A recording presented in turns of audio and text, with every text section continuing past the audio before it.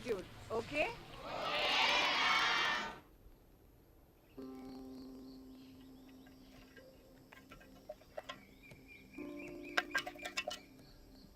What are you grateful for?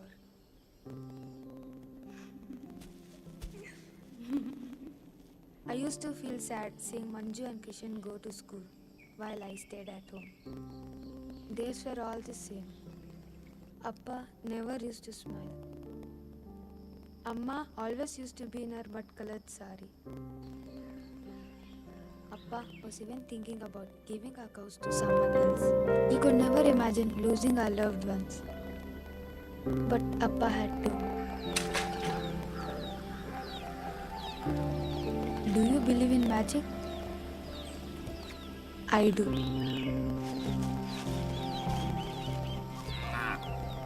I still remember that evening when they came home. They were just like our school teachers. They changed our lives. They changed the way we looked after our cows. They showed us things that we hadn't seen before. I think I'm grateful to those who brought colors into Appa and Amma's lives.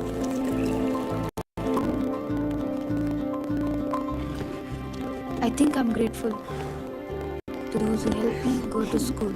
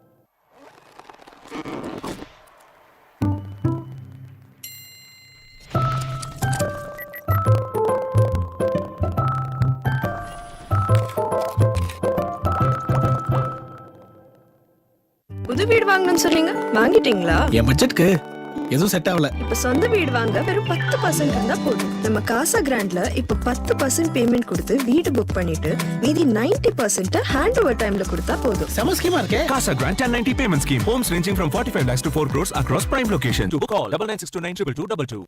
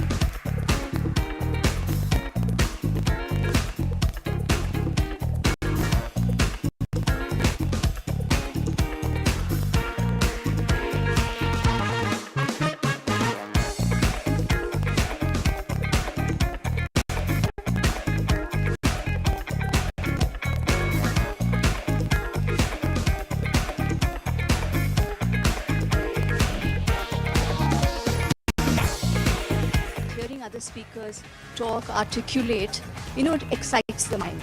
Premier literary event of the country. I'm extremely thrilled to be here. It is an amazing collection of Wonderful talks, great conversations. Chennai is a city of book lovers. It's one of the biggest markets. It's truly kind of a forum for free expression, which is very much needed in this country. I think that life is wonderful. That's how language happens. I mean, it comes from the people.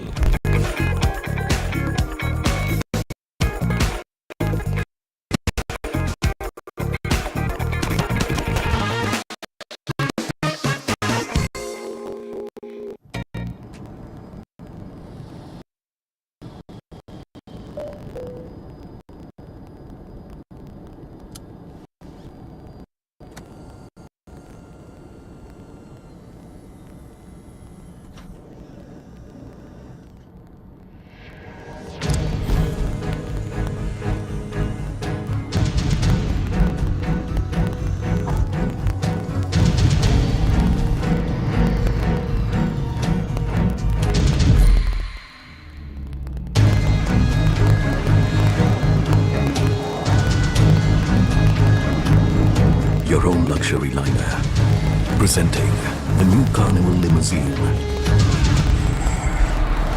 Kia, movement that inspires. So it's my first time experiencing Ethnic Day and it's really great. It's just awesome to see all the different colors and cultures here. A day where vibrant traditions take center stage and the campus comes alive with a rich tapestry of cultures. Christ University stands as a beacon of global unity, home to students from across the globe.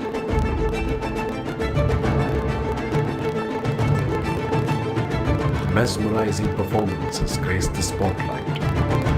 Dazzling styles, traditional outfits, and a symphony of multicultural celebration.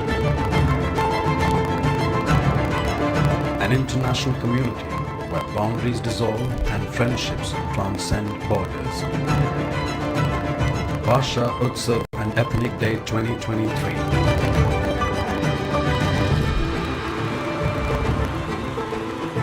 Ethnic Day is most happening day in the for faculty students. I think it's one of the best day of Christ University students' life. Among all these places, I think Christ is the one university celebrate this kind of language festival. This day brings a lot of different cultures from all over India and the world together.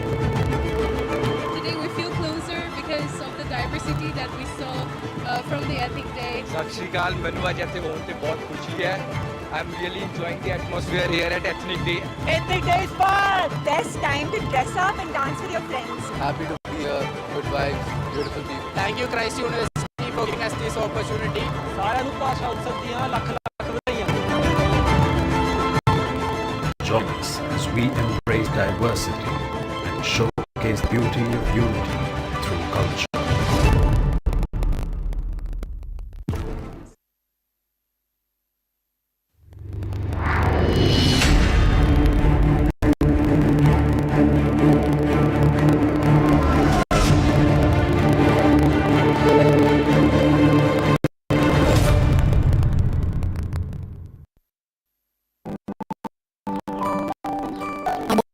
To soar, upsize and fulfill my responsibilities. With LIC. Paid your LIC premium? On time. दिल के सुनो, LIC चुनो. LIC हर पल आपके साथ. गर्मी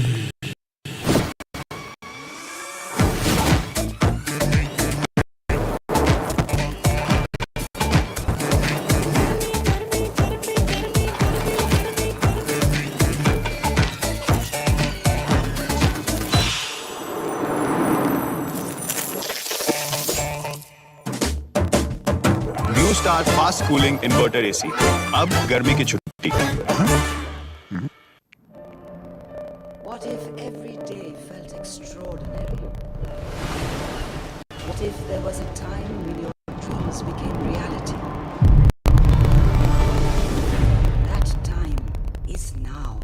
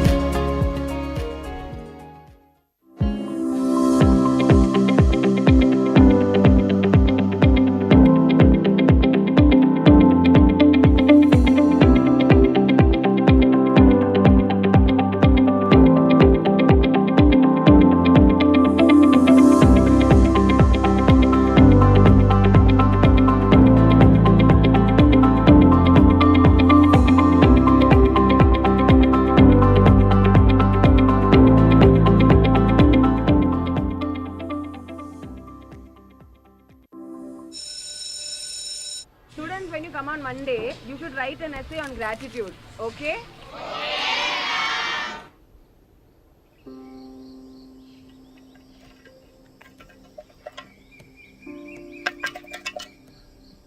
What are you grateful for?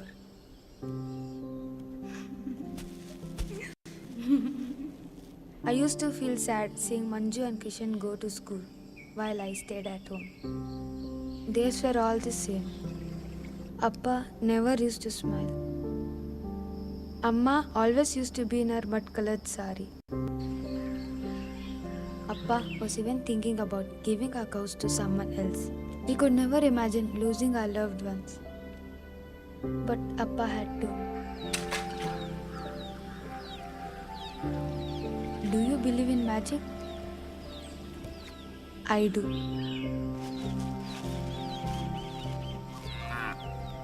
I still remember that evening when they came home. They were just like our school teachers.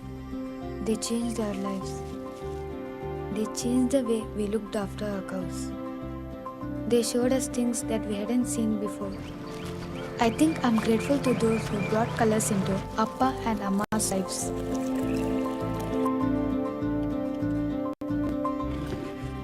I think I'm grateful to those who helped me go to school.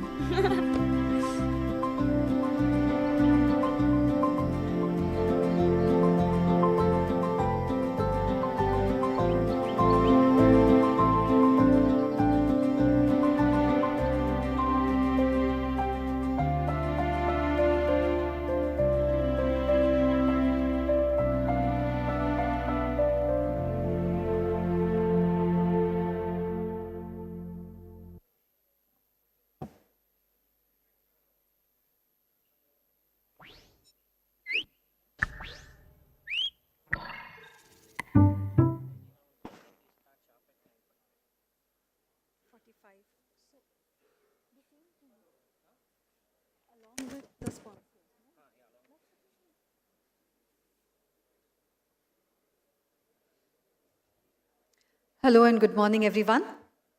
Welcome to the second day of the 13th edition of the Hindu Lit for Life, known as the Sharpest Literature Festival of India. I am Vinaya Deshpande Pandit, your host for the first half of Lit for Life today. And what began as a one-day show in 2010 has now grown into a two-day extravaganza that plays host to brilliant authors and thinkers from across the globe. Conceptualized and nurtured by Ms. Nirmala Lakshman, chairperson, the Hindu group, and festival chair and founder, the festival aims to travel beyond books and explore all genres that celebrate ideas. I request you all to kindly take your seats and settle down. We will begin the event in a few minutes. And while you settle down, there are a few house announcements, please. We request you all to keep your mobile phones on silent mode when you're inside the auditorium. Please note that the seating is on first-come, first-served basis, and so we urge you to not reserve your seats or save seats for friends and family.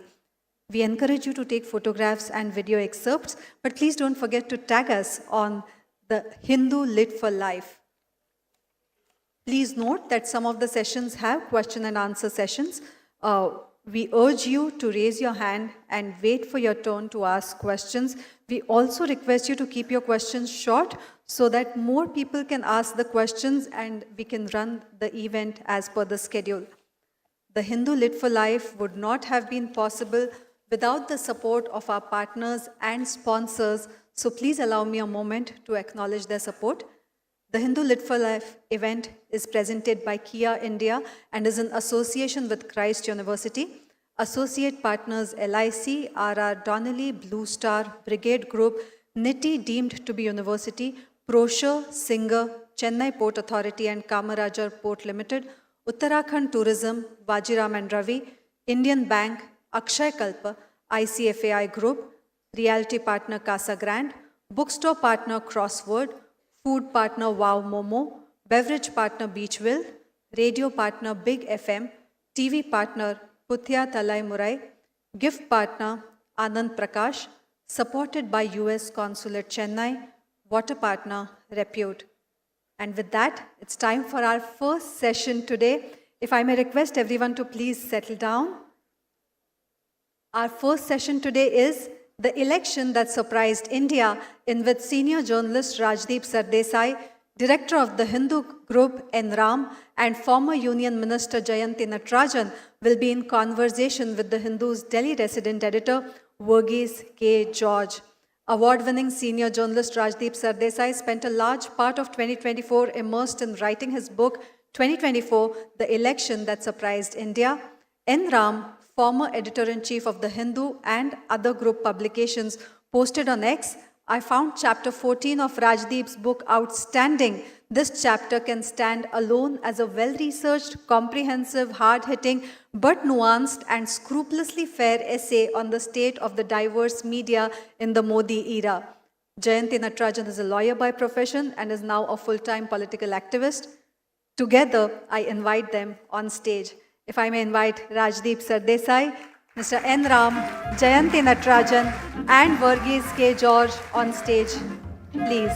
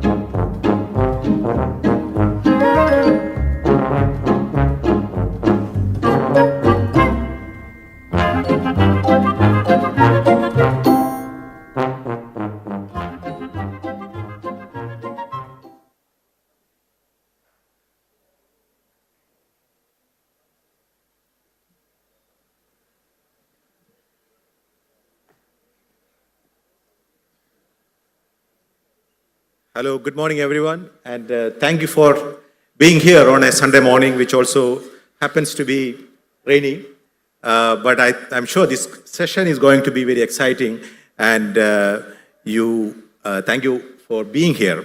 So the backdrop to this discussion is Rajdeep Sardesai's book, 2024, The Election That Surprised India. So this is the third in a series, starting from 2014, and then 2019, and now 2024.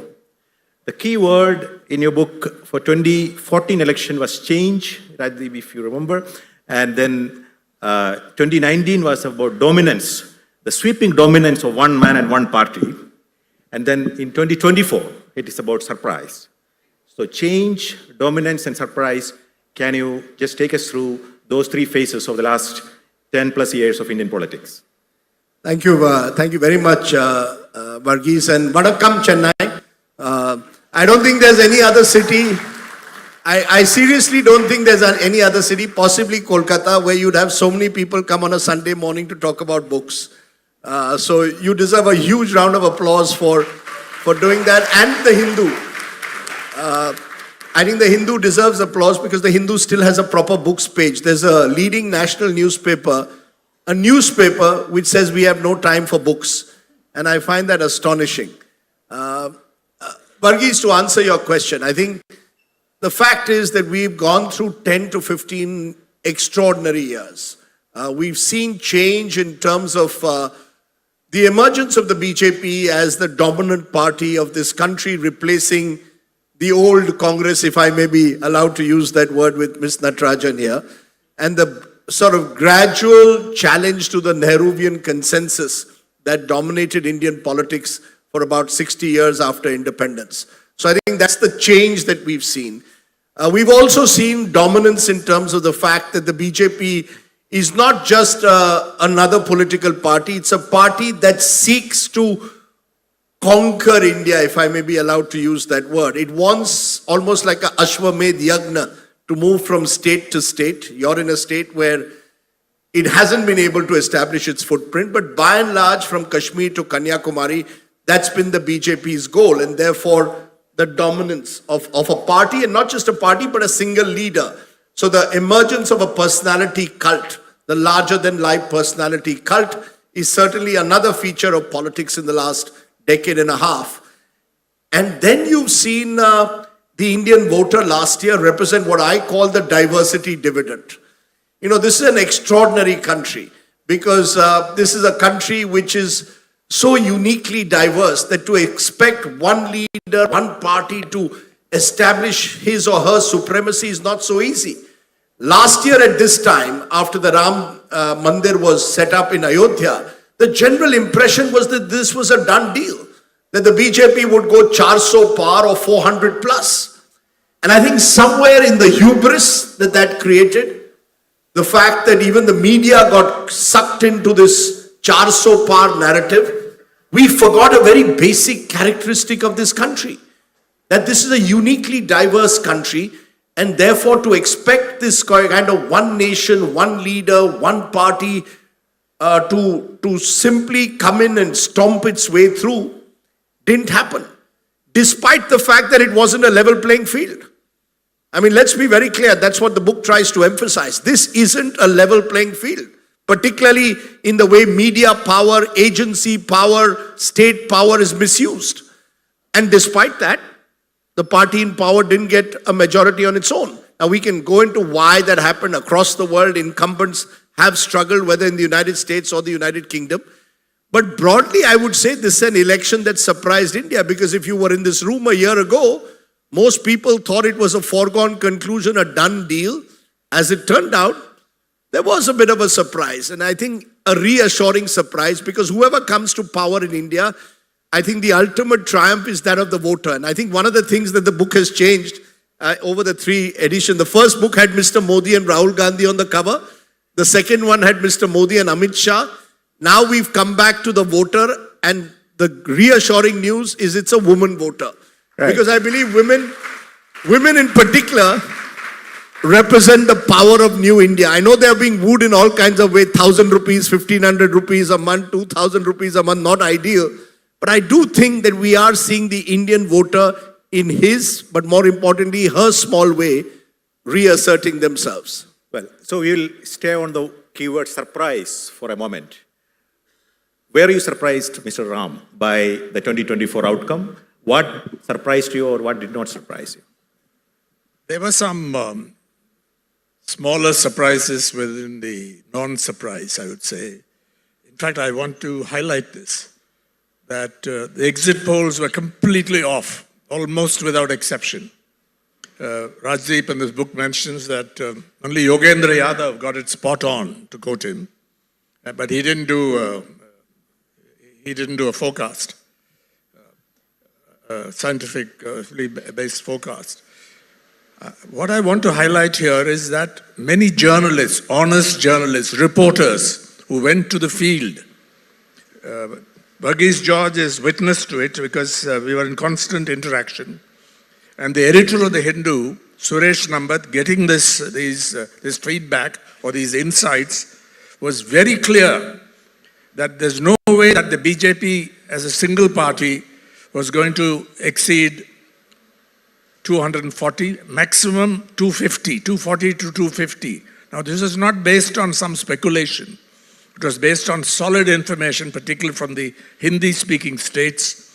And I know 5, 6, 7 journalists, there must be many more whom I don't know, who were emphatic that there's no way that the BJP was going to get a majority. So I think it's to the credit of honest field reporting, people who talk to people who got a sense of it, particularly in UP, I think. They got it right. So we can claim that honest, thoughtful, hardworking journalists, journalists of integrity and some insight, were able to get this feeling. And this has to be set off against the vast amounts of disinformation on the social media. They used to talk about citizen journalism, bunkum, a lot of it. It's good people. There are also there's good content on the social media, but it has been swamped by the toxic stuff out there, the lies, the disinformation, deliberate, motivated, weaponized on the social media platforms, the networking platforms, the messaging platforms, the search and so on. So I think this is a moment to celebrate journalism. And coming to Rajdeep's book, I think it's excellent. Both the overall assessment This is probably the best of the three books he's done. What I said, tweeted about or posted about the chapter 14 in the book, I think it's exceptional. Everyone should read that. And it's related to the election because it wasn't a level playing field. But then Rajdeep points out, in all fairness, it never is a level playing field. It's always been a non-level playing field, but this probably is the most, is the worst in that thing. One other word and I'll stop. There's they claimed a hat-trick. It was a sort of hat-trick, but hat-trick light, L-I-T-E, because they failed to get a majority, and I think the ground has shifted under Prime Minister Modi's feet. They've tried to repair those cracks. We saw that in Haryana, we saw that in Maharashtra, with a little bit of help from the Election Commission of India, which is because of the scheduling of the election. But yeah, that's where we are. Rajdeep has repeatedly said, they shouldn't be complacent, the opposition parties. The BJP is still a very strong force, totally dominant. Its numbers are more than twice what the Congress party got and so on. But the ground has shifted under Prime Minister Modi's feet and the BJP's feet. So it was no surprise. It was not entirely a surprise. Right. So in fact, we hope to spend a little more time later in the segment on the role of media, which the book discusses in some detail. Before we get to that, Ms. Natarajan, what surprised you about 2024? Actually, what was the main takeaway for me? First of all, I want to take off from what Rajdeep said and say very proudly in Chennai, or in a lit fest organized by the Hindu in this state of Tamil Nadu, the voters always made their voice heard, no matter what the external noise is. For example, you'll all remember in 1980, there were elections. Now there's a lot of talk about one nation, one election. In 1980, there were elections held simultaneously to the state assembly and as well as to parliament. And the Congress, of which I was an active member at the time, and the DMK went in an alliance, which, there were the daggers drawn earlier. It was a totally political alliance against MGR, whose government had been dismissed by the central government.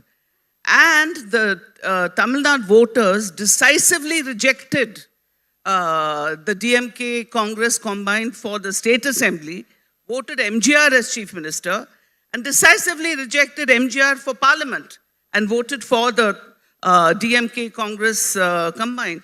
So the voter in this state, they've always known their mind. They've always known their mind. So I wanted to point that out. And the second point, which again, the women of Tamil Nadu, I keep emphasizing Tamil Nadu because this is what I know best. I've read Rajdeep's book. I think it's an excellent book. I don't have the advantage of an all India perspective as he's got right now. But in Tamil Nadu, the woman has always voted separately. They've voted as a bloc. They voted for what they want. They are very, very clear in what they want, the women of Tamil Nadu. So I think the women of India have a voice now, and they want to vote for something more than a mere empty construct of a political narrative, whatever the narrative is, whatever the noise is. They want to see growth. And I just want to add one more thing. That is, what amused me, not surprised me in the election, was that those who lost were celebrating. I was watching television, and those who lost, who actually didn't form the government, and I mean the opposition, they were celebrating as if they had won. And those who actually formed the government were looking very dejected. So I think that speaks to what the message the voter wanted to convey and what they wanted to achieve. So, Mr. Sardeshai, actually that's an interesting paradox of 2024 outcome, which is that the victor and victory both are in the eye of the beholder. You can actually see the Congress actually increased its tally by 100%, nearly doubled. And while, as Ms. Natarajan put it, the people who could not make a government were celebrating, and people who actually made a government, they were in despair. You know, that's the fascinating part of this 2024 election. I think that's the fascinating part of this 2024 election, that the Congress with 99 seats thought it had won, and the BJP with 240 seats thought it had lost. Now, you know, it just shows the complexity of the... It also shows a certain decline of the Congress party, that going up from 52 to 99 is reason to celebrate. It also shows at one level the hubris of the BJP, which was convinced within that it might get this 350 or 400 plus, ends up with 240. I think the one message in general this election sent out, which is why I think this is important, and this book is more than just about an election, it looks at India over the last decade, is that I think there is hopefully less and less space for arrogance. You see, this belief you can take people for granted, I think that has had a pushback of sorts. And I think that's to be welcomed. You know, I think those who write off India's democracy all too easily should realize this is an extremely resilient democracy. I mean, the book at one level is a celebration of the fact that there are stories of hope. I give this story of this 26-year-old Dalit woman, Sanjana Jatab, mother of two, defeated the chief minister's candidate in Rajasthan. She didn't have big money. Her husband was a constable in the Rajasthan police force. The Rajasthan government warned him, we will sack you if your wife contests against the chief minister's candidate. And good for him, he said, if that's what you're saying, my wife will definitely contest. And that's the kind of spirit, I believe, that makes India. And this 26-year-old woman who became an Instagram star, mother of two, defeated the chief minister's candidate. And good for him, good for her, and good for Indian democracy. And there are many such stories. So, you know, that's the beauty and magic of India. That while the glass is half empty at one level and there is a lot of concern over misuse of agencies, misuse of state power, there is something unique about this wonderful country that still ensures some element of checks and balances and prevents arrogance from getting... Think about Smriti Irani losing to someone whom she dismissively or her party called a clerk of the Gandhi family. I mean, that's not the kind of language that the Indian voter in his or her own way appreciates. And good for the Indian voter. So I think, you know, I like to say democracy zinda hai. I refuse to write off Indian democracy. We are, you know, we tend to, because, you know, we look at all these global indexes and they say we are below, you know, astonishingly at times even below Afghanistan or Kazakhstan. We're not that bad. We're not that good, but we're not that bad either. We are a bit of a 50-50 country. And right. Therefore the election is also 50-50. So, Mr. Sardesha, you referred to the diversity dividend. So the diversity of India broadly is in three categories: religion, region, and caste. So what we see is a consolidation of all caste along a religious divide, that is Mr. Modi's politics. Whereas Mr. Rahul Gandhi's politics is about a consolidation along a caste divisions and regional variations. So between these two conflicts, you are essentially trying to reshuffle Indian diversity in a manner that is politically convenient. Both have different sets of arguments for that thing. How do you see that coming along in the post-2024? You know, Verghese, I think again, Indian democracy or Indian electoral democracy, and I refer here to Indian electoral democracy, I think constitutional democracy is in danger. The manner in which parliament, cabinet systems are being subjugated is in danger. But to answer your question, I think Indian electoral democracy is far more complex and diverse. Think about it. Ayodhya, Ram temple being built, this whole idea of Hindu consolidation. What happens there? A Dalit 78-year-old wins the election. Yeah, that is because the caste identity overwhelmed the religious claim that the BJP was making, including in Ayodhya. Sure, so that might happen in one part of the country. So in Ayodhya, you may well see caste arithmetic trumping the politics of religious mobilization. But you go to a Gujarat or you go to a Madhya Pradesh and you see an assertive Hindutva identity. Come to Tamil Nadu and you see an assertion of a sense of Dravida identity. I mean, every part of India has an assertion of a particular identity politics. At one level, that's worrying because that fractures India in different ways. At another level, it's the reality of this country. I mean, that's what I call the diversity dividend. I mean, just, you know, every corner of this country represents different identities that sharpen at different times. There are no easy, quick fix solutions. You see, to think that caste arithmetic alone or religious mobilization alone will decide an Indian election is a very flawed way of looking at it. Just think about this, Verghese. The same voter in Maharashtra who 6 months ago voted for the opposition, 6 months later voted for the BJP. Yes, we will. So I could argue that 6 months later, the idea of religious polarization triumphed in Maharashtra. Before we get there, but anyway, I have a question to Mr. Sadesh. Your optimism about Indian democracy is premised on diversity. So how do you see that playing out in 2024 ke baad, post 2024? No, I want to distinguish electoral democracy from constitutional democracy. I think constitutional democracy in terms of legislature, the manner in which parliament at times is reduced to a notice board, a rubber stamp, the manner in which cabinet decisions are taken unilaterally, the manner in which agencies are weaponized to go after opposition leaders. Are we saying money laundering only takes place in opposition ruled states? Is the enforcement directorate not working in BJP ruled states? The manner in which the media, I give the example of NDTV. Think about the manner in which India's leading television organization was eventually taken over by the Adani Group. I think all of this should trouble us. Constitutional democracy and the instruments of that are, I think, very worrying, and I think going ahead post 2024 will continue to be a cause of concern.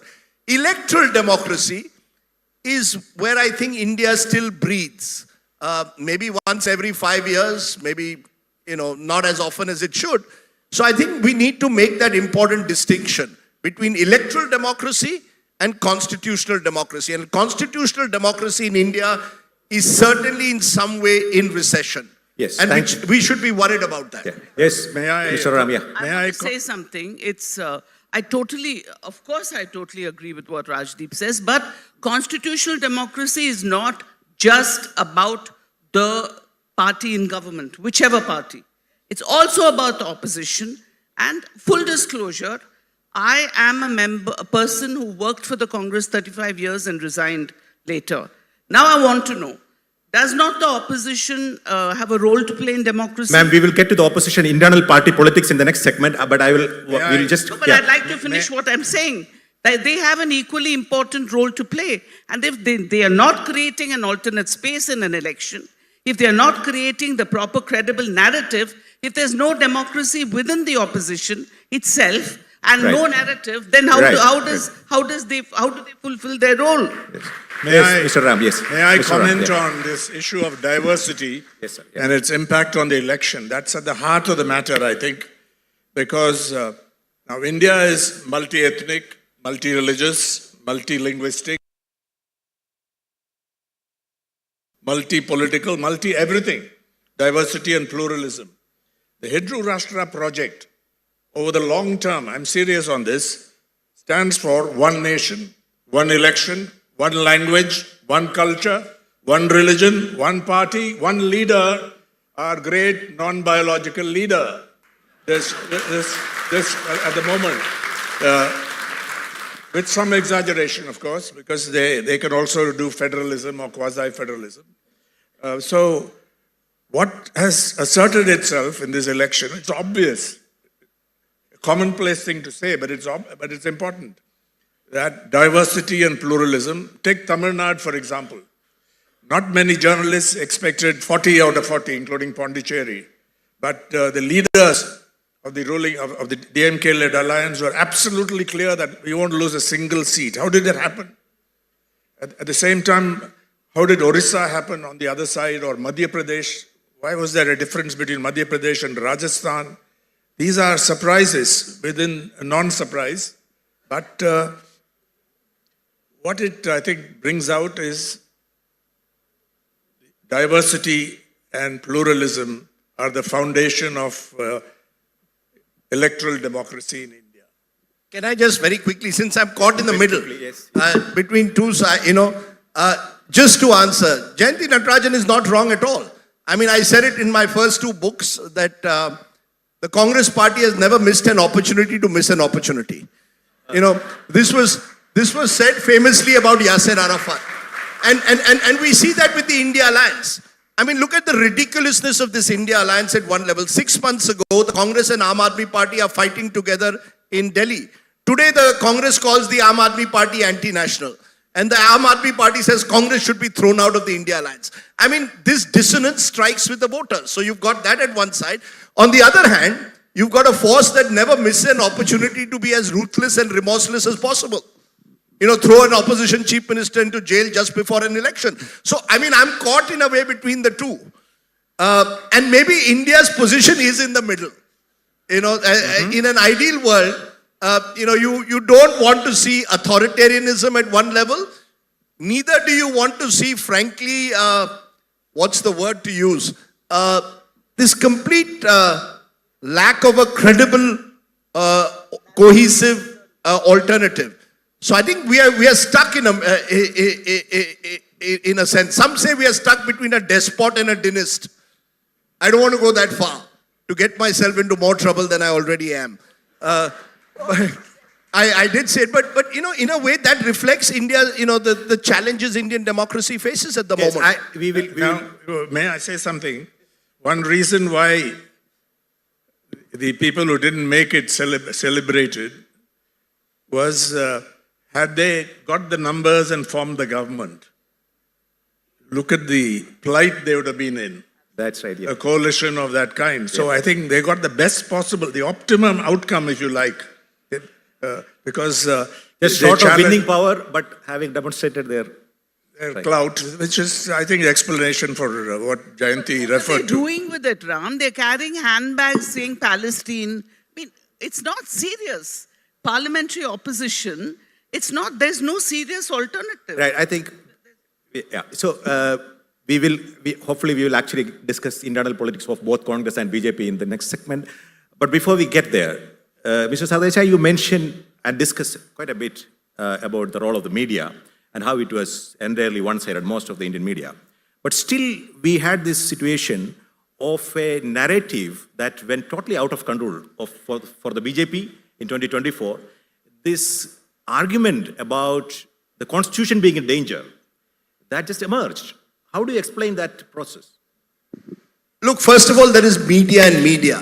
Let's not define media only through legacy media, through what happens on primetime television, where all you have is noise replacing news. There is a world out there of digital media, of social media warriors. In fact, as I discovered while researching the book, this Samvidhan Khatre Mein Hai, or the Constitution is Danger, was first raised by some Dalit activists in websites that they run, digital websites, very popular among Dalit communities. There's an entire world out there. Again, the diversity that we speak about. I think mainstream legacy media, by and large, has lost its moral compass. But for every mainstream legacy media... Except the Hindu. There's a slogan that used to be there, Hindu Khatre Mein Hai. They don't refer to the Hindu newspaper, they refer to Hindus out there.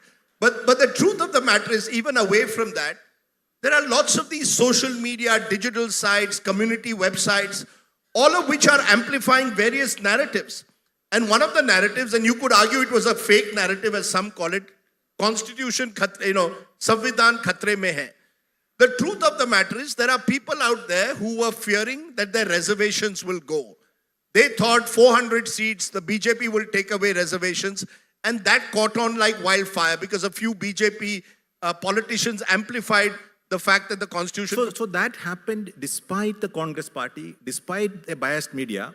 So how do you explain that thing, and how do you relate that to the overwhelming dominance of the BJP that seems unbreachable? Do you think something of that can happen anytime? Or? Of course it can. Look, we live also, remember, in a world where there is, we have 600 million Indians or even more now with smartphones. Very interestingly, one day before the Maharashtra state elections, an aunt of mine sent me a message saying that, do you know what is the news which you're not showing on your TV? I said, what? The Waqf board is about to take over the Siddhi Vinayak temple in Mumbai. I said, where did you get it? Haven't you seen it on WhatsApp? Now, you see, you have created this completely fake real-time universe where WhatsApp messages go to millions of people in real time. Now, which political party can stop that? You see, there it's a completely level playing field. It's a free-for-all. Yeah. And I told my aunt, don't believe it. She said, how do you say so? It's on WhatsApp. So there are those who've created a WhatsApp university. And therefore, India, again, Verghese, is so chaotic. And so diverse at one level that it's impossible to control the narrative all the time. Thanks, Rajiv. Before I get to you, Mr. Raja, so what were you saying, Mr. Ram, about the role of traditional media as a political actor or a mediator? Do you think that is eclipsed forever, or do you think there will be a future? Nothing is forever. I think the business model has collapsed or has declined a great deal. What we saw during the second half of the 20th century, where it was flourishing, newspapers, printed newspapers. So that's under pressure. There are a few exceptions. The New York Times maybe, but even they are facing some pressures. Washington Post is bleeding. And the Financial Times, a few are doing all right. But the business model has, and it's to do with change of consumer habits. Young people do not read. Surveys have shown they do not read newspapers or any news on any platform the way previous generations used to. There are business pressures, social media. The scale of social media is, it's completely outclasses the reach of traditional media or professional media, if you like. So I think there are challenges, but nothing is forever. If you can create relevant content, interesting content, and use technology the way they are using technology, I think there is hope. But it's uphill right now. There's no doubt about it. But the pandemic demonstrated that people trusted the professional media more. Surveys have shown all over the world that people relied on professional media rather than social media to get their information on this. That, I think, was a major victory, a major strength of the professional media because it had credibility and trustworthiness. I think it's, and Raj, I think it's because a newspaper, traditional newspaper, obviously not social media, I think, except for the Hindu, traditional newspaper barons want to become politicians. Politicians want to become business tycoons. Business tycoons want to own newspapers. I think that's part of a vicious cycle that actually stopped. To be fair, I must add the Deccan Herald and the Telegraph and a number of others to this. But that was part of the decay, wasn't it? Because there was a terrible conflict, which is the point that I wanted to make in a democracy. Unless there's a separation, it's not alone the remit of politicians and government and opposition. Also, the media, business houses, everybody should have the same commitment to democracy and elections. If business houses are going to be secretive, if politicians and give to politicians, if the media does the same thing and supports people secretly, if the judiciary doesn't do its job, then how do you expect democracy to flourish? It's not alone the remit of politicians, of those people you elect, you throw out every 5 years. I can't throw out my newspaper. I can't throw out that judge. I can't throw out that business tycoon. And they exercise an enormous power over our democracy. But while we self-flagellate over India, we are still better off than a country that you've written on America in some ways. I completely agree. I mean, in some ways, look at what Elon Musk is doing to Twitter. It's become his personal social media handle. He's virtually deciding US foreign policy, it seems, on Twitter. He's going to create more conflicts. American Godi media is much more shameless than Indian Godi media. Well, it's again a question of degree. But look at Jeff Bezos. Decided, the Washington Post will abandon what it's done for years, which will give an editorial as to who they think is most suited for America. So, I mean, sometimes Trump makes India look good. I agree. And I don't know whether that's something to celebrate just yet. Because I think overall there are still greater checks and balances in the US system. I think the checks and balances in our system are weakening. A quick word from you, Mr. Ram, before we move on to the next question. Yeah. No, I think I agree with that. If you read this book, which I strongly recommend to everybody, this book here, I'm promoting this because I believe in this. I think this election gave a lot of hope, gives us a lot of hope, reading in between the spaces and so on. And there's no need to despair. Even on the media, there are many spaces out there. Totalitarian control of the media is not possible in India. There are all kinds of things sneak through. And of course, on the digital space, they're trying to do something about it, but I don't think it will succeed. So there is a lot of reason for hope, I think, that came out of this election. It was reflected in the outcome of the election, and after that, there may have been some setbacks for people who believe in democracy, but I think that's the message that should be highlighted, and that's very clear from a critical reading of this book. Yeah. So they say the book talks about internal issues of both the BJP and the Congress. If you have time, we'll also very quickly touch upon the regional parties. But for the BJP, the key risk is associated with the key person that dominates a party. The absolute control over the party by one person is a problem of the BJP, whereas for the Congress, the problem is opposite. The complete lack of control of one person over the party is actually the trouble for the Congress. How do you... So then let me put the next question as well, so that you can all of you can address that question. So Gandhis means that is in plural. So there are 3 Gandhis in Parliament now. Yeah.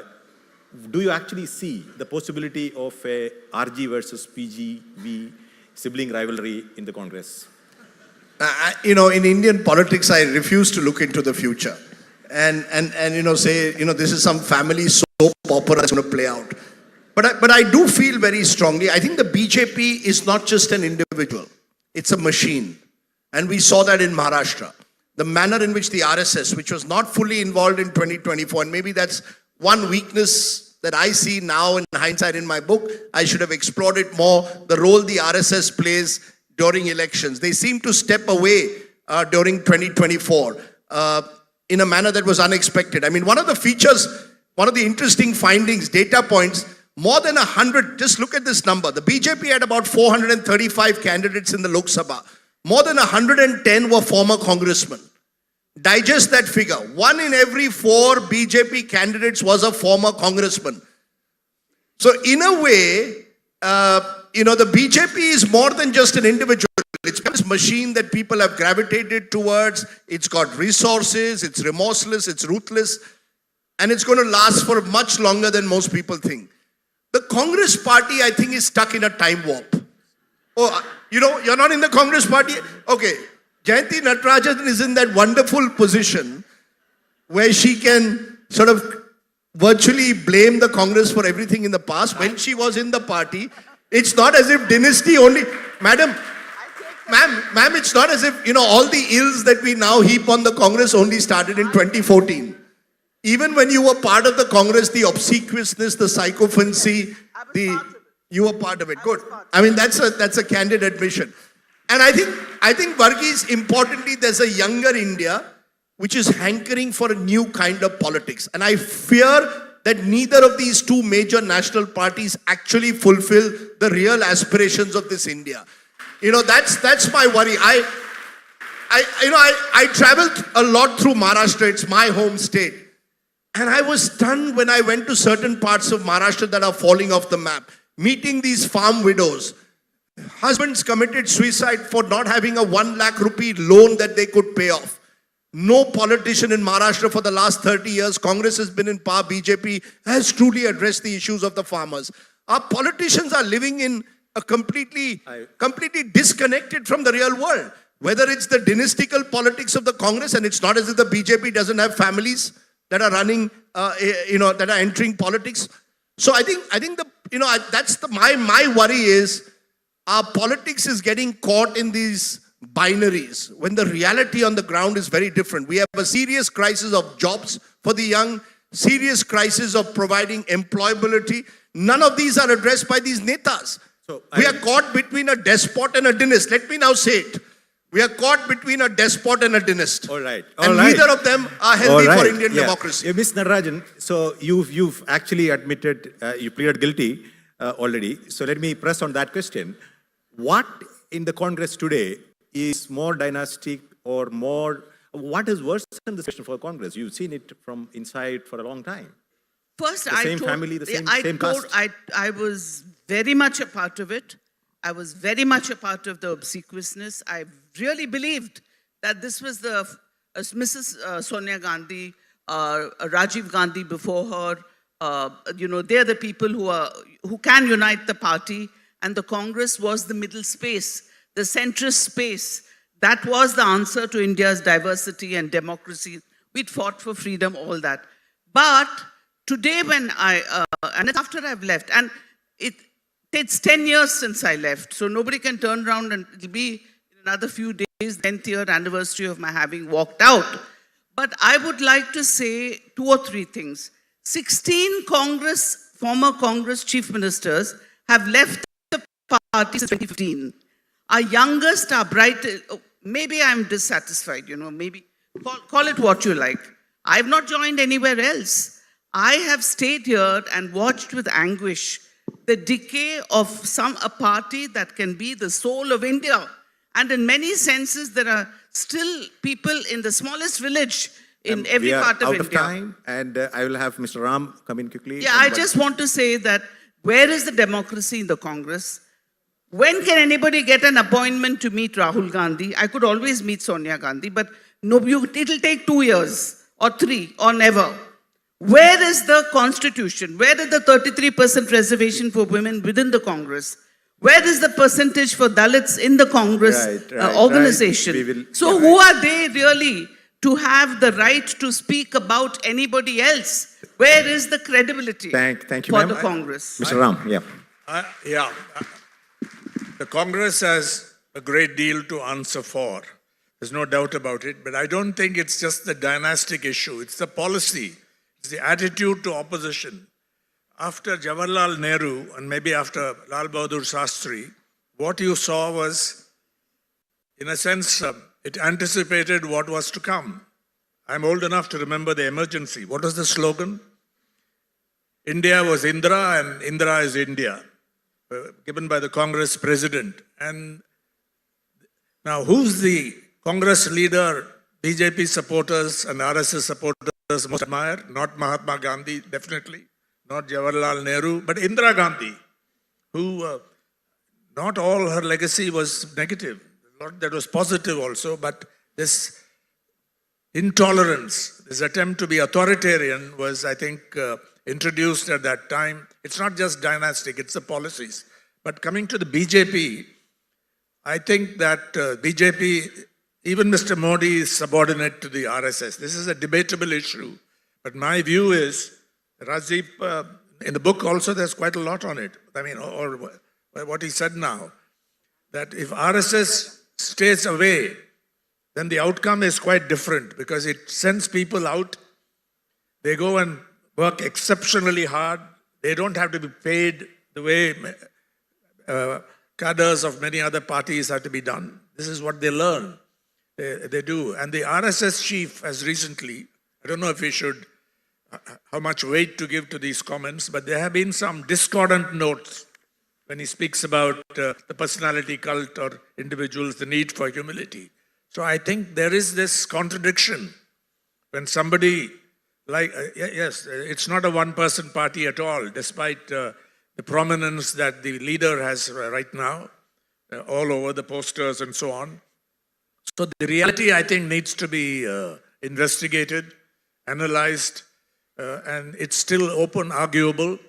But I think the RSS over the long term calls the shots. Right. That's my view.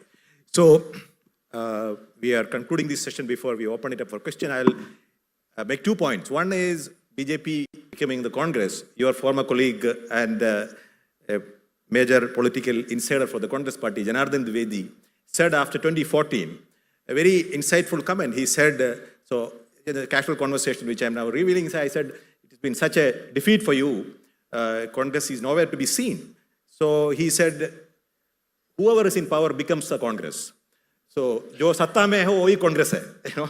So, which is actually been proven very correct in the last 10 plus years. That is one. And two, this book is a fascinating read, like the previous two in the series. As Mr. Ram had, my only quibble is with the title, whether it was surprising for whom, or was it surprising at all? So, join issue with you on that.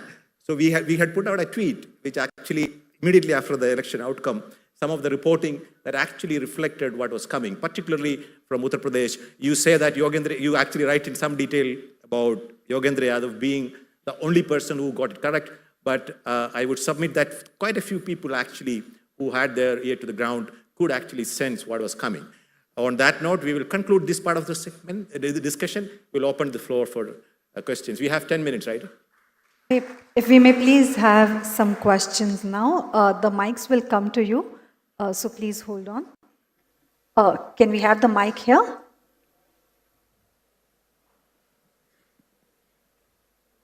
Yes, you can go ahead. You can go ahead, ask.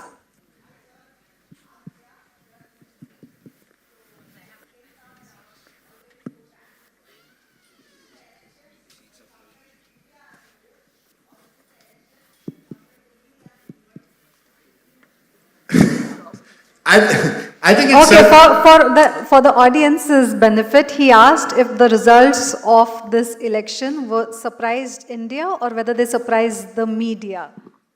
I think it certainly surprised smug television anchors and even smugger exit pollsters.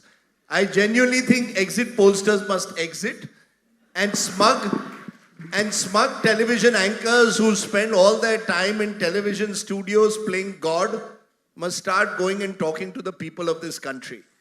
A combination of the two might mean that we would be a little less surprised. But you're right. Maybe you were not surprised, but certainly a lot of, I don't want to say us, because I had a blog, I remember, on 12th May 2024, where I said, I don't think the BJP will reach 272. I was promptly shouted down and told that's not what the pollsters are saying. And I sort of cowered in a corner. So I will be more careful next time. Were you the one who made the most successful of the exit pollsters cry on national television? Yeah, I did. I think because, like everyone else, the exit pollster was also playing God. I mean, I want to give him, he really does make an effort. I know him quite well. I'm not saying that there was any bias involved. But I think, we are a 97 crore electorate, 65 crore vote. Can any pollster or someone sitting in a TV studio really understand what's going on in the minds of these crores of voters? So, if I may press you on that point a little more, what is your view on an argument that though some of those exit polls may have been deliberately misleading, or was those a genuine mistake? No, look, I mentioned it in the book. There are exit pollsters who are polling for a political party. Look at the conflict of interest. And there are fly-by-night operators who've made this a business. You see, that's the problem. You can do a good exit poll. You can do a decent poll. The problem is the people who are doing it are riddled with conflict of interest and often have no ethical standards. We have, in this country, we've not even set, like in the United Kingdom, you have certain transparency rules when you put out a poll. Here, nothing. We don't even know sample size. How many people have you actually polled? So there are lots of flaws in the system, and I'm glad all these gods have failed, because now we can step back and stop being so smug. Can we please have the next question? Hello, sir. So thank you for these wonderful insights. So firstly, I just need to ask you, how did you maintain this relationship with Modi, like in such a way that, somehow you've been going in his direction for a while, and later there was a paradoxical shift in a later time. So how did you maintain this relationship with Modi? And secondly, one question which I need to ask. Okay, there, in that corner, up there. I think this is a long question which I need to ask you for a very long time. Are you the most hated journalist right now? Are you the most hated journalist Am I right the most now? hated journalist right now? You see too much of social media.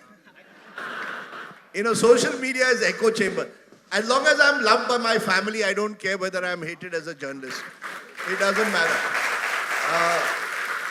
And in any case, hate is a very strong word, and that's part of the problem. All of us have got caught in our echo chambers, WhatsApp groups. We walk out of WhatsApp groups if we don't like what the other person says. We become a them versus us society.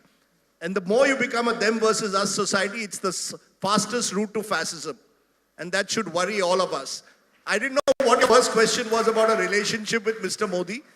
How do I have? You know, I actually, I don't know, Mr. Modi and I have parallel careers in a way. I hate to use that word in any glorifying way. But I joined journalism in 1988 and he also emerged in a way in politics at the same time. I met him in 1990 on a Rath Yatra. I know a bit of Gujarati. My grandfather was a police officer in Gujarat. He was Mr. Modi was arrested during Navnirman when my granddad was IG. So we go back a long way. The only difference is his career path has gone this way, mine has gone this way. And hopefully never the twain shall meet. If I may request the audience to please, resist from passing comments and ask your questions as briefly as possible. Thank you. Good morning. So to your right here. I'm Jayashri. My question is to Mr. Ram. Sir, in the introduction, you had dismissed the social media and I don't remember the term you used about the individual journalists who sprung during the election time, giving their own opinions. But the major media houses were buckling and going the Godi media way. I would like to know your opinion about individuals in the social media like Mr. Dhruv Rathi, who was standing his ground. And there is one more question I want to ask you, sir. You said the RSS still has its hold on BJP. So does the 75-year rule still hold water? Yeah, Can I add to that? I just have one question to add to that. So in this current political context, what would you say is the role and future of journalism and journalists? Thank you. So this is why I think Rajdeep's assessment, chapter 14 in this book, I fully stand by that because it's comprehensive, it's insightful, it gives you illustrations, and it looks at the totality of the picture. And you're absolutely right. I agree with you on both issues. Jayashri is the name, right? Yeah. That there are people with a large following on the social media. I mean, when I say, I was overgeneralizing perhaps, because there's a lot of disinformation out there, lies and so on. For example, the latest posting on what Arvind Kejriwal said about Dr. Ambedkar, about who wrote the Constitution. I'm not even going to repeat it, but just filth. But that has been put out by BJP supporters and so on, and the other parties also do something like that. There are people with a very large following on social media who are doing a fantastic job, partly satirical, humorous, serious, very good journalists who have found the space is gone.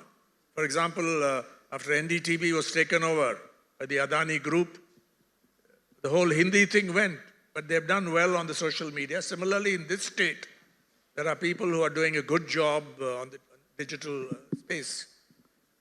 Now, is that social media, or are we talking about professional journalists and other public intellectuals using these platforms?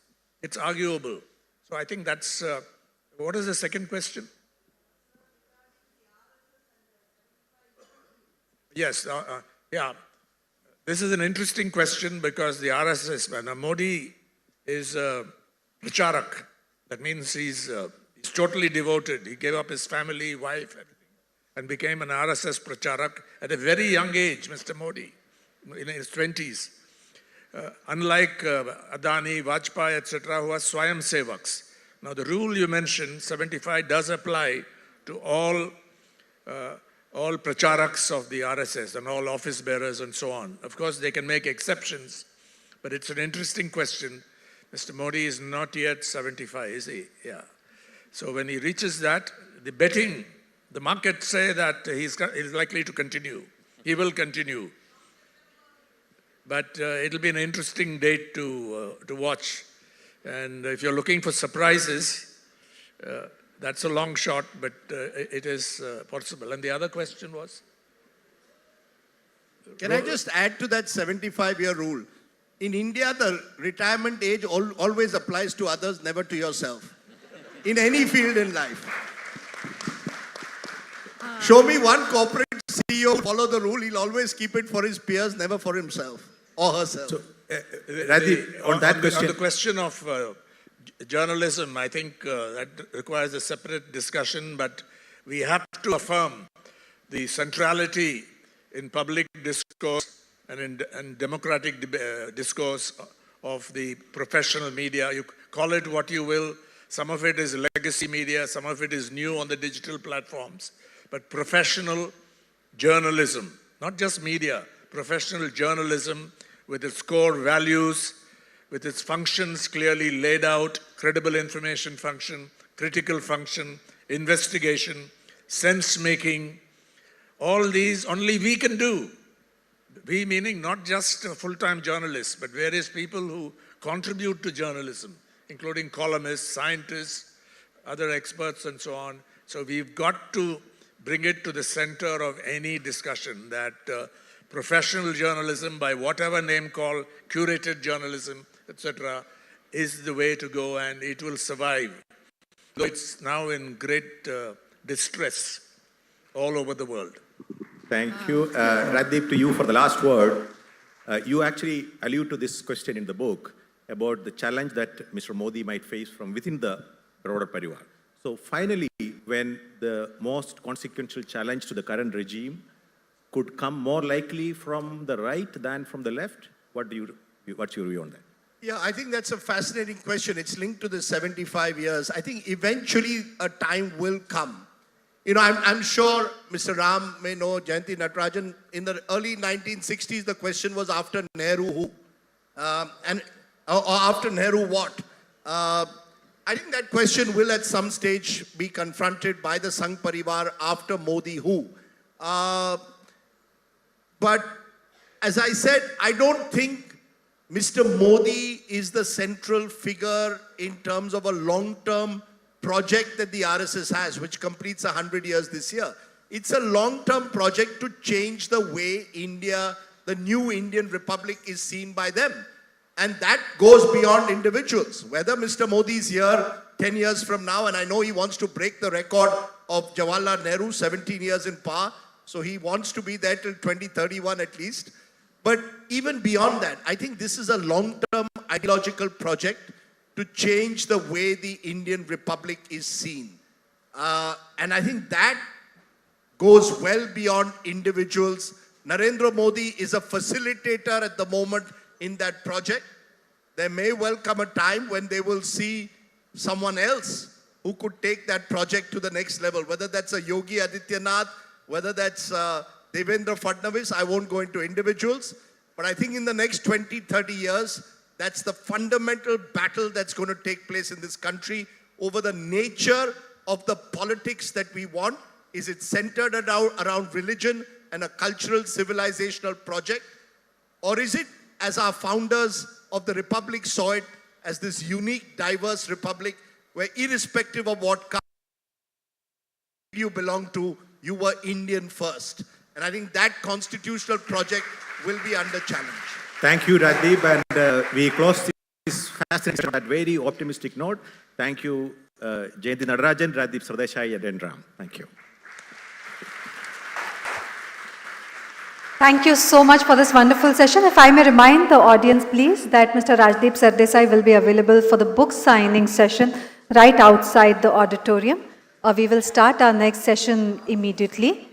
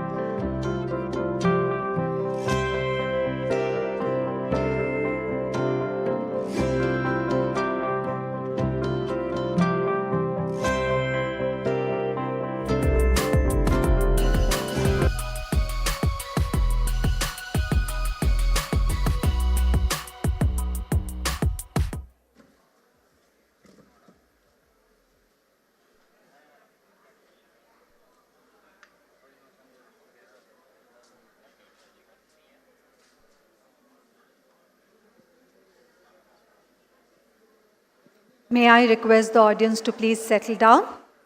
We are going to begin our next session.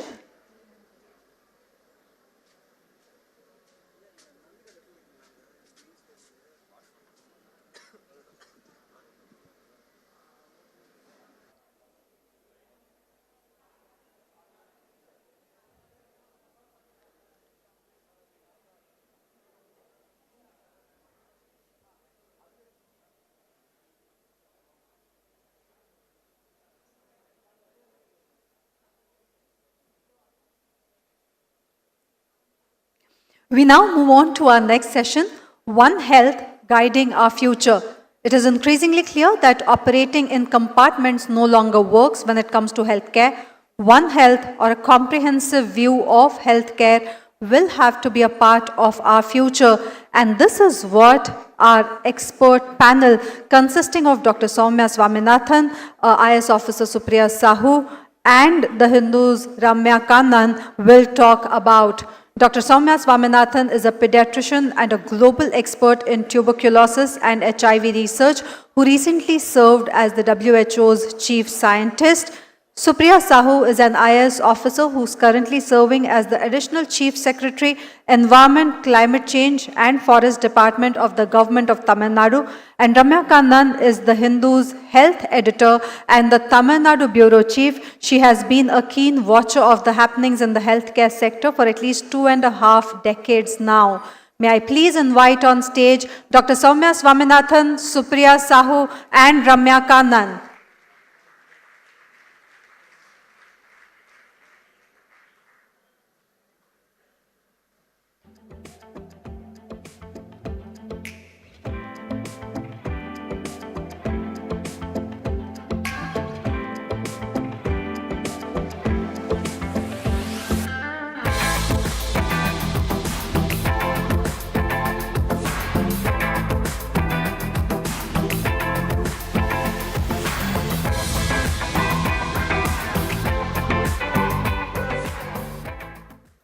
Good morning and welcome to this very important session. Before we begin, I'd just like to say that because we're talking One Health, it does not in any way refer to the one series of India that Mr. Ram referred to in the previous session. So it is actually what Dr. Soumya very succinctly said in the reel that she made for the Hindus' social media. She said it's about living in harmony. It's about understanding that interconnectedness between animal health, plant health, and environmental health. But if we were to just rewind a little bit and we go back to the period where we might think that this concept of climate change at least entered the human consciousness, it was probably with An Inconvenient Truth, the Oscar documentary, famously anchored by Al Gore, which showed us these ghastly signs and shocked all of us, but also a lot of derision for what happened there. Today, as we sit here, we hear that the US president, the new president who's going to be inaugurated, will be inaugurated in a ceremony inside the Capitol, in the Capitol Rotunda, because of freezing temperatures. So it is very clear today that there has been a change in the way we perceive things because of extreme climate events across the world. Because even in this city, we have seen huge floods, we have seen storms, and we have seen flooding that's caused devastation. Dr. Soumya, do you think naturally, climate change and the whole concept of One Health, which might emerge from this, is taken more seriously these days?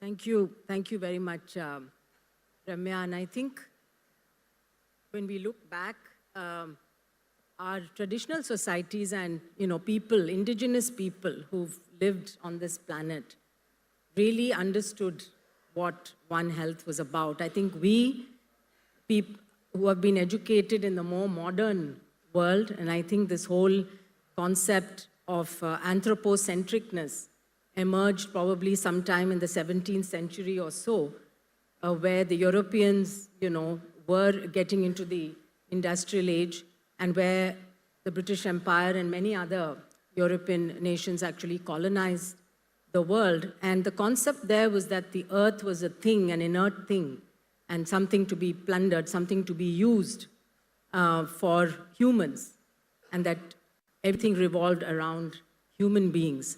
And I think it's been, 300 years of that kind of practice that has brought us to this situation today. But I would say that we are hurtling towards disaster. The planet is hurtling towards disaster because of 3 or 4 interconnected things which are happening, and it's all related to the concept of One Health. The first one, of course, is the loss of biodiversity. The fact that species get extinct is well known. Species do get extinct, but the rate of that extinction, the species extinction is generally at about 1 to 5 species per year. That's the historical rate.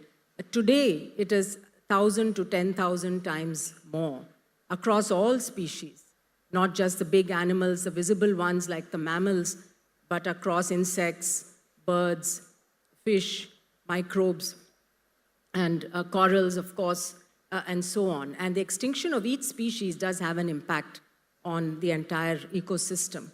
So this is something that is extremely worrying and as grave, if not more, I would say, than climate change. The other big threat, of course, is global warming, climate change, and we've seen that 2024 has already been, we've already crossed that sacred 1.5 degrees warming that at 2015 in Paris, countries had agreed to do everything possible to mitigate greenhouse gases emission so that we can keep the global warming from going above 1.5. And that the reason for that is that, as scientists have predicted, that above 1.5, you start going into very dangerous territory. You start tipping what are called the tipping points, where there could be certain things which you reach the point of no return, and then in turn that triggers another catastrophe and another one. And the melting of the Antarctica, the melting of the glaciers, the ice caps, that's one such. But there are others like ocean currents and things. If they get reversed, then the climate on Earth will become completely difficult. Of course, human beings also have a comfortable temperature range in which we can survive. And once the temperatures start going above that range, then many areas of the world will become incompatible with human life. And I think India is very much in the hot spot there.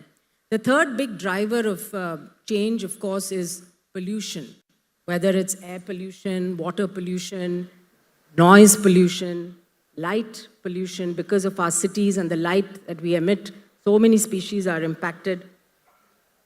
So these 3, planetary biodiversity loss, climate change, global warming, and pollution of air, water, land, etc., are interconnected and are essentially driving us to a situation where neither humans will survive nor, of course, it may take thousands of years. It's not like human beings will die out in a few years, but certainly other species are dying out at a very, very rapid rate. And this is why I think this concept of One Health, where we really look at all living beings, because we have one planet and all species have to survive on that planet. I think Rachel Carson put it very well in her book, Silent Spring, in 1962, where she said that in nature, nothing exists alone. And we might think that, okay, one species, what difference does it make? But there are many, many examples around the world now where just one species, it could be a frog or a toad or a moth or a butterfly or the vultures, for example.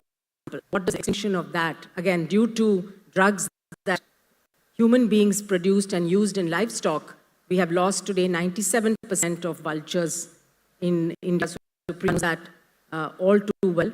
And the loss of vultures then affects the whole cycle of waste, how carcasses are disposed and eaten. And if we don't have vultures, what happens to all those animal carcasses and the spread of diseases? So I think we can talk about later maybe the emergence of pandemics and how that's related, but that's also very much related to all these things that I mentioned.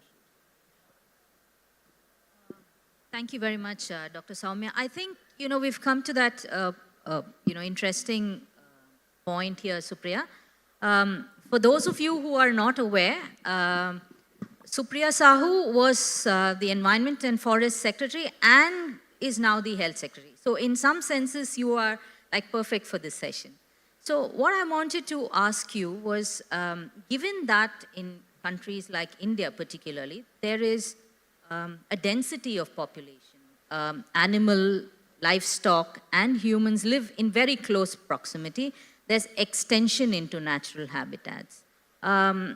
So this has been increasing over the years. How do you think in a country that is so dense, we will be able to handle something like One Health? Very difficult. Not because it cannot be done. Certainly it can be done, but because I think the kind of work that we need to do is humongous. To go towards a direction where everybody understands the importance of One Health.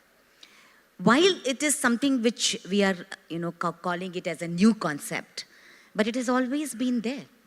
It's always been. I'll take forward what Soumya actually mentioned in her comment. Last point she was mentioning about vultures, the disappearance of vultures, in India. And the recent study at Warwick by Frank and Anant Sudarshan shows that certain districts from where vultures have disappeared, the rate of human death has increased, or it is more, by 4.7% in comparison to other districts in India. Even if you look at the economic cost of the One Health or the climate change that we are talking about, it is catastrophic. It can be completely throwing communities off guard and make them extremely vulnerable and further bringing them down to the level of poverty. But there is also good news. The good news is that this awareness is coming very soon. You're realizing that, even a single thing like vaccinating the domestic cattle and dogs in and around the forest areas or sanctuaries is going to be one of the most effective strategies to control the spread of diseases and protect wild animals and protect forest.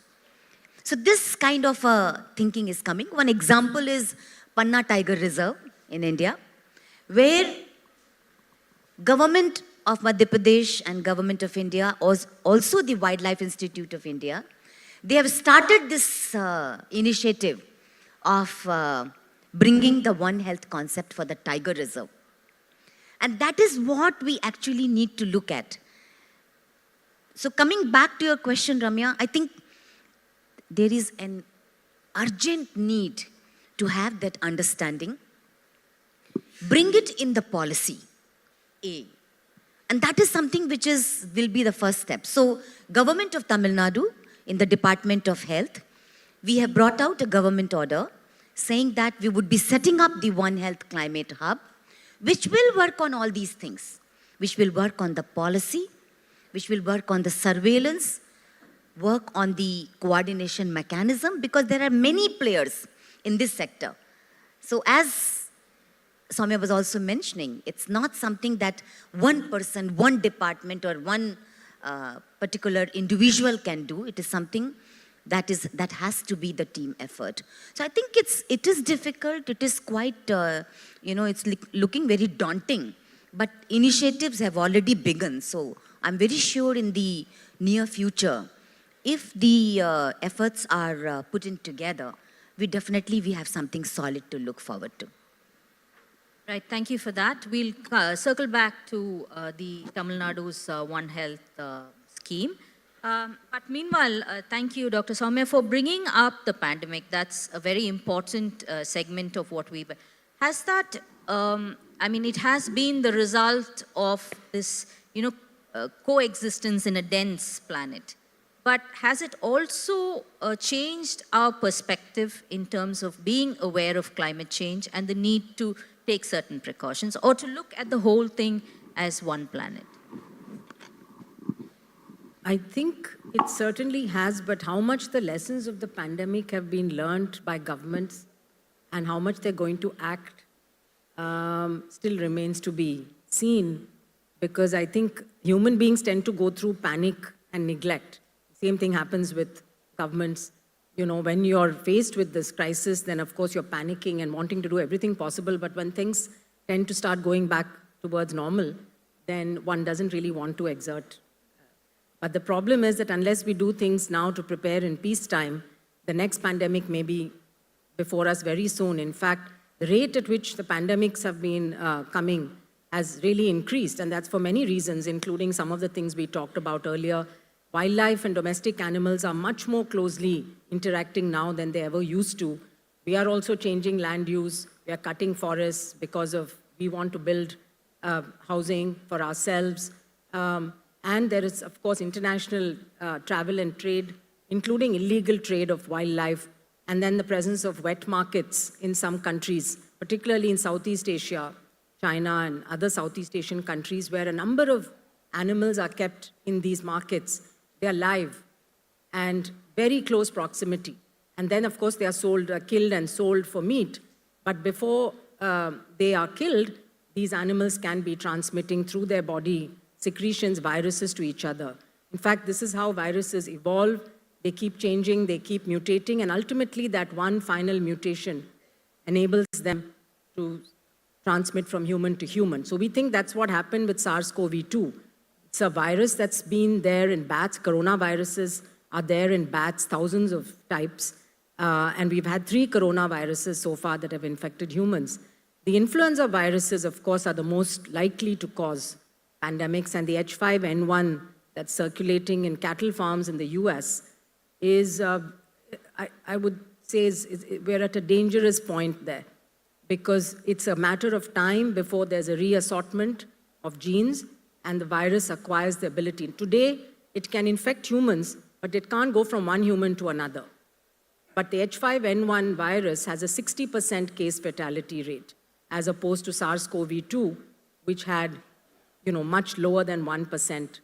The 2009 H1N1 pandemic also had a very low fatality rate. But the next influenza epidemic, if it's with a virus that has a high mortality rate and it's airborne, the respiratory virus, it can be really devastating, much worse than the pandemic we've all experienced. And this is why surveillance is important, data is important, data sharing is important, and the One Health type of surveillance is important, because these viruses are circulating in other species before they jump to humans. So and they don't harm those animals necessarily. Animals are living with those viruses.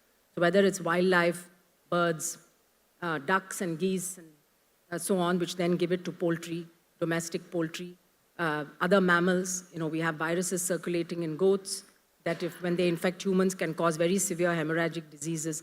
We don't really have a good map and a picture, and I think Dr. Vijay Chandru is here in the audience. He and colleagues have developed this health heat map of India. I think if we can build on such digital infrastructure and build heat maps of not only human health, but animal health and biodiversity and wildlife, there have been attempts in the US and other countries, that would give us a much better handle of the data and would allow us to be better prepared. Human beings may be the last point. So once we detect the infection in humans, it's already too late. We've lost the chance to prevent that transmission, and this is why it's really important to have good animal surveillance, but very closely linked with, and this is what I think Tamil Nadu is hopefully going to do now through this One Health hub. Right, so I have to ask this question now. So what about the Tamil Nadu's One Health policy? How does it work? And what is the origin story of, because I think Tamil Nadu and Karnataka are 2 states in the country that are fiercely pursuing a One Health policy. Thank you, Ramya.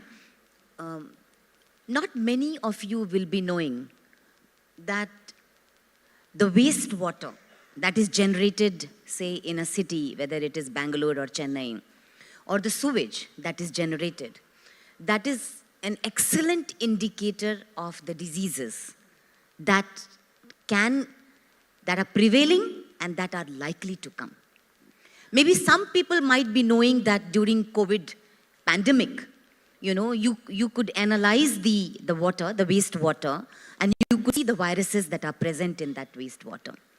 So it was very interesting for us, Government of Tamil Nadu, when we organized a session with the kind of surveillance methodologies that are available.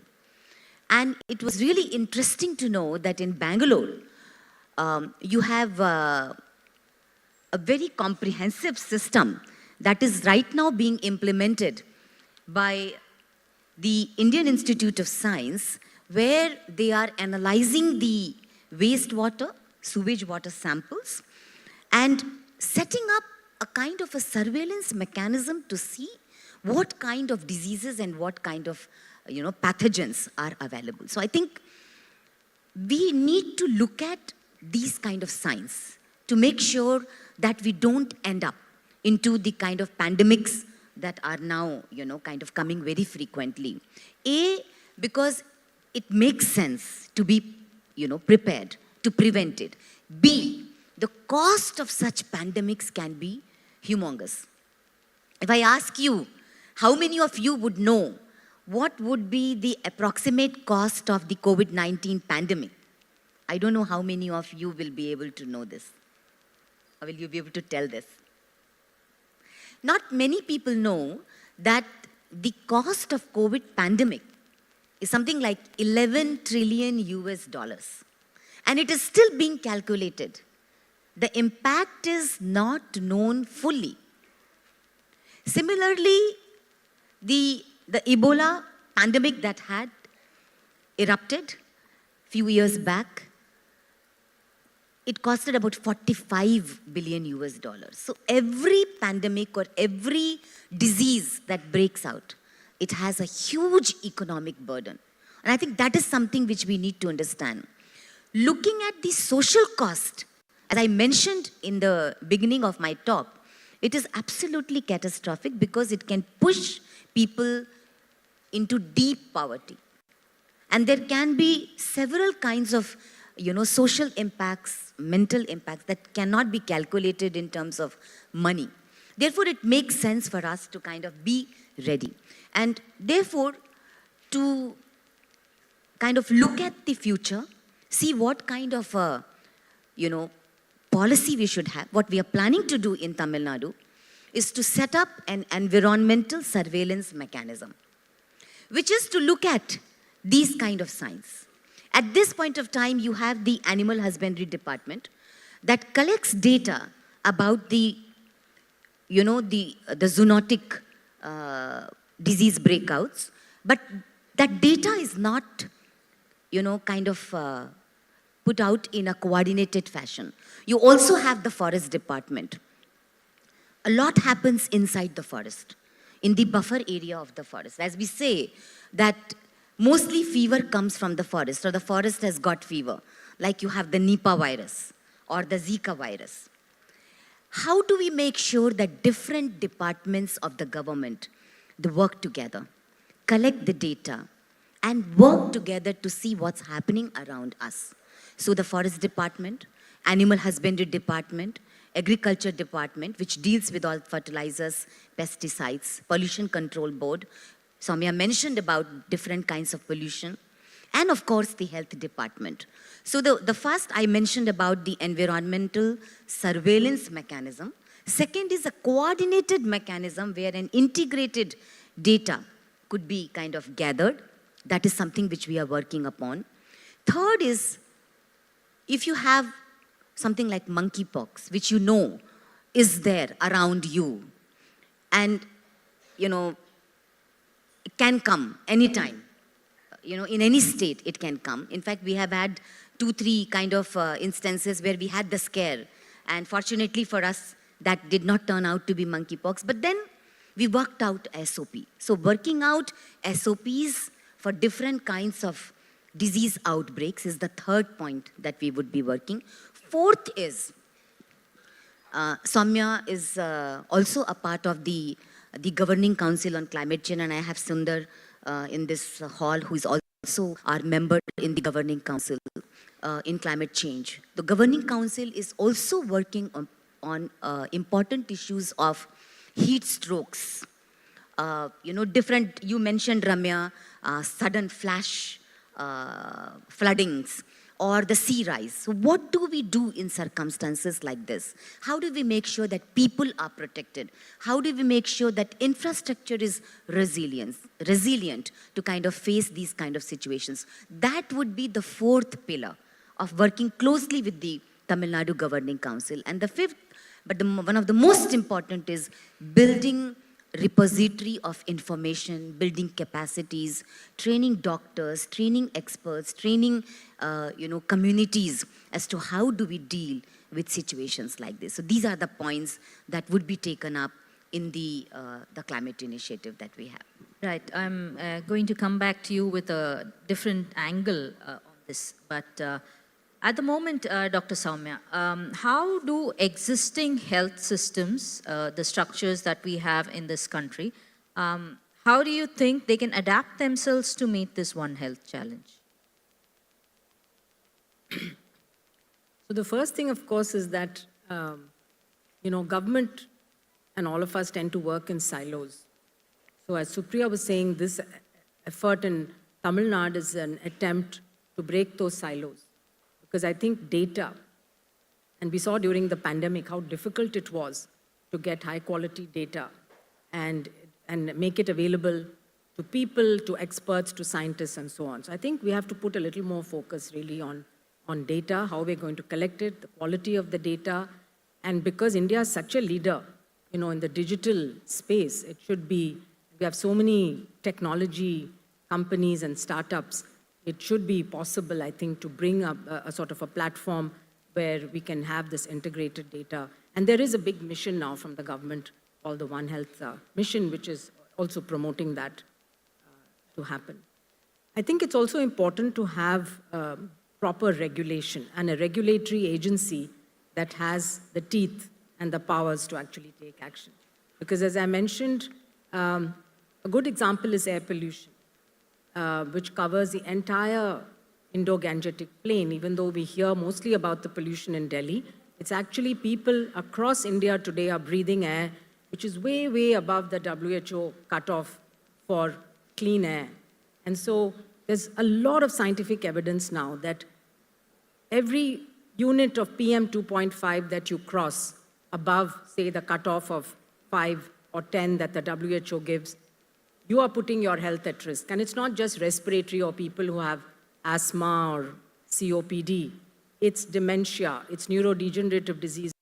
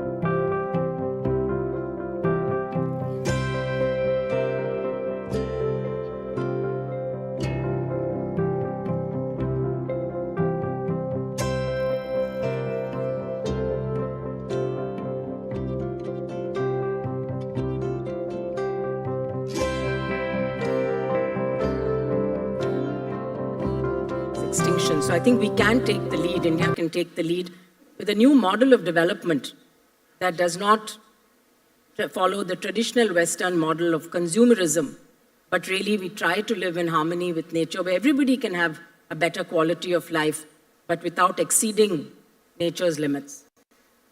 Right. So going back to the silos, silo approach that we have, human beings prefer to work in silos. When there is a crisis, we are happy to come together, like you saw during COVID and during the Lit Fest now. We are one whole.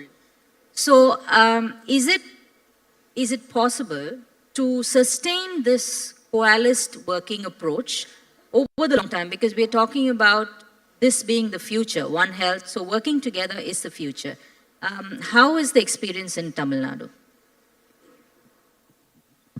Well, that's a difficult one, but I'll definitely try. In my perspective, I will bring it again back to the communities. Tell me one initiative or one successful program which has happened just because it is regulatory in nature. I think it's very difficult to pinpoint at anyone. So I think if there is a program which works with people, especially involves local communities, in a comprehensive way, not in a way of tokenism, then I think you have the recipe for success. So I think that is what governments are also learning, and it is my personal experience also, whether it is an anti-plastic movement or like you mentioned about Manjapai, or it is about, education, or it is about empowerment. When you have people, believing and becoming a part of that particular program or initiative that you are talking about, then definitely it's going to be sustainable. You can sit back and you will know that it will go forward. So I think it's important that when a program is designed at that stage itself, a huge amount of consultation has to be there to see what people want, local communities want. Is it sustainable? Number two, what is going to be their role? I'll just give an example because it's always good to give examples and talk about it. It's an example of mangroves. So everybody knows about the role mangroves have and how they are the real superheroes of climate change. But in spite of the fact that we know the role mangroves play, we have not actually been able to extend the area under mangroves and kind of take it forward. But I think now there is an understanding. Studies have proved. And what studies? I mean, the real examples you can see when tsunami hit Tamil Nadu, villages which actually escaped from the most damage were the villages which were protected by mangroves. It's a fact. And even today, there was a recent report, I'm not able to recall the figures that were mentioned, but the recent report shows that wherever mangroves are thriving, the local communities, fishing is hitting the roof. They are really earning quite a bit because, you have the entire biodiversity coming back to that area, whether it is fish farming or prawns or whatever. My own experience when I interacted with the local communities in Pichavaram is that the women who were fishing told me that their income has come down at least by 70%, after the degradation of mangroves, because the biodiversity is gone. The phytoplankton, which is there at the bottom, is not there. The lessons are, now there is evidence that you involve local communities in these kind of areas, creating the nature-based solutions, whether it is planting trees or whether it is creating a kind of a natural shield to protect them against the cyclones or against the flash floods or protecting mangroves. These are the strategies that are going to benefit our planet. So I think it's time that departments, I'm very sure that the departments are understanding. They are coming together. For example, in Pichavaram, 3 departments are working together. I can see my colleague Chandramohan is here. So the tourism department is also working with the local community, closely working working with the forest department and also working with the revenue department, which is at local administration, to see to it that mangroves are protected. Tamil Nadu has approximately 40 square kilometers of mangroves at this point of time, and government has planned to expand it and put out plant 60 square kilometers of mangroves more in the coming 4 months. Soumya and Sundar know about it as members of the governing council. I think this is a solid action which is going to really help the state of Tamil Nadu. So Ramya, very difficult to say how do we break the barriers of communication, but as I said, that good thing is that these evidence-based studies are now coming, and departments have certainly realized that working together is multiplying the impact of the action of the government. Lovely. So, Soumya, I'm aware that the MSSRF has done a lot of work in mangrove conservation for decades now. And both of you have spoken about community initiatives and how that has helped change the, the pitch, basically. But now I'd like to turn to IT as a tool. There are a number of initiatives that are happening using digital technology in healthcare, in environmental conservation as well. So what is the role of, say, digital technology or even AI in managing One Health?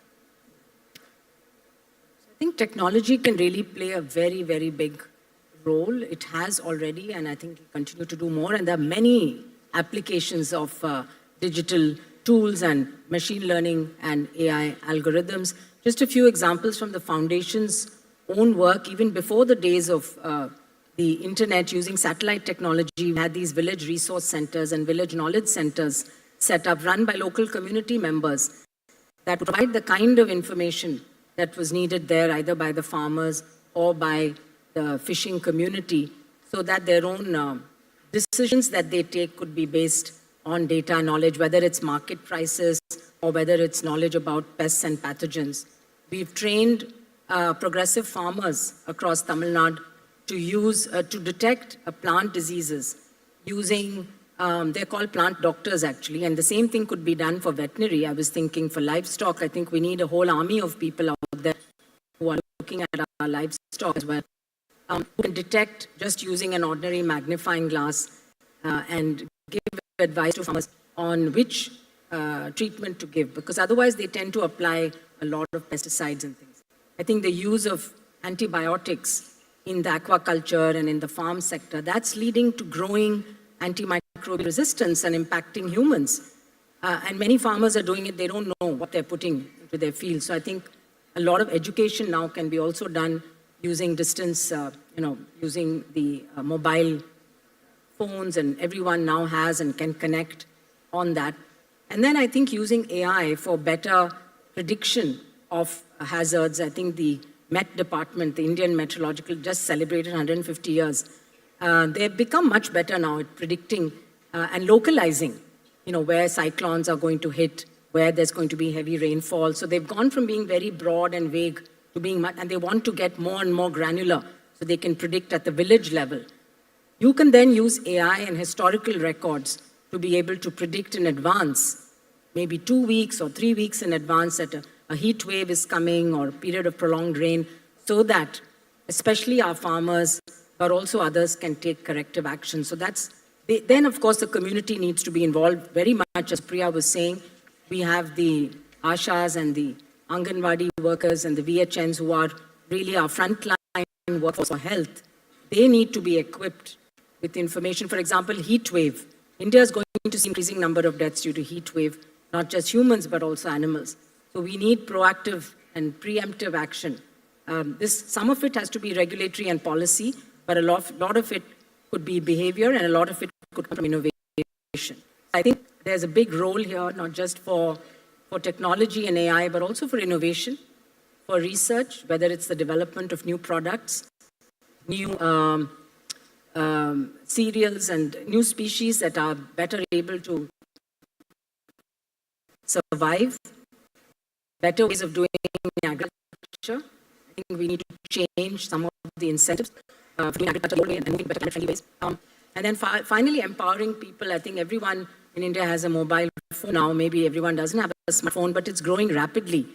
And so I think this democratization of knowledge ultimately is going to empower communities to also look after themselves. And finally, I'll say that there is a lot of traditional wisdom. We shouldn't think that we have to bring all the knowledge through modern tools. We have to also learn what people have coped and adapted over these many years and build on that, build on the traditional wisdom of communities. Thank you so much. I think it's time now to go to the questions. Please raise your hand and can you pass the mics around, please? I would like to thank all the three ladies for a very fascinating and insightful conversation. My question is, 2024 was the hottest year on the planet, and one of the most affected was the most disadvantaged community too. Whether it was the migrant labor, whether it was the retail vendor, whether it was the farm labor, all of that got affected. So what is the perspective of One Health on the most vulnerable section of the population of the country? Thank you very much. Yes, thank you very much for pointing that out. You're absolutely right that not everybody is at the same risk. So I think one of the things we need to do, we've talked about mapping and plotting, and predicting climate disasters. We also need to understand where our vulnerable populations live. For example, in Chennai city, we need a map of the vulnerable people. Those who live in low-income housing with tin roofs are much more, and who don't have air conditioning, definitely are much more susceptible. And I think we need to start from them. Absolutely. We are, there's a lot of work and thought being given to this. We did a report last year on the impacts of climate change on women and children in India. And we found that there was a huge impact on women, including on increasing domestic violence during the time when it's extremely hot. So knowing these things, we definitely need to focus our attention, and the health system needs to gear up specifically to provide more support to those people, as you said, that you identified absolutely correctly, the people at high risk. And we can measure and monitor using data if we're doing a good job or not. Supriya, want to add to that? Yeah, I think it will also be very good to mention here that Government of Tamil Nadu, in a very pioneering effort, has notified heat wave as the state disaster. I think we are one of the first states in the country to have done so. Now, what does it mean? When you notify heat wave as a state disaster, then the entire machinery is galvanized towards taking action to make sure that people who are working during extreme heat, what steps are taken to safeguard their health. Also, government has announced monetary compensation, ex gratia compensation in case anybody gets impacted. These are some of the very impactful, pioneering steps that Government of Tamil Nadu has taken. And I think in the years to come, you're going to really see, especially for vulnerable sections, these kind of, good initiatives coming out to protect them. Recently we've been reading about this terrible problem of hospital waste from other states. You've raised some, I'd like to congratulate all of you for having raised absolutely foundational structural issues. But the immediate issue now is very, it's actually outrageous that hospital waste from other states, which is so toxic, is being dumped in Tamil Nadu.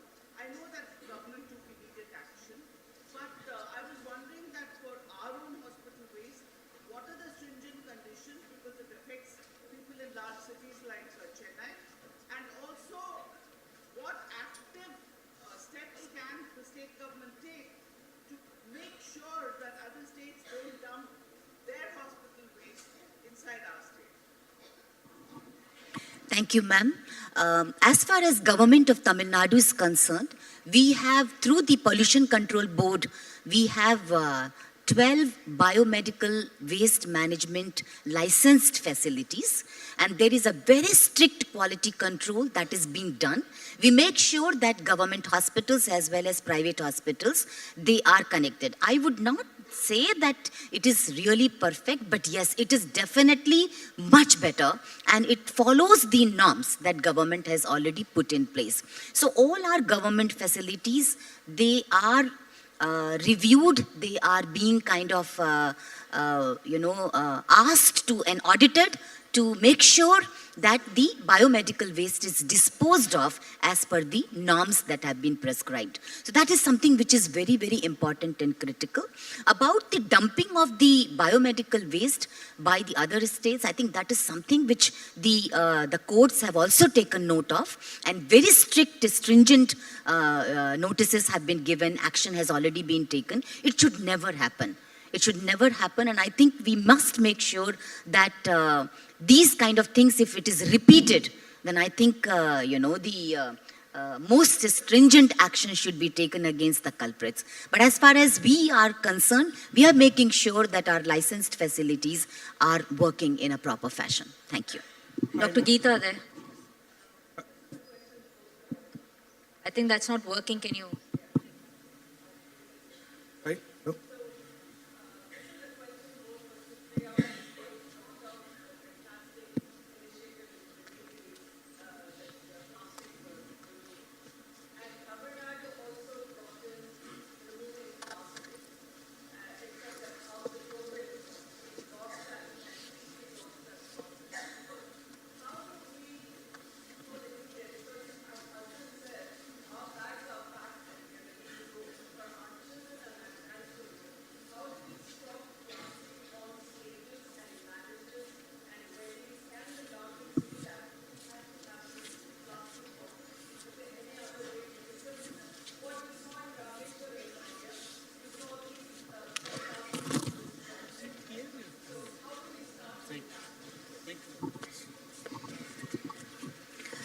So, a complex problem with, something which has no single solution.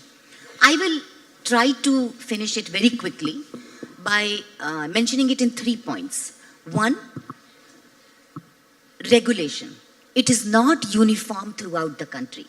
When Tamil Nadu brings a ban on the disposable plastic, very comprehensive ban, and one of the pioneering bans anywhere in the world, you find that your neighboring states, they do not have that kind of a ban. So when you stop manufacturing, more than 120 units you close, which manufacture disposable plastic, you find it is being manufactured across your borders, and it invariably finds its way. So I think it's now Government of India, Ministry has also come out with a comprehensive ban, but they are taking it step by step. So I think we need to make sure that till the time the ban is comprehensively implemented across states, we must kind of stand very tight with our own implementation. It has got challenges, but I think we are quite good when Tamil Nadu is concerned. Not satisfactory, not happy, but something is going on here. With other states, you find that plastic is finding its way. Second point I wanted to mention was, we still need a very strong public campaign and community involvement. That is something which still needs to be done. It will take time, because we have had 4 decades of plastic invading every aspect of our life. So finding it very difficult, you find that traders and other people find it very difficult to kind of get rid of it immediately. Third point is technology. Technology is still way behind in bringing out alternatives. We have alternatives, but they are woefully inadequate. They are not able to replace something which is so easily acceptable. You can carry it anywhere, and people have great comfort with that. These are 3 things. But again, there is good news. I never want to kind of stop with disappointment. The good news is that the work is on the 3 sectors. And I think in the next 5 years, I see some very solid action happening on all these three fronts. Thank you. Can I ask a quick question? Ramya here, on your left. Hi, Dr. Hi. Just to draw attention that we have actually worked with the HIV pandemic and the prevention of a HIV pandemic using a community engagement as a tool and using NGOs as a facilitator. And Tamil Nadu has a good history of doing that. So just to ask that and also to connect the possibility of using technology in order to engage and educate communities, because I think that's going to make a difference. Your comments. You were going to add? No, on the plastics, I was going to say reduce, reuse and recycle. The 3 R's, have to be the principles, and we have to look at each. But I also think that industry must also play a bigger role. The industry that uses a lot of plastic and puts it out there must also encourage recycling. And we have a program, the MSSRF has a program with the fishermen in the park. They bring post gear and the plastic out from the ocean. The Pollution Control Board is setting up centers to buy that plastic and sell it to industries that will then use it for, recycling, making products. So the fishermen will also win because they'll be paid for the plastic that they're bringing out. But the rate at which we're throwing plastic in the ocean is much higher than what they're bringing back. So we have to reduce in every aspect of our lives. At time's up, sir. Since you've been right from the beginning, we'll give you the last question. Thank you very much. I appreciate it. We can't hear you, though. Can you hear me? Can you hear me? Eminent panelists are there. Government is there. And eminent Verghese is there. I'm related to her professionally. She is a pediatrician. I'm a pediatrician. Now you have so can we, no, excuse me. The question. Health you have covered. So many factors you have covered. It's the tip of the iceberg. Now I'll come. Yeah. So maybe virology itself is a very good one. We are concentrating only on curative aspect.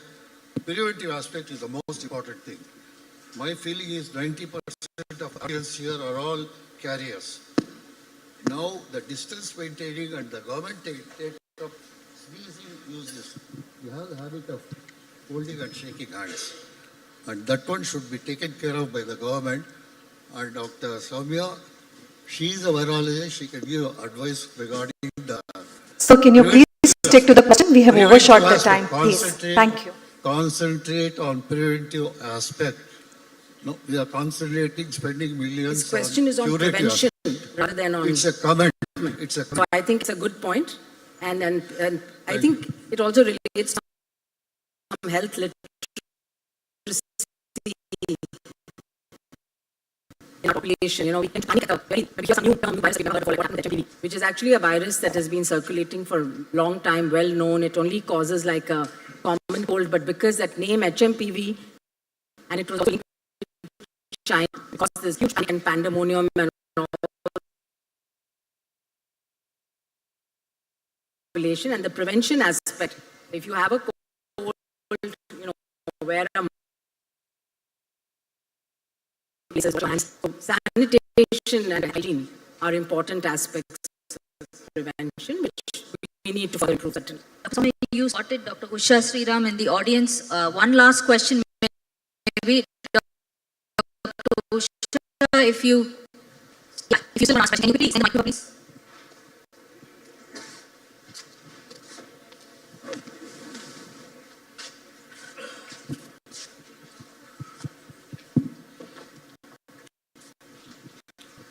Thank you so much. I think it kind of circles back to what was mentioned about the HIV activism and advocacy, and also what Supriya Sahu mentioned about a powerful campaign. And what I wanted to say was that during the COVID, the pandemic, people knew about washing hands and wearing masks and the distancing, but did not know that any of the chronic diseases put them at greater risk. That was not made aware to them at all, and the public didn't know that. So I think a really powerful campaign mentioning things like air pollution. I'm an endocrinologist, so I'm acutely aware of what it does to diabetes, what heat strokes are causing, increased risk of stillbirths. These are all things that people are not aware of at all. Noise pollution is increasing the risk of diabetes. We can start this in schools, and children can be great agents of change. So that's just my suggestion. Thank you so much. Thank you so much. And I think on that note, we shall conclude this session. I'm sorry we can't take questions. I think the speakers will be available for a while later. Please ask your questions. Thank you so much. Thank you. Thank you so much, all three of you, for this wonderful session. Thank you, audience. We will immediately move to the next session, so I request you all to please remain seated.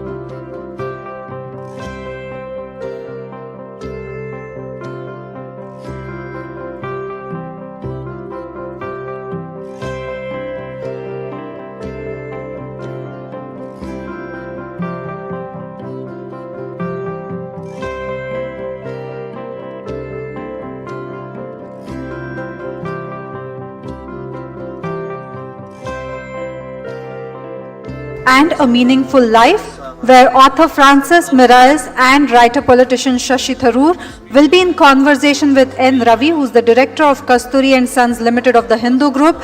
N. Ravi was the editor-in-chief of the Hindu. They will be discussing the 4 Purusharthas. Francesc Miralles is a writer published all around the world. He is co-author of the smash hit Ikigai, which has been translated into more than 70 languages. His novel, Love in Small Letters, has been translated into 27 languages. Shashi Tharoor, a 4-term Member of Parliament from Thiruvananthapuram, is the bestseller author of 26 books, both fiction and non-fiction, besides being a former Under Secretary General of the United Nations. N. Ravi is a director of Kasturi and Sons Limited of the Hindu Group. He was editor-in-chief of the Hindu, president of the Editors Guild of India, and member of the executive board of the International Press Institute, Vienna. May I now invite Mr. Francesc Miralles, Mr. Shashi Tharoor, and Mr. N. Ravi to come on stage, please. Ladies and gentlemen, a big round of applause for Mr. Francesc Miralles, Shashi Tharoor, and N. Ravi.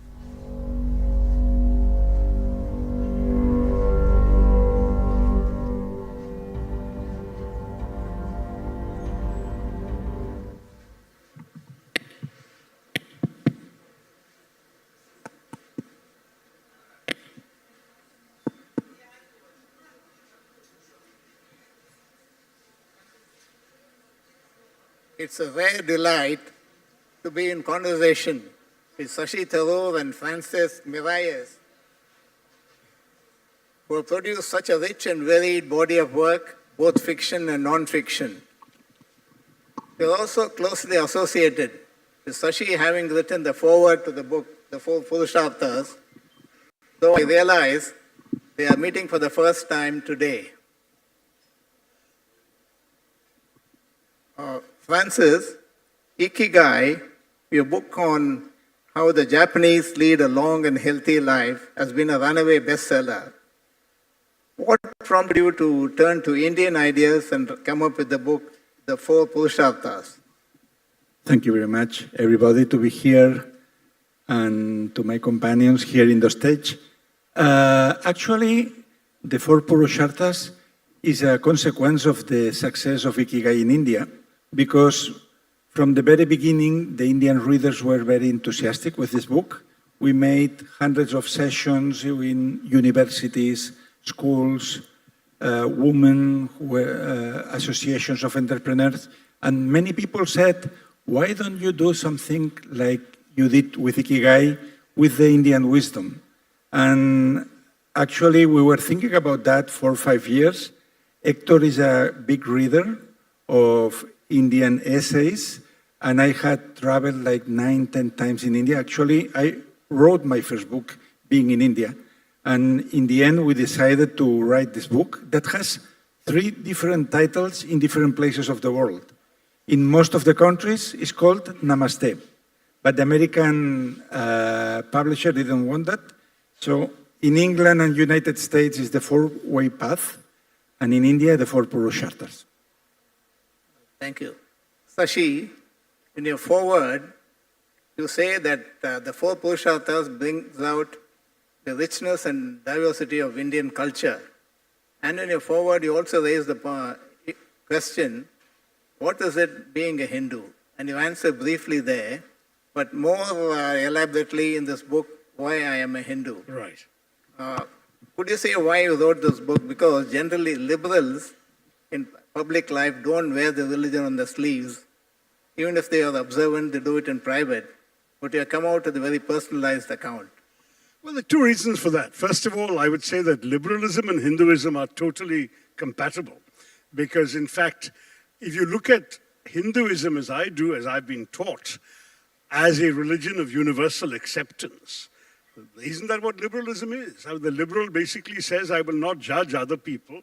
I will allow them to, I will welcome them being and becoming what they want to be, so long as they don't harm others.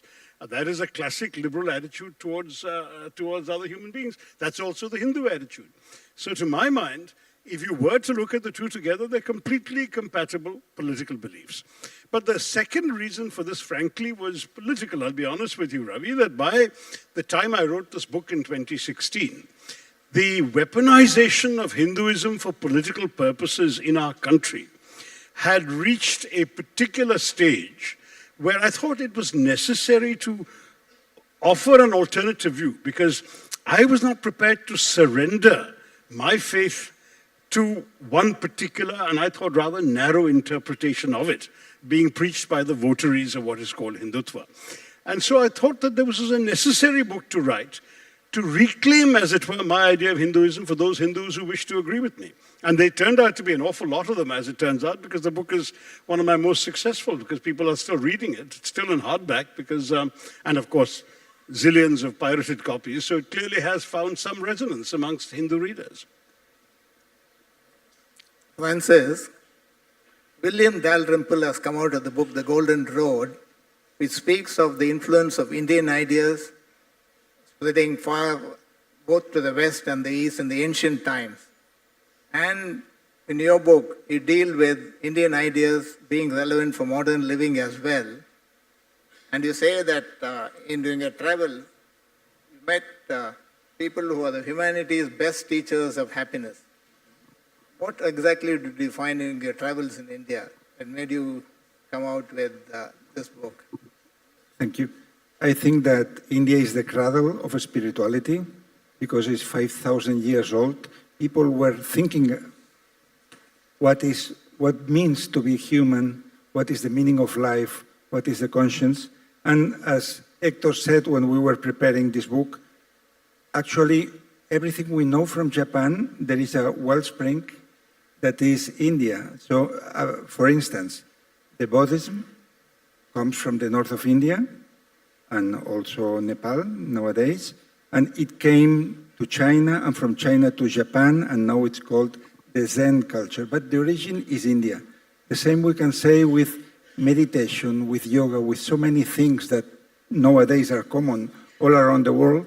The roots are here. So for us, it was very special to go back not only to the ancient teachers, but also to the modern India, because the world is changing very quickly. And we can see, for instance, in the Silicon Valley, that the new CEOs, many come from India. So India is not only inspiration that comes from the past, but it's inspiration for the future.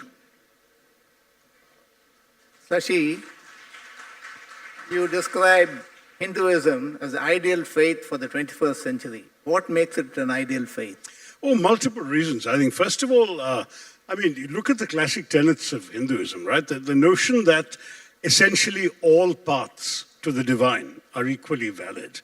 In other words, no one is asserting any monopoly of truth. Hinduism, Swami Vivekananda used to famously quote the Shiva Mahimna Stotram, which says that just as different rivers or streams flow in different directions, some hills, some through valleys, some straight, some winding, but they all end up at the same sea, so also all forms of worship, all forms of religion end up with the same divine.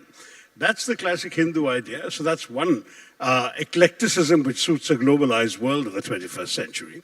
In a world that is resistant, increasingly, though I think now we're seeing some backlash, resistant to institutional hierarchies, a Hinduism which has no established settled hierarchy seems to be almost tailor-made. We have an increasingly networked world, the world of the World Wide Web. Everyone is connected in different ways.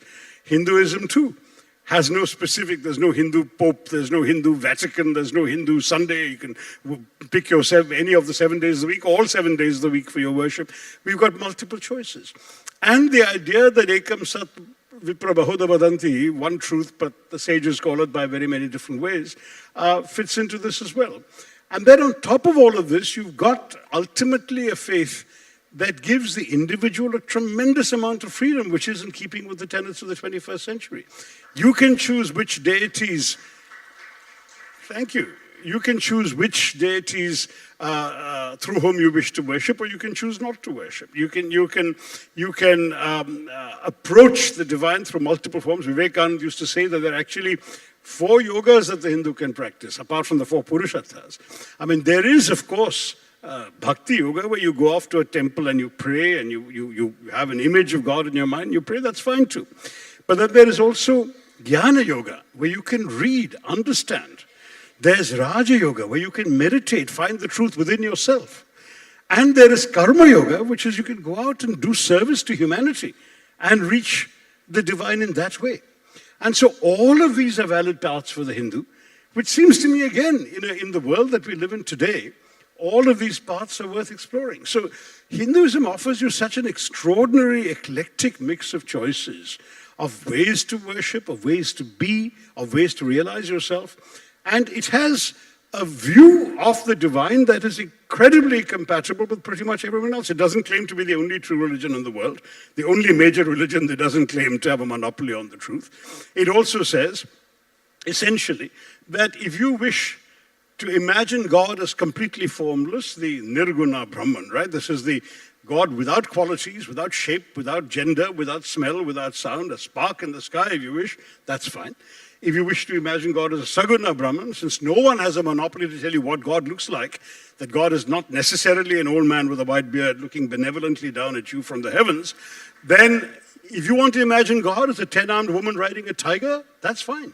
You want to imagine God as a pot-bellied guy with an elephant head scribbling away with a mouse by his side, that's fine too. But by the same logic, if you want to imagine God as a bleeding man suffering on a cross, that is also acceptable to the true Hindu. And that is something that people have to understand. It is, as Swami Vivekananda said, it is not just a religion that teaches tolerance. It preaches universal acceptance. Tolerance is ultimately, when you think about it, a patronizing idea. right? I mean, we all went to school and learned that tolerance is a virtue, the tolerant king is a good guy. But the tolerant king is essentially saying, look, I have the truth, you are in error, but I will magnanimously indulge you in your right to be wrong. That's all the tolerant king is saying. But the Hindu says, I have the truth, I believe, you have the truth, you believe. I will respect your truth, please respect my truth. There is no one truth that I'm going to hold up and say that. Now, this is, to my mind, the simplest and most acceptable liberal philosophy in a 21st century world of multiple identities, greater connections with each other, and at the same time, universality growing through more and more globalization of communications, of everything else. So why isn't Hinduism the best religion for the 21st century? I'm very happy to say it might well be. Thank you. Francesc, your two books speak of happiness, but philosophers have different approaches to happiness. For instance, the practice of virtues or maximizing pleasure over pain. Then they have the economist concept of welfare, which includes goods and services and also quality of life. What would be your approach to happiness? How would you define it? Yes, I would define happiness in two ways. One is simplicity. The happiest people we have met in our lives are very simple people. Maybe people who work with agriculture, people who are teachers in a small village, people that have a very strong purpose, and that's the second way to happiness. Simplicity and purpose, because when you discover your mission in life, when you know what you want to do with your talent and what are you going to do to bring it to the world, then you have a feeling of meaning and a feeling that being rich inside. So for me, happiness would be simplicity and purpose, and every person in this world can practice that. What do you think would be the role of money in promoting happiness? That is, your Ikigai would, you recommend giving up most things you don't need and so on. Yes. Would that be confined only to the privileged and the rich?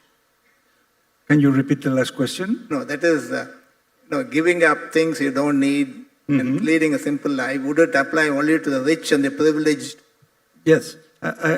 Not only because when we think about detachment, that is a concept that in the Western culture we take from Buddha, it doesn't mean only possessions. So you will be happier if you need less things, if you have only one car instead of two, if you have one house and not two or three. But also detachment applies to our way of thinking. So if you don't need to have the reason, if you don't need to be right, you will be happier. If you don't need to have 1,000 friends in the social network, you will be happier too. And if you don't need to live forever, you will have a more authentic life. So for me, living with less, it doesn't mean only material possessions, but also a process of spiritual purification. Thank you. Thank you. In your summing up, you distill the ideas into 10 laws of happiness, 10 Indian laws of happiness. They include, more practical things like getting a teacher or a book, getting a circle of good fellow travelers around you, giving up things you don't really need, then habits of the mind like mindfulness in things that you do, and some esoteric practices like asking yourself, questioning yourself, who am I? All within the framework of the 4 Purusharthas. Where do these practices lead you finally? Yes, I think it leads you to wisdom. If you practice all this, I think the Indian school of spirituality is to look for perfection inside. Because if we observe, all of us have known people who are always quarreling, always with conflict with everyone. But actually, when you are fighting everywhere, what happens is that you are avoiding the fight inside yourself. So maybe you are not in peace with yourself. Maybe there is a problem of authenticity or that you don't know yourself enough or that you are not accepting. some imperfections. So I would say that if we want to live happier and with a brighter mind, we need to look inside, because it's like a house that needs some order. So when you understand yourself, when you know your virtues and you know your imperfections, there is a very nice word in Japanese for that, wabi-sabi, the beauty of imperfection, and you accept this, then it's easier to get along with other people, because if I know that I am imperfect, then I can accept that you are imperfect in another way, and then I have a more loving relationship with others. It's like what Mr. Tharoor said about religion. If I know that my truth is not the only one, I will be much richer, because I can accept many other truths. Thank you. I think the idea that the greatest truth is that which acknowledges the existence of other truths, that is something that's a very valuable Hindu concept to spiritual dialogue and understanding. I'm just curious, the four Purusharthas, two of them, dharma and moksha, are sort of not negotiable. But both kama and artha can go wrong in Hindu thought. If kama is desire, that's normal. If kama becomes merely lust, that is not so good. If artha is you're working hard to produce the necessary goods for yourself, keep people employed, produce welfare for the society, that's good. If it becomes avarice, if it becomes greed, it's not good. So, even in the four Purusharthas, there are nuances, right? Which are worth pursuing. And then there are other obstacles to happiness that Hindu spirituality acknowledges. There is, for example, the notions of vanity, of envy, of moha or delusion, which could come from either ignorance or from simply sort of mistaken thing, or from infatuation. All of these things are also obstacles to happiness. So it's not just, wouldn't you agree, Francesc? It's not just a fourfold path forward. You also have to watch out for some of the things that can trip you up on the way. Yes, that's a very good point. For instance, artha, if we relate it with prosperity, money is not good and is not bad. It depends on how you are using it. Yes. If you have a lot of money and you create a foundation and you help thousands of people, money is a blessing for you. Yes. If you take money for yourself only and you are all the time struggling to have more and more money and making other people poor, then it's not a virtue anymore, it's the backside of that. And with kama, it would be the same. The senses, the pleasures, everything good in life is good when you share with others, but if you keep it for yourself, then you will have an excess and it will become a vice, as the Stoics said. So everything is a matter of measure and of sharing it with others. Thank you very much for the point. Shashi, on the four Purusharthas, you say that the Hindutva ideologue, Deen Dayal Upadhyaya, spoke about, described the four Purusharthas, not just for the individual, but for society as a whole. Sure. He even talked about kama as love for the nation, which would include regaining territory lost to China and so on. How would you square that concept with what Francesc has written? I think you can interpret things the way you like. And ultimately, it is true that, in India, there has been, by and large, no particular desire for territorial expansion. Since the ancient days when, of course, your rajas would send out a horse on an Ashwamedha Yajna and conquer all the territories the horse ran through. Since then, we've been, by and large, a peace-loving nation. In fact, since the days of Adi Shankara, there have been 7 essential virtues that Hindus have been encouraged to practice, right? So there's ahimsa, non-violence. There's satyam shivam sundaram, truth and piety, and the cultivation and appreciation of beauty is a Hindu virtue. There's vairagyam, or detachment. There is pavitram, or purity, and there is at the end svabhavam, or self-control.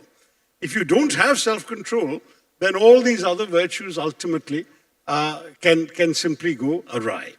And the importance, essentially, of pursuing the fourfold path, pursuing happiness, but with certain virtues that you are supposed to uphold and which are part of the better life.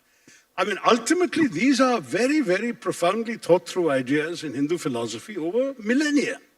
And I accept Deen Dayal Upadhyay's right to try and apply them to the politics of India.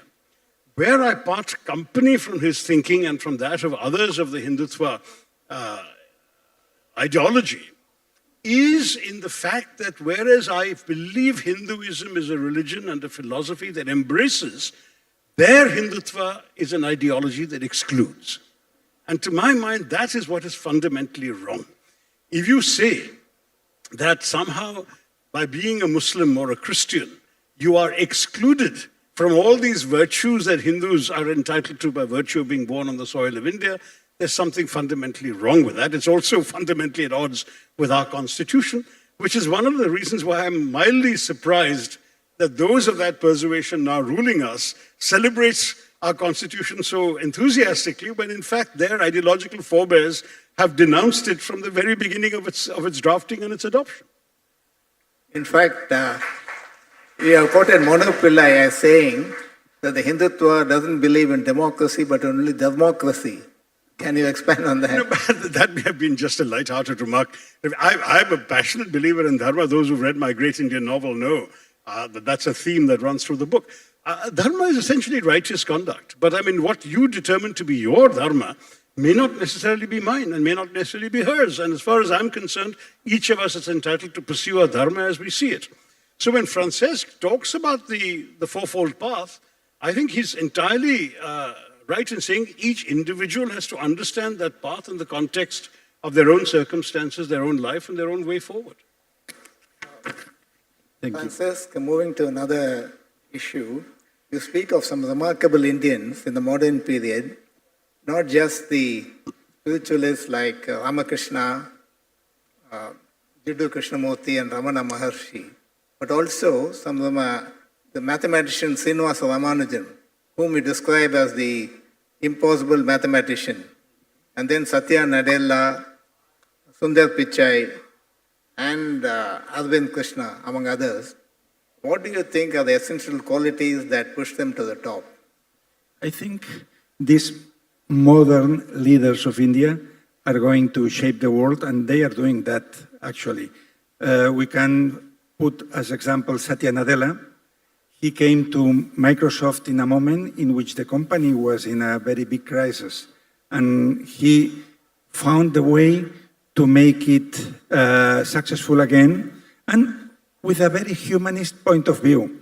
It was interesting, we were talking with Hector. Hector is an engineer, and he has been working with Indian engineers and programmers and companies the last 20 years. And he told me that Satya Nadella, when he wants to hire somebody for his team, somebody who is going to work in Microsoft, he has the two needs that he says. And the first need is, he asks, this person is going to bring clarity to the organization. If this person is going to bring complexity, darkness, if this person is too ambitious, he doesn't want it in the company, because he wants good people to be there and to make things easier. And the second thing is, if these people coming to the organization is going to bring solutions or they are going to bring problems. So this point of view that it looks very simple, but puts the human being in the first place, and after that comes the curriculum vitae, all the different experiences that this person has. But first comes the human being, and I think this is something that the Indian leaders can bring to the world. This sense of goodness and spirituality before the different strategies of leadership. Thank you. Shashi, Ambedkar could well have turned the title of a book on its head and written, "Why am I a Hindu?" Or rather, "Why am I still a Hindu?" Didn't he famously say that he was born a Hindu but wouldn't die a Hindu, mainly because he thought the Hinduism was tainted by the caste system? Your Hinduism is Hinduism minus Manusmriti. While Golwalkar swore by Manusmriti, you say that you can have the Hinduism without Manusmriti. Yeah. Could you elaborate on that? So my answer to that is Hinduism, by definition, has so many sacred texts. We're not a religion of the book, as the Muslims speak about. We are a religion of multiple books. And ultimately, you're welcome to choose from them your own personal Hinduism. That's again one of the great things about the faith. Adi Shankara, which is about 1080, 980, thereabouts, so roughly about 2400 years after the Rig Veda was composed, he himself said, there are too many texts, I'm going to focus on a few specific, the Bhagavad Gita, a few Upanishads, not all of them, and try and do my interpretations of the faith on the basis of the doctrines propounded in these texts that I've chosen. And that's 1,000 years ago.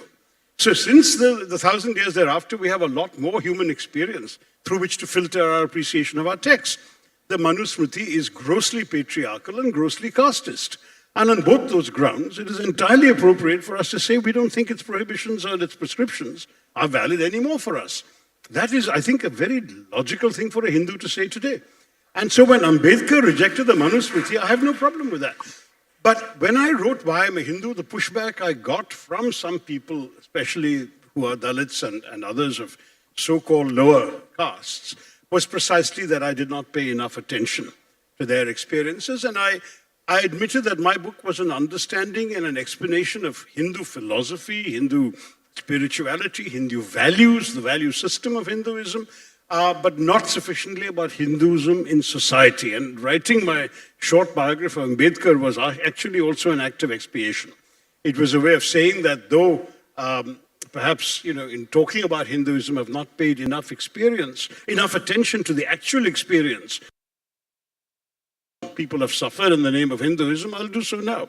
And I remain a great admirer of Ambedkar's intellect. I mean, he and Nehru, in very different ways, were two of the greatest intellects of the 20th century in any civilization that I'm aware of. Just extraordinarily fine minds. And so when Ambedkar wrote what he wrote about Hinduism, and indeed, as you know, he left Hinduism at the end. It so happened that he died a few months after he had converted to Buddhism. But when he chose Buddhism, it was still an offshoot of Hinduism, as we see it in India, even though he had been wooed extensively by both Muslims and Christians to join their faith, and even by Sikhs. But he felt that Buddhism was the closest and the most compatible with his beliefs. But yes, he wanted to annihilate caste, and we have ended up somehow perversely entrenching caste all the more, rather than annihilating it. So it is there, it is now, as a sociologist, Dipankar Gupta wrote, what we have done now is we have taken caste and represented it, rather than eliminated it. And that's what we are now looking at in our politics today. Actually, as you say, caste seems to be all pervasive. And all parties are demanding a caste census, including the Congress party. What would be the purpose of a caste census? I mean, to tweak affirmative action and reservations, or what else could there be? Look, I think the idea is first, let's get an accurate picture. After all, so many benefits in this country are allotted on the basis of caste. Let's at least know what numbers we're talking about. I think at this stage, I don't think there's been a prescription as to what should be done with those numbers until we know what the numbers are. I think let's get an accurate depiction. Now, there is also, of course, the judicial pronouncement. The Supreme Court has taken a certain view on aspects of reservations. I've written about this in The Hindu, in one of my columns, the Gogoi Nariman judgment in the Jat reservation case of 2015, which has oddly not been talked about much, but which has never been repudiated by the court, which says that they will now reject any proposal for reservations that come purely on the basis of birth in a particular caste. They want a much wider matrix of disabilities to be taken into account. Now, I don't know if that will now be superseded by other judgments, but what I'm saying is there's a whole process that has to be gone through in figuring out what next. But on the question of caste, I am resolutely opposed to discriminating against people on the basis of the accident of their birth, whether it's in a caste, whether it's in a religion, whether it's in a linguistic group, whether it's in a tribe, whether it's in a state. I honestly believe in the ideal that our founding fathers and mothers had at the time of independence, that our freedom struggle was for everyone and we must build a country for everyone. That all that matters should be, if you're an Indian citizen, you have the same rights as every other Indian citizen. And that, to my mind, goes beyond any Manusmriti or any other any other smritis and sutras.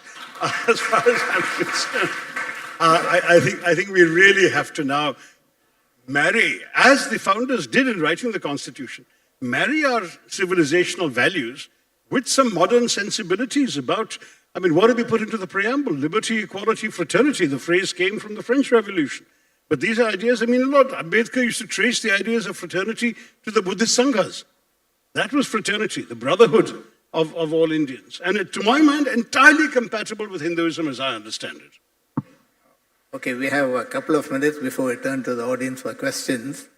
And I can't resist a political question. Let me take a deep sip of water. How would you account for the public support for Hindutva as reflected in the last 3 general elections as compared to the Hinduism of, say, Vivekananda and Gandhi? See, there are 2 assumptions in your question, Ravi, that I'd contest. First of all, on the extent of public support, the 2014 election, BJP won 31%, 2019, 37%, and 2024, 36%. In no case have they won a majority of the Hindu population, which is 80% of this country. So I think we tend to lose sight of the fact that in our first past the post system, you don't actually need a majority of votes or a popular sentiment to get a majority of seats. But the second thing is the assumption that everyone who votes for the BJP necessarily believes in Hindutva. I don't think that's true. In fact, I do believe there are people who voted for the BJP who had voted for the Congress party in 2009 or the UPA in 2009. And that one of my sort of political arguments within my fold is that we need to win them back.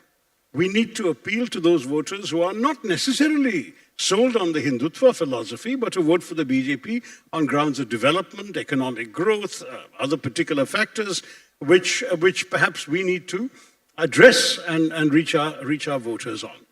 But otherwise, let me concede part of your point, which is that particularly across northern India, there is much more greater acceptance for Hindutva than there was 10 years ago.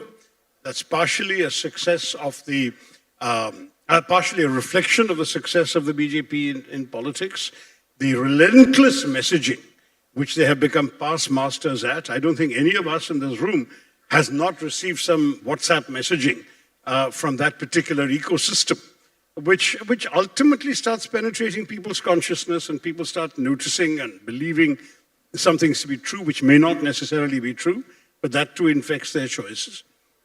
And there has become much, much greater consciousness. Just this morning, I remember at the hotel, somebody was telling me that he'd grown up in Mumbai, completely unconscious of the caste and religion of people, knowing them only as friends or as experts in some domain or as qualified in some area or whatever. And now he cannot help seeing them first by the label of religion ascribed to them because that is so all-pervasive. And it's a striking observation that more and more Indians are feeling this way.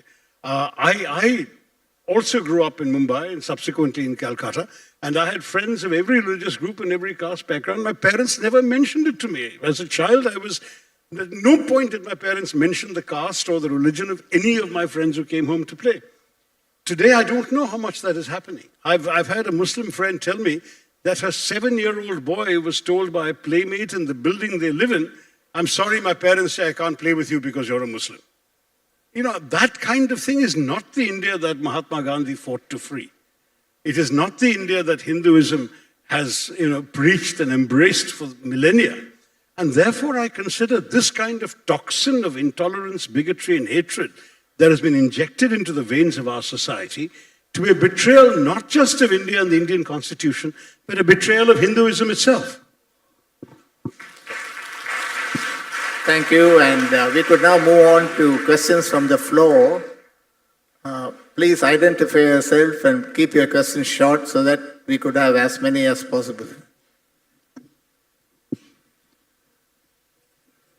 Excuse me, sir, here on the top. Yeah, please. My question is to Shashi Tharoor, sir. Like you just mentioned, okay, years back,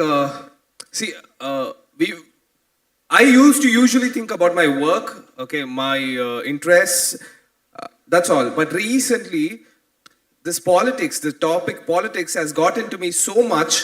Okay, wherever I am, in whatever topic I am, on whatever discussion I am eventually bringing this relating to politics, whatever happens in my life. Yeah, please, your question, please. Okay, so my question is, do you feel we are moving as is it my age, or do we feel as a generation we are moving towards speaking more and more politics and feeding our minds with politics rather than our personal interests? Yeah, I mean, I do think that because Hinduism was never prescriptive in terms of telling people what to do beyond a certain point. But politics is prescriptive. It wants you to vote a certain way. It wants you to stand up for certain beliefs in politics and certain points of view. And increasingly, yes, the message is being conflated. It's got particularly odious when it comes to linking political conviction and ideology. When you're basically being told that your identity determines what your politics should be, and that the ideology that you're being pigeonholed into is determined from birth by the accident of what religion you are, what caste you are, etc., then I have a problem with that is increasingly happening. And all I can plead to you is resist it. Keep for yourself the right to think for yourself, to make your own choices, to think in terms of what you believe in. Politics ought to be about what is your vision of a better society. So when Francesc writes a book about the 4 Purusharthas, he's also talking about the vision of a better life for every individual to lead that will create a better society around him. That is ultimately where politics and religion become compatible. But if you end up using religion to divide Indian from Indian, I don't see how you are leading the right life or how you're creating a more harmonious society. Shashi ji, may I speak? Yes, who has the mic? Can I have? My question is to you, Shashi ji. Yeah, sorry, whoever has the mic, I think should just go. It's me here. No, hold on, please. Shashi ji, I wanted to ask, I really admire your view on Hindutva. I would like to ask, at what age, at what stage do we start teaching how to accept the other religions, to bring that acceptance as you have mentioned? Do you think the school that is not doing its bit? How does the politics that comes just 10 years, 15 years ago manage to align or misalign people into Hinduism, Muslim, Indian, casteism, like you said? Why does it happen so quickly? Is it that our education is not good enough? Very good question, to which I think the education really starts at home. I honestly think that our first duty as parents is to inculcate the right values into our children. And surely my own worldview was shaped by parents who did not judge others because of religion and brought me up to accept them for who they were. So if I ever thought of my friends, I thought of them by their qualities. This fellow's good at maths. That chap may be from a very rich family and has the first cassette recorder in a Fiat car in Mumbai. Not because they're Muslim or Hindu or Christian or Jewish or Parsi, all of which Sikh, all of which were there amongst my classmates, but by individual qualities that reflect what Martin Luther King would have called the content of their character. That's essentially what I think all parents need to do to bring up their children with those values, which means you accept them for what they are. So if somebody says, well, why does this chap wear a turban, or why is his hair so long and tight? Say, in his religion, that's what he's supposed to do. And in our religion, we don't do it. So it's okay, you can cut your hair, come and have a haircut, your hair's too long. Fine, you tell your children that, but they don't judge. They just understand one is different. That's essentially the logic that I think parents ought to inculcate. School can then follow, but school teaches you other things. It shouldn't be wasting your time teaching this when it's teaching children of all these backgrounds. Sir, I have heard you all. Very interesting, knowledgeable, trying to learn much lot. But the caption which you put, path to happiness, sorry, can I change the caption please?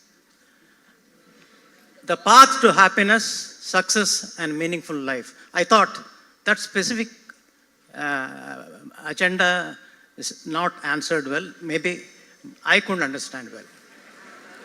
Francesc, I think it's your book that given the title. I think you should read the book and the 10 laws of happiness that he has brought out in the book, but maybe he could explain. So what is the question? It is, what exactly are the ways to happiness? Yes, I think there is not a way to happiness for everyone. It's something individual. Because let's think in different cases and different examples. If you are ill, happiness for you is getting your health back. If you feel alone, happiness is finding somebody with whom share your life. So there are so many kinds of happiness as people in the world. But I could say that what is common is the reasons for unhappiness.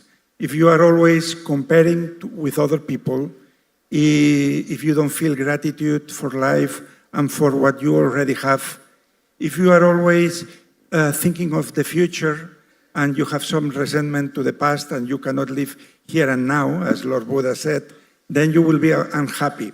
But the path to happiness, it's individual because every person has a different purpose and it must adapt to this spiritual situation too. Thank you for the question. Thank you. Hello. Hello. Hi, So yes. Hello. Yeah, go ahead, please. Yeah, the question is to Mr. Shashi Tharoor. At the beginning, you said like that in the 21st century, Hinduism is the best religion to believe. I think it is a communal statement. If you believe that any religion is better than any other religion, that is communalism, basically, right? That's a misunderstanding of what I said. Well, let me complete my question. Sure. Yeah, then you said Hinduism doesn't have any symmetric ideology like Sir, can you please stick to asking the question quickly? We have overshot the time. Okay, fine. So, not being a religious head is not a quality of Hinduism, right? Throughout the history, many people try to become the head of Hinduism, but the liberal people inside the Hinduism who resisted it actually, right? It's not a quality of Hinduism. And in a secular state, it is important to have religion in public, like a politician like you, or is there a situation in India like that? The greatest protector of majority religion will rule India for the future, that belief is running thoroughly in the politicians? No, let me say that I actually share more of your assumptions than you think, but you slightly misunderstood what I said. The argument I'd made in the book was that Hinduism is a religion that is perfectly suited to the 21st century. It's not just a religion of 2,500 years ago. It is suited. And Raviji asked me, in what way is it suited to the 21st century? And I gave you a lot of qualities that seem to me to apply. I could have added one more, which is its capacity for skepticism. If you go back to the Rig Veda, the creation hymn, the Nasadya Sukta, what does it say? It says, who created this universe? Where does it all come from? What is it made of? Only he in the heaven knows, or maybe even he does not know. I mean, can you imagine a level of skepticism that says there's enough uncertainty in the world that maybe not even the creator knows what creation is made of and how it's made? That's a very 21st century postmodern kind of idea. And my point is that this kind of thing that Hinduism permits, this acceptance of incertitude, of doubt, of questioning, of rejection of hierarchy, of individualism, these are all qualities that are very compatible with the 21st century. I didn't speak of best or otherwise. In fact, I specifically said Hinduism does not claim to be the only true religion. It has absolutely no emphasis whatsoever on... In fact, I think Devdutt Patnaik has famously argued that in no Indian language can truth be modified by a definite article. There is no such thing as the truth. There is one truth, your truth, my truth, her truth, your dharma, my dharma. There isn't the truth. Satya cannot be qualified by a definite article. Whereas in many Western languages, you can speak of the truth.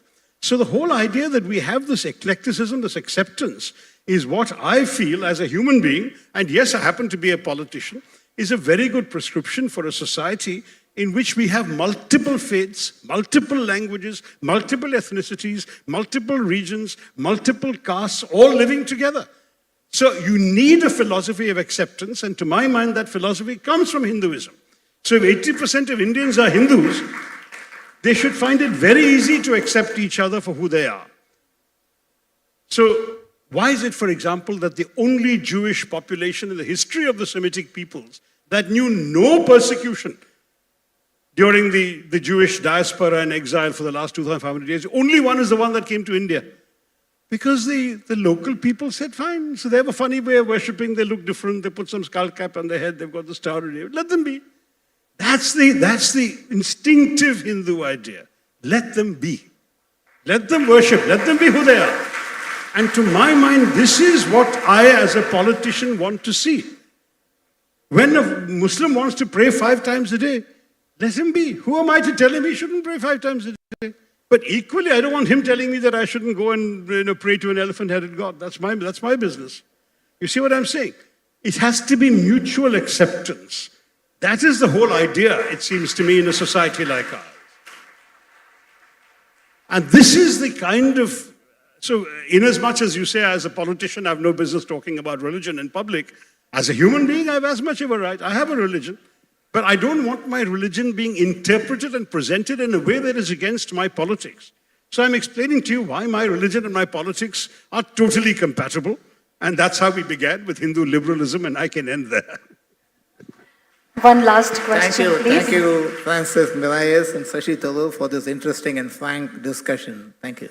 Thank you very much. Thank you so much, gentlemen. Brigade is the session sponsor for this. I'm thankful to Francesc Miralles, Shashi Tharoor, and N. Ravi for this session. Dear audience, both Francesc Miralles and Mr. Shashi Tharoor will be available for book signing session right outside the auditorium after this. Thank you so much. We will be moving on to our next session immediately. So I request you to please remain seated. Thank you.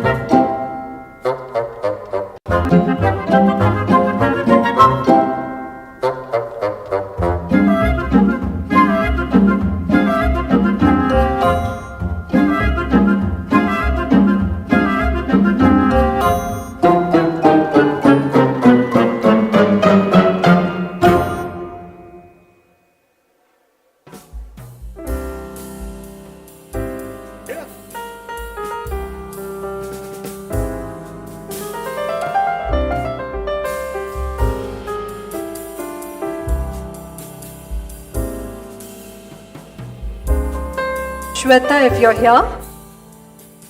Here.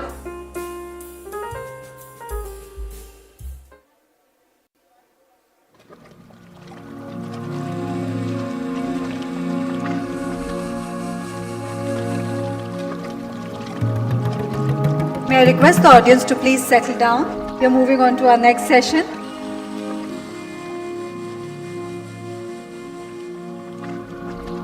Please remember, this is our last session before we break for lunch. If I may request the audience to please settle down.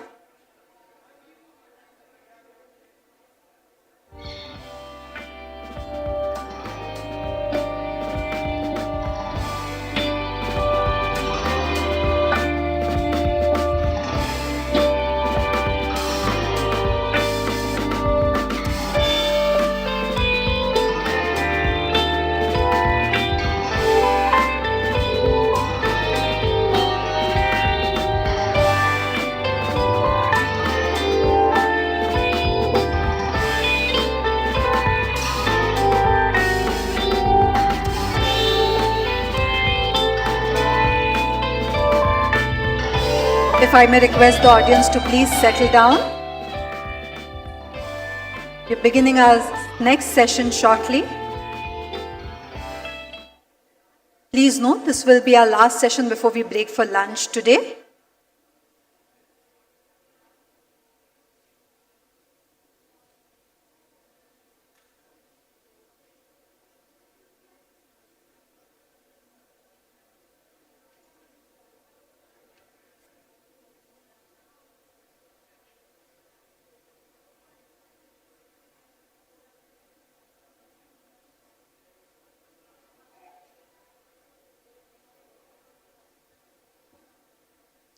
May I request you all to please settle down? We're beginning with our next session.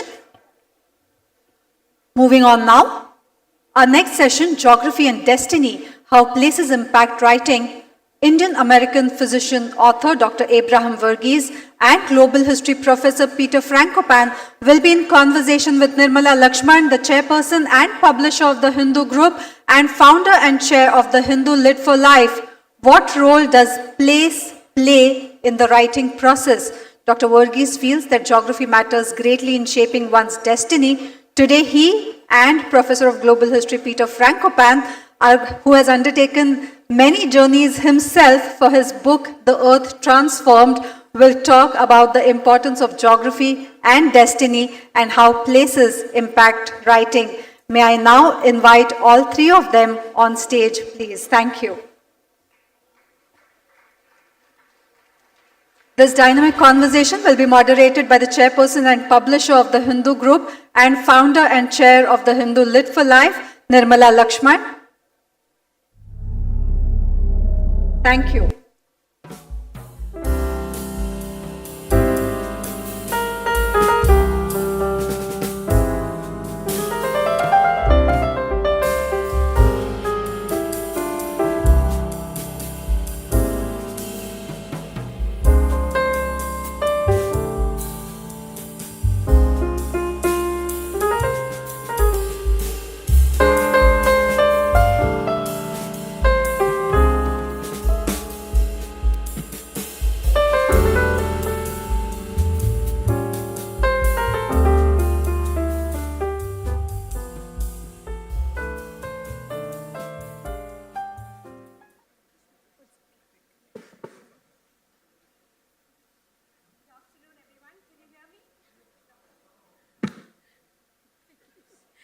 Good afternoon, everyone. Can you hear me? Yes, great.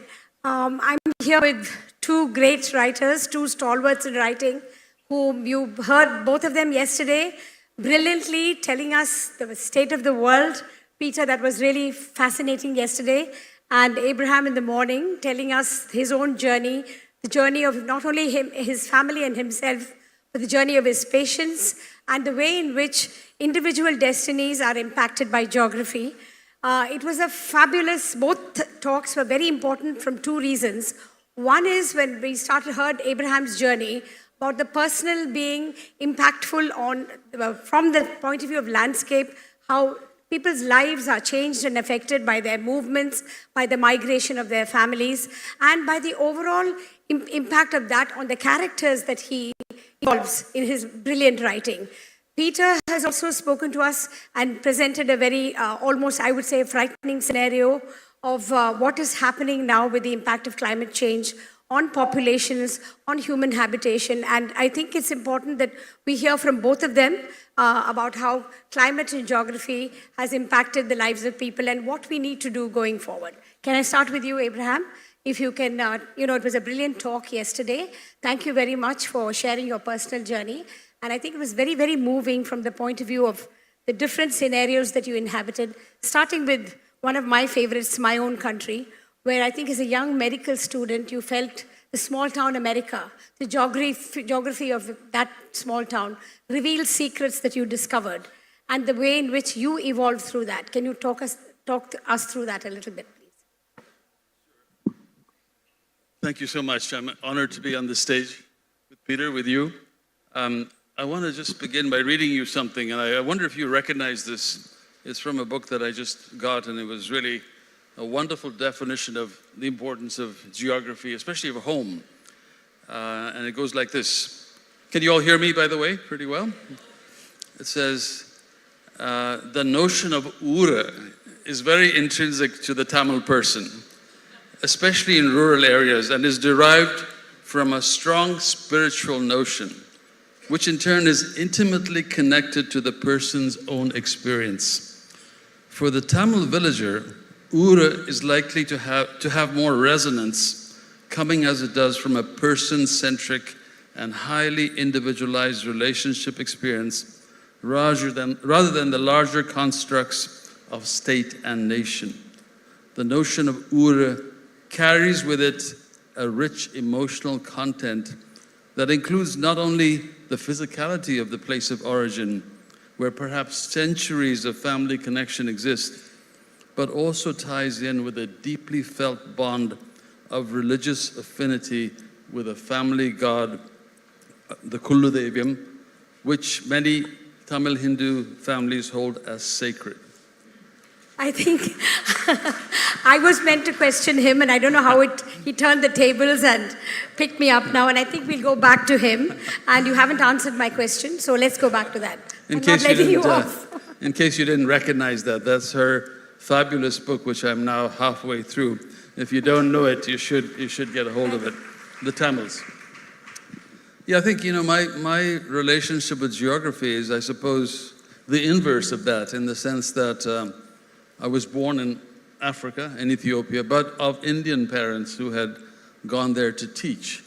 And, I'm still I'm pretty fluent in Amharic, and that was my home until in my 20s, because of revolution and civil war, I was displaced. And mind you, I had a very strong link with India, with Kerala, but also with Madras, because I did some of my studies here. Nevertheless, I had to pretty much give up the concept of my home, my homeland. I don't think I ever had one, but I wasn't aware of it until the moment of displacement.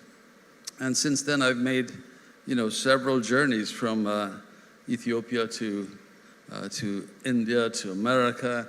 And with each change, geography has turned out to be highly significant for destiny. So that phrase, geography is destiny, I believe came from Napoleon, talking about France's place in the world. But I think it applies to each of us. And, I think, if anything, I've not had a geography that I could claim as my own. I think that's been personally a bit of a disadvantage. I've been envious of people who have, the centuries of connection, the family deity. But for a writer, it's not a bad thing. When I wrote my first book, set in Johnson City, Tennessee, one of the highest compliments I received was from locals, from the townsfolk, who said, we've lived here all our lives, and we had stopped seeing or had not noticed some of the things that you picked up. So I think being an outsider, being a perennial outsider, gives you a unique observation point, a point of view. Similarly, my second book, The Tennis Partner, was set in El Paso. And as an outsider on this intriguing American-Mexican border where all these mythologies play out, the mythology of the conquistador, the cowboy, the vaqueros, it took an outsider, I think, to be able to not skip over the things that a local might have taken for granted. And so, to me, the notion of geography is terribly important. When I write fiction, I think of geography as perhaps the most important single decision you can make. I mean, you could set those same characters that are in Covenant of Water in another land, in another time, and it would be a completely different story because the characters would be different. So I think I've taken too much time already answering your question, but my aim was to make sure that our interlocutor is also part of this conversation, not just giving us questions, but I want to hear what you think about Uru. Thank you, but still you seem to have made an Uru out of Johnson City. I got the sense when I was reading My Own Country. You did even say that this is my own country. Now, were you able to transition quickly to Ethiopia, to El Paso, and then subsequently Kerala? So each of these places did become your home. So I'm just kind of countering what you said about not having a home. Well, I mean, actually, I used the title "My Own Country" for the first book, out of a sense of irony. And it came from a wonderful poem by Malcolm Cowley, I believe, that goes like this. Not that the pines were darker there, nor mid-May dogwood brighter there, nor swifts more swift in summer air, but it was my own country. And the reason I picked that is because for the individuals I was describing, gay men who had chose to leave that town in their teens as part of the exodus for education, etc., because they knew that their sexuality would not be accepted in that town. The only way that they could have a life was to leave that town and go live in the big city. And decades later, they get infected with HIV, come back, and then I wind up caring for them. For them, the irony was this was their own country, and yet their sexuality made them aliens. And even though I loved the place and claimed it as my own, I would never be, one of the people. I would stand out just by virtue of my appearance, my accent. So there was some irony in my picking that title. Am I at home where I am now? Yeah, I think I'm at home as much as I will ever be wherever I am, but I think there's always this sense of being a perennial outsider, and someone's going to tap you on the shoulder one day, and especially at Stanford where I work, where there's a lot of legends. Many of them are legends in their own mind, but they're nevertheless very self-confident. I often have the sense that at any moment, someone could say, we're on to you, you're out of here. Could I just draw Peter into this? In many ways, your work is more as an outsider, so to speak, in the sense that you know about all these experiences, displaced populations, civilizations dying, but then the personal story or the personal perspectives do remain. And compared to what Abraham writes, in what way do you think your writing is different, but at the same time, powerful impact of geography persists in your work as well? What a great session to be part of and to share a stage with both of you. It's a real privilege. Well, I have lots of shortcuts because I'm not a soloist. My orchestra is of the voices of many, many men and women who've lived before me in different parts of the world, and I have the luxury of being able to amplify their voices. So when you work as a historian, one of the things you learn very quickly is how to deal with primary sources, people writing in past periods. And sometimes people writing in the past have views that are wrong, or they're contentious, or they're controversial, they're difficult, they feel outdated, but they are still people commenting what they see in front of them. And I think one of the challenges when you write about the world is that we leave 99% of the people behind, right? So here in Chennai over this weekend, I don't think anybody's going to talk about Central or South America. It's unlikely we hear too much about West Africa or North Africa. We have the dignity, as I think, of trying to fix issues to do with colonialism here in South Asia. That's something that's really important in conversations here in Chennai. But we can have conversations about geography without remembering that most of the world's population, in the high 90%, don't leave home. And when they do leave home, it's either because they're an elite 6,000 years ago, working with ideas about the circumference of the Earth, measurement of angles, complex mathematics, beyond the ability of we have Nobel Prize winners here as well as Abraham today, so with very distinguished company, but are beyond the skills of most university humanities students. And I think that positioning of history to explain that it's not just about geography or destiny, but around where we sit within this large time and space continuum. And I think history can really help us by grounding us in reminding us that, big buildings, whether what we heard this morning of the Chola dynasty, big buildings, big theatres are the product of the establishment of hierarchies, whether they're religious ones or secular ones. The building of big walls, the building of temples, the building of palaces are expressions of power. And those are histories that are of the elites. So for us to be all-inclusive, we need to remember that history is about the mundane. It's about women's experiences that until recently are excluded. It's about the experience of labour forces whose voices are often not recorded by history, and not just about great rulers and empires in the past. Thank you very much. That was a great response. And I want to ask you, Abraham, because you moved from memoir writing to fiction, did it give you the kind of flexibility that Peter's talking about the ability to go into different spaces and reset history with the geography and to explore more of the individual history as well as this notion of identity, especially through your characters? Are you asking if it was a different strategy? Yes, Because a whole different way of looking at Yeah. it, right? He writes a different kind of writing. Yours is different. Well, I'm not sure. I think that with both the non-books I wrote, the geography was terribly important to the story. I think it gave more than just a background to the story, because it strikes me, and it strikes me even more as every year passes, that so much of our character, despite our notions of inclusivity and being part of a greater fabric, increasingly you're seeing a world that is more and more regional, and much more, this is my place, not your place, and we're seeing that playing out in California.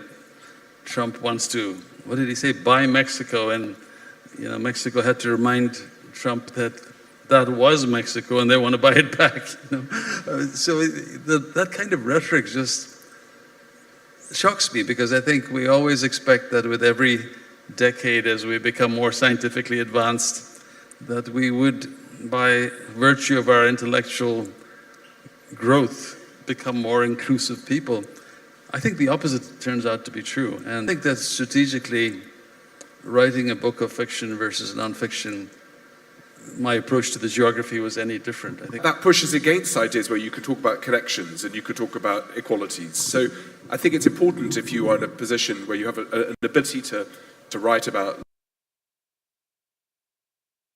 South Pacific societies, or societies, for example, in West Africa, that I spent a lot of time, have spent a lot of time reading work by lots of my colleagues in universities that we should engage with a lot more as well. So some of it is about trying to put that big canvas, but I think probably one of the things that's worth reminding is that geography is a prison, as well as the way that history is, because history solidifies the topics, the people, the names, the events that are important. It creates a kind of hierarchy, and geography has been a terrible thing to imprison the way we think about the world. So in every single culture, written culture, you have ideas about how people behave when they live in the tropics, how people behave if they're a certain skin color.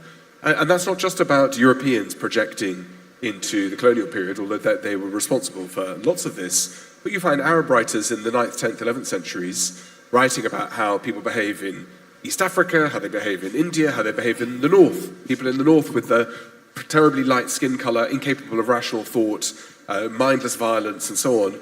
And things which, when you read them, can be quite amusing and quite entertaining, these stereotypes. But those tropes themselves are they are the source of prejudice, of course, because they categorize everybody the same way.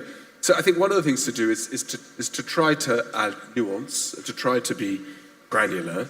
But geography is a real challenge. I mean, one of the things I've been very interested in writing about, reading about, and then writing about are levels of trust in regions of the world that have exposure to high disease environment. And I'd be very interested to hear what both of you think about that. Where you have shorter life expectancies, then expectations in life tend to be different to if you are in a benign disease environment where your expectation when you're born is that you'll have a long life. And that's perhaps one reason. There's a lot of discussion amongst anthropologists about the need to be incredibly careful with data and material and conclusions.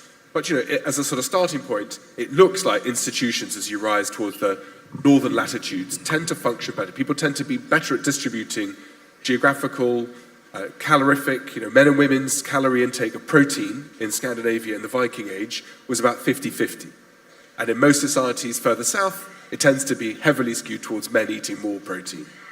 And one needs to think about what those explanations might be. And the difficulty with being a historian or a geographer or a writer is that, or a medic, is that when you diagnose, you often diagnose with certainty. And again, something that Shashi Tharoor said at the end of the last session is that the definite article, the ability to allow that there are other opinions, the ability to explain that there doesn't have to be a single solution or a single motivation, there's complexity in the human condition, is a really interesting and important one. So the palette of the top things that I like to write about are typically things that I don't already have a view on, that I'll read more and more. I try to work out what I think. But there's a real responsibility, if you get an opportunity to come to wonderful festivals like this, to not just recycle the same stories, to come and help open windows or doors that, if there's a single person in the room here who is inspired to learn about Central Asia or about South Pacific or about West Africa or about Tennessee, then, we've done our job because we've helped open those opportunities for new thinking, new research. And that's one of the things I found most unusual and hardest about having a higher profile as a writer, is that there's a responsibility that comes with that too.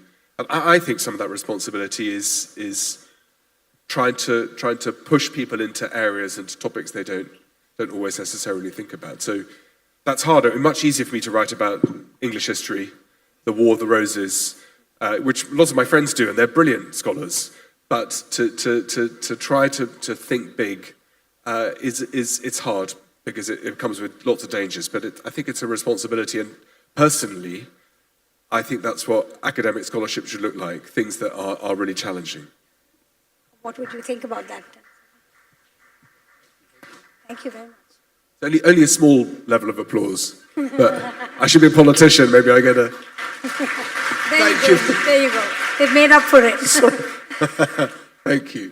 Well, I must say, I admire the work of historians. I think they have such an important role, especially when, of late, people are trying to rewrite history. I think it's very much part of nationalism, is to try and retell the story of the geography in a way that suits the prevailing powers that be.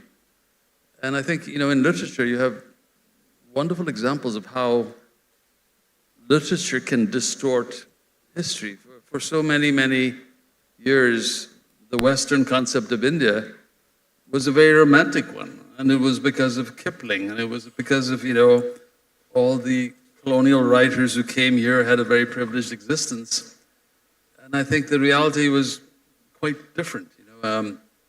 Had we heard the voices of Indian writers with equal vigor, we would have known that, far from civilizing us, the British pillaged and looted India, as Shashi Tharoor has pointed out in some of his wonderful writing and speech. The very word loot is something borrowed from the Indian language. So I think literature has a responsibility and history has a responsibility to try and get at the truth, which is very, very difficult when you're looking back, especially when you're looking further and further back.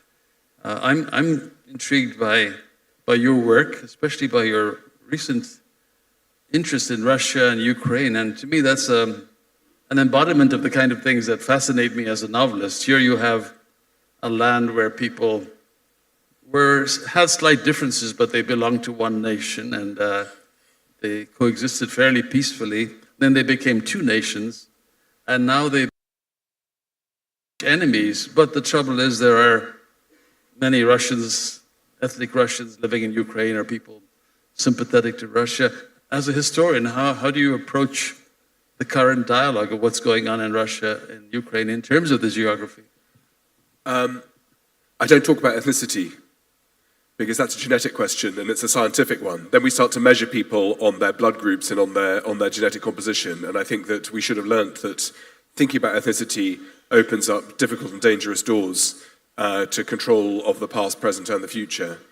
And a lot of those things, Russia is a colonial power. It looks different to Britain. It looks different to the Spanish. But Russia, between 1812 and 1912, so the course of 100 years, expanded at an average rate of 55 square kilometers per day. Right? So Russia is a colonial power, just like China is a colonial power. China doubled in size under the Qing dynasty. And those narratives are ones that are very easy to lose. India is also colonial power. It depends which we mean by India and how we connect this wonderful subcontinent into a single entity, where we leave Pakistan, Bangladesh, Myanmar, Burma, where we see former Indian diasporas. I think those ideas around pasts and presents, I think, are very thorny ones. In the case of Russia and Ukraine, it's the use of violence and preceded by the use of history. So all of my colleagues who worked on Russian and Ukrainian Russian medieval history all got fired between 2008 and 2012. History books started to be rewritten that were insistent about, not just about the Middle Ages and the foundation of cities like Kiev and Chernigov and Smolensk, and Novgorod, the great sort of first cities that were founded by Scandinavians actually, who were the great traders of the time, Vikings, who came down the river systems and founded what became Russia and Ukraine.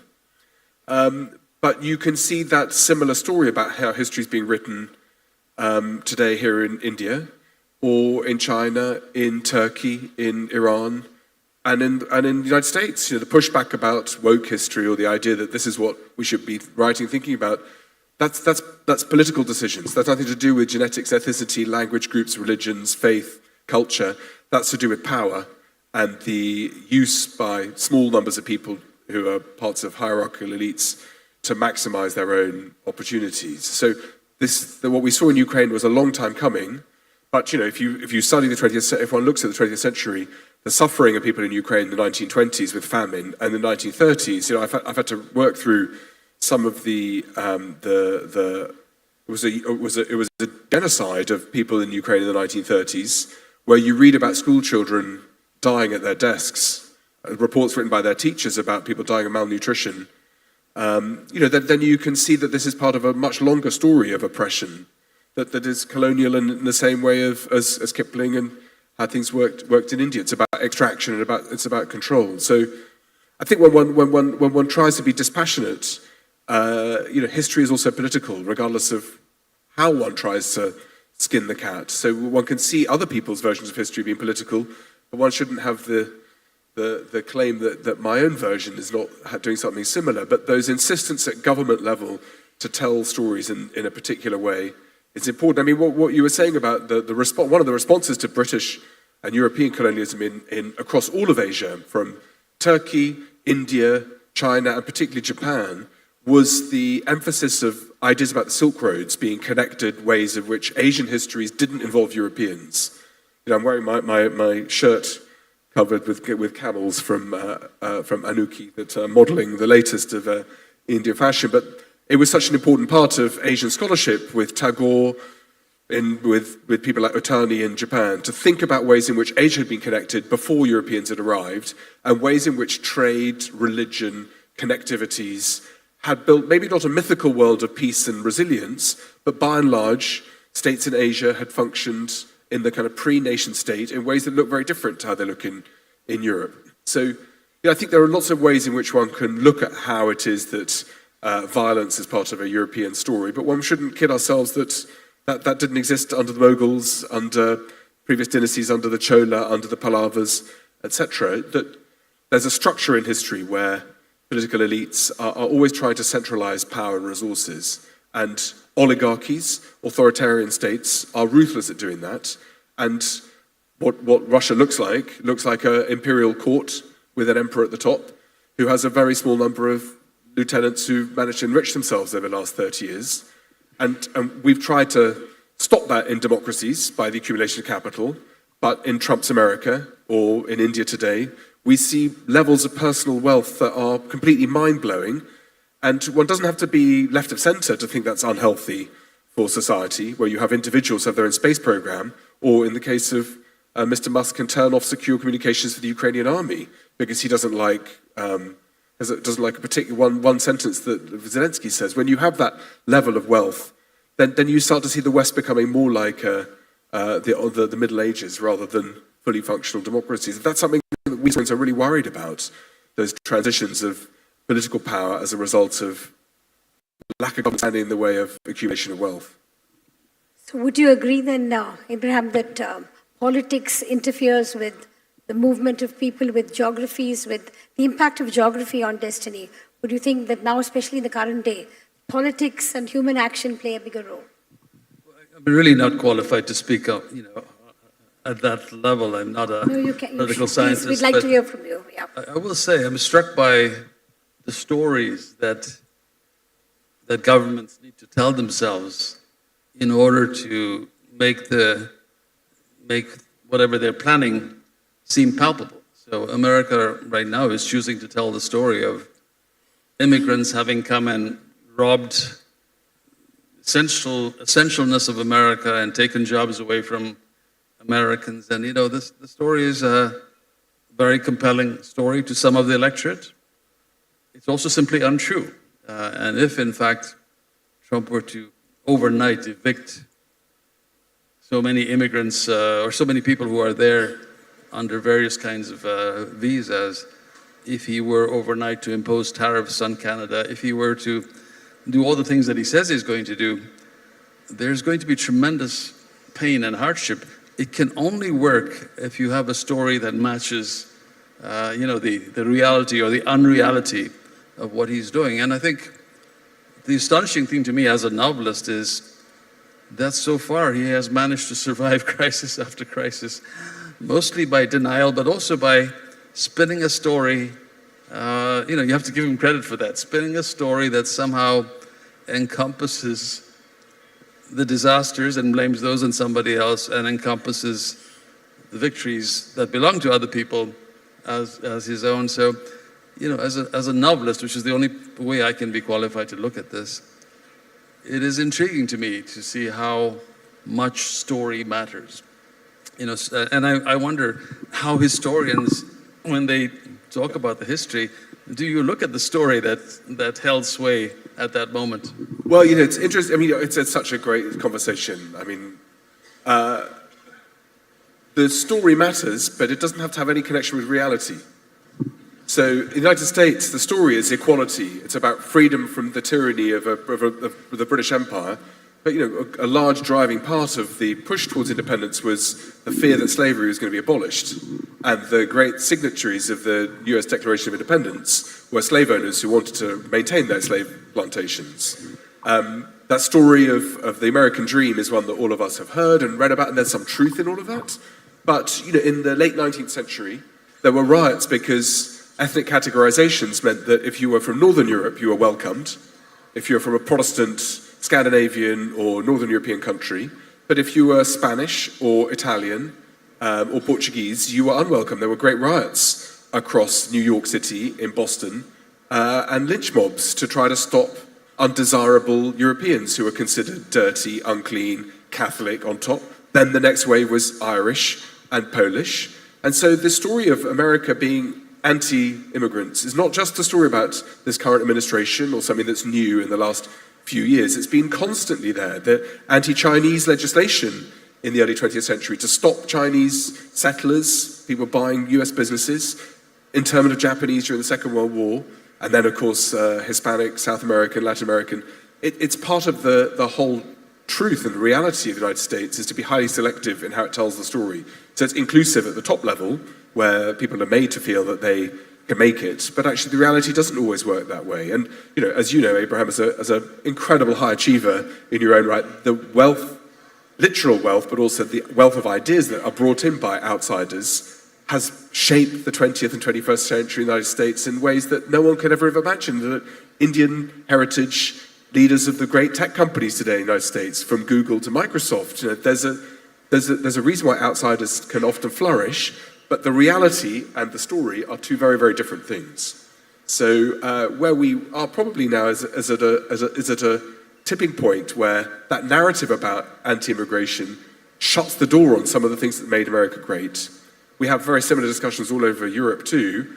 And in fact, when one pushes into the discussions, very quickly one reaches into racial and ethnic ideas that it's okay if you come from England to settle the United States, but then what kind of English person you are, what kind of socioeconomic background, and above all, what heritage you have, comes into play quite quickly. And as a historian, having seen the damage that racial history did in the 20th century, not only with the Holocaust, of course, and profound suffering, but it tells me that we historians haven't done our job well enough to live in a world where those racial categorizations are back and alive and well. And those aren't just in Europe and the West. We see this here in India, where if you're from the wrong kind of background or wrong kind of religious background, wrong kind of ethnicity group, then the state will try and legislate against you, will protect what you talk about, how you talk about it, and in some cases will act against you. And, even on the stage at an event like this, one has to be careful talking about Sikhism or Islam or about minority rights. So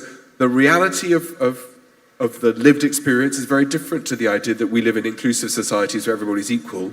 And it's the real job, not of historians, but of lawmakers and of the courts to fulfill their obligations properly. And the politicization of the justice systems in democracies is one of the biggest trends over the last 10 years that should make most of us, I think, worried.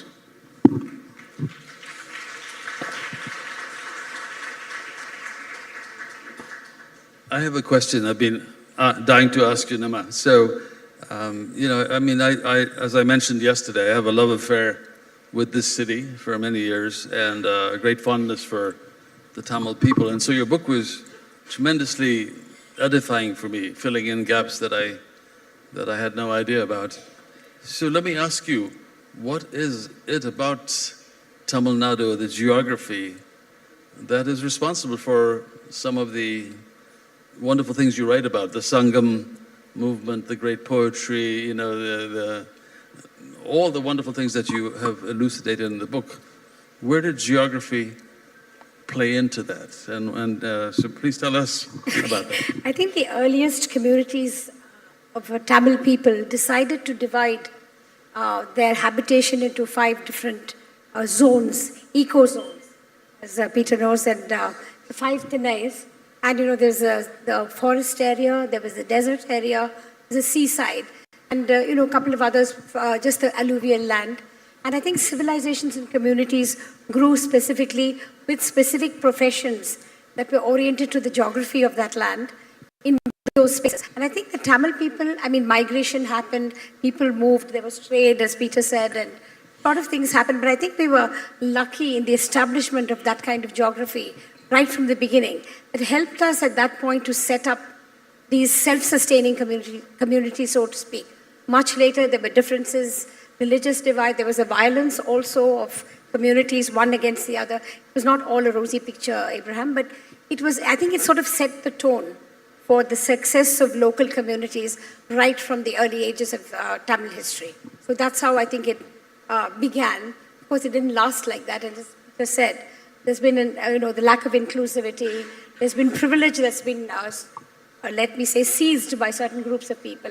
And there was a lot of unevenness until the early 20th century, with the freedom movement as well as the Dravidian movement, which is very important, which kind of worked to reorder and reshape the social and political aspects of the state. But we've gone through our ups and downs as well. And on the whole, I think there is the sense of being together, the sense of being Tamil, kind of dominates, and there's this easy familiarity with which communities move within each other and with each other. So I think that makes this place, I'm not trying to be, idealize this in any way at all. There's a continuous, for instance, violence against the Dalit communities. It's just not spoken enough, and many of them felt that they don't want to be considered part of because the Dravidian movement has excluded them in some ways, especially current day political structures. And you talked about politics, Peter. So I think that's impacted a lot of the well-being of people in various ways. And Tamil Nadu is no exception. And we were talking last night at dinner. Of course, the experience of partition here was very different in Tamil Nadu to the north. So that means responses to 20th century histories, but also today, look different further north. And I think the caste aspect is a big thing. You mentioned caste yesterday, right? And right from the Chola, post-Chola era, it became much more sort of structured and rigid. And until then, there was a kind of an easy thing with the Sangam age and all of that. But I think not to over-romanticize any of that, the lurking violence between people and between communities, I think it's one of the strongest things we need to counter in all of India, not just Tamil Nadu. This whole thing about caste and privilege that continues to impact society. So it says time's up, and I want to say thank you to these 2 wonderful writers for a very enlightening conversation. And we'll take a few questions. Yeah, please. Yes, please, ma'am. Hi. So Abraham, I think I listened to Covenant. I didn't read it, so I had your voice in my ear for about 30 hours. And Kerala transcended place to become a character in the novel.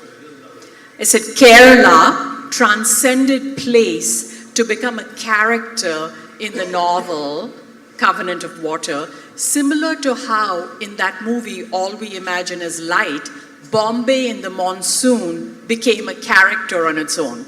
So can you talk about when geography transcends place to actually become a character? Geography. Yeah, I think Kerala is really quite unique. If you think about it, it's a narrow strip of coastal territory, only 75 miles wide at its widest, and bordered on one side by the Western Ghats and on the other side by the ocean. And you have 44 rivers coming down from the mountains to the coast and breaking into hundreds of little tributaries and estuaries and ponds and streams. So it really does change the character of the people. I mean, water was the means of transportation, and I took some liberties in saying this, but I think that there's a sort of a character trait of Miralles that, to me, reminds me of water. There's a sort of a fluidity, not necessarily good or bad, but there it is. And so I felt that the geography was critical to the story because it's critical to people's lives. I think it's a state that's been insulated to some degree from northern invasion by the mountains, and yet it's had tremendous Western or outside influence because of the traders coming for spices. It's been a coast where spices were traded from the time of the Greeks. So I don't know if that fully answers your question, but it would seem to me inevitable that people who grew up in that strip of territory should have certain unique characteristics. And my task as a novelist was to try and make sure that my characters were authentic to the geography, to the kind of ways they earned their income, to the houses they built, to the rituals that made sense to them, including how their houses responded to the monsoons and the rains and so on. So, I did my best. It was kind of easy with Kerala because it's such a distinct geography. I think it would be more challenging to write about a land that perhaps didn't have quite that distinctiveness. Thank you. Hello. I'm here. The topic today, the geography and destiny and all that you spoke about, it was fascinating how you tied it together. And I loved how you brought in the political and also, the local. I was wondering, in fact, you went as close as Ukraine, Russia, and how Musk interferes in it, but was there a conscious sidestepping of the Palestinian issue? It seems to be a big lack in the whole thing because it ties up to almost everything that you've spoken about till now. No, but I mean, we covered several thousand years. So no, I think that what's happened in the Middle East since 7th of October has been a total catastrophe. But the stories of how the insistence of Israeli national policies and histories and the ideas around what even the land should be called, whether it should be called Palestine rather than Canaan or so-called rabbinical names, is another example of the privileging of history to protect one people's version of the past, present and future at the expense of many, many others. So, what's happened in Gaza has been a total catastrophe. I'm not sure how that connects to the question of geography and destiny, apart from it being a human rights disgrace and the fact that the international community hasn't managed to engage with it properly. No, because the contention there seems to be about geography and about who owns the geography. And it isn't something that started on October 7th, clearly, and it started even pre-World War II. And I think the oil richness and the access to the sea, all of this matters in why that land has been contested and why the people, there's a race, you talked about race as well, and there's definitely a racial impact on how whoever's opinion on it is centered. So I feel that I was just wondering why it seemed to be like a whole, because you touched upon India and about Ukraine and Russia and the US, and you went to South America, but sort of left a gap in the middle there, and I was just sure. Well, there are 2 million people in prison camps in Xinjiang. I didn't mention. We didn't talk about Rohingya. We didn't talk about what happens also here with Muslims in northern India. So I think there are lots of parts that we're all looking at what's happening in Myanmar at the moment. I think there are lots of terrible parts of the world where we see horrific oppression. Of course, what's happening in Gaza is at the top end. In fact, the most deadly zone in the world at the moment is in South Sudan, in the strip between DRC and Ethiopia. 600,000 people killed there last year. So in a gore fest where we name check places that we want to feel better that aren't being talked about, and to have a sense that somehow by mentioning them in a throwaway sentence we're doing them justice, I'm not sure it solves any of the problems. So yeah, there's terrible oppression in the world. Geography is part of that story. But you know, if you want a session on the Middle East, then I'm very happy to take part in it. But this is about geography, history writing, and trying to join up ways in which we think about the world. But yes, there are lots of parts that people who are not paid dignity, but I'm not sure a sentence or two fixes that. Thank you, Peter. Yes. Yeah. Hi, Peter. My question's to you. So, from the advent of our species, we have always been traveled from places to places, been an immigrant, but over the past 300, 400 years, as there is a lot of fight over land and acquiring land and ownership of land. Can you please talk on this? As advent of species, we've always been immigrants. We've been moving places. But why all of a sudden, just over the period of 300, 400 years, there is a need to acquire and a possession of land? That for me? What's the need to acquire land? Is that what you're asking, sir? Yes. No, the feeling of possession. Okay. The feeling of possession in the last 300 to 400 years, yes. Why has that happened, though it has not happened for you? Which was, as in, before that, as in, we're talking about... yeah, okay, I understand. I don't think it's the last 300 or 400 years. I mean, technologies allow us to colonize at faster scale and bigger speed. So it might feel that it's a European project of global colonization. The Europeans did globally colonize. But I can promise you the Chola colonized, I can promise you the Pallava colonized, the Mughals colonized, the Qing dynasty. So I think that the pressure to be able to do it, the magnification is the scale and speed over recent centuries. But there are lots of reasons why people expand the control under their, the land under their control. The Mongols were the greatest empire builders in history. They were the largest single joined up territorial space built between about 1180s and the 1260s that reached from the Pacific coast, including almost up to Japan, attempt on Japan, right the way up to the Mediterranean. And some of that is about sheer ability to command control over taxation and money. Some of it's about resource. Some is about evangelism, spreading a set of ideas.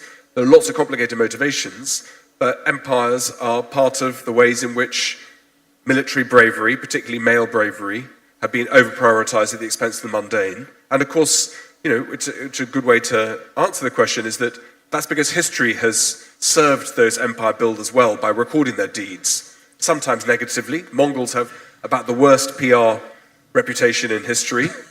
But a lot of it is because we don't spend time writing about periods of peace and stability. So I was talking last night, one of my favorite German writers who says that the pages of peace are the ones that historians pass over in silence. You know, we don't think about stability.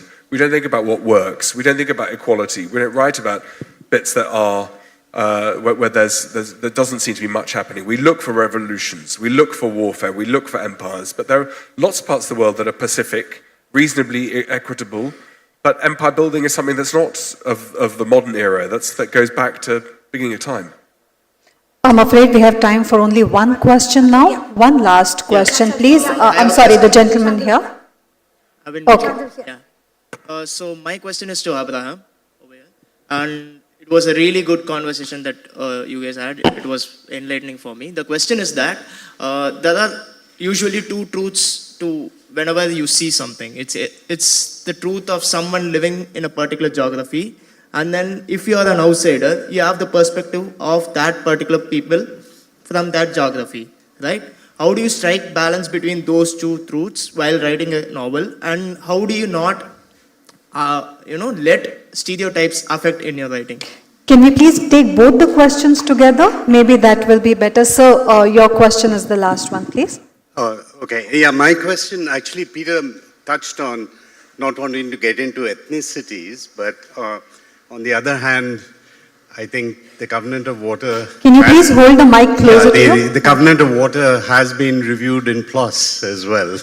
In the sense that, the question is, India, because of its practices of endogamy and consanguinity. Sir, can you please hold the mic closer to you? Yeah, the practices of endogamy and consanguinity of marriage, intermarriage within communities and families has created a certain genetic pool.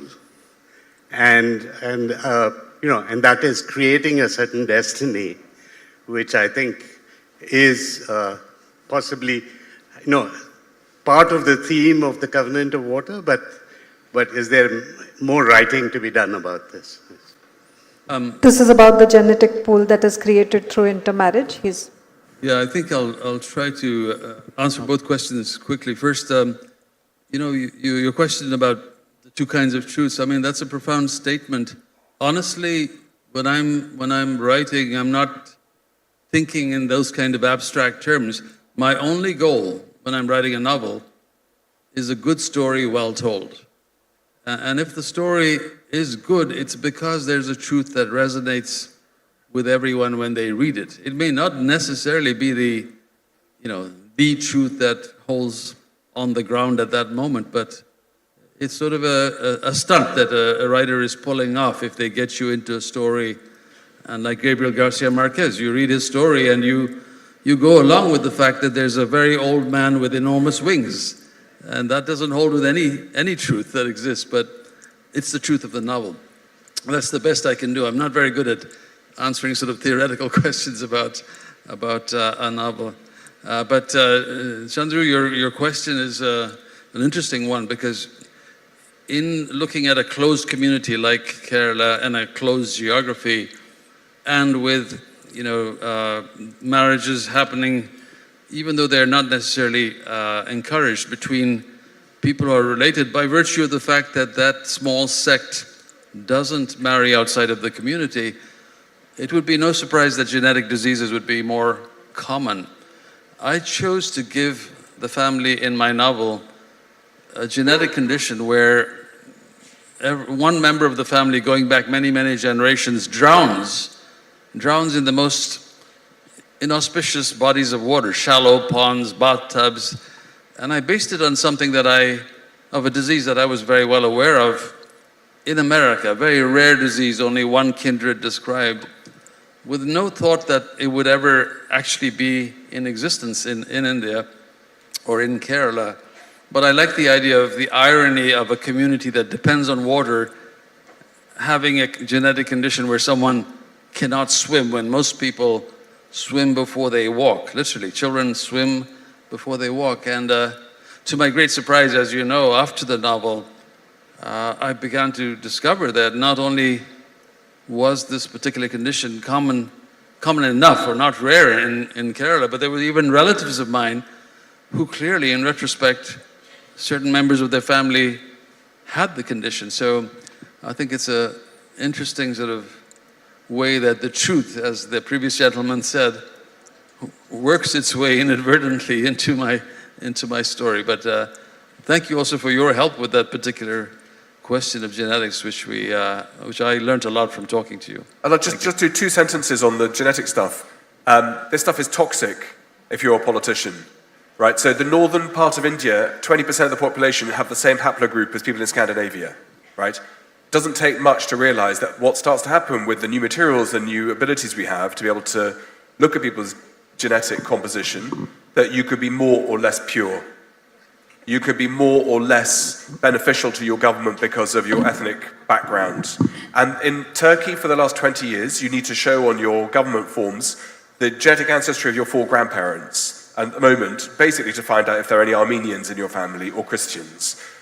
That's at the moment done by checking your census. If your job involves a pinprick, where your blood group is tested, your genetic composition tested to see how Indian you are, what kind of Indian you are, what kind of ancestry you have, are there purities or impurities in your bloodline, it's hugely difficult. And here I follow very closely and carefully the discussions around what Aryanism means, what the Yamnaya civilization means, what a migration into the Indus Valley, who did that, where are the Brahmins from? Where did the Sanskrit and Vedic texts come from? Are they imports? Are these ideas that are coming from the steppes of Central Asia. Those kinds of things spill over into very, very unpleasant discussions where we as scientists and historians have to be extremely careful to deal with data and to deal with material in ways that are very, very helpful to academic purity without fueling the kinds of things that are obvious because we've seen that before about who gets to control the means of production. And it's an answer that ties up lots of the things we talked about around empires, around travel, about stories of the past. But the same way that we think social media has not prepared us for the world of today and tomorrow, the new scientific tools we have for politics and history provide explosive toxicity that will be exploited by ruthless politicians, not just in India, but all over the world. Thank you. Thank you so much for this lovely session. If I may announce, dear audience, all the three authors will be available for book signing sessions. Thank you so much, Nirmala ma'am. Thank you so much, Dr. Verghese. Thank you so much, Peter Frankopan, for this lovely session. Abraham Verghese will be at Ground Zero stall near the reception for his book signing. Nirmala Lakshman ma'am and Peter Frankopan will sign the books right outside the main hall. Thank you so much. This marks the end of the first half of the second day of the 13th edition of the Hindu Lit for Life, known as the Sharpest Literature Festival of India. Let me take a moment to please acknowledge our sponsors. This event is presented by Kia India and is in association with Christ University. Associate partners LIC are Donnelly Blue Star Brigade Group, Niti deemed to be University, Prosher, Singer, Chennai Port Authority and Kamarajar Port Limited, Uttarakhand Tourism, Vajiram and Ravi, Indian Bank, Akshay Kalpa and ICFAI Group, Realty Partner Casa Grande, Bookstore Partner Crossword, Food Partner Wow Momo, Beverage Partner Beachville, Radio Partner Big FM, TV Partner Puthia Thalai Murai, Gift Partner Anand Prakash, supported by US Consulate Chennai, Water Partner Repute. We'll see you at 2 o'clock after the lunch break now. Thank you.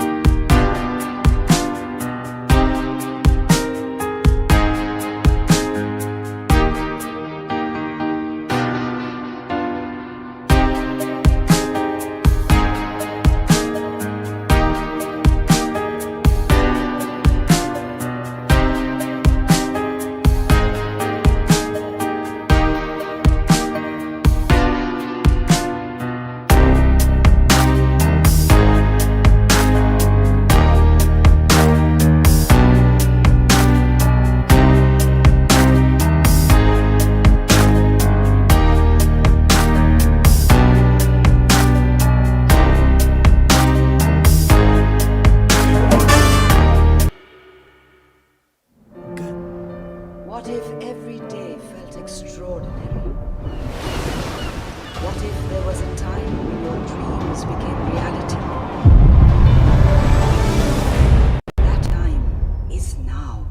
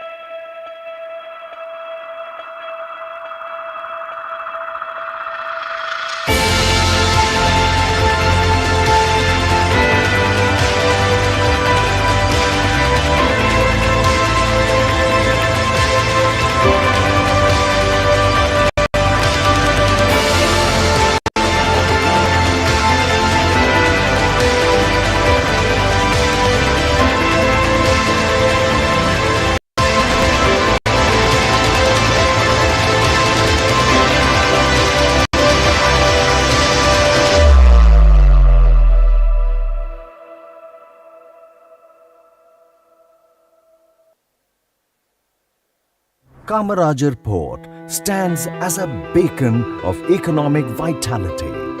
We are the 12th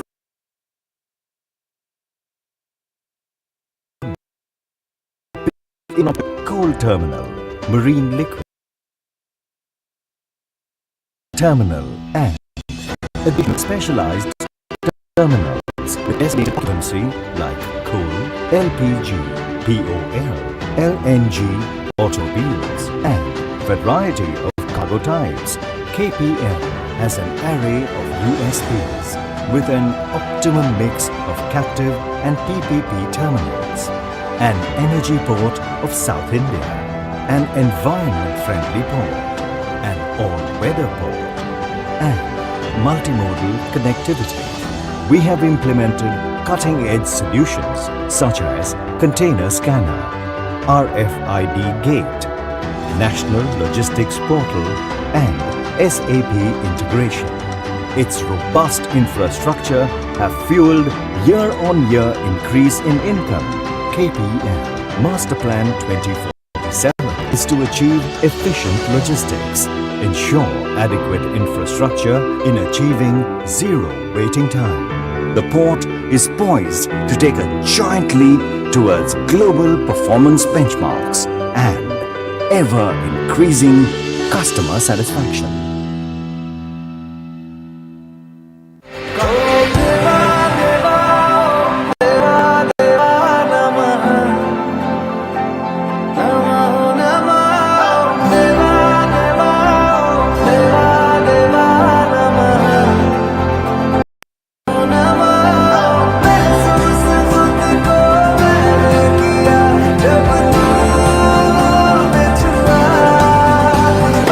Deva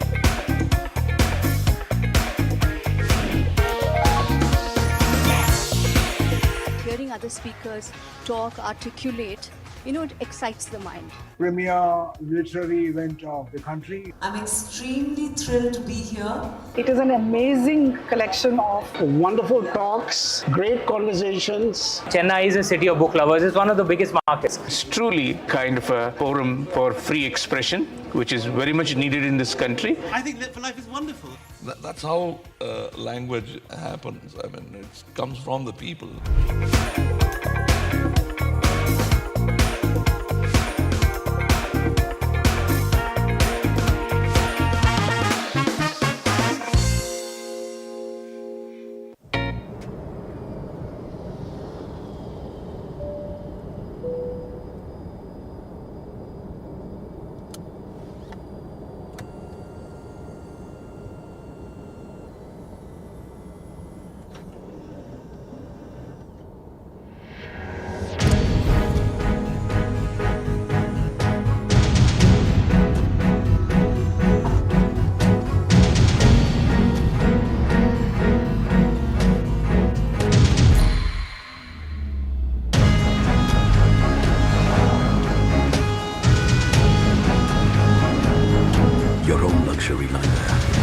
Presenting the new Carnival limousine.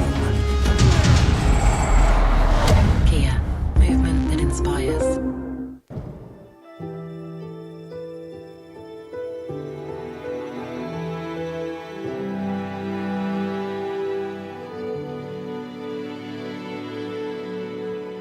There have been a lot of changes. So adapting to a complete different environment where I have to take care of myself and not my parents, that has been different. Hi.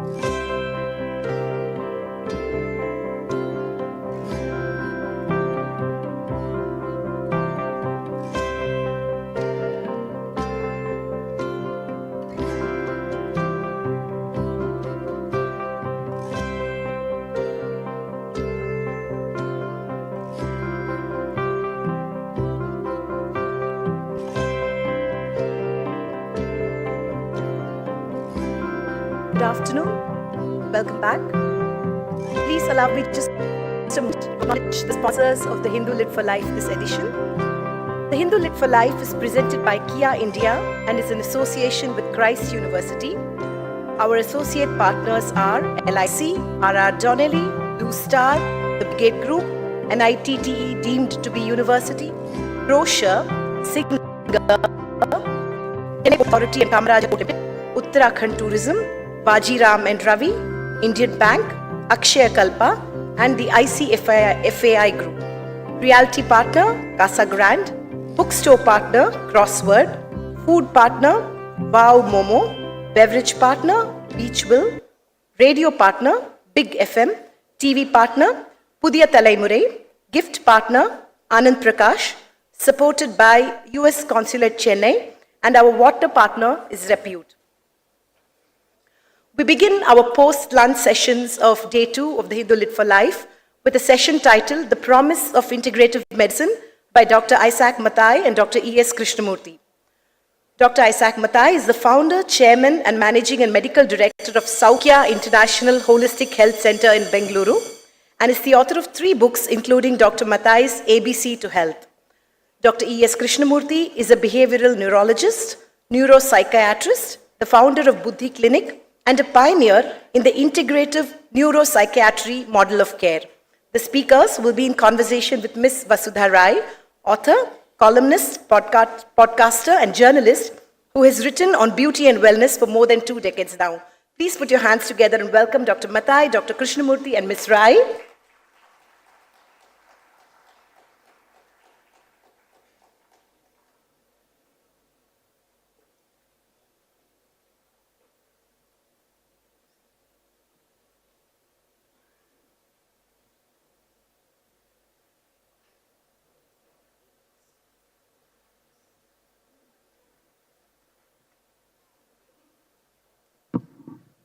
Thank you everyone for making the time on a Sunday to come and listen to our session.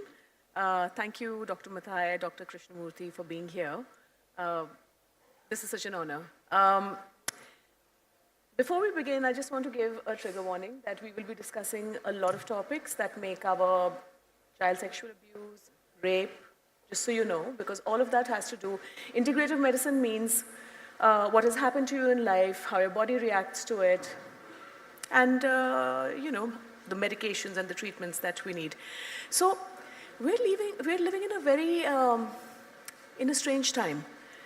The lifestyle diseases are more than ever before, or maybe they're being reported more than ever before. Immunity is just down for everyone. Earlier, a flu or a cold that used to just feel like a minor inconvenience, it's very severe now. And of course, like we were chatting earlier, mental health disorders are being reported far more, or perhaps, they're happening a lot more. So what is it about our environment and the way we are living that we're doing wrong? And I want to ask the same question to the both of you, starting with you, Dr. Mathai. Thank you. The lifestyle medicine is the latest name nowadays given for diseases which is coming out of our lifestyle. But I am in the field of practicing holistic and integrative medicine for more than 40 years. The morning I was very eager to hear that Dr. Swaminathan was talking about the harmony with the nature, or harmony with everything around us and the universe. All that important for our own health. Only after the COVID, we started to give importance to virus and how people are dying and like a certain episode, but all our disease condition, every aspect is connected in many ways, including the mind, body, and spirit. And I can give hundreds of examples of chronic diseases where it is always affecting your mind, affecting your physical body. That is for the last 50 years with the psychoneuroimmunology and everything having an impact, with the stress and all that. But beyond that, what you eat. Nowadays, doctors agree that what you eat is what happened to you. So the diet is very important. Psychological health is important. Your physical exercise is important. Your lifestyle is important. Your stress is another factor. It's not only stress from the work, stress in your personal relationship, stress with your own conflict. All these aspects are important to health. The viruses and everything, when your immune system is deeper, which is again COVID proved that, when your immune system is gone down to the lower level, then everything will start to happen. So the most important thing is how to maintain your immune system and how to have a balance of your harmony of your mind, body, and spirit and maintain a health and prevention. Again, this morning we are talking about the prevention. This is a way forward for a healthy situation and prevention of diseases. Thank you, and lovely to be here. I think the question about mental health in particular, and I'll focus on that. The WHO drew attention to this many, many years ago when it said that health is not just a state of body, it's a state of mind, state of spirit, and good health is physical, mental, and spiritual health. I think this is something that the WHO has emphasized years and years ago. Mental health, I think, is a function to a very large extent of the times we live in. And if you look at one common thread that goes across in this time that we live in, it's loneliness. We are all so connected on our mobile devices, on social media, but how many people do we genuinely interact with, and how many people are available to interact with us on a daily basis? And I think that you see this reflected in many ways. For example, ADHD and hyperactivity in children today is far more reported. One of the reasons is we used to live in large households, extended families, children had places to run around, and all that has disappeared. Now you put a kid into a small flat with a helper looking after the child, definitely some hyperactivity is going to play out. And I think so, things do become overrepresented in that way. Young people are today more aware of their mental health, and that's wonderful. It's very nice that they're aware of their mental health. But they also have many more reasons why they get pressured by their environments, and that has an impact on how they are feeling. And their support systems are also not optimal, not what they should be. And in older people, in our elder population, the biggest problem is loneliness. And loneliness predisposes to depression. This is well proven in science. So I think that there are threads in the way we live, in the way our society is organized, that is contributing to how we experience our mental health in particular. So we're living in a time of technology and technological advancements. What do these advancements mean for human health?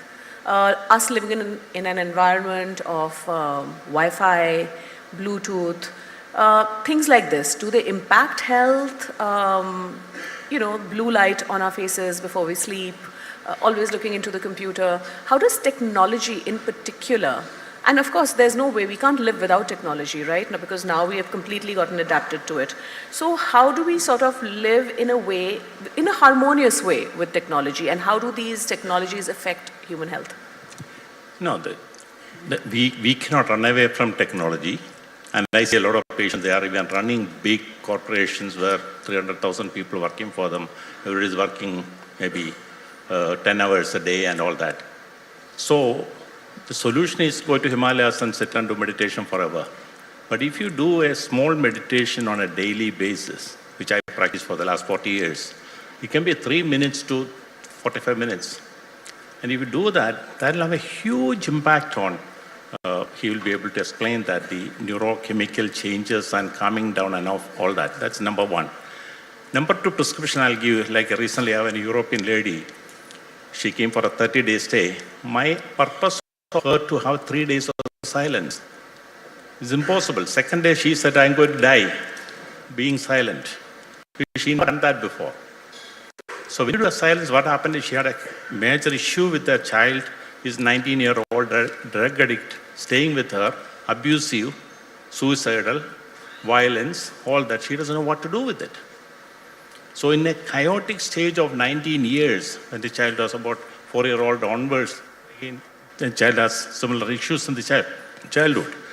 So how do we cure this when you are in the chaos? So you need silence. That's why the ancient Indian understanding about prayer, meditation, silence, reflection, all that, more than spiritual practices, your own health practices. So today's world, especially this type of hectic life, we need to take time off. Time off is not to spoil your life and health by drinking and boozing and running around and not sleeping. Sleep is another major issue people are facing. So this balance of your life with many aspects that need proper health guidance. People run to the hospital for cardiac arrest and other issues, but we need to educate the people. And we have enough tools available to do that, but people have to spend time on that. To answer your question on technology, I think it's both a boon and a bane. When you look at how diagnostic technology has evolved, how we are able to understand the brain today in real time, technology is a definite boon. We are able to, today, for example, a person can do a study while you're, say, appreciating a piece of music and understand which brain pathways are being activated. So technology is really advanced. Technology helps us make early diagnosis. Technology is very good at decoding our problem. But technology is also a boon, for example, in mental health. We have today various forms of neuromodulation or non-invasive brain stimulation, a lot of which we use in our work. For example, transcranial magnetic stimulation. The way that technology is changing, it's a boon to people with depression, it's a boon to people with OCD, it's a boon to people with various other mental health conditions and neurological conditions that can be treated by using that technology as a non-pharmacological tool. So I think technology is a boon. Technology is a bane. If you ask, for example, this morning Mr. Ram was saying that people have stopped reading newspapers. And one of the reasons is because I subscribe to a couple of apps like Daily Hunt. Now, the way it serves you interesting news, one thing after the other, it's very hard for a newspaper to capture your attention in the same way. So we've all become the instant generation. We want things to be served to us very, very rapidly, and to keep our attention, the stimulus has to be a rapid stimulus. Now, the challenge of that, therefore, is that when it comes to reading a document, reading a paper, absorbing something, we have attention deficit. So what you don't do every day will not suddenly happen at work. And you see a lot of people struggling with attention issues, both in school, in college, at work. And this is one of the reasons. Similarly, the vast majority of young people, young professionals I see, have trouble going to sleep. And you asked about blue light. The blue light is what your device which you hold on to emits. Blue light is known to impact your sleep cycles. And if you talk to a sleep expert, they will tell you that you should put your mobile device or computer or your iPad down 2 hours before you try to go to sleep. Most of us don't do that. We take it to bed with us. And it's very, very unsurprising, therefore, that we struggle with going to sleep. So I think technology, therefore, can also be a bane. I think there's a difference between, wanting to do something and having the resolve to be able to commit to something. But coming back to health, so for the longest time, we believed that the body impacts the mind. But now everybody is talking about how the mind impacts the body and how stress, whether it's physical or emotional or mental, whatever it is, it manifests into disease. Dr. Mutha, you were telling me about quite a few interesting examples before this talk began. And so from you, I would love to know how is it neurologically, what kind of hormones and other chemicals that are released that lead to disease? No, I believe, because I deal with a lot of chronic diseases, somebody is so-called incurable or people tried everything else around the world and coming over. Any chronic disease, I'm not talking about one diabetes or a blood pressure, multiple complex chronic conditions, having there for a very long time, there is always a psychological, subconscious, and a spirit aspect, impact on the spirit. May I say, what is that impact on the spirit? It is more and more visible, and it required a long time, just like a psychologist or a psychiatrist spending a lot of time to understand the patient and develop a confidence of the patient, for patient to open up. And in all chronic cases, there is an issue of either a conflict or a trauma or something unresolved in their life. It can be 60 years ago happened. So the good doctor's job is to go deep into that person's mind, subconscious mind, which is most of the psychologists do, But if you go deep into the spirit, a lot of chronic diseases, that spirit impact on the spirit, it can be a trauma like a sexual abuse in the childhood, or something happened, or unresolved. I can just tell you, if you have a minute, the person started every problem at the age of 13, and person is 60 years old now. This is the last month. I came from US. So I asked what happened at the age of 13. So she was always talking about my father passed away. So is the trauma of the father passing away? After 3-4 days, she was very honest to say that 10 years onwards, she was praying that her father should die. And then father died. So she thought because of her prayer, the father died. So the guilt she is carrying, she never shared this with anybody else. So then we have to work with that aspect of the guilt she is carrying from the age of 13, and she is still suffering at the age of 60. So how do you go into a physical, mental level? No. It is all the conditions she's suffering, multiple complex things for the last this many years. Started from that incident or her guilt feeling that my prayer actually killed my father. So like that, there are a lot of it. So it's a deep effect. So that need more of a healing. Where I had to tell you that Dr. Abraham Verghese was talking last time when we were having a conversation, talking about the difference between healing and cure. And his work with the HIV patients 25 years ago, he couldn't cure a lot of the people, but he could heal them. So I would say that a good doctor's job is to help the patient to heal, not only able to cure every diseases. So the mind-body connection is a really interesting one. Let me just give you a little analogy to work with. Let's say that you are on a hike and you see a wild animal. What happens? Your heart's beating fast. You start shaking, sweating, even if it's cold, you can't get your breath.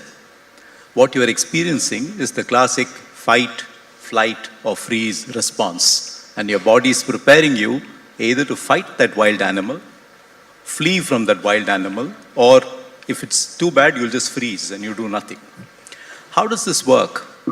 You have centers in your brain for memory called the hippocampus, and a center next to it, a neighbor called the amygdala, which is the center of emotion.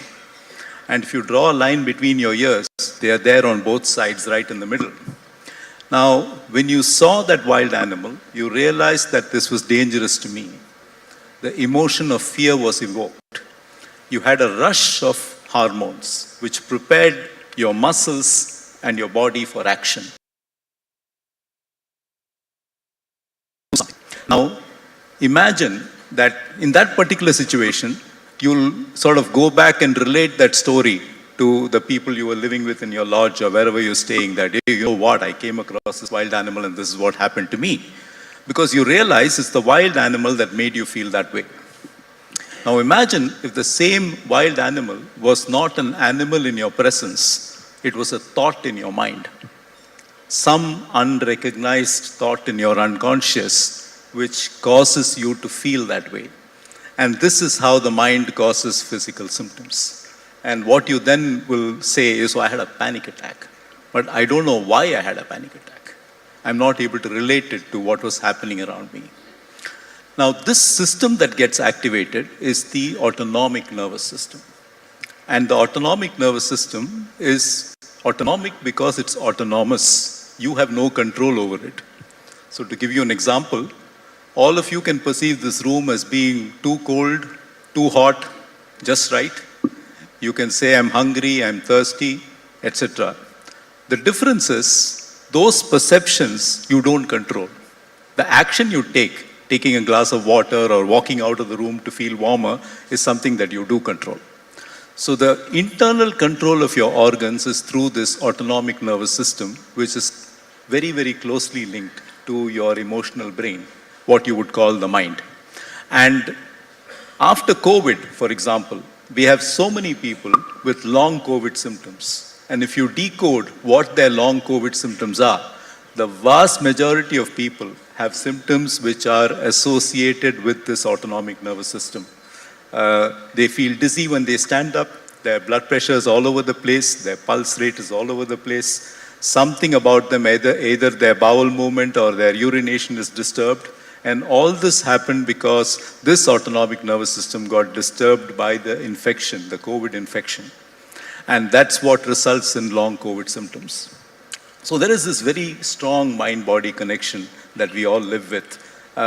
And yoga, for example, is really learning to control that mind-body system. And when someone says, I'm raising my kundalini or influencing my kundalini, what they are working with is this autonomic nervous system. Which is why they say a yogi, for example, can stop their breath for X period of time or go through a minor surgery without anesthesia. They have mastered the ability to control their own autonomic nervous system.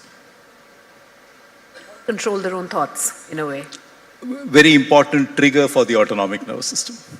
So I want to ask the audience, and with a show of hands, how many of you can let go of something that is irritating you?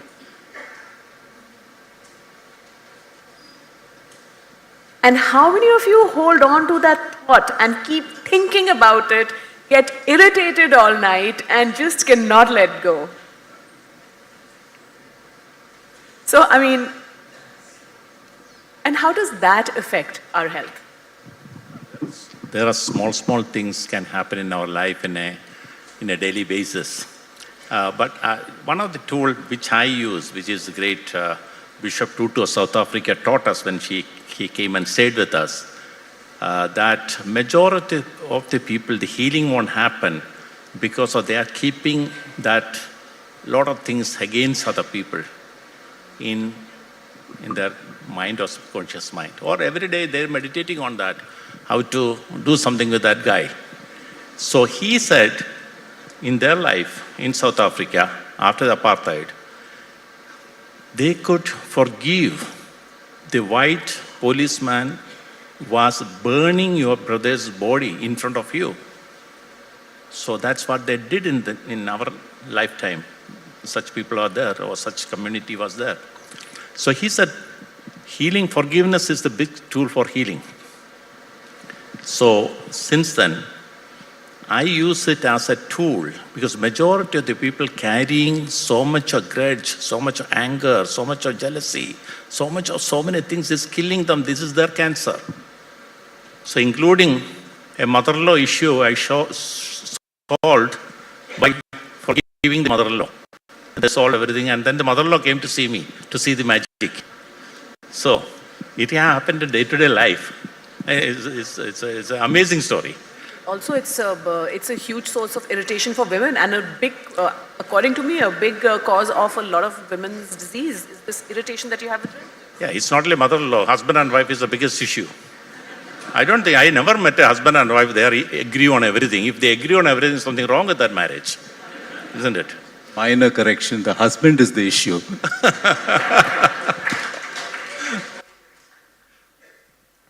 So the solution is, this is all there in our tradition. It's not only the Christian tradition of forgiveness, Hinduism, Islam, every religion teaches us with so many of these small tools we can use our day-to-day life. It is not for, I don't think it's not for nirvana.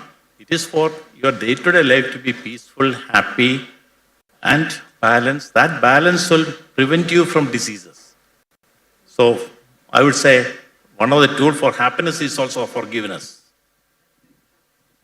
So if somebody comes to you and says, and a lot of people would be coming to you with grudges and, emotional problems, and they just cannot let go. And I know this is like a very big answer that I'm just asking you to give as a tip. But what would be your direction to these people to let go of these minor irritants that really impact health? So I guess the thing to understand is that, they did this very interesting study many years ago in the US. They asked people, what were you doing when the moment you heard that John F. Kennedy was assassinated? And most people asked that question. These were university students could remember. The reason for this is emotions are the most important link to our memory. So even when you're counseling or coaching someone or you're working with someone, remember something, it's very important that there's an emotion linked with it. Facts on their own are not well remembered. A fact linked with emotions will be well remembered. Now, one of the reasons, therefore, we get wound up about particular things is because our emotions have been triggered and that's become a memory. And that memory keeps getting set off over and over again. There's no simple answer or solution. I think if you have the problem, you should be in therapy because it's in repeated sessions of therapy that you'll work through this one. But the Buddhists have a very nice way of saying it, and I think the Advaitins say this also. Look at a thought like a passing cloud. Don't invite it for tea. So in other words, don't start paying attention to every one of these negative thoughts. Let them move on, let them pass by, and divert your mind to something more positive. Now that's easier said than done, but I think that that is probably the detachment from events that have happened, circumstances that one has taken personally, negative feelings that one has accrued through relationships that went wrong or interactions that went wrong. Being able to detach from that is probably a very important human quality because, otherwise it's going to be a constant source of unhappiness. Indeed. The other thing that's going on in the wellness industry and the health industry is that every 10 years, 15 years or so, there's a new poison. First, fat was the enemy, then sugar became the enemy, then we were all turning vegan. Now everybody is a carnivore. Can you, sir, once and for all, tell us what should we eat and what should we avoid? Okay, so I think the one consistent theme that seems to be coming out is, gut and brain health today have become such an important link. That your gut health is reflected in your brain, and gut health is implicated in a number of conditions from autism to Alzheimer's disease. Now, one of the things one consensus that people seem to be reaching is that your gut microbiome, which is all those bacteria, good and bad, which have colonized your gut, are genetically inherited and culturally inherited. If your diet moves too far away from that of your ancestors, it could well be the start of a problem. And now, of course, try telling that to a young person who is trying to have a lot of protein in order to put on muscle. And they're not going to be very happy with you. But the truth of the matter is that if your grandfather was a vegetarian and your grandparents were vegetarians, your parents are vegetarian, you've started eating meat because you want protein, you are likely to give yourself some problems because your gut microbiome finds what you're taking alien. So one of the things, of course, is to align with your ancestors. And I think that's probably very relevant. And the other, of course, and I think many people have now started doing this, intermittent fasting and things like that. I think regulating consumption in one way or the other. The third is diversity. We were at this webinar with this American professor who's studying gut and Alzheimer's. And in the end of the webinar, he just put up this bottle of Chyawanprash. He has the advantage, of course, of having an Indian wife. And he said, I'm not marketing this brand of Chyawanprash, but what fascinates me is that it's got 96 ingredients, and the average American diet probably has 10. So he said, I take a tablespoon of this every day for diversity. So, I guess the diversity of diet is probably the third thing, and I'm sure that's your space, so I'm going to let you say what you have to say. I can add on to this. One of my best prescriptions I learned from my Chennai-born wife, which I've had a lot of arguments in the beginning, but now I convert, to give Thairasadam. I prescribe Thairasadam as a prescription to a lot of patients from around the world. So don't leave our favorite Thairasadam. It's one of the best things for your intestine.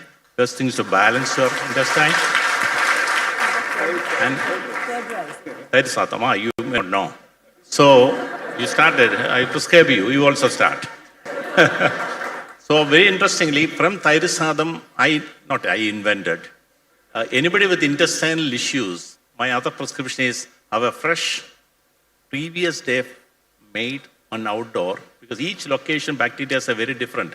So what Chennai curd is very different from Bangalore to Delhi or anywhere in the world. So keep it outside, keep a fresh curd, morning, take it in a glass, mix stomach, wait for 15 minutes, anybody's intestinal problem will settle down. Thank you. I wanted to ask you, Tayir Sadam with or without Vattakurambu? That's a very Chennai thing, the tamarind.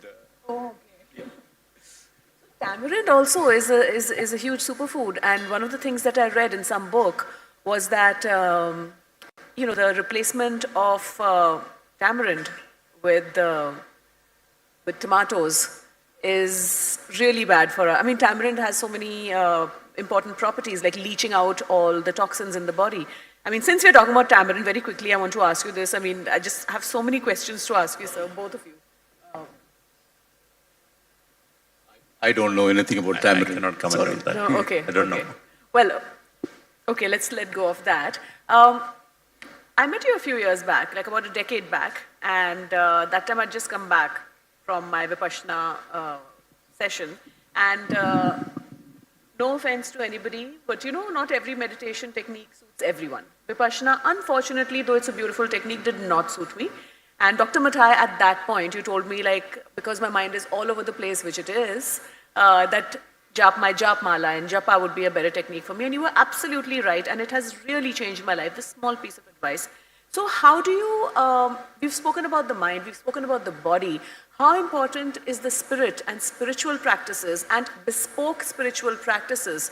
Because, usually we have various schools of spirituality saying that this is the ultimate, whereas a lot of spiritual practices may not be suitable for everyone. And for instance, if somebody has a lot of depression or anxiety or those kind of things, should they even be meditating? So I just want you both to tell me a little. No, I keep meditation because I myself got huge benefit by doing meditation. And I would prescribe meditation to almost every patient. I will teach them how to do it. Different people like different methodology. So we have it's just like a food. You cannot say only one is good or the other one is bad. So depends on the person. We give them experience to different meditation and they have to choose which one is giving the peace, calm, happiness and that vibration. So they can choose on a regular practice. In a medical condition, blood pressure and other conditions, then we have to give a specific meditation practices. But you are talking about the spiritual practices, again, without any reluctance. Nowadays, I prescribe patients to do regular spiritual practices for their healing or cure. From simple prayer, forgiveness, and also self-reflection, and go to spiritual places. Because sometime in our tradition, we have to go to Tirupati. Sometime if it's a Hindu, I'll say that which is your favorite temple. And say that go there, do some prayers properly and then come. And pray for themselves and pray for others. Even American universities studied that even if you pray for somebody 2,000 miles away from you, without knowing that person, if you pray, there's a positive effect on your immune system. So if you pray for your own family members, and that prayer cannot be a routine prayer without meaning. A lot of people pray with no meaning. But if you really pray from your heart, not for diseases and this and that and everything, on a day-to-day basis, amazing impact in your health and well-being. Amazing impact. And on healing also, it's amazing impact on the healing. So it is one of my prescription now with most of the people, including somebody who won't believe in God, I make him to pray. So they work and they agree that it's not about 1 or 2 days. And if you have a situation, if you meditate on that prayer or meditate on that for 21 days to 3 months, it will happen. I have hundreds of miracles because I pray for my patients. I can see miracle happening, not because of me, because of the impact on them. So I think the commonality among the vast forms of meditation that exist is, if you think about it, breath work and focus on breath. So the majority of techniques that we can learn all focus on the breath. They teach us to focus on the breath. And I don't think there's a right or wrong technique. It's the technique that works for you, because each one of us has got a different. So I, for example, am very restless. And I went through a sort of a mindfulness course. And when we had to practice meditation, I could not do the vast majority of forms. And I was thinking, oh my God, there's something seriously wrong with me. I can't meditate. And then they taught me walking meditation. And yes, this I can do, because I have to walk, then I'm fine. I can meditate when I'm walking. I can't do meditation when I'm still, because my mind is all over the place. And I think that, so we have to find the form of meditation that works for us, and I think that that's very helpful. And I agree completely with Dr. Mathai that if you do this regularly, it can be enormously therapeutic. It also helps people, when you're in a situation where you're going into a panic or where you're getting very upset about something, a very quick meditation for somebody who's used to meditating can calm them down enormously. So it's very, very useful. I contraindicate it only for one kind of patient, and that is somebody who's going through a psychotic illness. When you're imagining things, you're having hallucinations, delusions, and things like that, and you just started to recover, deep meditation can actually bring those symptoms out. And interestingly, one or two of my patients have decompensated when they tried the silence which Vipassana demands. When they tried that, they could not last beyond 48 or 72 hours. They really decompensated in that situation.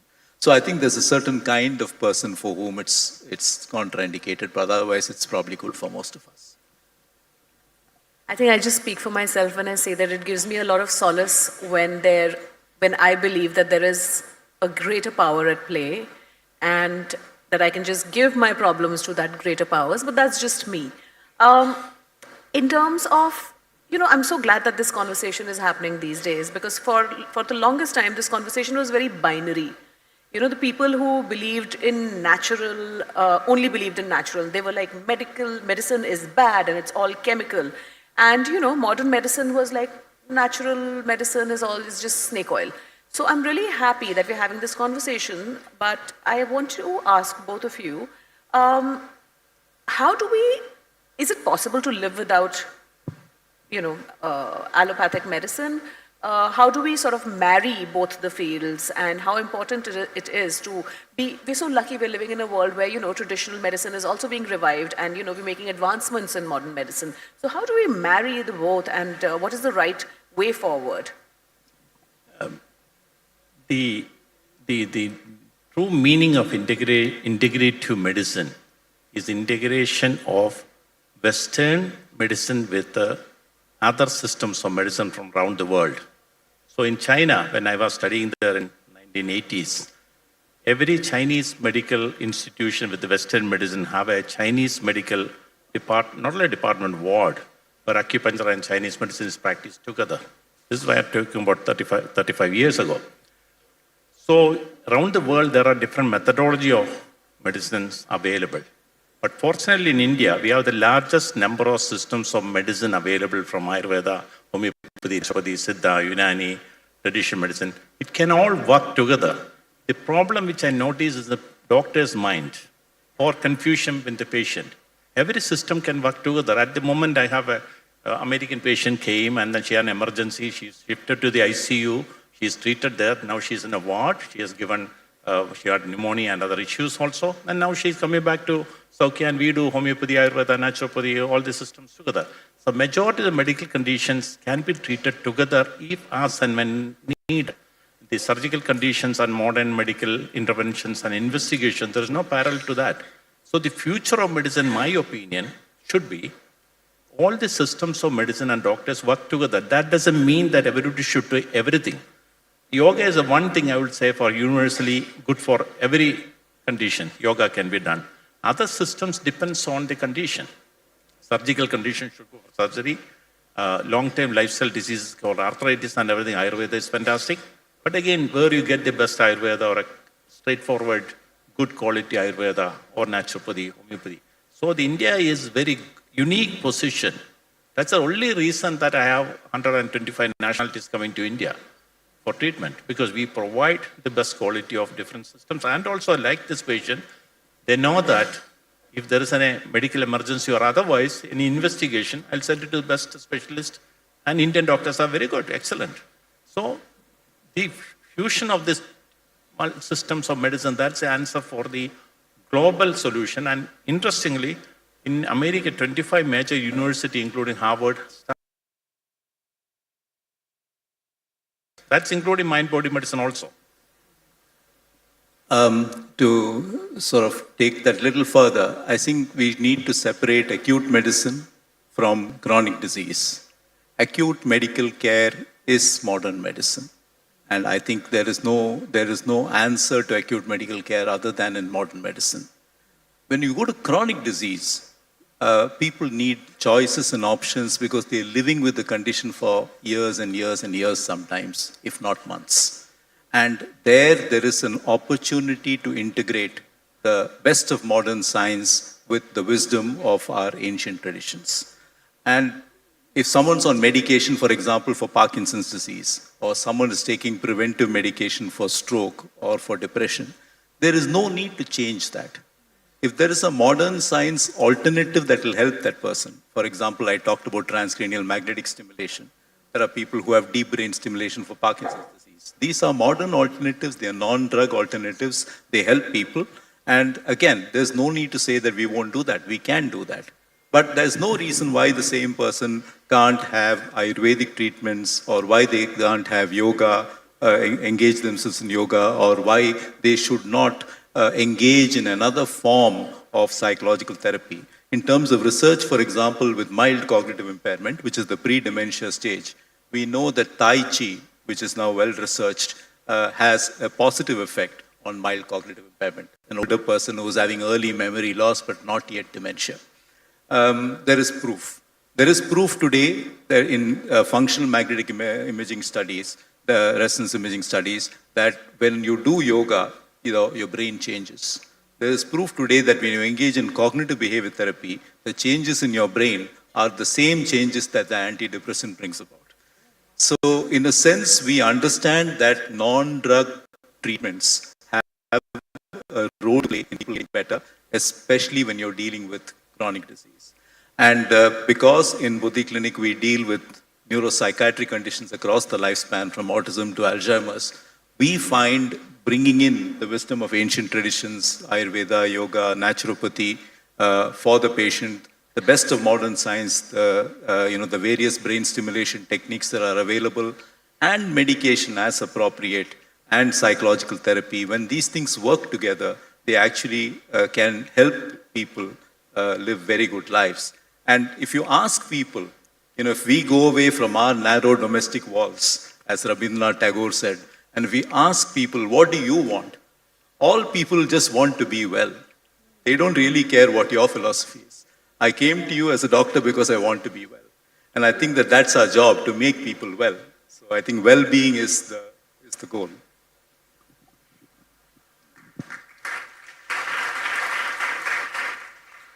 That is very well said. And I have so many questions, but time's up. And now I want to open, the questions to the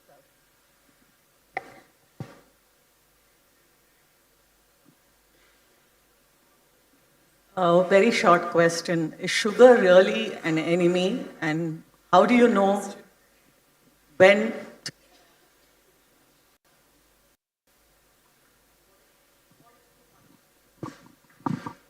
That's a very good question. Sugar is not an enemy. Depends on how much you eat and what kind of sugar. Is it purified processed sugar, or is it a natural sugar, or what sort of sugar? But I would say that generally speaking, sugar is in every food nowadays, especially processed food. So better to avoid as much as possible. And if you take it a natural sugar, and in a minimum scale. It's same with the sugar is the salt also. Everybody talk about sugar, but salt is also equally in the processed food and everywhere. So both, if you balance it into minimal level, that will be the best for your health. Thank you. Hello, sir.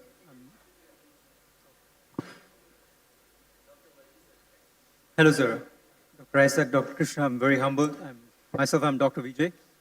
I just wanted to ask about, when we talk about, there were several instances in our talk right now that non-physical factors leading to diseases. There, for example, even diabetes or hypertension could be caused by a lot of mental knots mental knots that manifest as physical disease. So we do talk a lot about one person, one mind, one disease, one body, and one disease. So what about the collective consciousness? Because we are in a field of collective consciousness. For example, you go from Ooty to Chennai, your whole environment changes. You're in a bit of more stress when compared to some places that are cool. Smaller villages, for example, you're not that stressed. So when you're in a city, the collective consciousness is different, and that sort of collective mental knots in the society leads to more diseases as well. Have you ever thought about it, and what are your thoughts on that? I think a global parallel to what you just talked about, the urban-rural difference, has been found in the dementia studies. That dementia is more common in people living in urban areas than in rural areas. And obviously, therefore, there's something to be said for the lifestyle.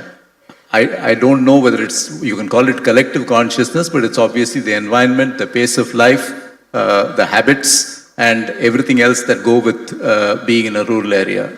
That's probably what you can think about.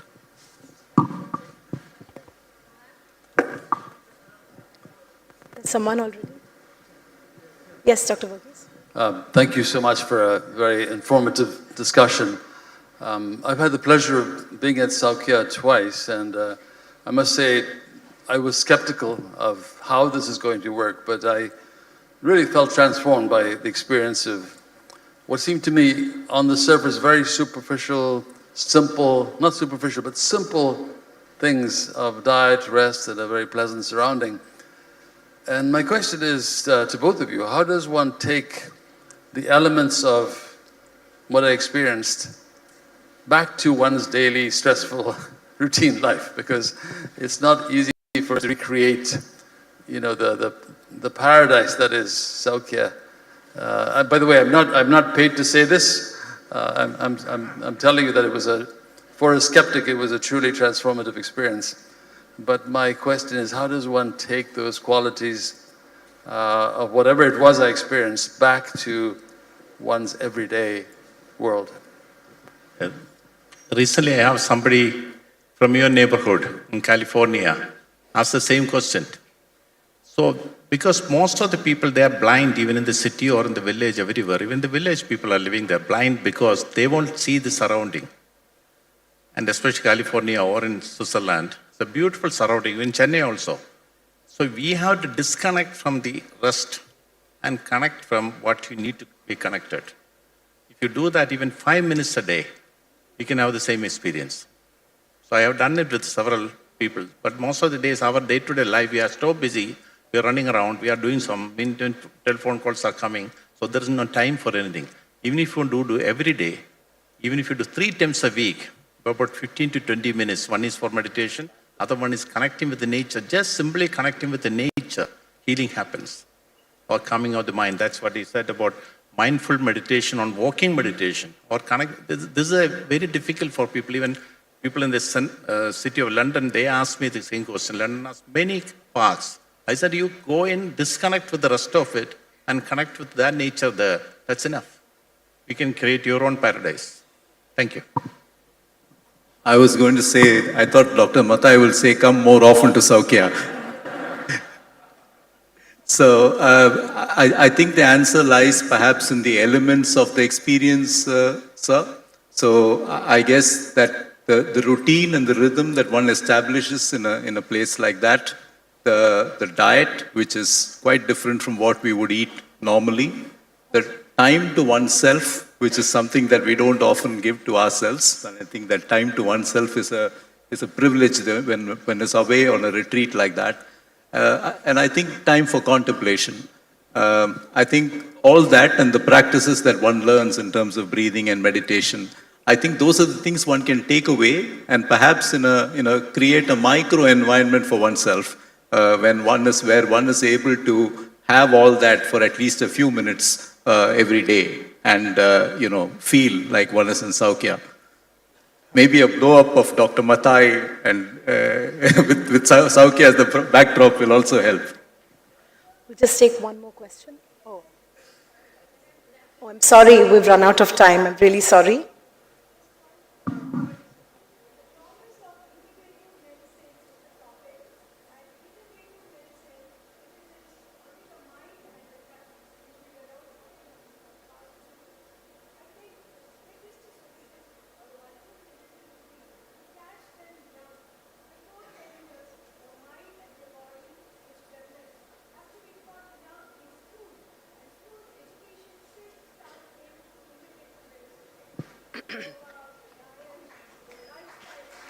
Thank you. Very Thank well you very said. much, ma'am. Thank you very much, ma'am. Thank you for that very interesting point. Ma'am, we really appreciate your inputs. Thank you very much. Does anyone have a question, a quick question? Sugar, white sugar is next to tobacco because right from our bed coffee to till the night desserts, I think we've answered sugar the is question an already. inevitable thing. So can we I say think like we've answered that question on sugar already. I'm sorry. Yeah, he asked. No, I'm sorry. We've run out of time. Thank you so much for understanding. Thank you very much, Dr. Mathai, Dr. Krishnamurthy, and Ms. Rai for a fascinating discussion on the body, mind, and spirit. Please note that Dr. Mathai and Ms. Rai will be available for book signing in the book signing area. We will begin our next session in just a minute. Thank you. I'm sorry I had to.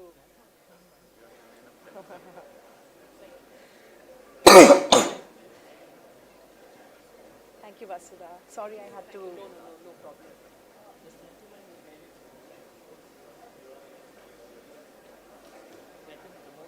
Yeah.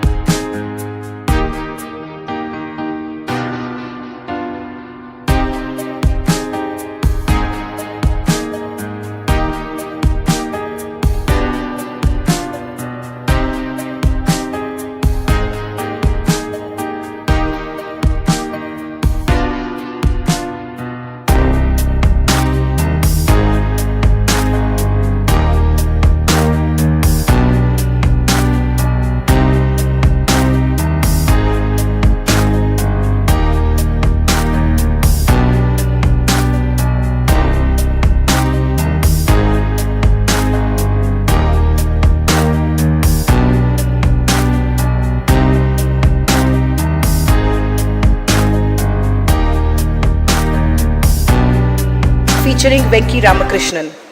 Mr. Ramakrishnan shared the 2009 Nobel Prize for Chemistry for his work on understanding how genetic information is translated to make proteins by the ribosome.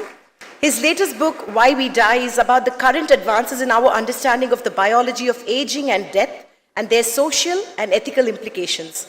He will be in conversation this afternoon with Mr. Shashi Kumar, print and multimedia journalist, filmmaker, and media entrepreneur. Please welcome Ms. Ramakrishnan and Mr. Shashi Kumar.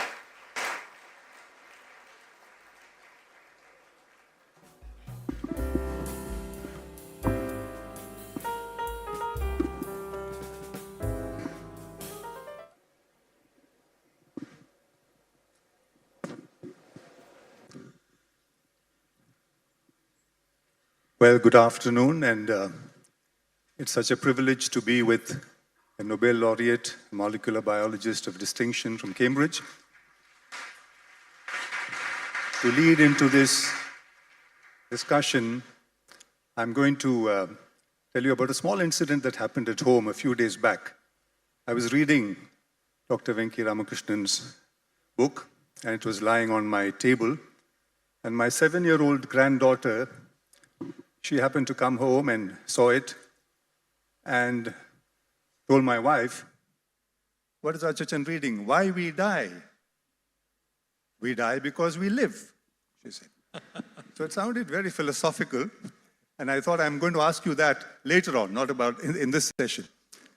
So the issue is, there was time, I mean, in a literary festival like this, we evoke poetry and literature where, you know, we have intimations of mortality are a theme. But of late, it looks like there's a counter-intimation of immortality, particularly among Californian billionaires. And to be fair, scientists with excellent credentials, Nobel laureates, who also think that aging is something that can be extended. I don't know if many of them think it can be stopped or reversed. But I would think that in genetics, as probably Venki will tell us, is immortal. I mean, aging is not inevitable, as he says in his book. So, which leads me to the first question. What is it that over the last, let's say, century, our lifespans have doubled? In fact, just last December, 29th of December, Tomika Ituka, Japanese woman, she was the oldest living person, died when she was 116 years old in Japan. About in 2018, before that, we had Kane Tanaka, another Japanese woman, who died when she was 119.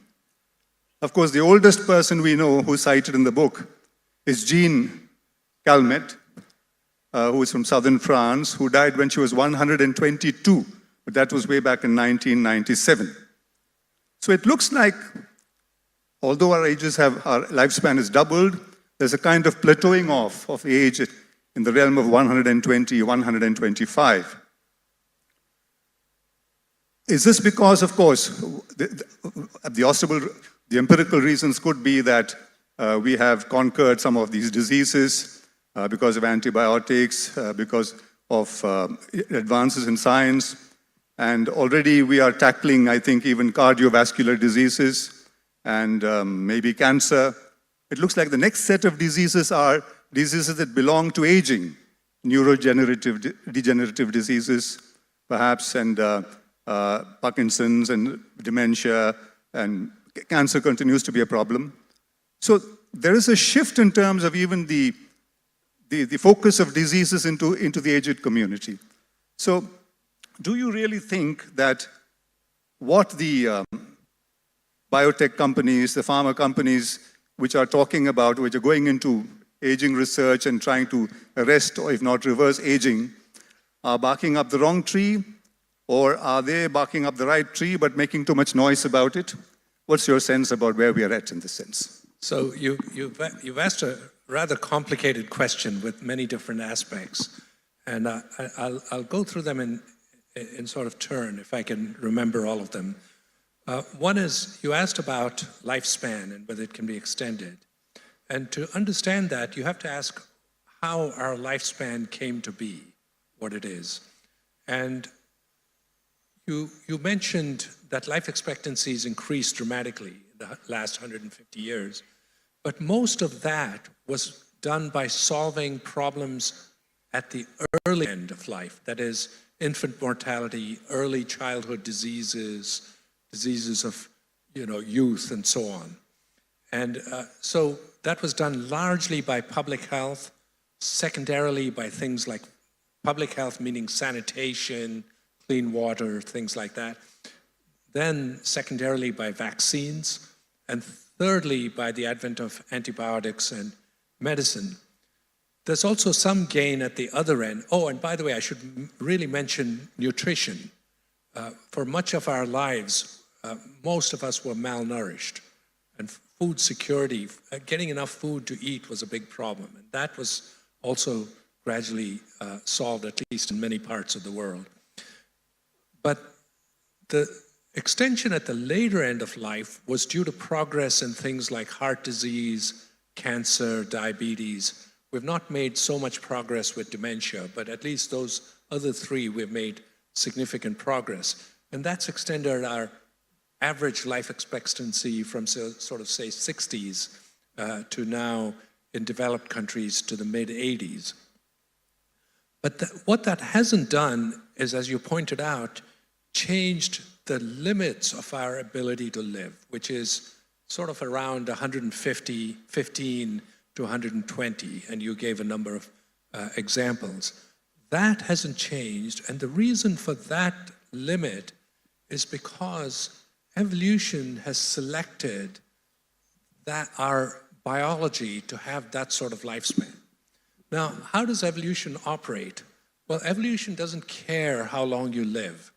It cares about something called fitness, which is your ability to mature and pass on your genes, your likelihood of passing on your genes. So if you look at longevity of species, what you'll find is that on average, small animals like rats or mice have a very short lifespan, and large animals have a relatively long lifespan. There's a correlation.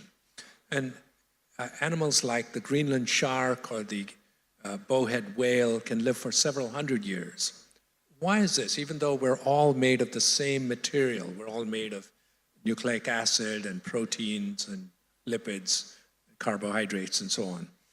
The reason is that in the evolution of a species, there has to be a selection for fitness, and that means that there's always a decision being made about allocation of resources. So historically, resources were limiting, namely food, and which is converted to energy, etc. And so what is the balance between spending those resources on maintenance and repair of the organism to keep it alive longer versus rapid growth and maturation and producing lots of offspring? Well, if you're a mouse, there's no point in spending a lot of resources keeping a mouse alive for 40 or 50 years, because long before that, the mouse will be eaten by a predator or die of starvation or some external cause, like drought or a flood. And so evolution has selected for traits where a mouse matures rapidly and produces lots of offspring before that happens. And so it doesn't, and those selection mechanisms that allow it to do that also contribute to aging later in life, but that's not selected against because it's passed on its genes. And on the other hand, if you're a large animal, your metabolism is slow, it takes you longer to mature, you have to find a mate, your gestation period and period of childhood and adolescence is also longer. And so for them, nature has selected a much longer lifespan. So the question that you ask is that lifespan fixed? Well, the answer is there's no physical or chemical law that says this has to be your lifespan. It's simply our natural biology has been selected so things start to break down, and we age at that rate and start to break down. And so it's very unlikely that any of us is going to live beyond 120. I think Jean Calment, at least so far, was an outlier. But it doesn't mean that we can't change it by interfering with the causes of aging. But having said that, that's very difficult. It's not something that's around the corner. Although many of these companies and the more enthusiastic members of the aging research community would have you believe it's going to happen any time now, I don't think it's going to happen very soon because aging is highly complex and multifactorial. And the idea that you can suddenly turn on a switch that will slow it down isn't going to happen right away. But I think as we learn more about the biology, as the tools become more powerful, I wouldn't rule it out sometime in the future. But you have to remember, there's no physical law saying you can't colonize Mars. Okay, but it's not something that's going to happen tomorrow. Although Musk thinks he's going to colonize Mars. Yes, Musk thinks a lot of things. He said that he wants to die on Mars, but not on impact. And he also is, I think, a believer in cryonics, which is this idea of freezing your body and have it resurrected at some point in the future, which I think is bonkers. But anyway, I joke in the book that maybe when he goes to Mars, one of the first things he'll do is open up a cryonics facility there. In your book, it covers fantastic ground. It's a vast span that you cover. And you look at some of the attempts that are going on in laboratories, in biotech labs, and in pharma companies, perhaps in research labs. If I can just point to some of them so that you can explain the science perhaps quickly as possible, and also talk about the feasibility of each of these relatively. Yeah. One is cellular reprogramming. That seems to be what? Sorry? Cellular reprogramming. The Yamanaka factor and Belmonte. Yeah. No, and so I know you're familiar with Belmonte for personal reasons, and that's what you're talking about is the ability to make cells go backwards in development. So in the normal course of development, what happens is a fertilized egg is a single cell.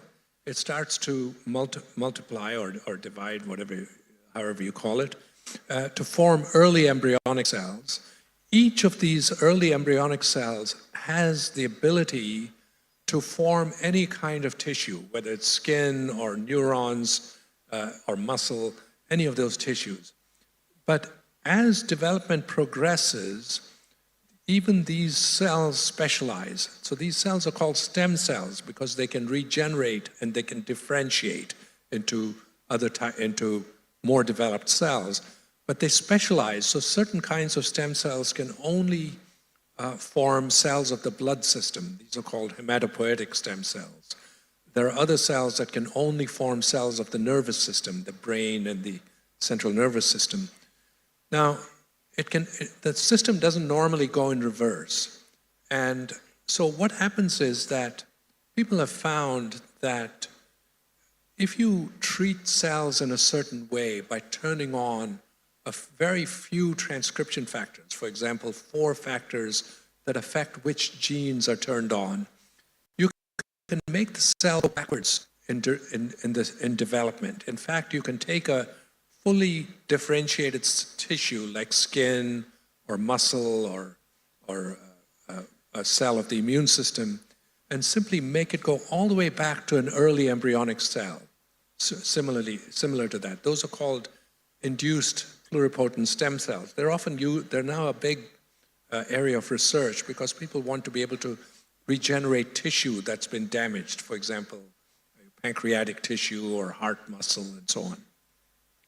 Now, the reason they're excited about this in aging is that we're constantly regenerating our cells all the time. For example, if you get a cut, then your skin heals and it grows over, and that's because you're making new skin cells.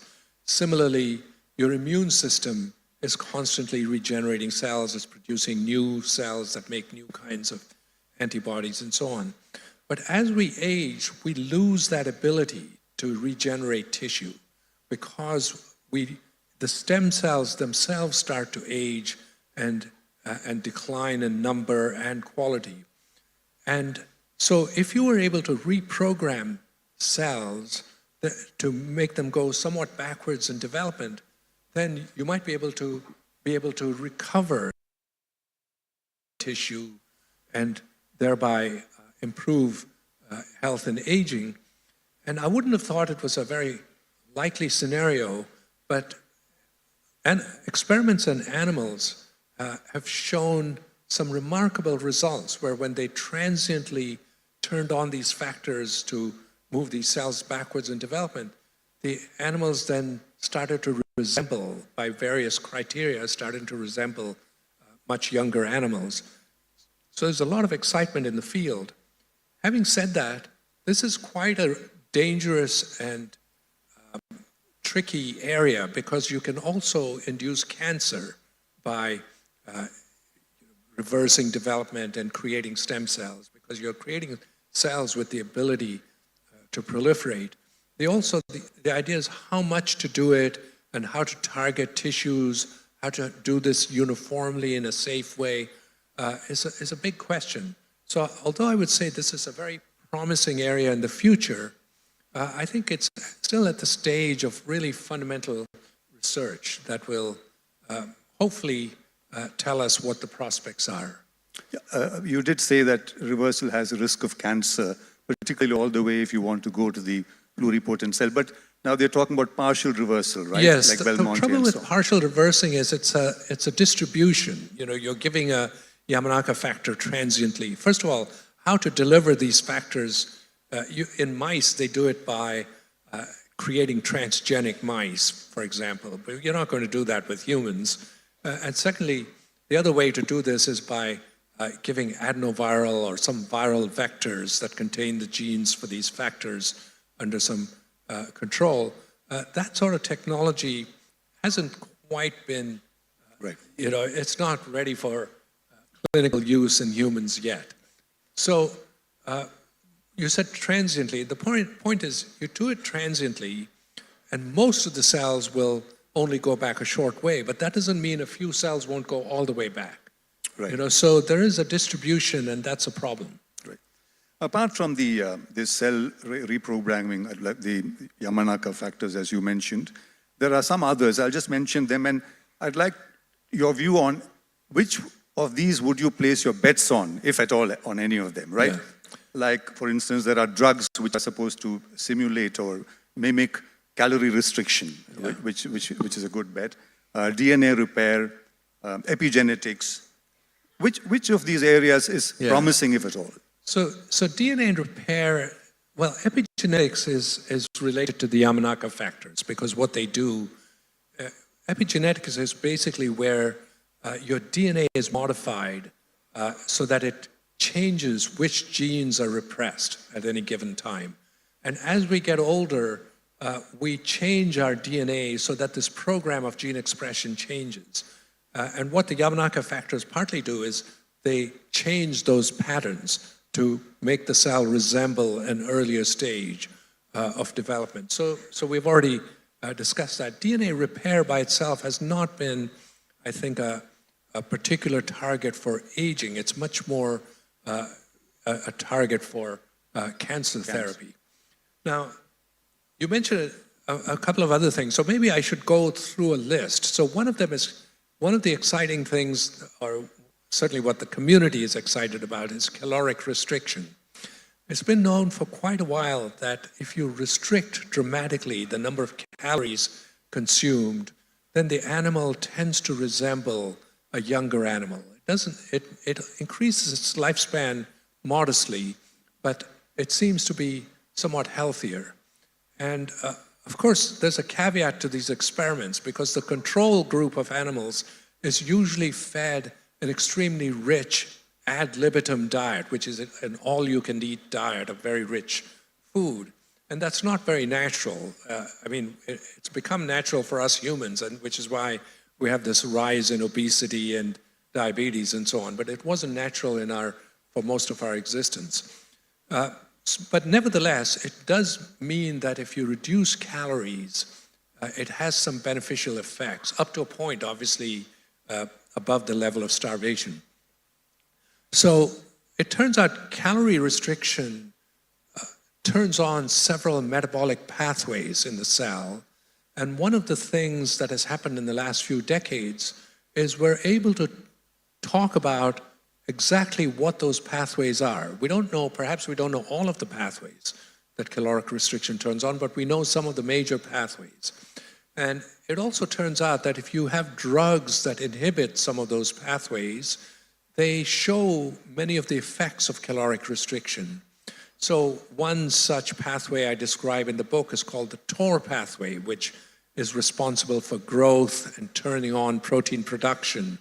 And if you inhibit the TOR pathway, which is also inhibited if you restrict the number of calories, but you can do it with a drug like rapamycin, then you also mimic many of the effects of caloric restriction.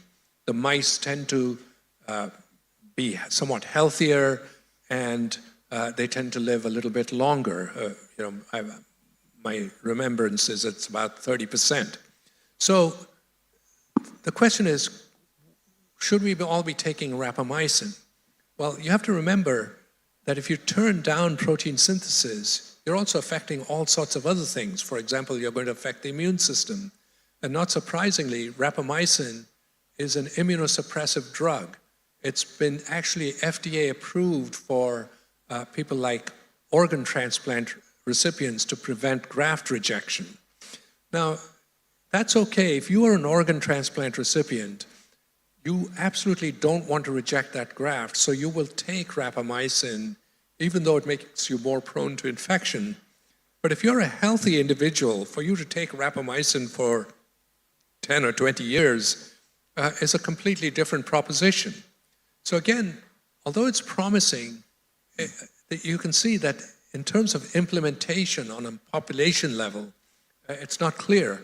But this hasn't prevented lots of scientists who work on rapamycin from quietly taking it themselves. I don't know where they get their prescriptions, but anyway, they seem to be so enthused by the data, and they don't want to wait around until they are old, so they sort of have jumped the gun. And this shows that scientists are very rational and believe in randomized trials, etc., when it comes to somebody else. But when it comes to themselves, they're no more rational than anybody else. So that's one example. Another example is, one class of drugs that could be related to caloric restriction, which is an omission in my book, because when I was writing that chapter, it hadn't quite hit the general consciousness yet. But these are these glucagon-like peptides, these GLP drugs. GL2 agonists, and like Ozempic, for example. And these drugs were given primarily for weight loss, and especially in connection with severe obesity and diabetes. But it turns out they're having all sorts of other beneficial effects. For example, they're reducing systemic inflammation. They have, they have lots of effects connected with aging. So there is a talk that maybe these GLP-1 agonists, certain classes of them might be in the future useful as an anti-aging therapy, but that belongs to the same class, I would say, as these caloric restriction drugs. A second one is that as we get older, we lose our ability to make important biochemicals in our cells declines. These are typically related to vitamins. We often synthesize them from vitamins. And they're cofactors, that is, they work together with protein enzymes to carry out very important biological reactions. And our ability to make those declines, the level of those declines. And the question is, should we be supplementing with these compounds? And this has a long history, but one of the more recent ones, which is in all the rage, are these compounds which are precursors of an important molecule called NAD, which stands for nicotinamide adenine dinucleotide. But NAD precursors like NMN and NR have been shown in mice to restore the levels of NAD to levels of younger mice. And mice treated with these precursors tend to seem healthier. They have slower loss of stem cells or muscle tissue, although their lifespan hasn't increased much. But maybe that's what you want. You want to live healthier, but not longer. And so, again, this would require clinical trials, but that takes time. But it hasn't stopped people who work on this to take it themselves. I know of 2 Nobel laureates who are popping these NAD precursors themselves. But anyway, that just shows that, they're no more rational than anybody else. And the sales of these compounds is many hundreds of millions today, and it's supposed to exceed $1 billion in a few years. So that's another class. A third class is particularly interesting. It has to do with the fact that when you connect an old animal with a young animal, you basically almost staple them together and you connect their blood supplies so that the blood goes from the young animal into the old animal and then comes all the way back to itself, okay? This is called parabiosis. And when animals, I don't know how people thought of such a bizarre experiment, but anyway, when they did this, they found that the old animal benefited from the young blood, and the young animal suffered as a result of the old blood. So this has led to a search for factors that change in blood over the course of time. Maybe some of these factors stimulate cells, maybe they are involved in repair, maybe they're involved in changes in methylation. We simply don't know what all these factors do, and that's a big area of research. But what has happened is, right from the time when these people at Stanford published one of these early findings, all sorts of companies sprouted up which would take blood from young donors and then sell them to rich billionaires at, I forget whether it was $800 or $8,000 a pint, but you get the idea. And this is all without any clinical trials, and FDA tried to close one of them down, and it simply opened up under a new name, and then the CEO said, well, the problem is our clients don't want to wait for clinical trials. They want it now. So that's the problem with a lot of aging research. So you can see there are many aspects. And one important thing I should mention is that as we get older, we accumulate cells called senescent cells. These are cells, when cells undergo stress or DNA damage or infection, often what the cell will do is it will flip it into a state where it's no longer functional and it cannot divide. And this probably evolved as an anti-cancer mechanism, because if you have DNA damage, you don't want that cell to hang around in case it becomes a cancer risk. And so these cells are senescent cells, and they secrete inflammatory compounds, and that too had a biological purpose. The purpose was to attract the immune system cells to the site, to clear the cell and also repair any damage at the site of the infection. Now, as we get older, we start accumulating senescent cells at a greater rate. At the same time, our immune system is also declining, and its abilities to clear senescence also declines. And the result is we have an excess of senescent cells and an excess of systemic inflammation, which in turn causes more problems, which leads to more senescent cells. So you can see that there's a clear relationship between the senescent cells and symptoms of aging. And what scientists have found is if you can specifically kill off senescent cells, then animals tend to again improve. Their symptoms of aging are lower. And then again, there's a problem of how do you deliver senescent cells specifically and not kill other cells, and also how do you make sure those drugs don't have toxic side effects and so on. So there's a lot of promising areas, and I've named a few of them, but it'll take quite a bit of work before they're established as safe and efficacious before they can be used for humans. You've given a fair indicative idea of the kinds of attempts on, and I must say you've been very even-handed in the book. If you've read the book, he's given each of these, he may be cynical about it, but explained it. The explanatory science in this book is fantastic and accessible at the same time without making it simplistic. Just two areas I want to touch on. One is this whole business of the gene being immortal and gene having a mission, which is, as you said at the outset, to propagate, to species. Now, obviously, I mean, this is a very lay question. It looks like it hasn't really succeeded well in that, because if you're talking about aging populations increasing, the demographic of aging populations seem to be increasing worryingly in some places, so much so that even in a place like China, where once they Once, if you had more children, it was punished. Now they're incentivizing more children. And you see similar responses across the world. So there's something going awry. Is it therefore possible that the gene, at some point, I think you say, can also adjust to do these situations on the necessities on the fly? Is it likely that the older age groups might be prioritized and you might find a big change in that sense? This is just a logical. Yeah, no. Well, the first thing is that evolution doesn't select for aging.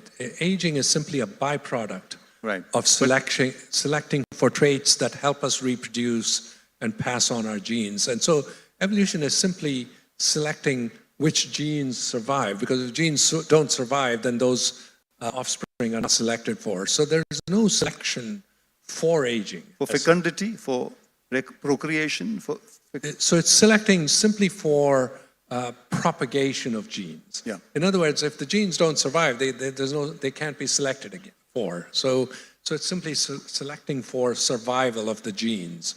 And so aging happens to be simply a byproduct, and we don't like it because we, as conscious individuals, don't want to stop existing.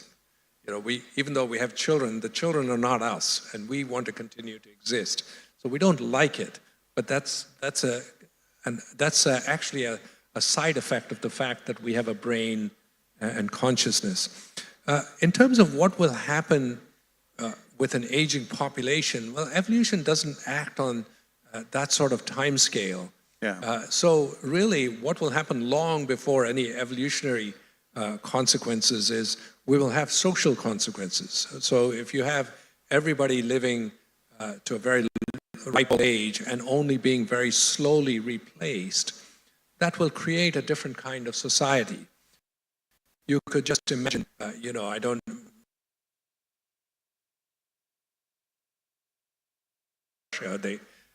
Obviously they don't, and in China they abolished the requirement.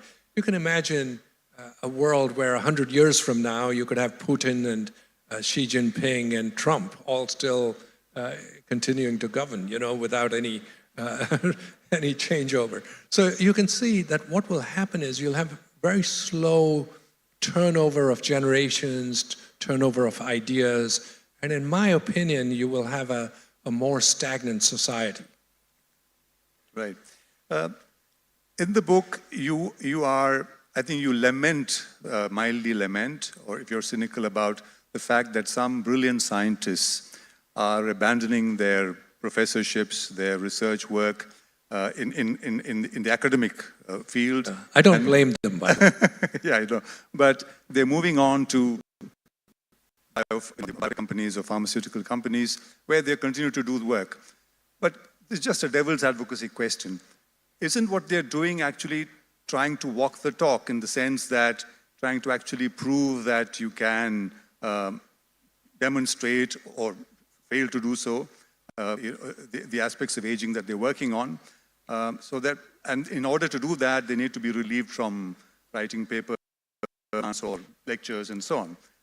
No, that's actually a good point. So one of the big players in this field is a company called Altos Labs, which was founded by a group of tech billionaires, or rather funded by a group of tech billionaires like Yuri Milner and Jeff Bezos and others.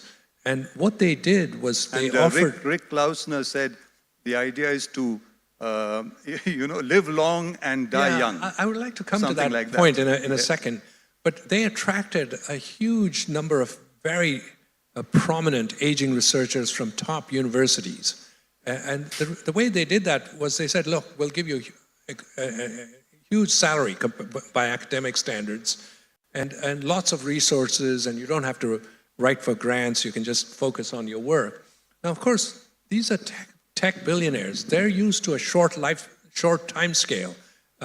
In digital tech, things work in months or a year, and then you're off to the races. But it's not going to be that way in experimental biology. And I think they're underestimating the time scale that it'll take for these things to actually be of clinical benefit.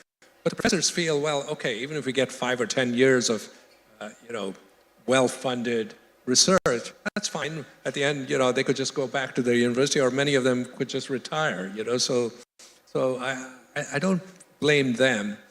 And as far as Rick Klausner, when he owned the Cambridge branch of Atos, at which I was, he said, our goal is not for people to live longer, but we want everybody to die young after a long time.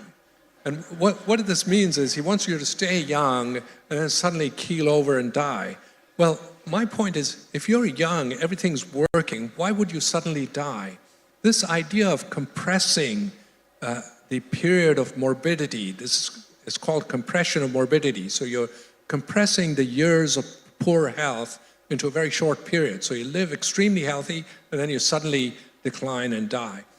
That compression of morbidity has never been established in a general population. The only group that seems to have it are people who live over 110. Those people do live extremely healthy lives and suddenly decline and die, which means that they're probably hitting the limits of our lifespan. But for most people, when lifespan has increased, it's also increased the period of morbidity. And in fact, that's why in most societies, the population in nursing homes and care homes has exploded over the last couple of decades, because people are living very long but need assistance, need help. So I'm not sure that compression of morbidity is actually possible. It may be possible, but it's certainly not an established fact. Right. I think with that, it opens up for questions. Yeah. 10-minute Q&A. Yes, Shweta? You can just ask the question. I'm afraid you'll have to use the mic, because I'm hard of hearing, hard of old age. Yes, Ram. After that.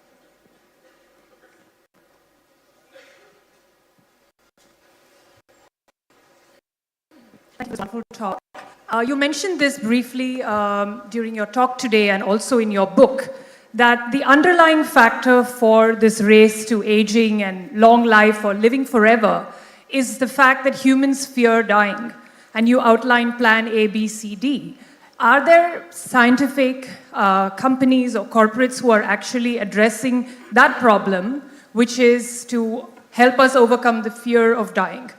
I don't think that that's realistic, because we have feared death as long as we've been existing as a species that's aware of death. In fact, if you look at ancient Egyptians or the Chinese Emperor Qin, who unified China, all of them were terribly afraid of death, and they went to great lengths to deny death. And even today, there's an old joke which says, who would want to live to be 100? And the answer is somebody who's 99. And the fact is, I don't know, most people here over 60 or certainly over 70 are on some kind of anti-aging, anti-death medication anyway. For example, high blood pressure pills or statins. I'm on those myself. Why do I take them? Because I don't want to die prematurely.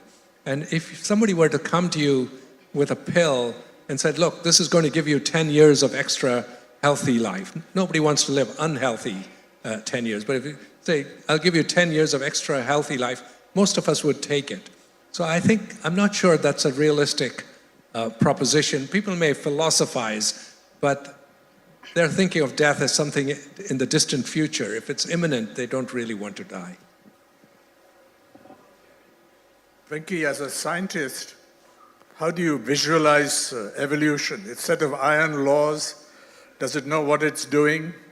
Evolution is completely blind. There is no purpose to evolution.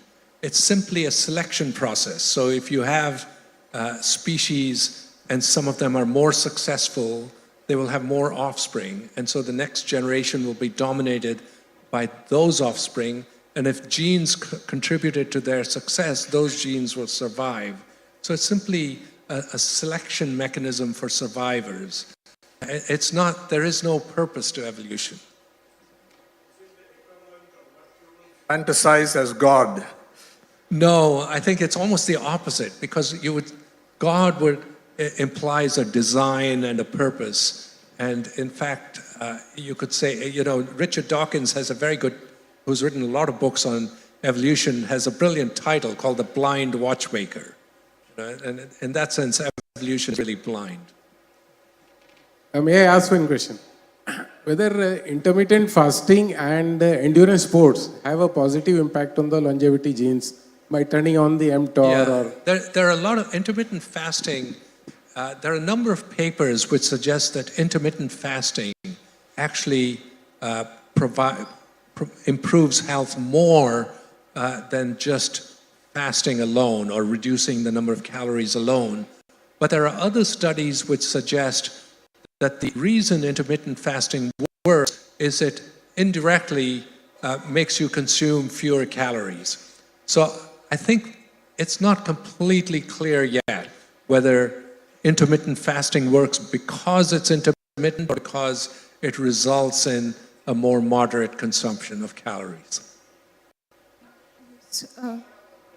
Hello, sir. It was a really interesting talk.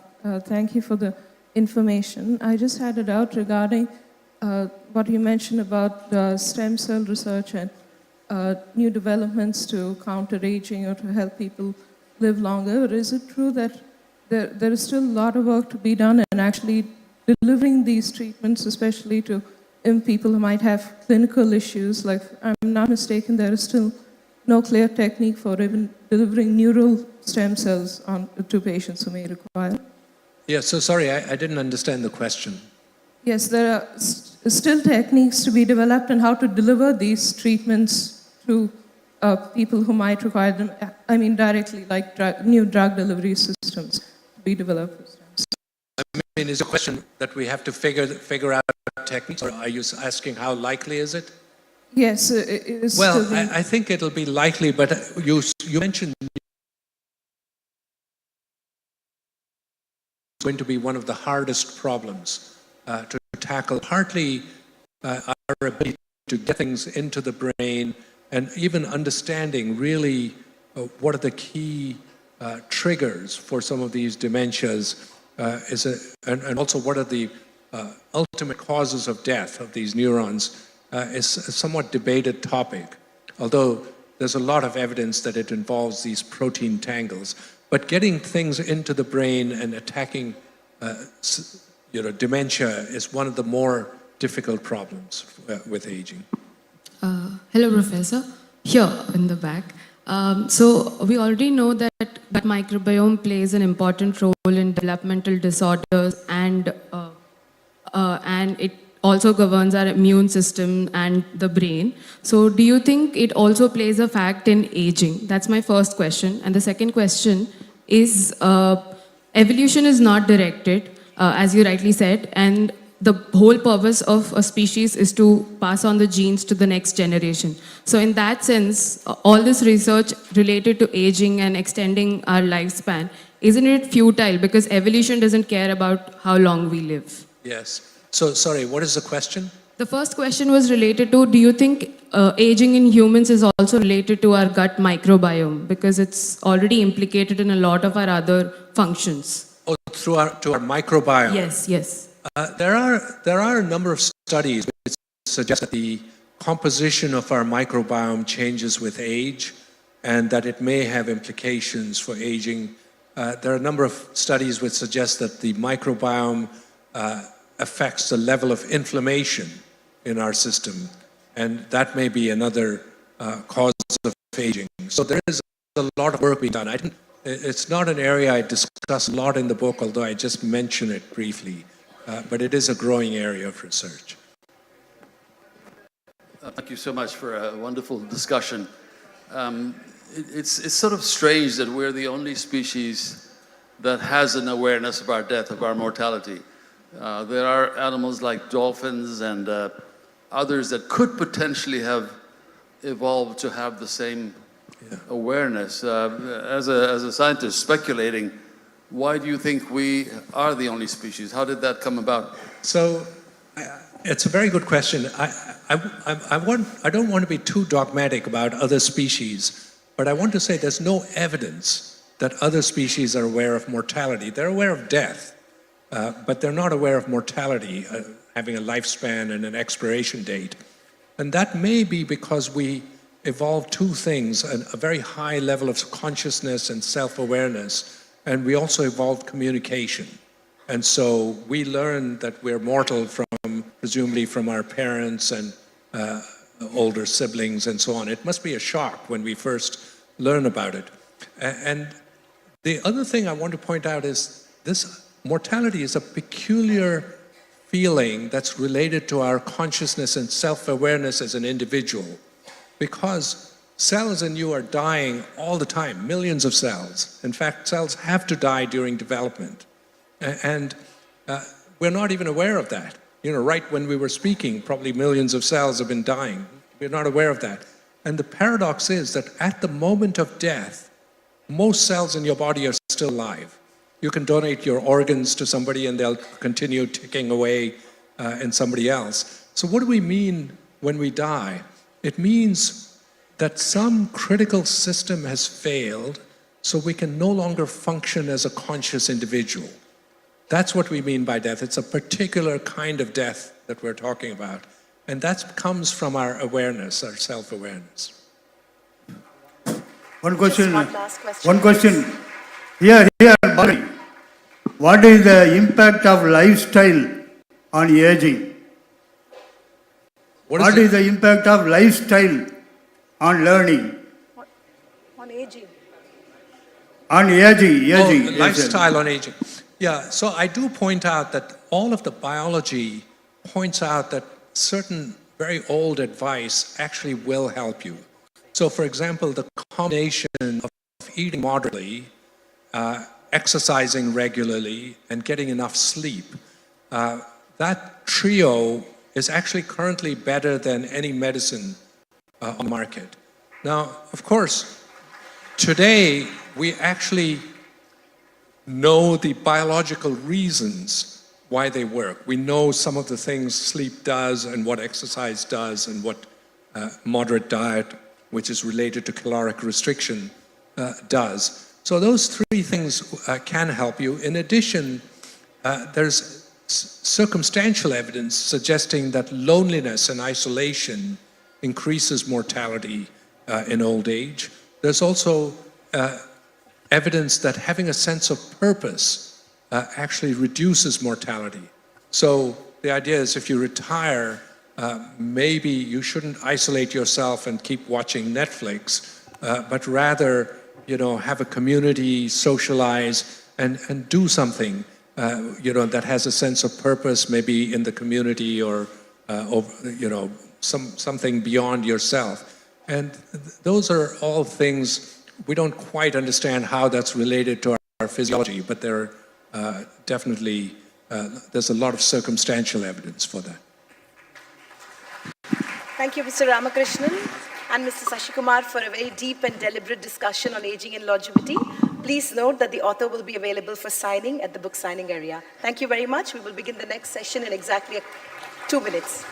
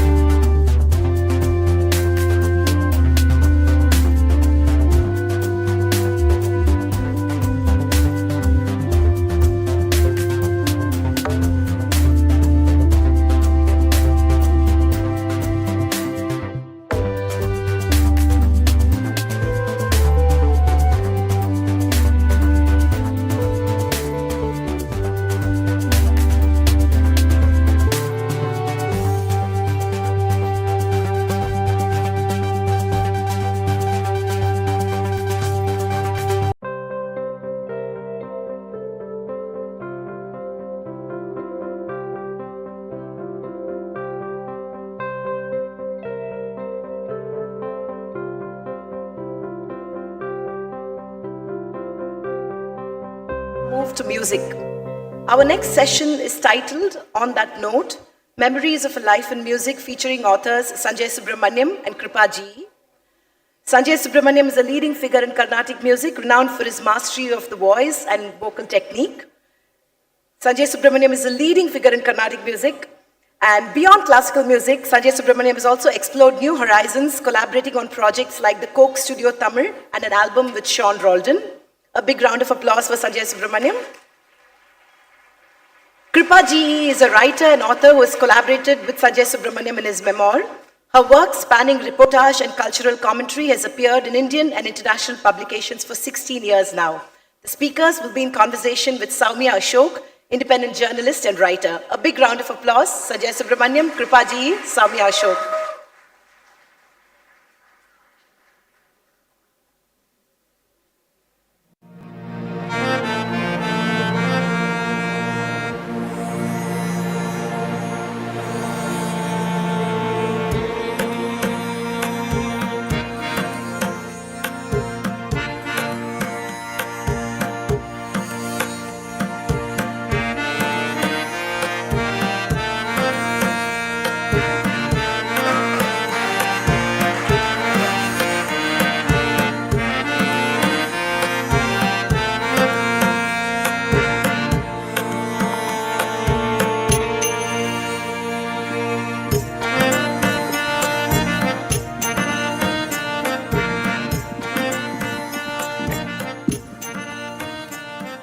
Good afternoon. Thank you all for being here today and wishing you all a happy new year. I think it's a great way to start the new year where we get to hang out with our favorite writers, historians, dancers, musicians, and everyone else. I personally feel really fortunate to be here today with two people I really admire, Sanjay sir and Kripa. I was forced into listening to Sanjay sir as a child. My party was a huge fan and he was always on the radio and on the television. But I grew up and voluntarily started going to his concerts. And one of the memorable ones was 2019 Christmas Day concert at Krishna Gana Sabha, that not for a minute I took my eyes off the stage. So thank you for many memorable performances over the years. With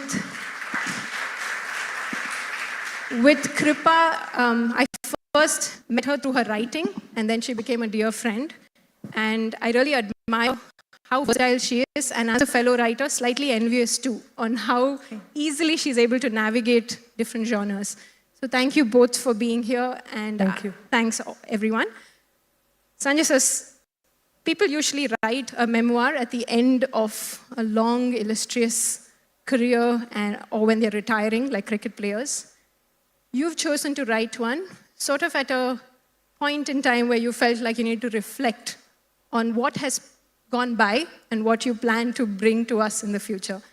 To me, it seems like the pandemic had something to do with it. That was, in a way, a breaking point in you sitting and thinking about your life. Maybe we all did because we had so much time on our hands. But can you tell us why this book and why now? Thank you. Yes, my first thought about a book, writing a book, has been since I read my first book. So like most of everybody, we all dream of writing. And then of course, your English teacher clearly tells you that, sorry, you're not good enough. So very early on, you know that it's not going to happen. But then finally, when you do write a book, you realize that you can't write it, so you get the help of a writer. But coming to the book and why I wrote it, yes, when I read the autobiography of Charlie Chaplin, that was actually a turning point because he wrote it much later in life compared to many of his contemporaries, and looked at that as a kind of inspiration and thought that if I wrote it, I would write it much later. But then, like you said, the pandemic definitely set us all thinking. Like, for instance, from singing a concert every 2 days for 30 years to sitting at home for 8 months without a concert, it can take its toll on people's minds. Yeah, you can get up in the morning, you can sing for a few hours, and then what? So the time to actually reflect was, especially in the case of a performing artist, was huge. And I am a very positive kind of a person. So in that sense that I look for, what do I get out of this time that I reflect? So one of the things was, I was answering a lot of questions that that were there that I had not answered in the past. Like for instance, at all points of time, I would sing only Carnatic music. I never sang any other form of music, publicly or professionally. That was a choice that I consciously took. And then the pandemic came, and then there was no opportunity to sing what you wanted to sing. So then why did you take that choice? That was the question that was primarily being answered at that point of time. And I keep coming back to the fact that, yeah, I wanted to do X, Y, Z in that form of music. I wanted to achieve a certain level of proficiency or skill or whatever you want to call it, material or immaterial. However you want to explain it, there is something that you want to do. Tangible, intangible goals, let's say, And then suddenly realize half your life is finished. And then you see and you reflect and you look at this wonderful work that youngsters and so many other people are doing. And you say you still have a chance, maybe to, latch on to those fellows and not feel too old. And they will also not consider me too old. So they'll say, come on, vanga paravala, appadinu, Rather than an old man, they'll say, Anna, appadinu vanga, appadinu kubdu. So there was still some time left. So in that sense, the pandemic made me look back. And then when I knew that a lot of things were happening in my life, I said, I always believe that when there is a turbulent phase in society, be it politics, be it social, be it cultural, it should be documented and processed, because there is a lot of things that are happening in either a society's mind or in an individual's mind when such things happen. And I think when they are documented and written, it is there for posterity in some way or the other. So that was my original plan, in the sense that so many things are going through my mind and I want to document it. And now is the time to immediately, because I'm doing all these things, I'm doing so many other things that I have never done for 30, 35 years. So let me put it in the form of a book and also use that opportunity to look back a bit, So that's what. Kripa, this is more of a roundabout question, because 2 years ago at the Hindu Lit for Life, I heard Gideon Hay talk about his time spent writing Wasim Akram's memoir, Sultan. And he said that the only reason he agreed to do the project was because Wasim Akram said, I will tell you honestly about my life. And he said that was what was on the table at that stage. I've read all of your work till now, your non-fiction, fiction, all your commentary, your news reports. This book, I can't see you in it, but it feels like Sanjay sir is directly talking to us. And my question is, what had to happen? What was that initial conversation you both had that made you sound like Sanjay Subramanian? Actually, I'd like to think that I miraculously captured his voice as a great writer, but it took a bit of a trial and error. I kind of sent him a couple of passages in different kinds of voices, and I asked him, does this sound close to you, or does that sound closer to who you are? And then we kind of had a chat about, which direction the book should go in the beginning. Especially the first chapter, the first couple of chapters, I wanted him to be okay with the way it was sounding. Of course, he is a great storyteller himself, so his presence looms large over the voice of, that is finally that you see in the book. But also in my other life as a writer of fiction, I'm also preoccupied with capturing voices, and this is practically playing ventriloquist, and I kind of really enjoyed doing that. And to be very honest, I'm not that proficient in Carnatic music. Okay, so becoming Sanjay was the only way that I could do this book well, because I don't want people to know how little I know, but when I can become him, then I can speak with some authority. So it's also a way of calming my own anxiety of what this voice is going to do. That's just, a little bit of the. Interestingly, it was Wasim Akram's Sultan that sort of made me want to try this voice, because I felt like that was a very interesting sort of experiment, and it had been done very well. Gideon Hay's book was really good, so I thought we should try to do something like that. In fact, that's one of the examples I gave Sanjay when we wanted to do the book. I'm really glad I can fit too. When we met a few months ago, in preparation for this talk, where we had coffee, you said, maybe I mentioned too many names in the book. I have thanked everyone. I think you were trying to thank everyone, right? That is you acknowledging that so many people helped you in this journey. And one of the chapters is very aptly named, It Takes a Village to Raise a Musician. And it was very nice to see this sort of teacher, or it could have been a relative or a guru or a person who you just walked past in a studio. Everyone seems to have left a mark on you. But the most memorable sort of interaction when I read the book was your relationship with S.R.D. Vaidyanathan, a Nadaswaram Vidwan. And I just like to read a tiny little line from that. You write how the conversations with him psychologically opened up your singing. And you say, is it because Nadaswaram Vidwans play out in the open that their minds too seem so open in terms of ideas? We perform inside auditoriums, and I fear that it has restricted our creative thinking. Can you tell us about this bond you shared with him? Okay, it was a very, very wonderful way of, in fact, the way I met him itself is very nice. Sheikh Chinna Maulana's grandson, Qasim, one day, actually, he was coming to Madras. So he called me and he said, I want you to meet this Nadaswara Vidwan called S.R.D. Vaidyanathan. So we both went. He had just recovered from an open heart surgery. And so I went to his house and we spent a good 2-3 hours, and he sang a bit and showed me. He asked me to sing. I sang, and it was very nice, very warm and all that. And then he sang one small padam. Summa, summa, varuguma sukam. Didn't padinar. So I just said one word. I'll try and come and learn it. And left. Within about a week or 10 days, I got a call from him. So,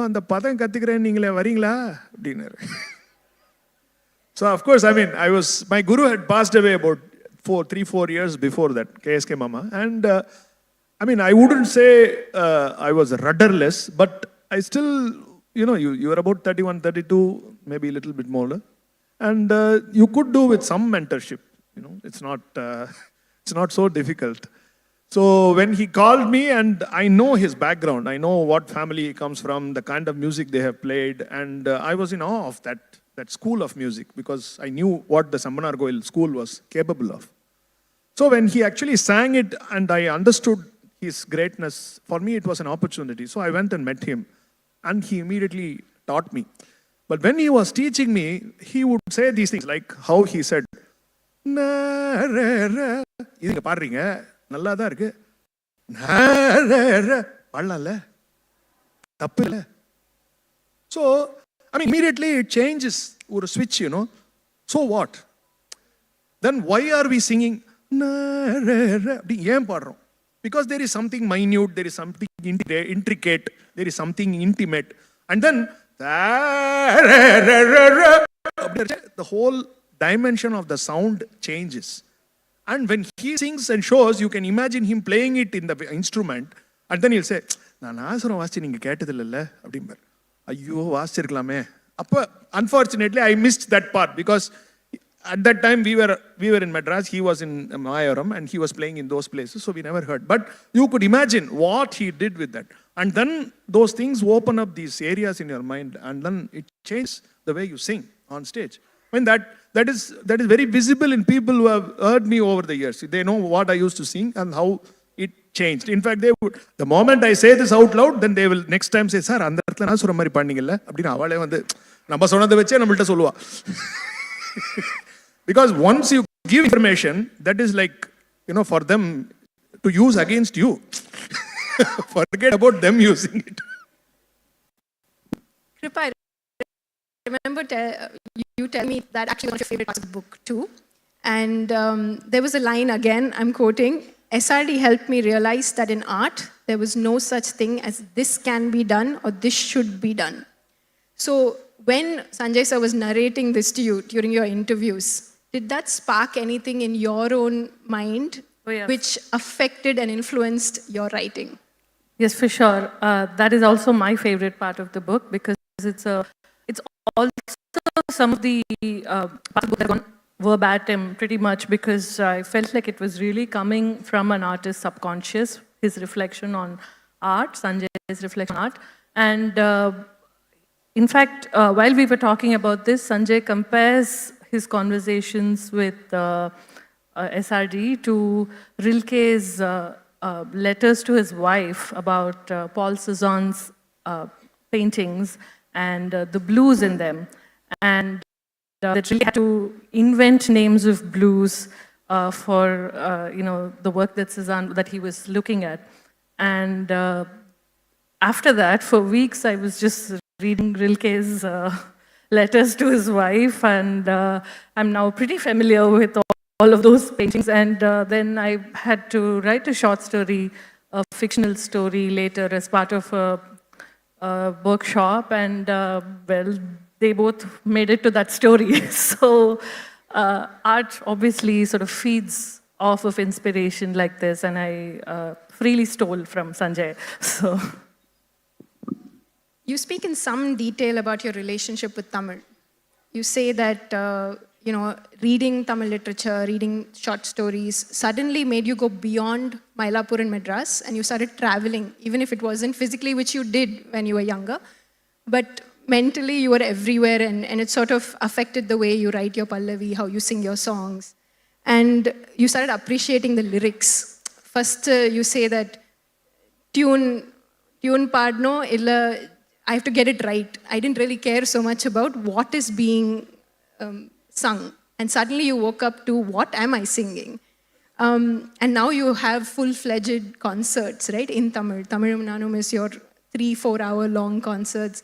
You choose the composers, oftentimes people who are not very well known. Can you tell us about the journey of walking side by side with the Tamil language? So one of the, always we have as performers, you are looking at broadening the space. How many more people can come and listen to you? That is one of the questions that as performers we are always addressing, because you want 10 more people to come for the next concert. So then what is it that drives people? Now if you look at any other form of music, or internationally or locally, lyric is a very primary mode of communication between a singer and the audience. So it's like, why do we still talk about It's a Wonderful World as a song?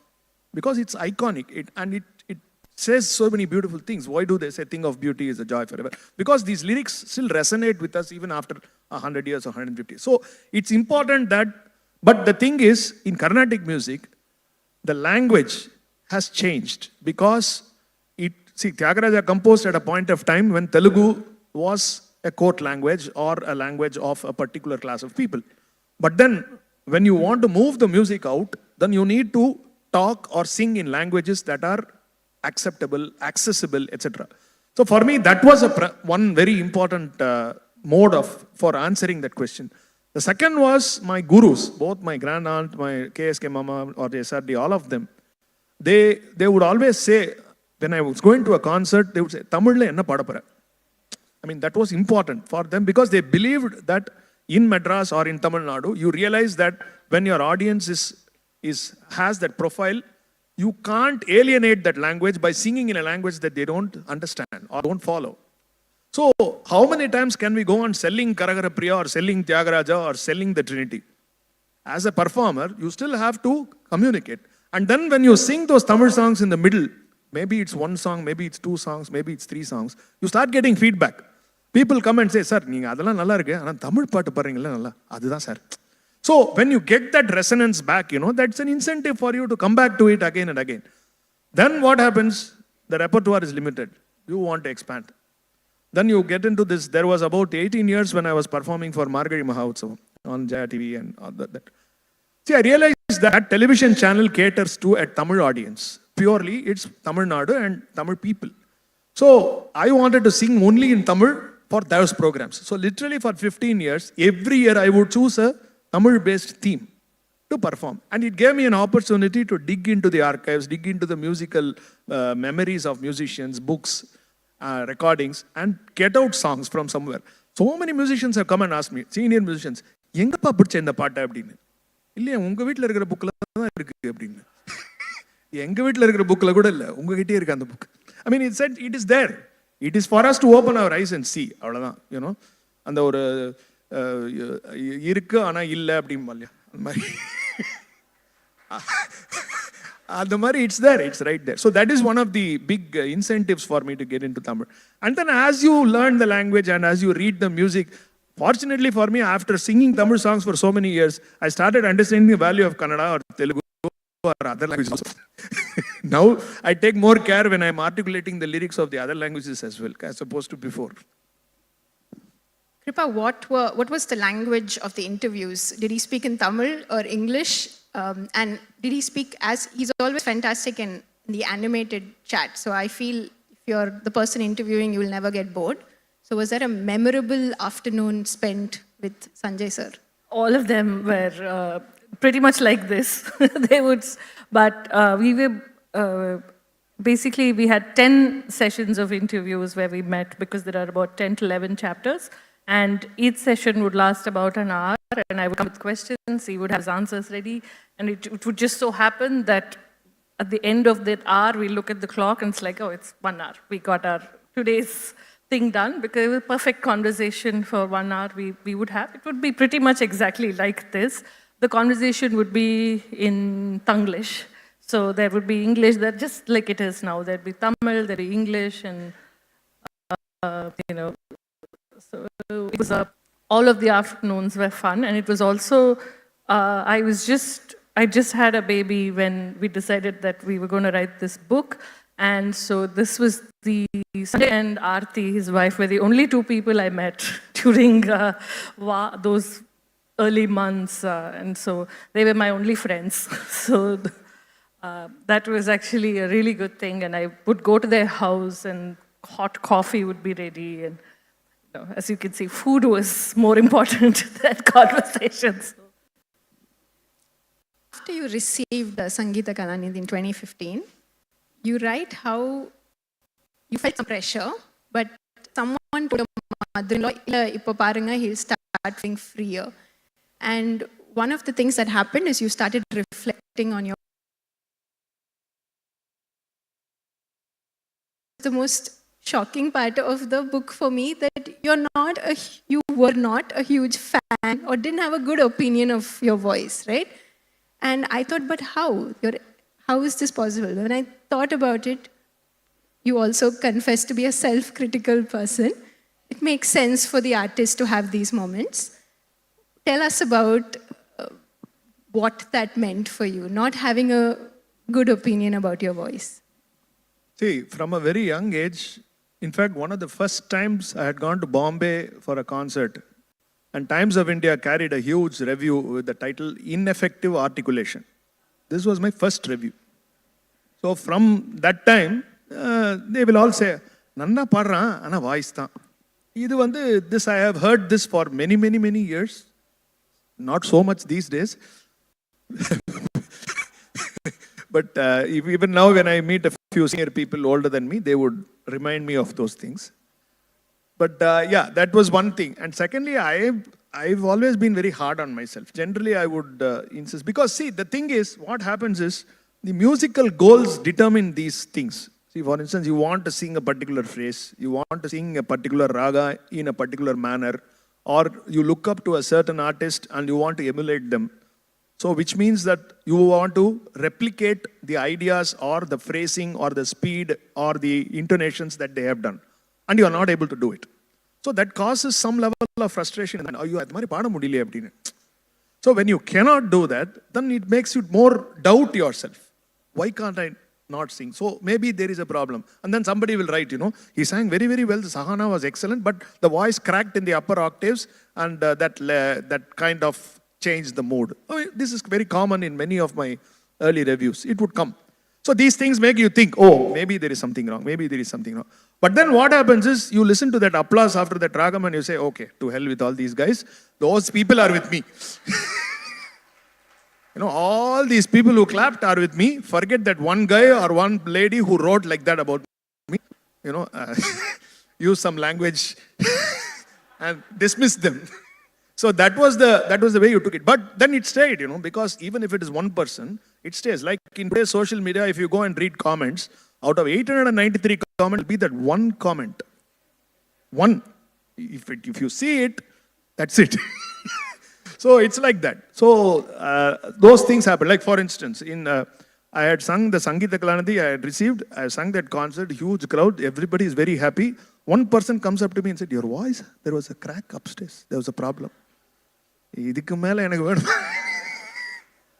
Then, but once that's like I said, there is it's like tangible goals. For a Carnatic musician, the Sangeeta Kalanidhi was a tangible goal for a long time. Of course, you never expected to get it till you were much older, so you could carry on without thinking about it. The moment that pressure, you got it, then there is something that's off, then you can do whatever you want. The first time I felt that was when my guru died, strangely enough. Because now I was not answerable to anybody. I could sing what I wanted. He would say, he would be there, அந்த ராகம்லாம் ஏன்டா அப்படி பாடுற அப்படின்னு. அவர் போயிட்டாருன்னா நான் எப்படி பண்ணேன் யாருக்கு பதில் சொல்லணும்?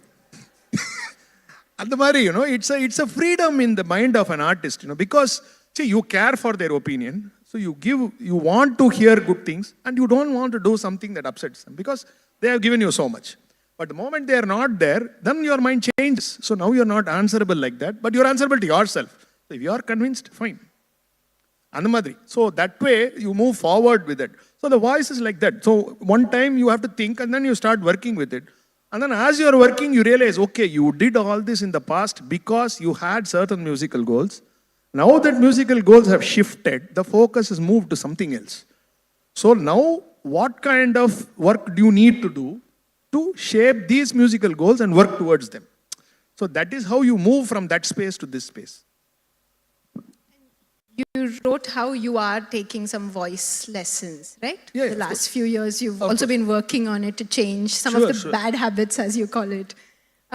Kripa, was there something you felt like Sanjay sir should talk about in his memoir that you hadn't already, planned out? You felt like you pushed him to say, was something, say, politics or family or something that you felt like he should talk more about this?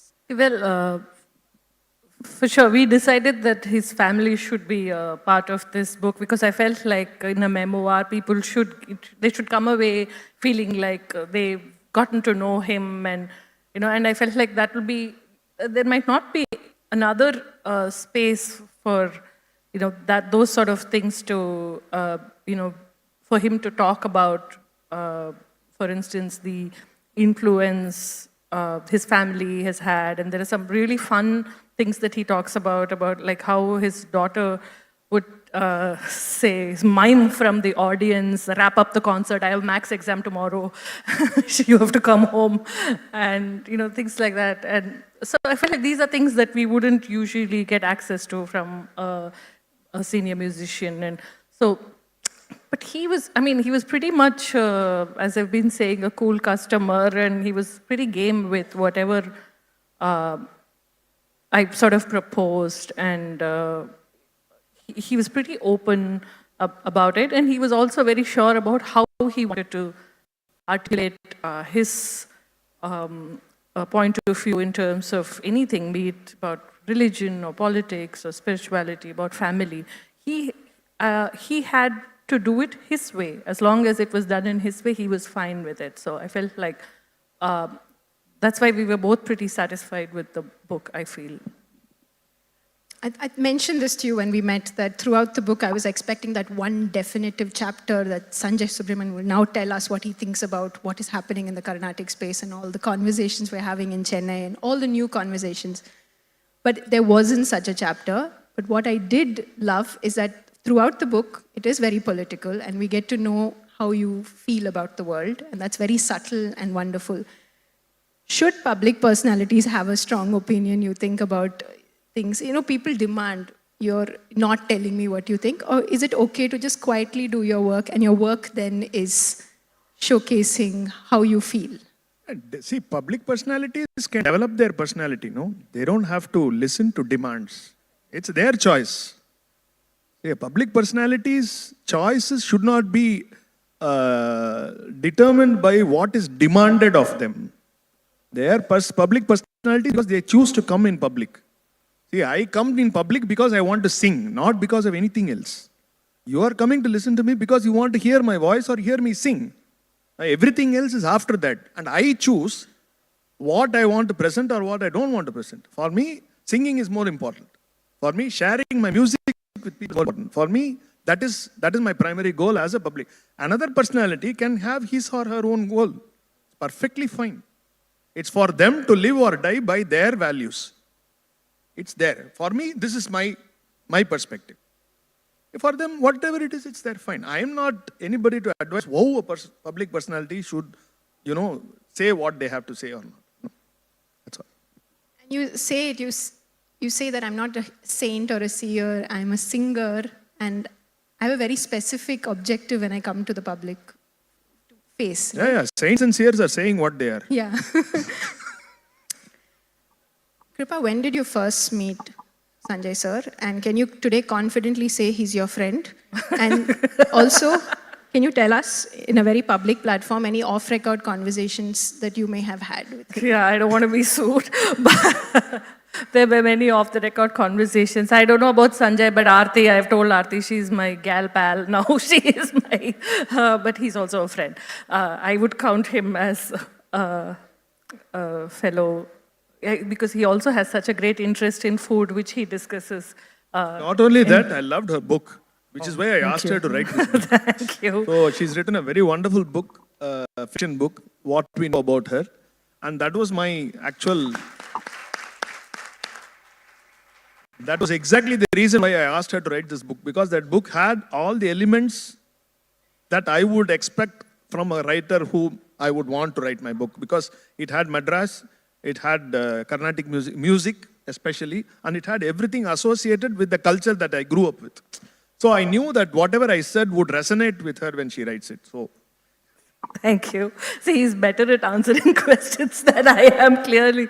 But you were asking me something. They will stay off record. Maybe they'll be in a museum somewhere 100 years later. you want off-record conversations on the record now, is it? Really? People have traveled from far and wide to hear us. Hey, let them read the book. You've branched out in the last few years. Obviously, you talk about that shift in life. And you've done film songs, and you've done the wonderful Vallalar project, where you learnt a lot, you said, from the band that you hung out with. 2 Coke studio appearances, and Vidudalai 2, including the audio launch where you stood up and sang instead of sitting down. In your book, you say somebody asked you, why are you doing all this at this stage in your career? What would you like to say about that question? See, I already explained it in the sense that I still didn't consider myself old enough to avoid youngsters. And I think the youngsters also didn't consider me old enough to avoid my company. So we kind of got a good balance there to meet. And that helped me. And see, as a singer, see, like I said, the whole process of, in my mind, to move from the space of Carnatic musician to a singer. I mean, the whole, it's a mental shift in my mind. So once you're a singer, then you are like a technician. They ask you to sing, you sing. So whatever they ask you to sing, you sing. If they want you to sing more, you sing more. That's all. Otherwise, you sing what they ask you to sing. So there I am very clear what I want to do. But at the same time, I enjoy the experience of working with minds like that. Like, if I didn't do this, I grew up from the age of 5 and 6 listening to that man's music. My music,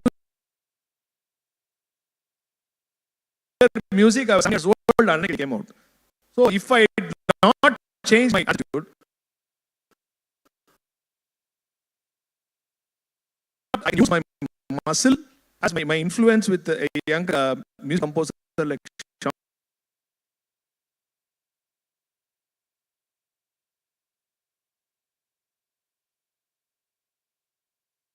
I can work with him because he's a brilliant mind. He's a brilliant creative mind. I've heard his work. I like working with him. And I know him personally also. So this is a advantageous position to be in. Somebody like Ilayaraja could actually not look at me as a bacha, but actually say, "Vaanga Sanjay, abdin sollala." அந்த அளவுக்கு நமக்கு ஒரு வயசும் ஆயிடுது. So அப்போ you are in the best of both worlds. Why not take advantage of it? That's what I did. And can you tell us about meeting Ilayaraja for the first time? Of course. I can talk about him all day. But the thing is, for me personally, it's very interesting. I can share a few things. In fact, I even told him, that when he did Mari Mari Ninne in Sindhu Bhairavi film in the 80s, being a hardcore Carnatic musician, it was like you couldn't accept it. How could he do it? And my first reaction was musical. What was it? Idayam oru koil, adil udayam oru paadal. Ivaru namba paata maatna, avaru paata na maatra.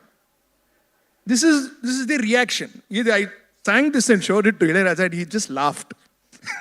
He just laughed out loud, so happily. And then he explained why he did what he did. And then I said, of course, that's what music is, that's what art is, and that's what people do. There is no disrespect to anybody when you do that. It's tribute. It's not disrespect, it's tribute. If I sing Idayam or Koil like this, it is a tribute to Ilayaraja because I love the man and his music. Similarly, if he did that with the Tyagaraja Kirtana, it's his tribute to Tyagaraja because he loves Tyagaraja so much. Andamadri, that's how you understand it over a period of time. He made me understand that, in a sense, when he explained it so beautifully. Of course, singing, recording, it's a boon just to work with the man because he teaches you the song exactly like how any of my gurus taught me songs. He will, until you get it right, he will not stop. He said, singers thinks in terms of notes.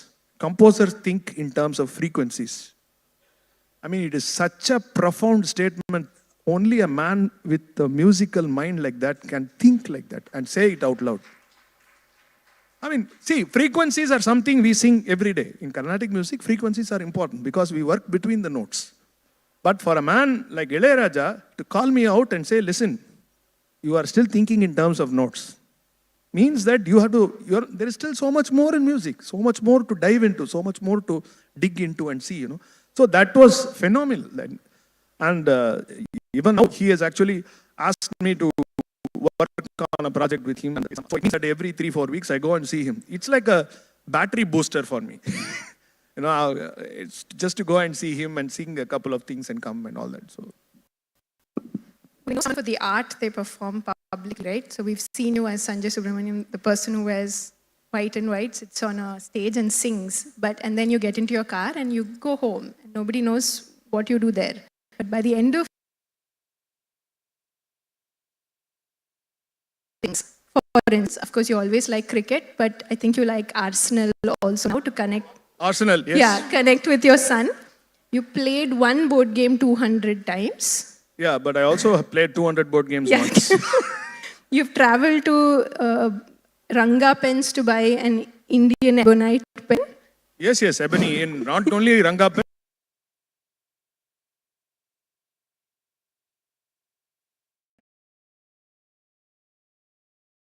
Czech composer, if I'm right. Yes, Bredrich Smetana. And you played football, which I don't understand what it is. Yeah, it's called a website called So Rare, where I follow a second division Spanish football team called Racing Santander. Well, I didn't understand that, but sure. They're almost in the point of getting promoted. Hopefully. And you said you obsessively record, archive, bookkeep, you record everything you do, including the board games you play, the liquor you drink, ellame. Yes. So I ask you, who are you today? What will you say? Today I'm in front of you. Identity. In whatever capacity. So, yeah, I mean, I still am a singer to the world in that sense because I still look at myself as a singer. I think that has given me I spend the most time doing that, and it has given me the most fulfilling experience. Everything else is ancillary, So if you want to take primary and secondary, there are plenty of secondary activities that I keep doing, changing. But I'm always a singer. So I still sing. That's my primary job. And you have written that you try your best not to be that boomer uncle when someone calls and they're like, oh, in the boomer uncle, which you're trying not to be. Who gives you feedback to be a better boomer uncle? My children. First. First feedback. Do you run your posts past them if you're trying to? Posts, not so much, but yeah, sometimes I do. Suddenly in 2023, you went from pure whites to a multicolored robe, dark glasses on a Sean Roldan who also, yes. Coke Studio performance for LA Macca. who styled you? Was that your choice? No. Those, they have every shoot or this thing has a proper costume fashion designer who's paid to do this. So whatever I am is what they put me on. So when I looked it up on YouTube, someone had written drip, which when I looked it up on Google, I found drip irrigation. So I don't know what drip is. Tell us what drip is and how do you feel about being called drip? I had no idea what the word was. And interestingly, my niece, my brother's daughter from the US, she actually explained what drip was and said, I only asked her one thing, is it complimentary? And she said, definitely. So thank you. Kripa, final question to you. Is there something you'd like to ask him that you forgot to ask in all this time with Sanjay sir? Yeah, who's your favorite playback singer? Who are you? Playback singer, Yeah. SP Balasubramanian. So there we have it. So we have a final minute. I've done well with time, not bad. I want to request for a song, but I have to, this is me moderating, so I'll give you two choices. Okay, you can have a third one. One is Vidudalai 2 song, Ele Makka, which I love, and a choice of song that you'd like. So I'll take the liberty of, see, in a concert, if these choices were asked, I'll have to sing the full song.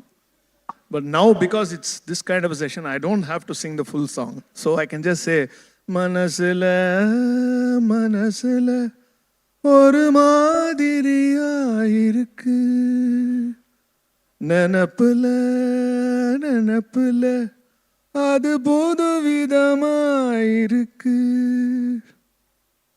Ele Makka, Kalavani Kokka, Nelakada Varkayaka, Anakati Vetsalum Nikama Povum. Ode, Dandanaka. Idhukku mela vaartha nyabam illa.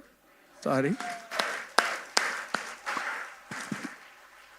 I finished with 5 seconds to spare. I think I can sing one more song. Please, please. Because it's a lit fest. Noolai padi. Noolai padi, Sangathamil noolai padi, Kalayil padi, Kadum pagal padi, Malai iravu porul padum padi, noolai padi. Thank you.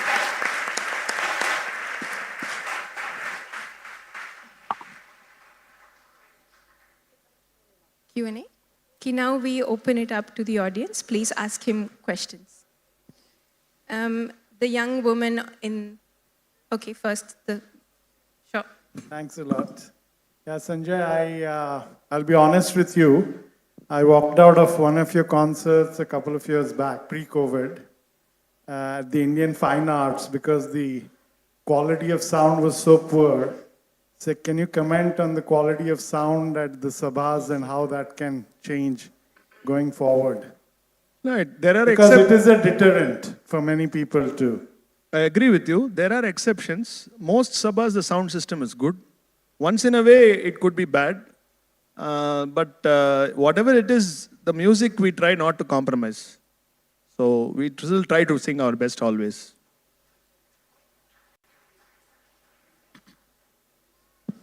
The person, yeah, in the last row. Hello. Hi, sir. Thank you so much for being here. So the simple question that I have is, how do you actually plan your day, like time management, right? Because obviously there are so many busy people in this room and you are one such person. I'm a big fan. So do you just like old style or notebook pennala that morning you write down what you're going to do for the day? Or do you have short-term goals for the whole week? Do you use Google Calendar? Just a small takeaway for me. Thank you. I have a full-time Google Calendar and my wife at home. So she takes care of everything. Sanjay, hi. Everybody has known you as a Carnatic singer, but I want to bring you back the Vidya Mandir days, jam, debate master, Sanjay Subramaniam. For jam, for those uninitiated, is just a minute. You give any topic to Sanjay, he can blabber away non-stop for 1 minute. Shall I give the topic or I'll have the... I thought I was doing that for the last 40 minutes. But this is in jam style, your typical Vidya Mandir. You want me to jam now? Yes. So you're asking me a question so that I go on talking like this for 1 minute so that you get your piece of glory for this 2 minutes and everybody claps so that what you asked for gets the biggest round of applause rather than what I've been doing for the last 40 minutes. Thank you very much. I have a question, short question. Excuse me? Here, sir. I just wanted to ask you a question on going down the line, probably 10 years, 15 years down the line, if you want to write a sequel to this Memories of a Life in Music. What would your thoughts be? Hopefully I'll do enough things in the next 15 years that warrants a book. Hopefully. No, but will the Sabha scene change? Would music transform with I am not an technology astrologer. I cannot predict what will happen tomorrow. But with technology in place, advancement in technology, will things change for the better? Possible. I can't say, no. I am not a soothsayer. I can't say. I have a very short question. Carnatic music is generally considered as very conservative. So how much of modernity can be permitted in? Is there any... Who told you it's considered conservative? Generally. Generally means what? What is your source of your information? So for example, it is generally not for the whole population. No, you're talking about the music, you're talking about where the songs as well as the music. It's changed a lot. It's changed a lot in the last 100 years because from the time, see, if you look at Carnatic music as an art form, performing art form, I want to be specific because this generally means we can get into a long argument. So as a performing art form, it is about 150 years old at the most. So in this 150 years, a lot of changes have happened in the art form and it's very visible. So if you go and attend concerts, you will see the differences that has happened and you can compare with what are the recordings that are available on YouTube to know how much it has modernized or changed. So a lot of things have changed. Excuse me, sir, one second. From Mr. Venkatasubba. So one question, I actually asked you this after one of your concerts before, which is one difference between Western classical concerts and Carnatic concerts is, in a Western concert, you're expected to sit very still, silent, and concentrate on the music. And I noticed that in many concerts, even at the Music Academy, people are coming and going throughout the concert, even when you're doing alapana, you know, and really doing detailed exploration of a raga. And I'm wondering whether that affects your concentration or if it's a distraction and how you deal with this. And I know in jazz, for example, it's more similar to what you're So I'll have to think like a jazz musician when I sing in that sense. But yeah, I get your point. It's similar in a sense to literary festivals also because you can see that happening here as well. But I can answer one way that where the audience, every seat is paid for, this thing doesn't happen. When every seat is paid for, people learn even to control their bladders. Whereas if they have a membership, for annual membership of 500 rupees, for which they get 83 concerts free, then what you say happens a lot more. Unfortunately, Music Academy is also a party to that practice. But where every seat is paid for, it doesn't happen. Sanjay, one honest question. Do you consider yourself a gifted singer or one who has evolved and improvised with sheer dedication and perfection over the years? I don't understand gifts. I only understand hard work. Fine. Yes, Hello, sir. Yeah. Hi, up in the balcony. Yeah. I've been a huge fan of you. I've listened to you all my childhood. So, there was a moment you mentioned during now that when Sindhu Bhairavi came and when the Carnatic music didn't sit well with it being in cinema. But now you saying that you understand why. Now you understand that it was a tribute by Ilayaraja sir to that. That looks like a full circle moment of you understanding what it is. Have you had such full circle moments as you being a singer, just in the realm of you being a singer, in any sphere of it? No, I still have a few more dots to complete, no? I'm only 57. So circle won't complete so soon. There's still time for me to finish the circle. So because I'm looking forward to doing so many more things tomorrow or day after, no? So it's not like that. That is comprehension, because you had a problem with that and today you reconciled it. But as a singer, it's not the same, because you are always looking forward to the next concert, the next engagement, the next time you're going to sing. So it will never be complete like that. I think we have time for no more questions. One more question. Up. Finished. Ram. Okay. Oh, Mr. Ram. Yeah, can I? You are deeply into, Sanjay, you're deeply into cricket. And people like me, there's a hierarchy. Test cricket at the top, ODIs, bottom of the pile is T20. Maybe youngsters think differently. For you in music, do you make a similar hierarchical, is there a hierarchical structure there? Or are you a sort of music equivalent of cultural relativist? No, I don't make hierarchies in music. All music is great. All music is wonderful. I think I don't believe in saying that classical music or folk music or light music or cinema music, or every music, because music is the most beautiful thing for listening and experiencing. And how can hierarchy come in? In cricket, hierarchy is for the, I get what you say. I am a snob as well. But musically, I am not. So I don't mind anything. Thank you so much. We've run out of time. Sorry, ma'am. I think you can meet the authors in the book signing area and ask them your question. Thank you so much, Sanjay Subramaniam, for writing this memoir with Kripa and for letting us access the human behind the musician. Thank you so much. Thank you, Soumya, for moderating this discussion. Please note that Sanjay Subramaniam and Kripa will be available for signing books in the book signing area. We will begin our next session in just a couple of minutes.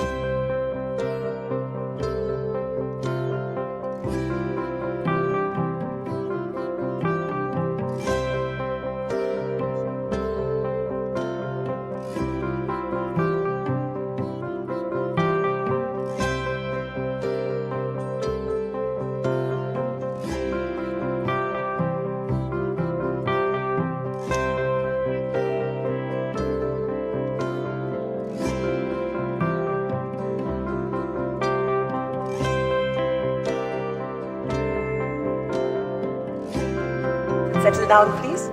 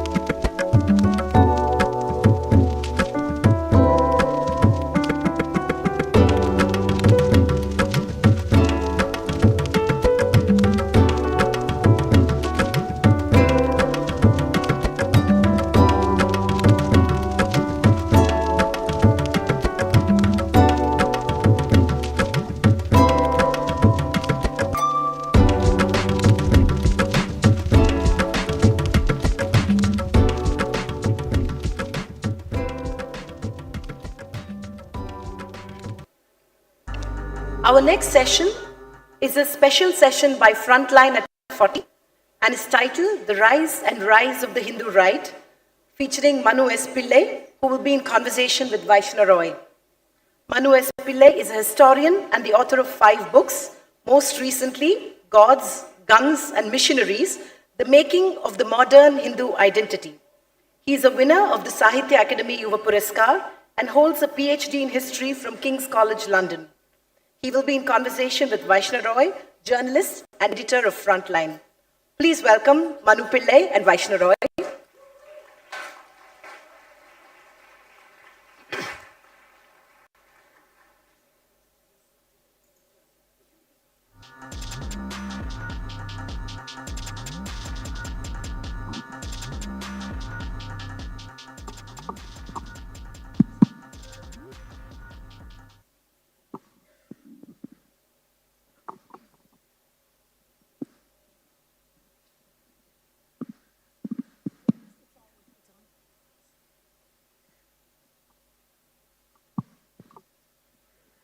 Good evening, everyone, and welcome to this special Frontline at 40 session in the Hindu Lit Fest. Many thanks to the director of the festival and our chairperson, Dr. Nirmala Lakshman, who organized this special session for Frontline at 40. For those of you who don't know, Frontline is a fortnightly news magazine from the Hindu group, and we turned 40 in December. We came out, thank you. We came out with a special 40th anniversary edition, which copies of which are available at the stall outside. Do pick it up, give it a read.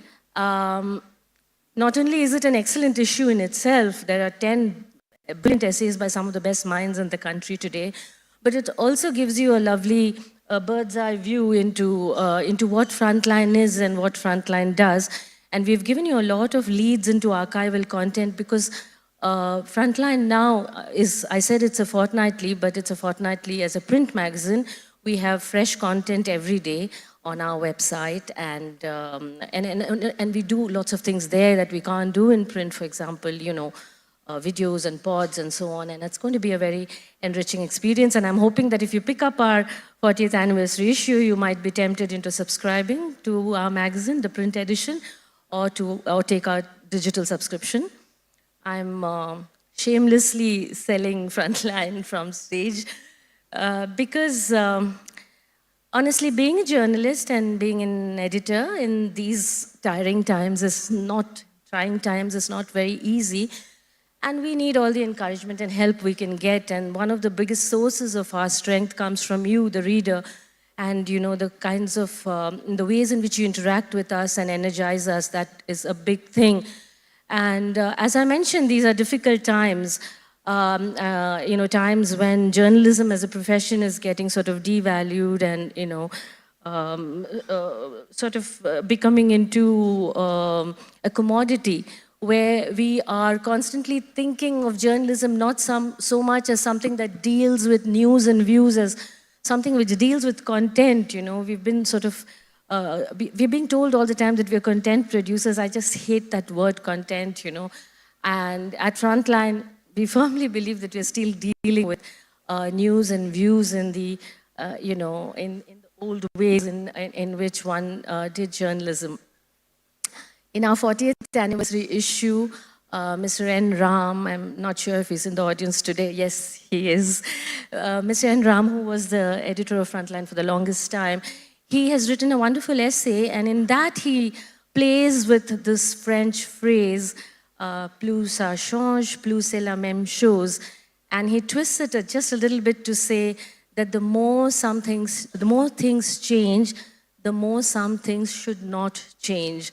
And that very much reflects what Frontline is doing. We are still doing good old-fashioned journalism the way it's always been done. Of course, with the technical sort of tweaks that are needed in this day and age. We are doing high-quality journalism. We are doing adversarial journalism. And that, I think, is really the definition of what the Fourth Estate should be doing in a liberal democracy today. Wasn't it George Orwell who said that journalists print what somebody somewhere doesn't want printed. Everything else is PR. So I think we are conscious of that and we work towards that. It gives me enormous pleasure to be on stage with Manu Pillai, brilliant, absolutely brilliant, charming young historian. I've been on stage with you many times before, Manu, and this is particularly special because when Mukund Padmanabhan was editor of The Hindu, I used to edit Sunday magazine for him, and we relaunched Sunday magazine, and our cover story then for our relaunch issue was by Manu Pillai, and it was a super hit. So this feels very nice, like a little circle of life. Besides Manu and his writing and the ways in which he explores history, stands for some of the values that Frontline stands for, either his relentless sort of tracing of facts and the ways in which he presents those facts in order to set the context of our today. You know, he's looking at the past constantly in order to context set. And this idea of setting the context for who we are today, for our modernity, for who we are as a people, and kind of approaching problems from many angles is very much what Frontline would like to think that it does. So,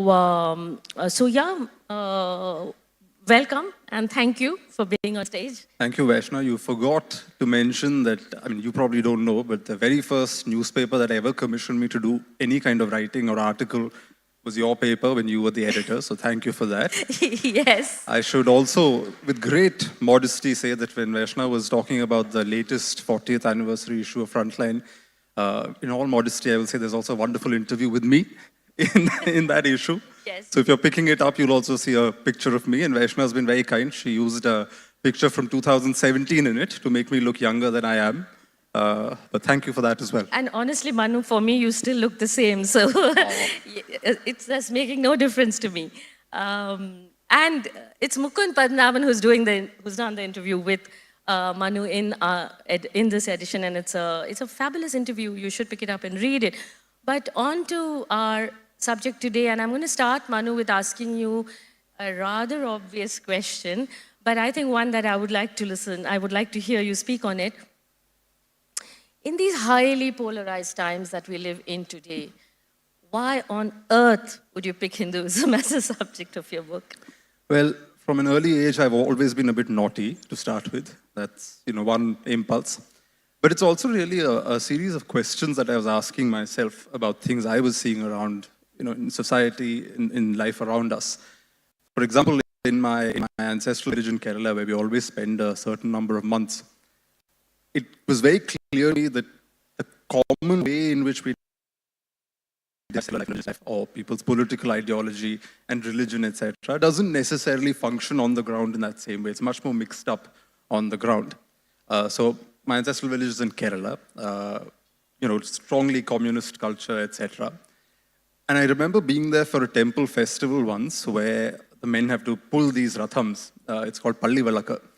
And what's interesting is that at one point, this was the preserve of the upper caste Hindus. It was all the Nayar men of the village who had the first claim on pulling these rathams of the gods. But of course, in the 21st century, things have changed. The Nayar men are all in Dubai, making money there. So who pulls the rathams now? It's actually people from the Dalit communities who earlier had no access to that particular festival or ritual. What's interesting is politically, they are committed voters of the Communist Party. They gain their social identity, they gain a certain kind of liberation, their political ideology from the Communist Party, and it doesn't matter who the candidate is, they will vote even now. At least the families that I've encountered, who we've known for many, many generations now, they still vote for the Communist Party. That's something they always do. But at the same time, they also gain a different kind of value in now having access to this temple ritual, which earlier used to be the preserve of upper caste groups. It gives them a different kind of social identity, and clearly both matter to them. They don't see that necessarily as opposed to each other. Voting for the commies who technically don't believe in religion or Hinduism or temple worship and all of that, versus actually participating in temple rites and drawing some kind of meaning from it, some kind of social value from it, comes perfectly naturally to them. And I was very interested in these kind of puzzles, which is that perhaps the simplistic ways in which we look at religion, look at identity, these don't really add up. When you look at the ground and look at how people encounter these things, human beings have this capacity to wear different hats in different contexts. We may sometimes find it odd, but I think for most people it's perfectly natural and they do it contextually. And that's one of the reasons I ended up writing this book, to figure out at what point you wear the hat of religious identity and use a religious identity to politically mobilize, and at what moments, say, that's replaced with caste, region, some other form of identity, something much looser, something much more plural. And that led me into an interesting set of arguments and points to make. Very interesting and very thought-provoking arguments indeed.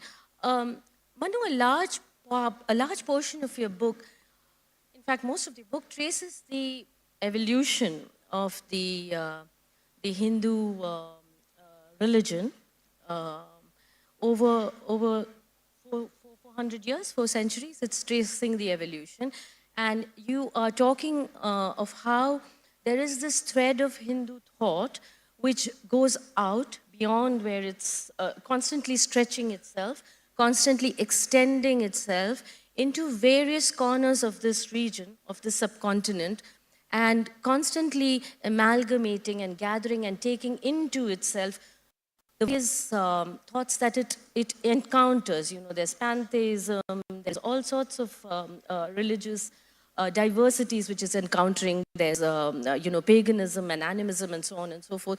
But it's sort of taking all of this into it, right? In order to then finally become, well, not finally, there is no finally, but it becomes this extraordinarily, all-encompassing, many-layered, multifarious religious stream. I'm consciously not using the word ism, but I'm saying that it becomes a conscious stream.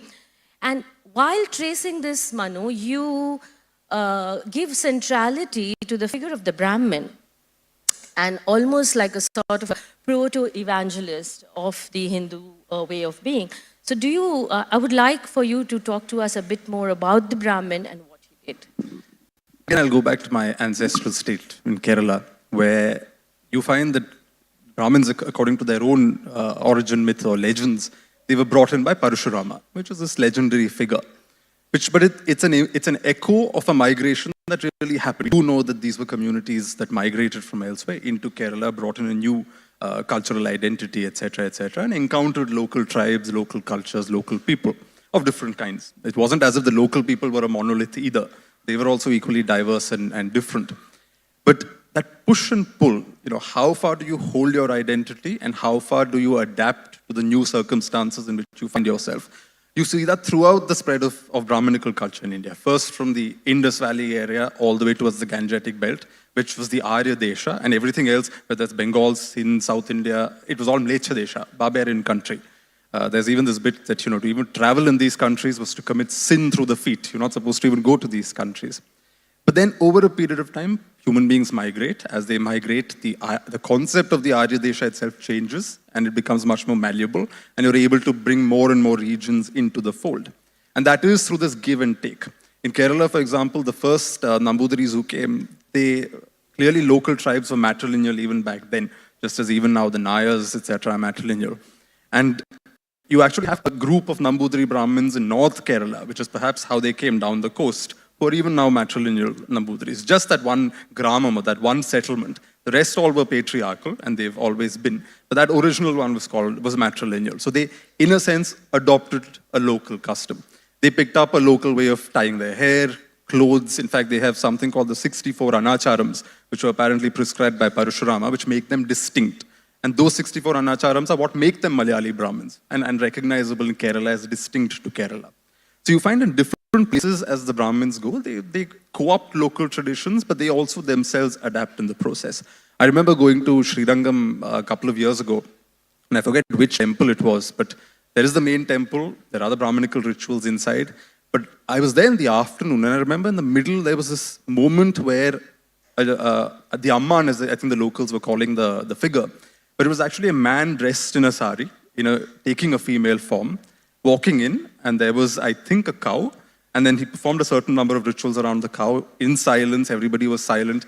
And then at a certain juncture, he moves, and then everybody comes and touches the cow, etc., etc.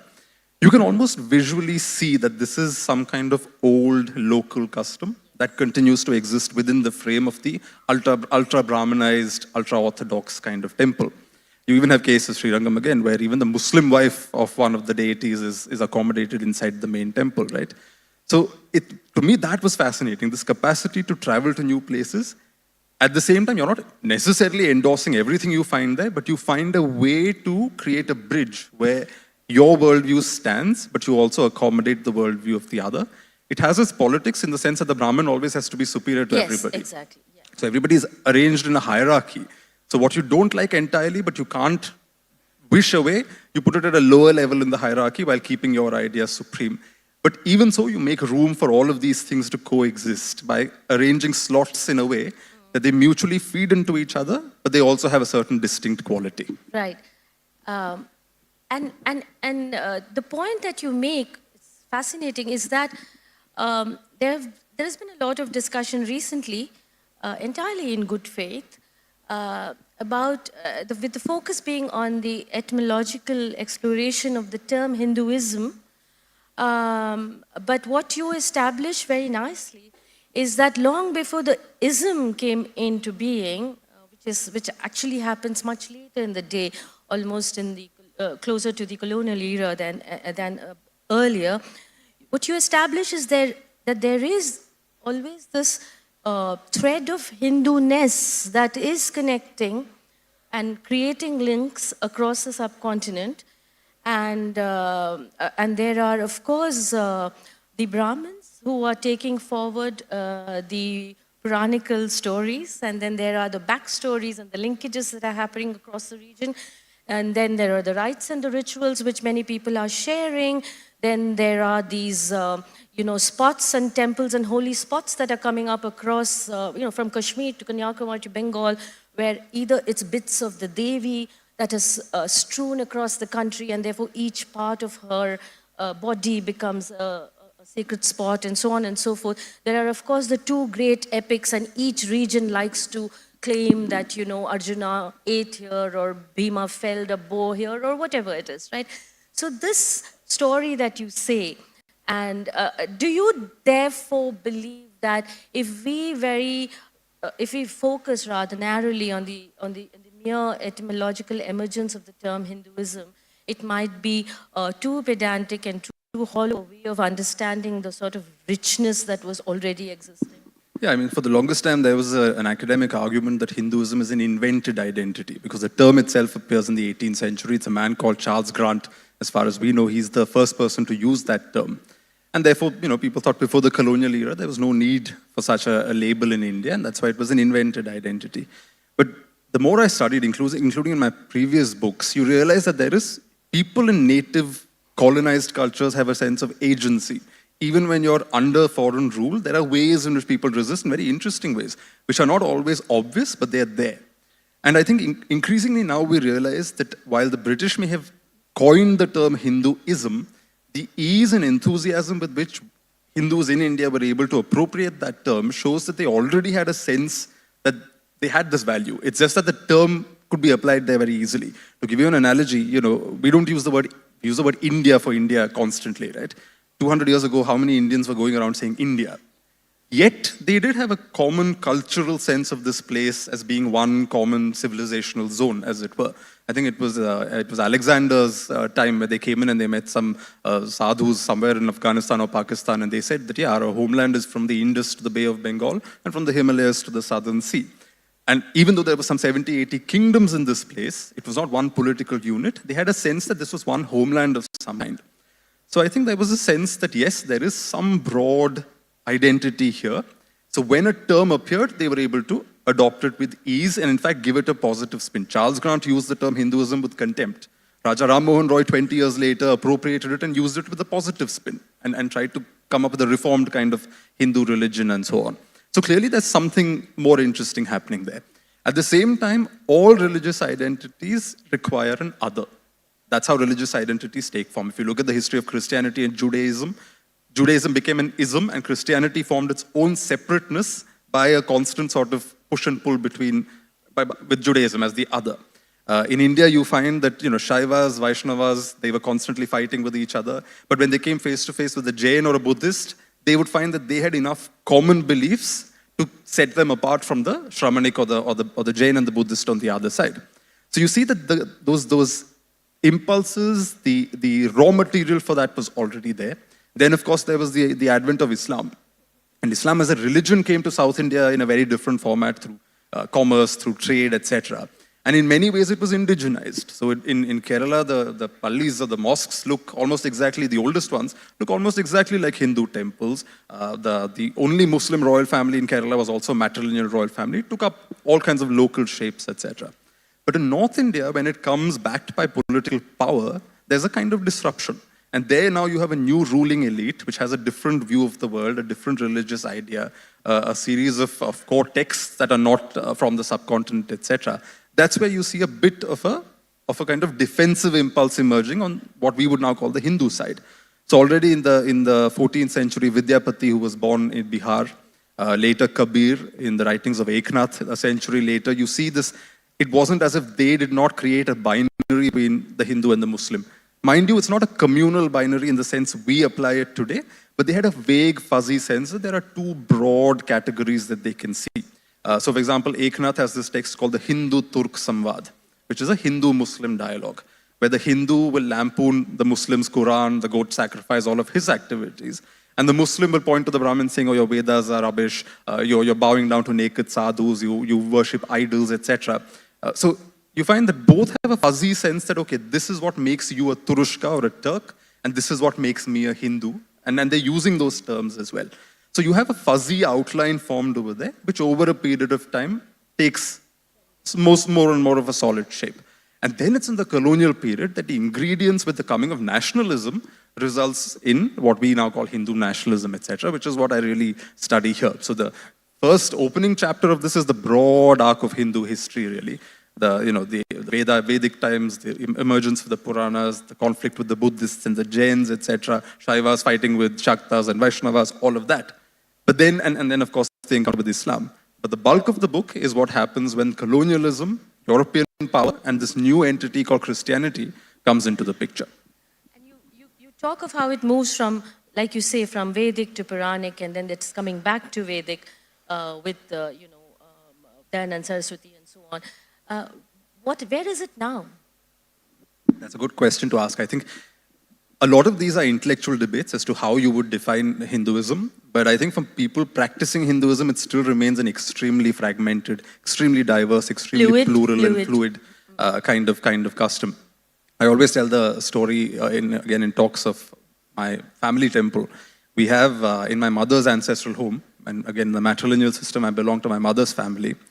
We have multiple gods. I enter that compound and it's just fascinating to see because on the one hand, we have a Vanadurga, and the Vanadurga is the forest of the grove. She's originally a kind of tribal tribal goddess, and she's worshipped in a way where she has to be exposed to the elements. So without a roof, so the idol has to be exposed to elements. Next to her, there's a Bhadrakali, and the Bhadrakali needs a roof. And the Bhadrakali is worshipped in a slightly different form. At one point through a sword, now there's an idol. So there's a transformation there. There is an idol. There's an image for Bhadrakali. Then with them, there are the Naga Devatas. Originally, the serpent sat in a separate grove. At some point, my ancestors got a bit greedy and they wanted to sell the land. So they moved all the deities into the temple and they divided the land among the family members. On top of that, we have two tribal deities that come from local Dalit communities. There was a deity called Murti, which was worshipped by the Pulayars who used to till our fields. And they used to actually do blood sacrifices to these deities and offer alcohol. And I vividly remember as a teenager seeing an uncle or a great uncle of mine handing over a black bag with a bottle to a member of this community before the pujas in our temple. And I asked, what is happening? And he said, well, even now, although the blood sacrifices have stopped and Murti's also been moved into the temple now, before you can start the pujas to the goddesses in the temple, you need to offer alcohol. At least like a token, a tip of the hat to that original custom where alcohol was used. Then we have another deity called Ayraveli Munnodi, who's worshipped by the Koravar tribe. He's also sitting in there. There's one stone which apparently holds the spirit of a great aunt who died because a dog bit her and she had rabies. So a single small little temple belonging just to my family has all of these things happening. when the serpents are worshipped, we get people of a community called Pulluvans to come and perform certain rites. For a certain set of rituals, the Brahmin has to come and perform certain rites. In North Kerala, there's a temple where in the morning and the evening, it's non-Brahmin priests. The afternoon puja is done by the Brahmins. There are temples where you'll find that the same image is worshipped at one part of the day as Lakshmi, another part of the day as Saraswati, another part of the day as Parvati. Because it's, in a way, trying to bring together all of these different forms. My favorite, of course, anecdote, and this is something that happened very, very recently, is how there's a temple in Alleppey district where the story goes that a little child was unwell and his parents took him to the deity, and the priest said, now you have to make a certain offering to the deity. And the kid refused to give any of the traditional offerings. What he instead gave was the munch chocolate that he had in his hand. And apparently he recovered the next day. And since then, that deity is called Munch Murugan, because now everybody goes there and offers the munch chocolate. Right. People weigh themselves in munch and donate the munch to the deity. There are garlands made of munch chocolate and put on the deity. The deity is now called Munch Murugan. You can actually find photos online of Munch Murugan with his munch garland and so on. So that fluidity still exists. That capacity to change with times and have these quirky rituals still exists. Yeah. And I'll just have one more anecdote. This is not from a specific temple, but it's a story that communicates the capacity for rituals also to emerge, and sometimes from the quirkiest of places, where I remember my mother or grandmother telling me the story about how there was a temple somewhere. And in this temple, there was a priest. There used to be a cat that lived in the temple. And the priest, was a nice man. So every time he came after the puja and the prasadam was given to the devotees, etc., he also put a little bit on a palm leaf and gave it to the cat. One day the priest dies. His son becomes the next priest. He's always seen his father giving the cat the prasadam. Now what does he do? He also starts giving the cat the prasadam, thinking this is just a custom that my father started. Eventually time flows and it becomes a thing that even before you give the prasadam to the devotees, you have to give it to the cat. That becomes a part of the ritual in that temple. So sometimes that dynamism, that capacity to just incorporate all kinds of things, we might find it amusing at some level, but I find it also very beautiful and interesting that things can change like that. That still exists on the ground. I was in Arunachal Pradesh recently, and in one of the sharper turns that the road takes at one point, there's a tiny little shrine where every motorist has to stop and make an offering of BDs or cigarettes. There are places where you offer clocks. Yeah, so and that's very much a legit deity that you worship. You mentioned, of course, the coming of the Muslims in Kerala and how they came differently in North India. But then we also have the coming of the early Christian missionaries. And then we, of course, have this whole, whatever happens in Portugal. The Portuguese are coming in. You speak of John the Pious, John III, and he is kind of destroying temples. He's destroying idols. He abolishes Hinduism at one point, and then you have a whole bunch of people from Goa going outside. They start hiding their idols and so on. You speak of all of that. You also speak then of the later colonial arrival, of course, which has within it the, it carries within it the seeds of very much having to deny the selfhood of the people being colonized, and it leaves a very deep impact on the Indian psyche. And there is, as a people, there is a very neurotic, insecure sort of sentiment that is left behind. And yet, despite all of this, what Manu, or how Manu would you explain the fact that the modern Hindutva project chooses to focus so exclusively on the Aurangzebs and on the Muslim as the source of his hurt or the target of his anger and ire? It's going to be a very long answer. But essentially, since you mentioned the missionaries first, and the missionaries are a big part of this book, what you find is when the early Europeans have regular access to India. Till then, they've got weird stories that we have Indians have, dogs' heads with human bodies, and we, dance around with serpents and stories like that. But then there's actual traffic growing between Europe and India, and you find exposure coming in. Initially, of course, everybody's coming into this with their own specific worldview. Even today, we have left and right in our country, that people have ideological commitments that they're very, very strong about. And even today, after all our exposure to the internet knowledge, whatever, we still sometimes refuse to budge from our ideological position. Now imagine 500 years ago when people had no such exposure. They're coming face to face with different cultures almost for the first time. And they're coming with their own specific worldviews. So Europeans coming to India at this time have a very clear belief that they have the path to God, and that path is through the Bible and through Christianity. And specifically the Christianity that they recognize. Not the Eastern Orthodox churches, not the Malayali Christians who've been here for 1,000 years, none of that. They have the pathway to God through the Bible, through their specific reading of Christianity. So by default, since they know what God is, everything everybody else is worshipping is not God. What is it? It is all satanic images. Anything you're worshipping in an idol is a monster. It's a devil.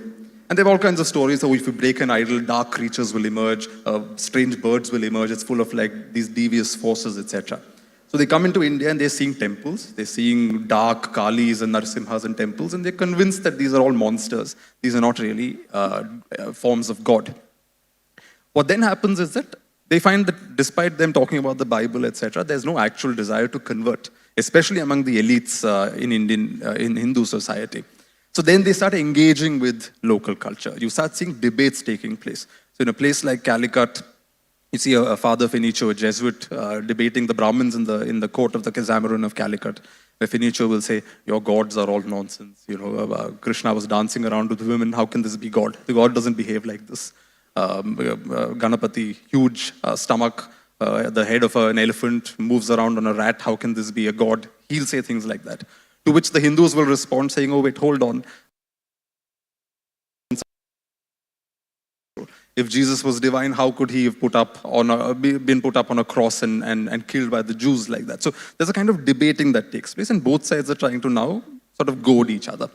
But at this time, these are academic debates. It's happening almost on a fun kind of level. There's no threat to the local identity at this time.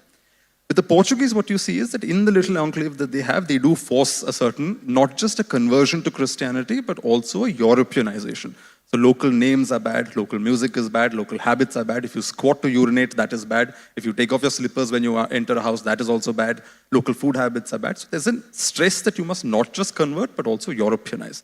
That's when you find a kind of defensive Hindu identity, some roots of it here, where the Hindus respond in various ways. Some people, of course, convert. Many of them flee these places with their deities. But it's not as if they're fleeing purely as victims. You find that they're also able to articulate interesting forms of resistance.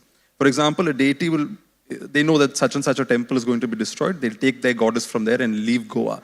But they'll go outside the frontiers of the Portuguese, and just at the edge, just on the other side, they'll build an even greater temple to the goddess, as if goading the Portuguese, as if taunting them, and continue their pujas over there. They came up with techniques by which you could reconvert people. So they say, okay, here's some Ganga Jalam, you were forced to convert, we'll convert you back. Or go take a bath in the sea and we'll bring you back into the Hindu fold. So you find already there's a way in which a defense is being articulated in places like Goa. But does that mean Christianity itself in India is just one commodity? No. Already the Portuguese come to Kerala, they see the local Syrian Christians of Kerala, and they're a bit confused because the Syrian Christians they haven't heard of the Pope, they have very different rituals, they have a lot of Hinduized rituals with cock sacrifices and things like that, just as the local Hindus do to goddesses. They've got all of that. Then you have another missionary response where in Tamil Nadu, you find somebody like Roberto de Nobili coming to Madurai in the 17th century, and he says, look, here, there's no protection from the Portuguese, there's no European state, there's no Christian state, so I am going to have to become a Hindu to save the Hindus. So what does he do? He starts wearing a punul. When he converts Brahmins to Christianity, he says, you can keep wearing your sacred thread, I'll just attach a small cross to it. He wears saffron robes. You'll find fathers in South India who wear tikas, who do arti as they do in temples. He sits on the floor and starts eating vegetarian meals out of a plantain leaf because he says this is how respected religious figures in India behave, so I'm going to behave like this. And he's not play acting. He actually goes to Goa at one point and refuses to eat with his own superiors, saying, you're all Parangis, you're all Europeans, I am an Italian Brahmin, and therefore I will only eat Brahmin cooked food from my own cook sitting down on the floor. So he Hinduizes Christianity in a certain way and turns it, he calls the Bible the fifth Vedam, and sort of merges it with local traditions. So there you see a very different response to, different encounter between Hindus and Christians. What shifts is when the colonial period comes in, and that's where really the pathway to Hindutva becomes slightly clearer to us. Because you find that in the early period, a lot of the colonial officers who were present in India were actually not just neutral or tolerant of Hinduism, but actively endorsed participation in Hindu traditions. So you find British officials giving donations to Hindu temples. Whether it's Tirupati, Padmanabhaswamy in Kerala, Madurai. I got an email from somebody after my book came out saying that in their hometown, in a place called Bhavani, I think in Andhra Pradesh, there's a donation made by such and such an official. And even now during the pujas that's brought out and the deities is seated in that particular palanquin that was donated and rituals are performed, etc. You find the English officials escorting Hindu deities in temple processions. They're smashing coconuts at temples and participating in this because there's a lot of writing in this time, Thomas Munro, Mount Stuart Elphinstone, John Malcolm in different parts of India saying that we are a small minority here. We will rule them, but we will rule them on their terms without upsetting their sense of identity, their sense of religion. So we will rule on their terms. But then things shift in Europe. In Europe now, pressure is growing. You have the Enlightenment happening. You have the Reformations taken place. The church is under attack in Europe in the 18th century. And often these things are cyclical. Something happens and then there's a response. So similarly, just as the Enlightenment brought in rationalism, reason, all of these kind of values, and there was an intellectual fashion then, a few decades later, there was a different kind of upsurge of religiosity. So while in India, English officials are smashing coconuts in temples, in Britain, campaigns are building up saying, no, our job is to be good Christians. It's by being bad Christians that we were defeated in America. It's by being bad Christians that our social order is breaking down. The industrial revolutions come in and change things, so that's explained away that way. So now Parliament's getting petitions saying you have to let missionaries into the country, you have to civilize the natives, la. At this point, you start seeing the British officials' attitude shift. A new generation of English officials come in and they now withdraw from those temple, coconut smashing rituals. They withdraw from the processions. They withdraw from participating in local rites and actively form a kind of racist contempt towards these things. Initially, the Hindus respond not violently. When the British officials were smashing coconuts, Hindus were also responding. The example I give in the book is when the British conquered Puri in Orissa. The priests of Puri wrote a Sanskrit letter to the Governor General saying, oh, till you came, we were suffering under our previous rulers, who? The Marathas. Now that you've come, we've been saved, and we wish forever that our temple town should continue under your rule, the rule of the English East India Company. But now the Hindus start changing their attack because they're also seeing contempt from the other side. You start seeing cases where... I'm going to have to stop you. Sorry. Sorry. This is, as you said, very long answer. And frankly, I mean, we can talk about this forever. I'm going to ask you one last tiny question. Give me a quick response to that and then we'll open it up for Q's and A's.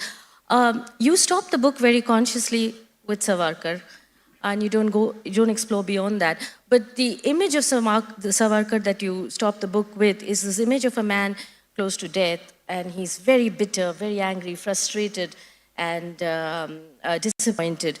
I would just like you to tell me quickly why this particular imagery and why you chose to stop there. I stopped there for two reasons. The main reason was that initially I thought the epilogue of the book would go into present-day politics, talk about what's happening in India today, etc. Then I thought that, that's probably a bad idea because if I bring in the present, then in many ways that will overwhelm the contents of the rest of the book. Everybody will focus on just that. People will wonder to what extent my opinions are coming into the picture as opposed to a relatively more objective account of the past. So I thought it was safer to use 1947 as a kind of general deadline. And of course, Savarkar being the last figure that I discuss in the book, his death in the 60s is the moment that I really end the narrative. He does die fairly... It also sets a sort of a...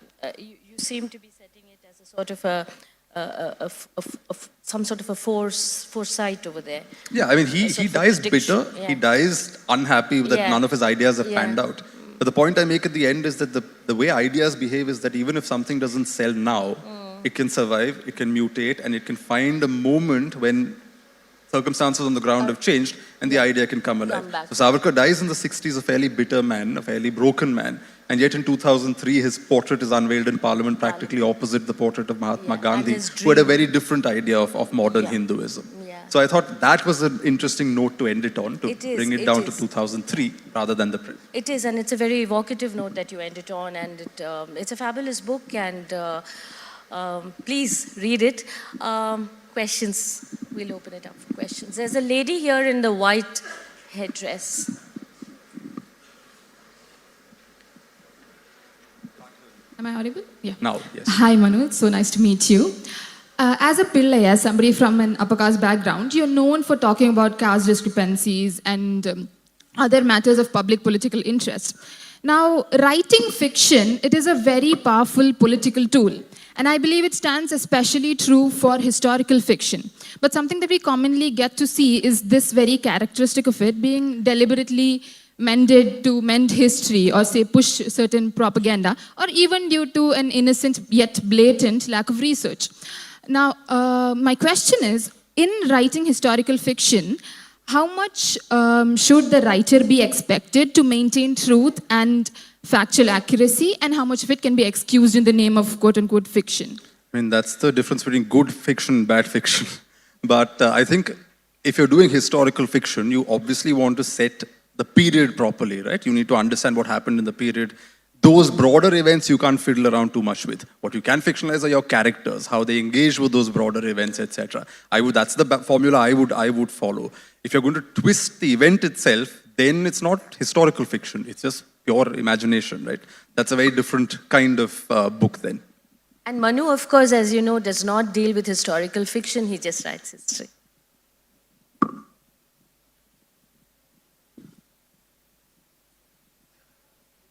Audible? Not boast of any participation in the Indian freedom struggle by its predecessors. Does it have a right to rule free India? Please. That's a very complicated question. What's interesting is I'll put it in the context of this book. You find that yes, in the nationalist struggle of the Congress, of the organized movement that took place from the late 19th century onwards, there wasn't the presence of organizations that now we bracket as the Hindu right. But you see, the Congress party was never a fully secular party. It was such a big tent that there were strands within the Congress party that were very much on the right. So much so that till Savarkar became the head of the Hindu Mahasabha, you could be a member of both the Congress and the Hindu Mahasabha. Till the late 1930s, there was no irony in that. It was easily possible. Many, many members like that existed at that time. You also find that Congress leaders like Tilak were very much, Tilak is really the grandfather of modern Hindu nationalism. He was Savarkar's preceptor. He recommended Savarkar for his university education abroad. Savarkar dedicates his first book to Tilak. Tilak's writings itself in Marathi, if you read them, you can see very much that he is a Hindu nationalist. He's a nationalist against the British, but at another level, he's also a Hindu nationalist. So in that sense, yes, the RSS and organizations we now lump as representative of Hindu nationalism were not perhaps part of the freedom struggle in the way the Congress, etc. were, the Communist Party were. But if you look at Hindu nationalism as a broader kind of impulse, that existed within the Congress as well. And so that makes it a bit more hazy to sort of draw those lines. Where? Hi, Manu. This is a question to Manu, the historian. Last year, in 2024, there was a paper published by someone who goes by the pseudonym Ra Yagnadevam, who has claimed to decipher the Indus Valley script. This has been getting a lot of coverage in mainstream right-wing news media, despite the fact that this is like diametrically opposed to all of the research that we have that shows that the Indus Valley script is a Proto-Dravidian language. So basically, the paper asserts that it is Vedic Sanskrit, which seems like they are putting the North Indian Aryan persuasion on a pedestal while alienating the Dravidian South. And because of the fact that it's being pedestaled on these right-wing media outlets, do you believe that the study of archaeology and history is in danger? No, I don't think it's in danger. There've always been cranks. There've always been people who've come up with theories. These theories get their time in the sun, but eventually they don't pan out.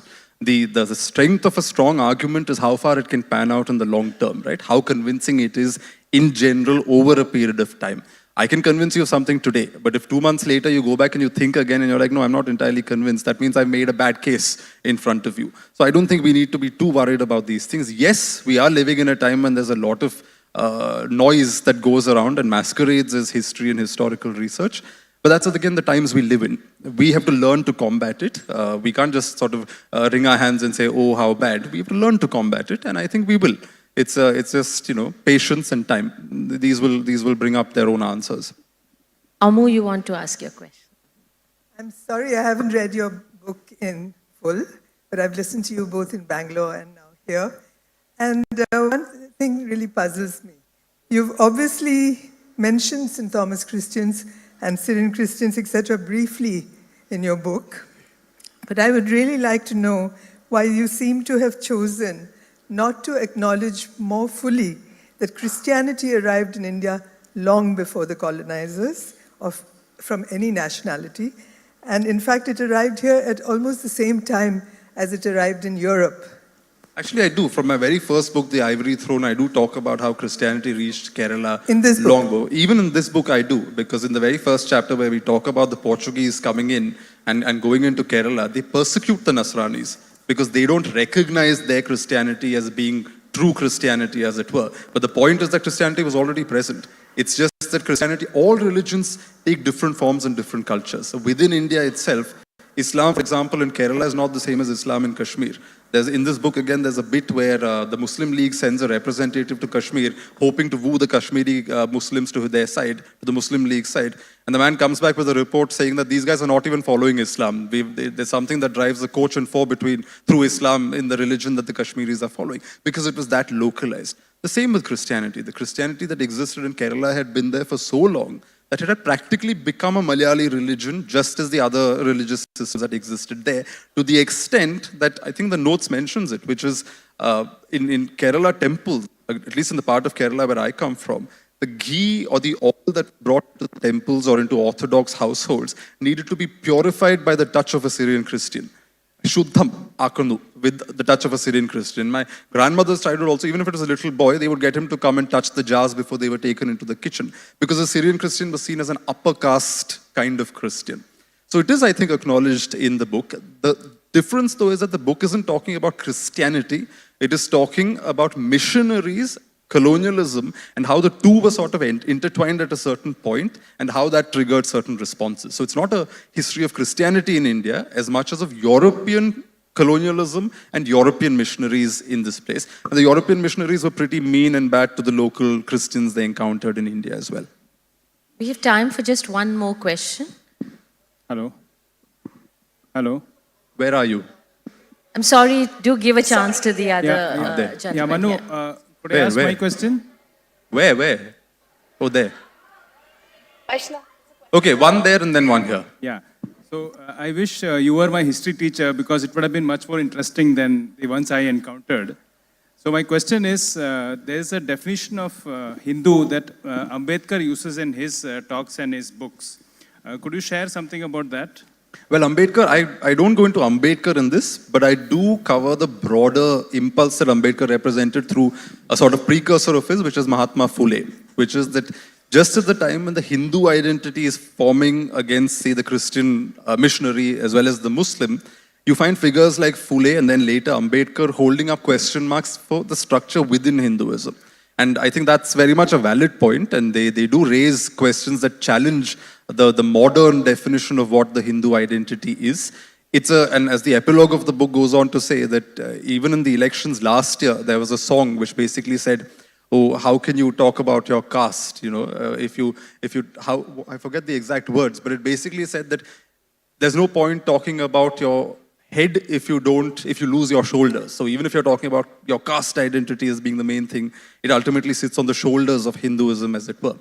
But the point is that the very existence of such an assertion in 2024 shows that there are still fragilities within the Hindu identity. And Ambedkar and Phule were both pointing to those fragilities. And they were not entirely convinced by the modern Hindu identity, because they saw that as still privileging upper caste Hindus and keeping marginalized Hindus for the namesake within the category, but for all purposes still marginalized. So in the book, in the final chapter, you'll see this whole non-Brahmin movement taking form as well in South India and Maharashtra and so on. So I don't bring it to Ambedkar's time, but I use I use Phule and Phule's post-Phule period as to sort of cover some of these themes. I'm afraid we've completely run out of time. So there's a young lady there.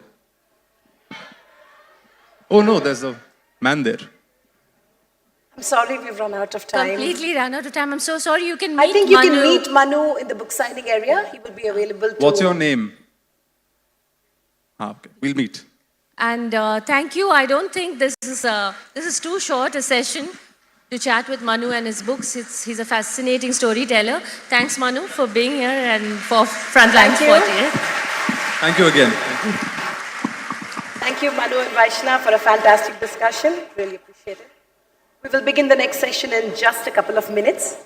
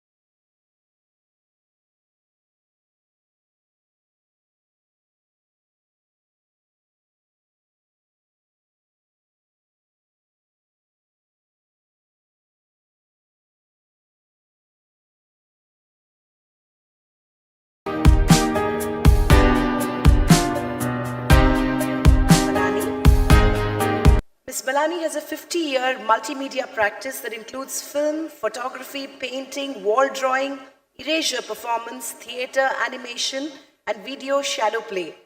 Giving voice to the marginalized, Ms. Malani's work has been celebrated with 30 international solo museum exhibitions, including 4 retrospectives. Please welcome Ms. Nalini Malani.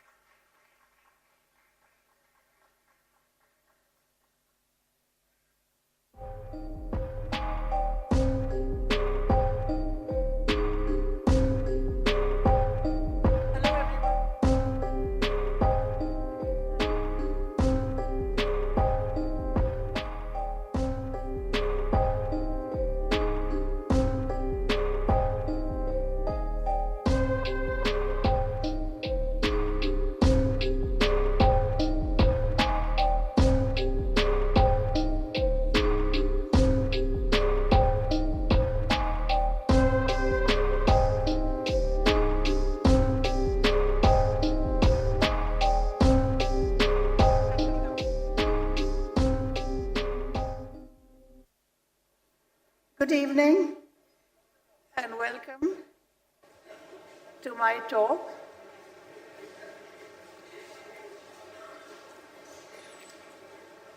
In 2020, I collaborated with Martina Miller on an essay with the aim to interpret my art through the lens of text readings. My presentation today is an adapted version of this catalog essay for the exhibition You Don't Hear Me at the Fundación Miro, which was in 2019. This catalog was linked to the 7th One Miro Prize that I received in 2019. My work since the late 1960s has focused on my presentations of women's plight and adverse destinies over the centuries, with special attention to the theme of silencing. The fact being that historically, women's voices, insights, and intuitions have been dismissed and brushed aside. Female thought has hardly had the chance to flourish and been taken seriously as a plausible alternative to predominant forms of often abusive patriarchal imaginaries.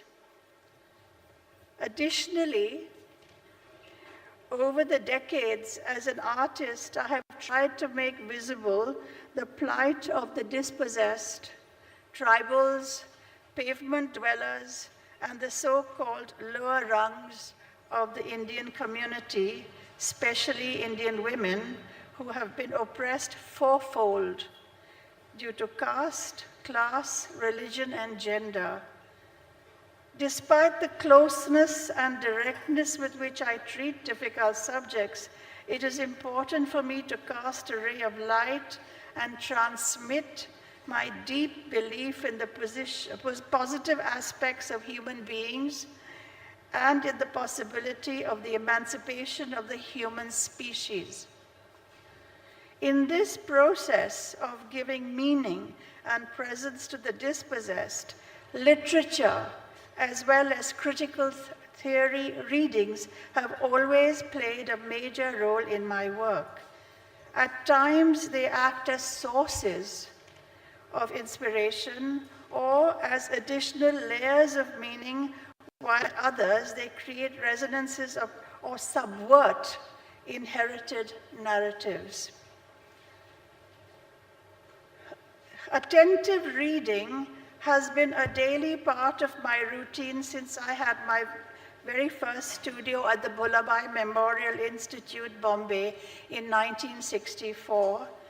But a major turning point in my relationship to written sources in my work came in 1979 when I met the British artist R.B. Keetai at one of his exhibitions in New York.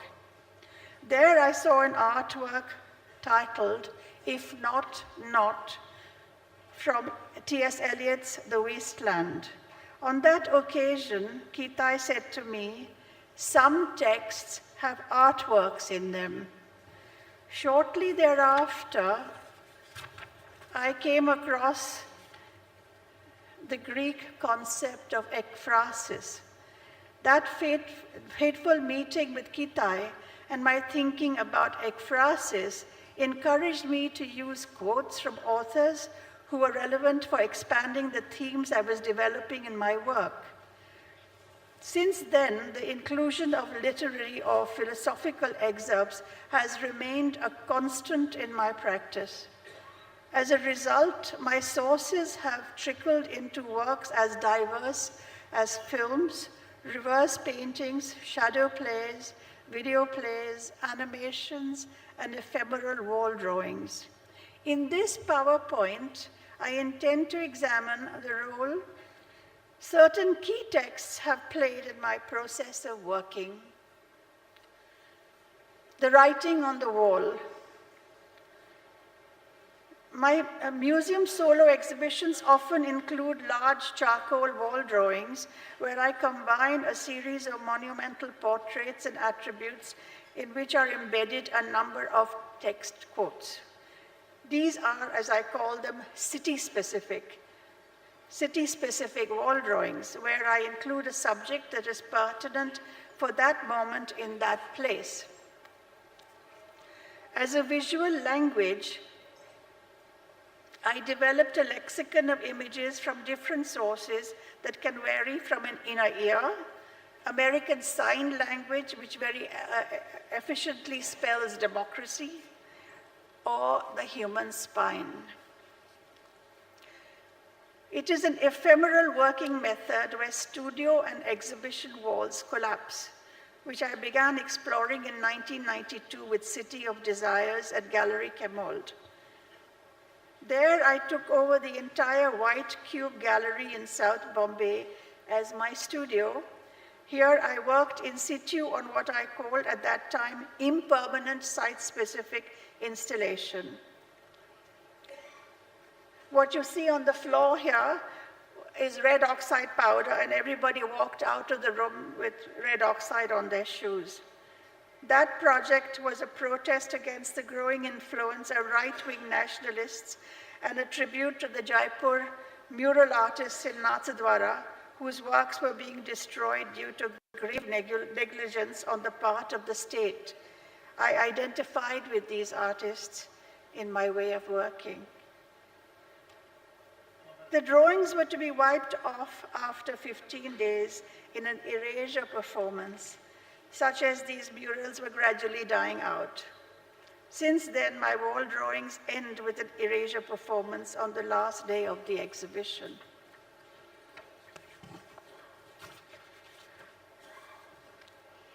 In these wall drawings, I include quotes in English with additional quotes in the local language.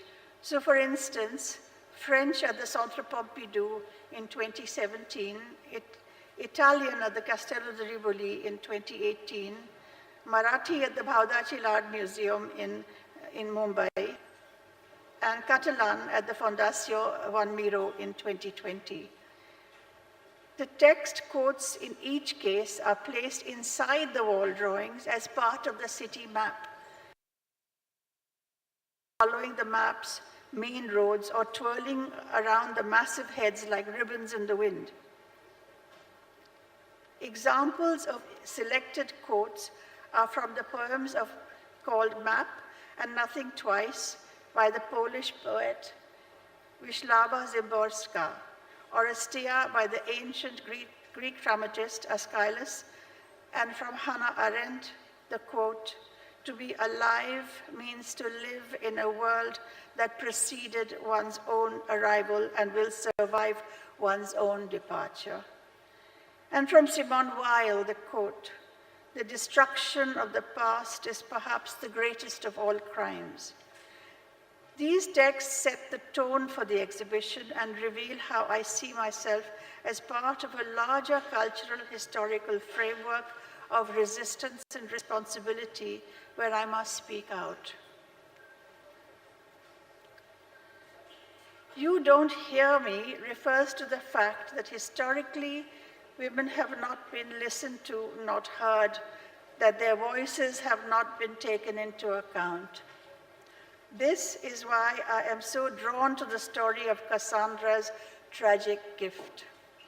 Her foresight was fatefully challenged with incredulousness from others, or more plausibly, with their resistance to hear and accept certain truths. Cassandra had the gift of prophecy, but was punished by Apollo because she refused his sexual advances. He spat in her mouth and cursed her so that nobody would ever believe her.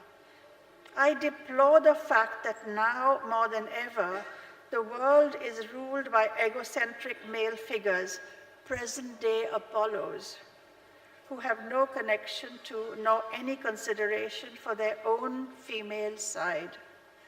I firmly believe that the only way humanity will make any regenerative progress is by listening to their female voices.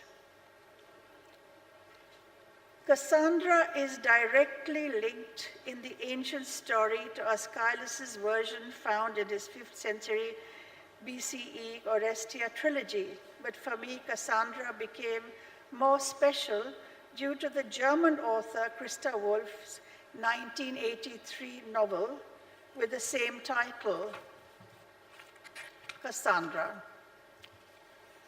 In 2006, I found a used 1984 English version of Woolf's novel at a book market in Amsterdam. Inside the book, I found a picture postcard with an image of the Tholos of Delphi.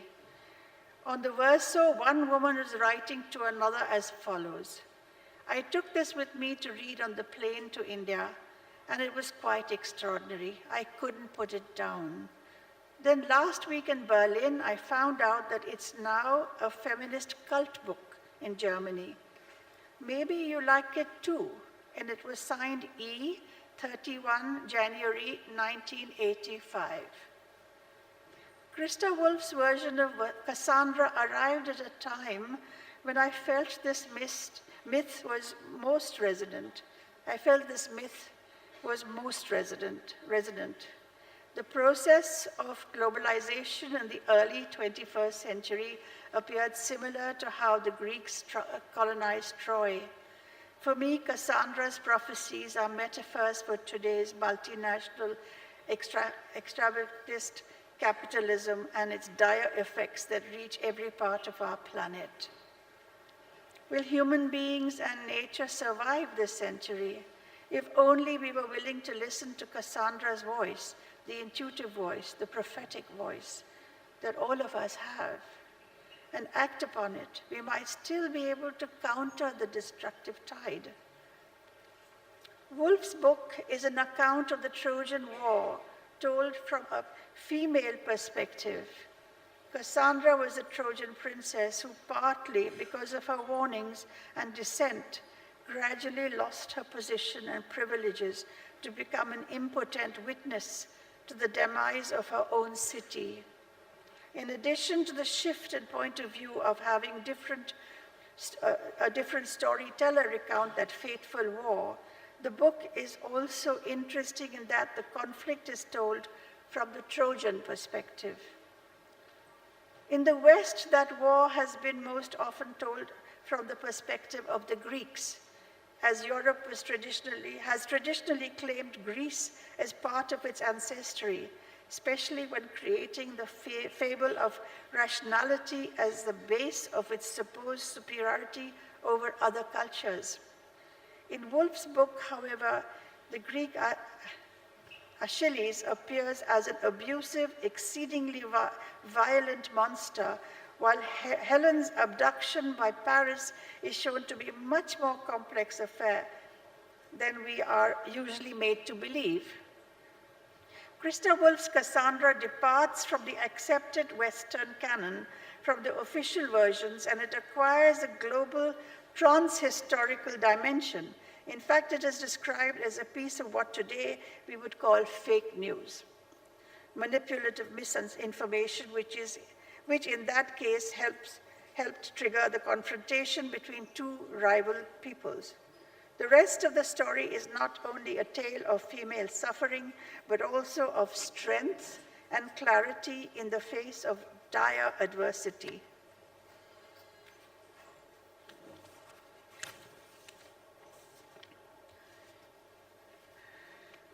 Cassandra has been one of my main topics since 2006 and has been put into different media besides the wall drawings to give it the visibility and importance she deserves as a primary theme in my work. In 2008, Cassandra became the main protagonist in the shadow play The Tables Have Turned, 2008, with 32 revolving cylinders, which was commissioned by the Sydney Biennale.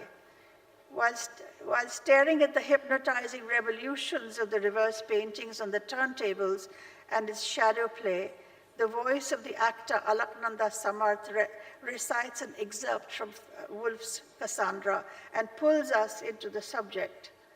The imagery comes from such diverse sources as Kalighat artists, Albrecht Dürer's woodcut of Cain and Abel, and 19th century drawings of inventions.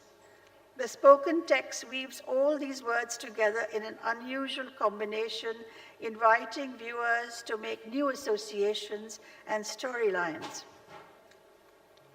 This was followed in 2007 by Listening to the Shades, a 42-panel painting installation. The painting installation was the outcome of a collaborative art project started in 2006 with the curator Robert Storr.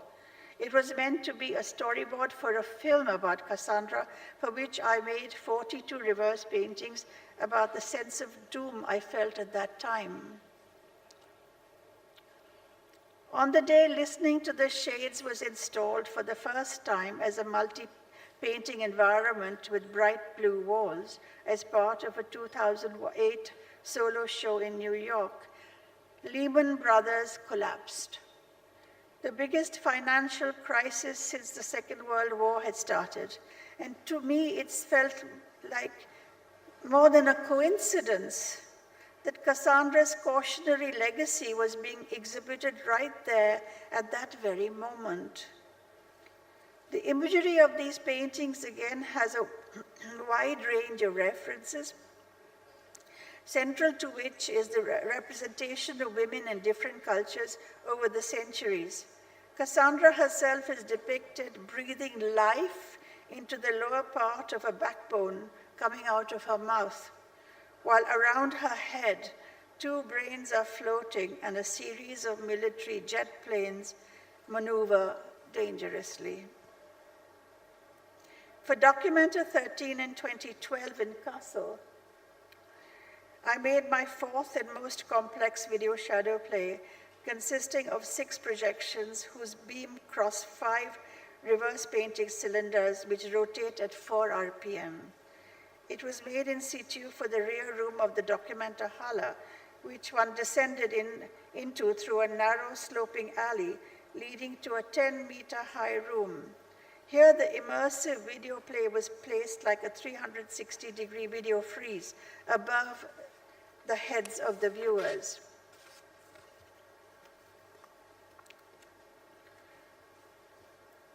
The title and main text in this work comes from Agha Shahid Ali's translation, titled in English, In Search of Vanished Blood, from Faiz Ahmad Faiz's poem Lahu Ka Surag, written in Urdu in 1965. Faiz was a Pakistani left-wing intellectual and revolutionary poet who lived between 1911 and 1984. The 2 other sources of inspiration are Christa Wolf's Cassandra, a novel and 4 essays of 1983, and Rilke's The Notebooks of Malte Lauritz Brigg, 1910. The soundtrack is inspired by a selection of texts from Heiner Müller's Hamlet Machine, Samuel Beckett's Krapp's Last Tape, and the short story Draupadi by the Indian social activist and writer Mashweta Devi, translated by Gayatri Spivak. In Search of Vanished Blood creates a provoking space with seemingly endless combinations of video images, floating shadows, and a compelling soundscape revolving around complex themes such as the curse of the gift of prophecy, the fatal position of women, and the failure of human communication. Cassandra is the main protagonist who tells the story to which a chorus reacts about a deteriorating world in which she offers a way out if only we would listen and learn from the brutalities that have taken place in the past to create a new, more humane situation. The story of Cassandra, as well as other Greek tragedies, were part of my reading since the late 1960s, and old copies of these tales are still on my bookshelves. I had friends who were writers and poets with whom I discussed literary works from the Greek classics to more contemporary works. Greek tragedies were also part of the theatre movement in Bombay at the time, especially at the Bhola Memorial Institute, where I helped with theatre productions. During those years, I attended the Sajidi School of Art in Bombay, which had 3 faculties, including architecture, in which my best friends were studying.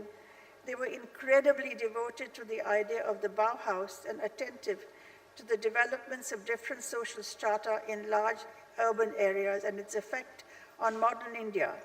Along with the readings on the Bauhaus, I found in the library of the architecture department of the city's American library the early Soviet avant-garde, including Tatlin and Lissitzky.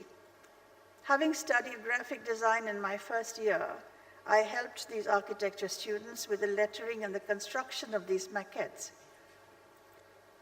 When I completed my studies at Sajidi School of Art in 1969, artist Akbar Padamsee opened the Vision Exchange workshop called View.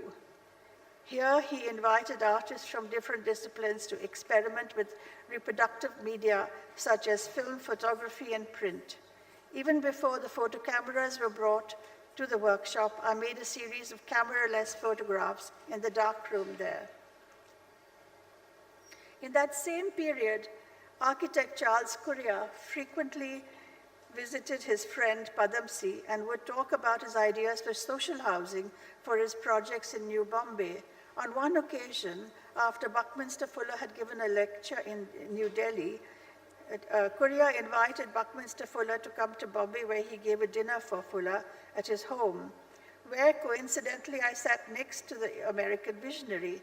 His ideas were dazzling, and I still treasure the publication of his Delhi lecture that he presented to me and his book, Ideas and Integrities. Those exchanges of Curria and Buckminster Fuller are the background for my 8mm animation film, Dream Houses. During the summer of 1969, I started a labor-intensive stop-motion animation film on the idealism and hope that modernism brought in the Nehruvian period.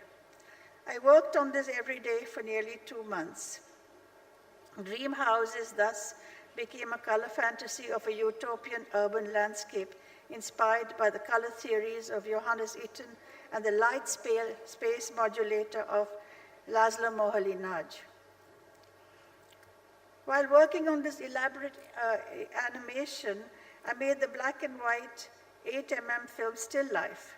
The story was told only with objects, of which books formed an important part.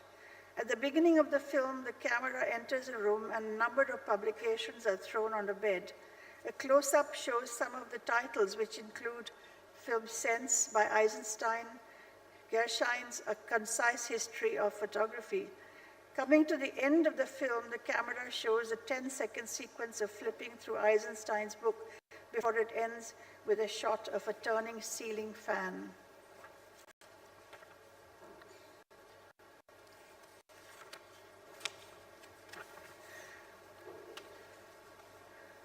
Later in 1969, I went to Paris to study on a French government scholarship for 2 years. As I often say, Paris became the university of my life. While I did not have the opportunity to make much art except a series of photographs in Paris, text, spoken and written, became more than ever a daily need and formed my future as a politically engaged artist. The influence of my time in Paris is implicit in all the works I would later produce. Upon my arrival, I went to the École des Beaux-Arts, where I was told the school was closed. The École was in the midst of a restructuring process to introduce new teaching methods about the student revolt in 1960, after the student revolt of 1968. Instead, I received a student card with which I could attend any classes and activities at the prestigious institutes in Paris. I attended a printmaking atelier, sat in lectures by Noam Chomsky and Claude Lévi-Strauss at the Sorbonne, was part of political Marxist meetings, and got involved with the initiatives of Jean-Paul Sartre and Simone de Beauvoir.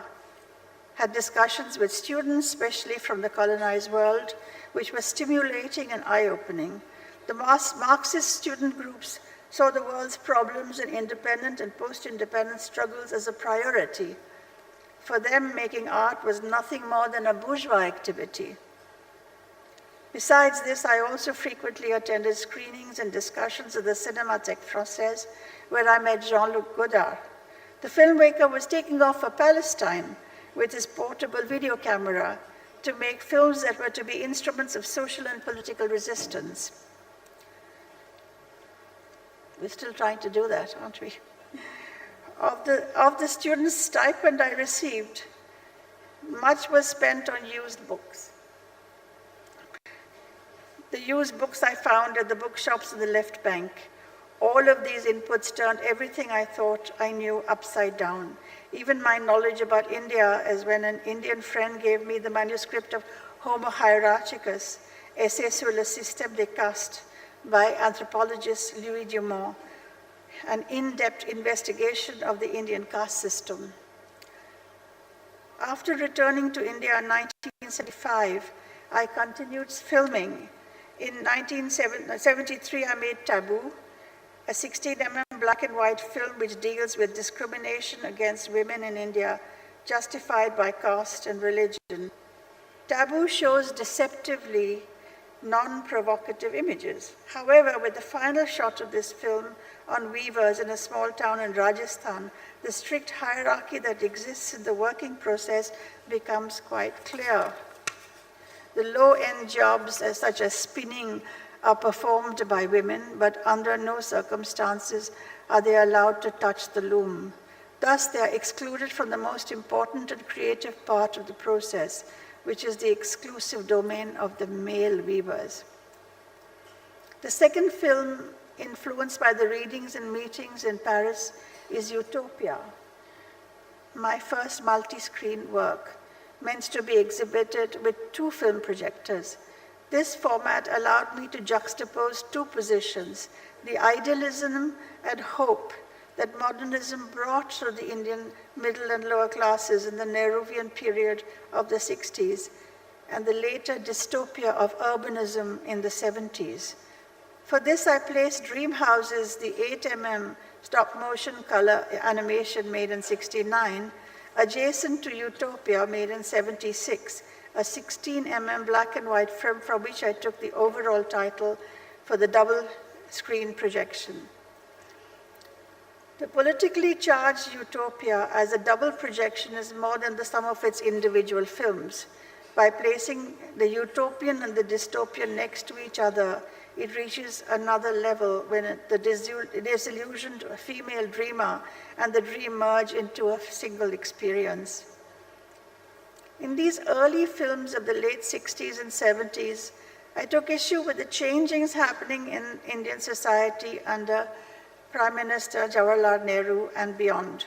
At the same time, my first animation, Dream Houses 69, shows an awareness of the formal possibilities offered by the European avant-garde.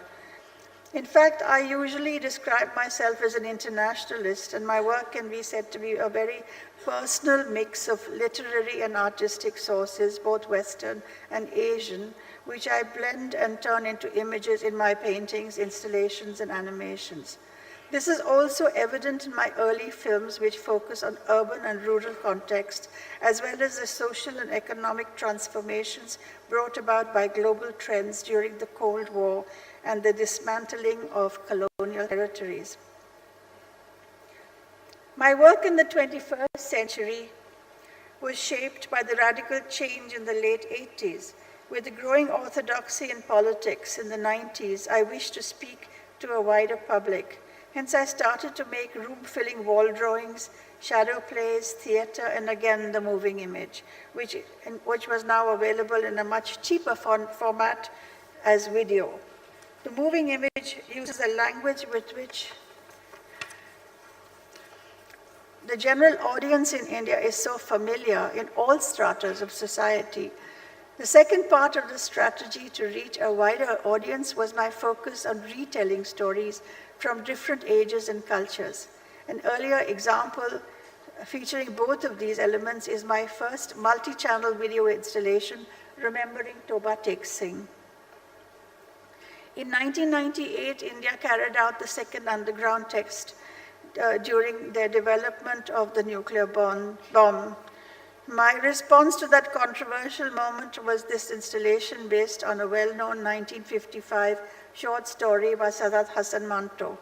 His tragic comic Toba Tek Singh recounts the story of inmates from an asylum in Lahore who are taken to the new India following the 1947 partition. For me, Manto's book brilliantly illustrates the absurdity of the division of India into 2 countries. His vision regarding this and other major problems that still haunt the South Asian region is more relevant today than ever. For this type of installation, I coined the term video play, a play in which 2 actors only appear on video. Hence, I could travel this play easily. internationally without the extreme costs of a real play.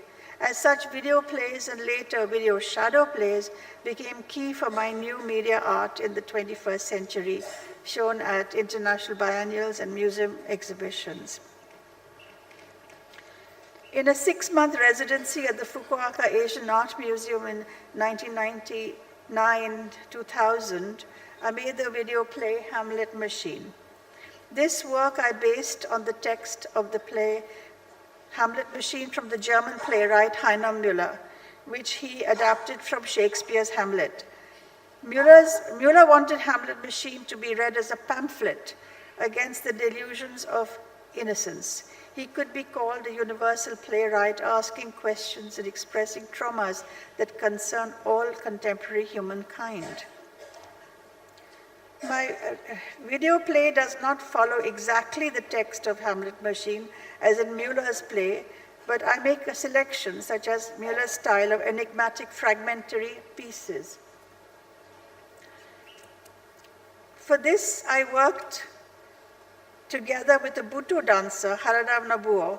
His meticulous control of the body was unique and ideal for me, using it as a screen for projecting videos, which were then recorded again on video. What interested me in this case is the Arto Brecht montage on an English play, which gets adapted for Germany and then for India with Japanese components as a video installation.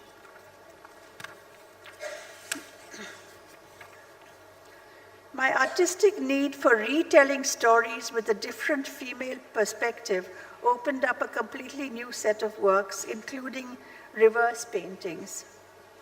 I had learned this unusual technique in 1988 from my friend Bhupen Khakkar, that he had, for his part, learned on a study trip to Eastern Europe.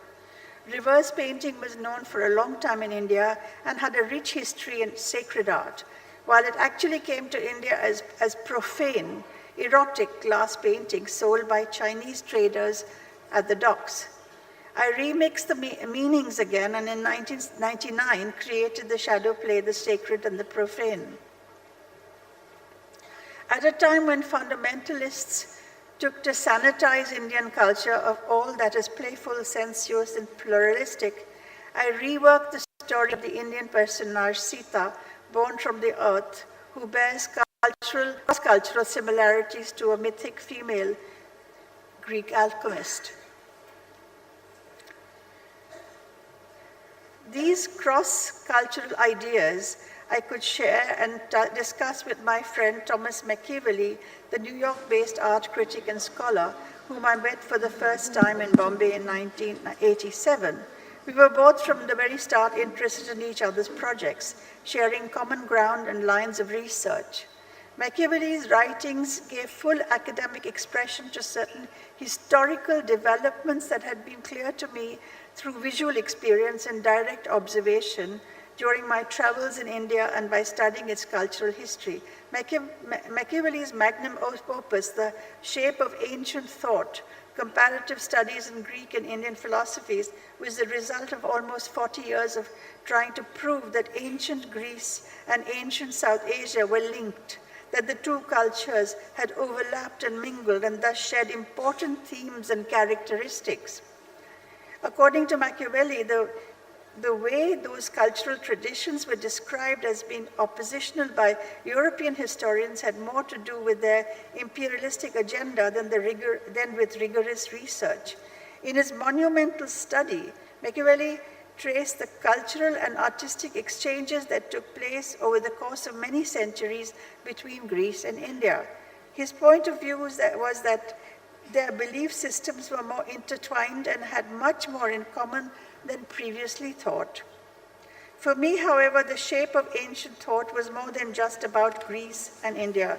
The same claim Machiavelli was making was that particular exchange could be made for other cultural contacts and intertextualities, which are invariably complex but frequently distorted by historical narratives.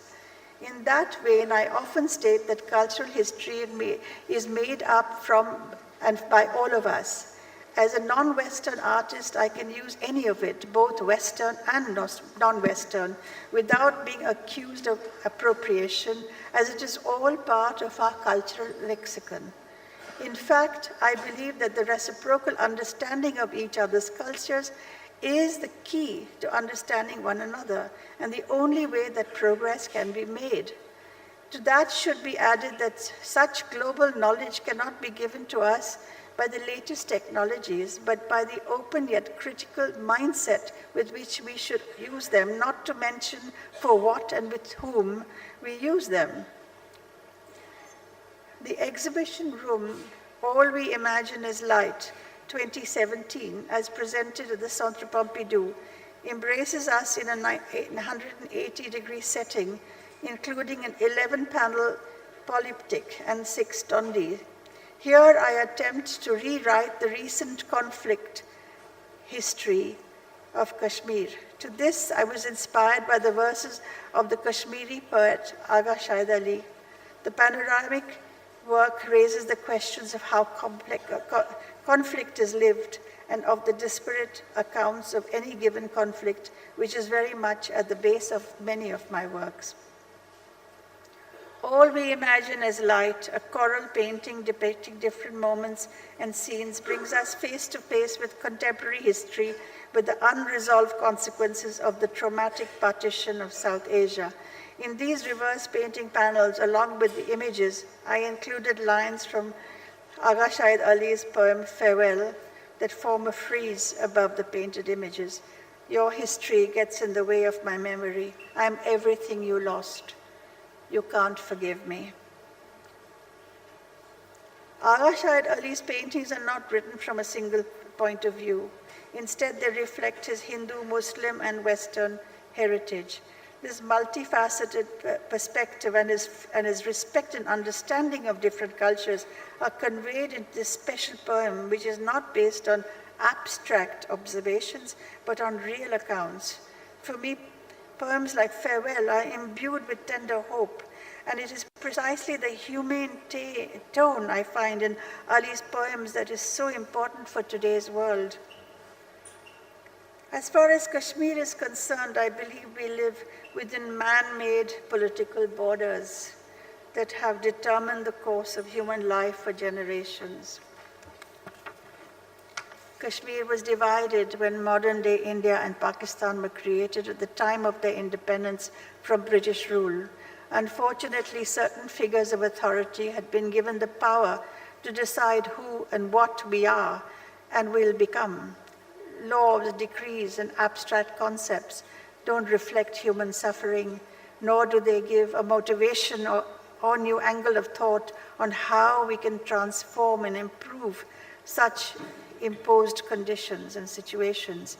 Indeed, my own life has been marked by that obscure and fateful decision to divide Pakistan from India. From the moment I was a year old, my parents and their families fled by boat from Karachi to Bombay. My life has been determined by that political decision made by a few people far removed from the lives of the majority. Similar situations continue to dramatically affect millions of refugees all over the world today. Okay, so what should I do? Stop?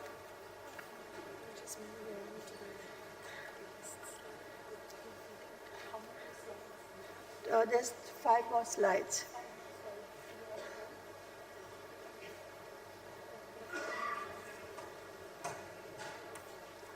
We can just go over the slides. Okay. It's just slightly short.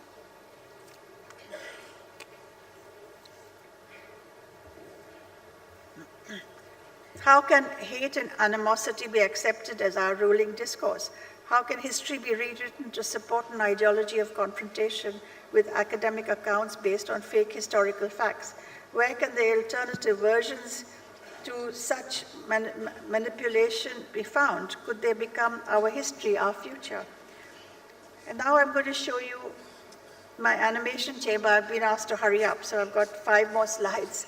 So here we are. In the artwork, can you hear me? The wall and ceilings are painted matte black, on which iPad animations are projected as a dynamic installation that juxtaposes large-scale images and soundtracks in an immersive environment that keeps the audience on their toes. This particular form of installation I call the animation chamber, where one enters my brain with non-synced loops that generate endless new combinations. These were made on the iPad without a stylus. It was like dipping my finger into paint and painting like a child. So I'm going to hurry through this. Most of the animations have only their title as text in the actual work, but with about 10 of these clips, I combine the animated drawings with quotes from authors with whom I have been deeply engaged for decades now. Beckett, Wisława, Zamporska, Veena Das, George Orwell, Milan Kundera, Adrian Rich, Noam Chomsky, Bertolt Brecht, Hannah Arendt. My choice is the provocative quote with a political reference to the current situation. One can see only part of the quote and must wait for the succeeding frames where other parts are revealed to understand the total.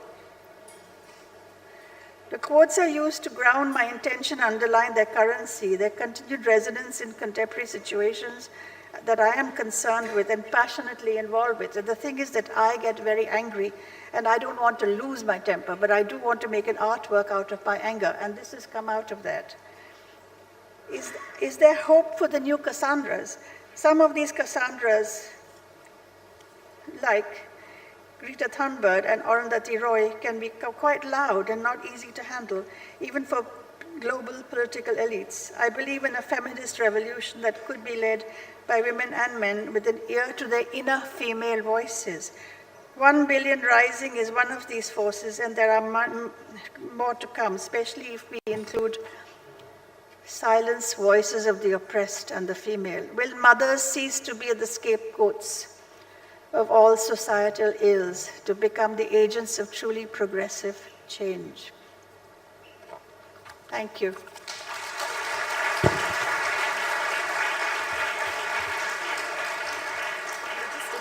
Questions from the audience? Oh, we still have time for questions? Just a I couple thought. of questions, Okay. I know, but we just thought Okay. we have to Okay. All right.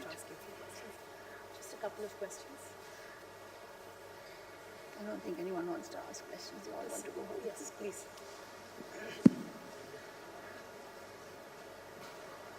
Check. Have you finished with the presentation, or are there any more slides to share? What? Say, are we done with the presentation, or are there any more slides? Okay. She's done? All right, great.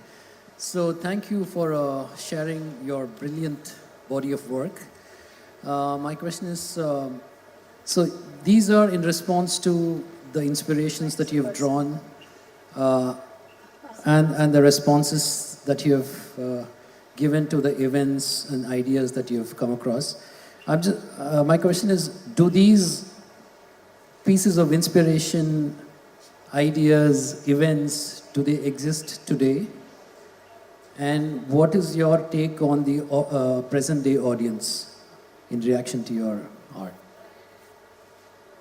I think they exist today, and I'm only talking about today. I work in contemporary times, and even if I speak about old mythologies, they all have a meaning to me in the contemporary arena. I bring them into the contemporary arena, and my work has to do with what we are going through today.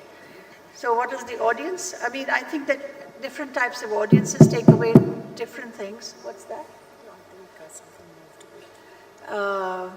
For example, in the video shadow plays, I've had little children come in and get fascinated by the shadow plays, and then the parents have a different take. When they slightly move into the shadow play, they see other things happening. I mean, there's instruments of torture, there's waterboarding, there's also an image of a woman with a thumbprint on her face. It has to do with what we have to do today to find papers, to prove where you come from and where you live and all of that. So that's the kind of audience that comes in.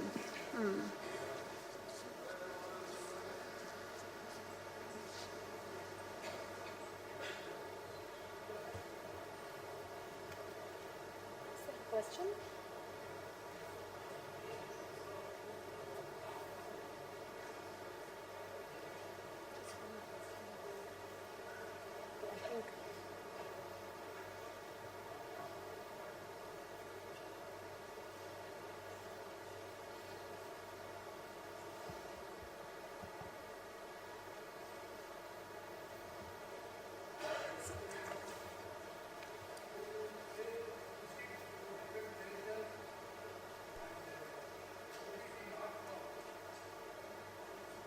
do you visit different places and then put it to art form?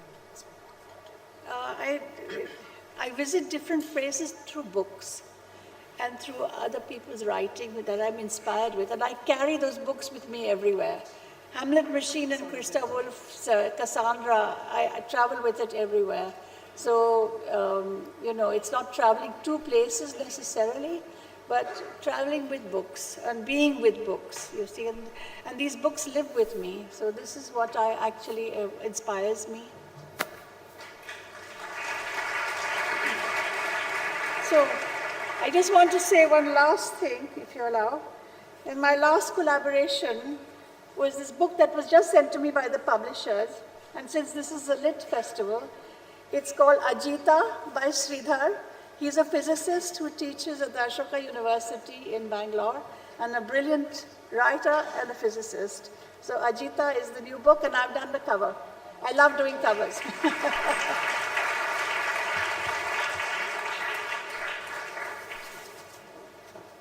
Thank you very much. Okay. I just want to take the water. Yeah.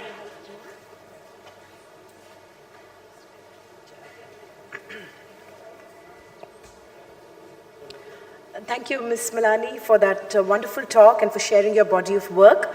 Our final session for the Hindu Lit for Life 2025 is a celebration of iconic actor Kamal Haasan.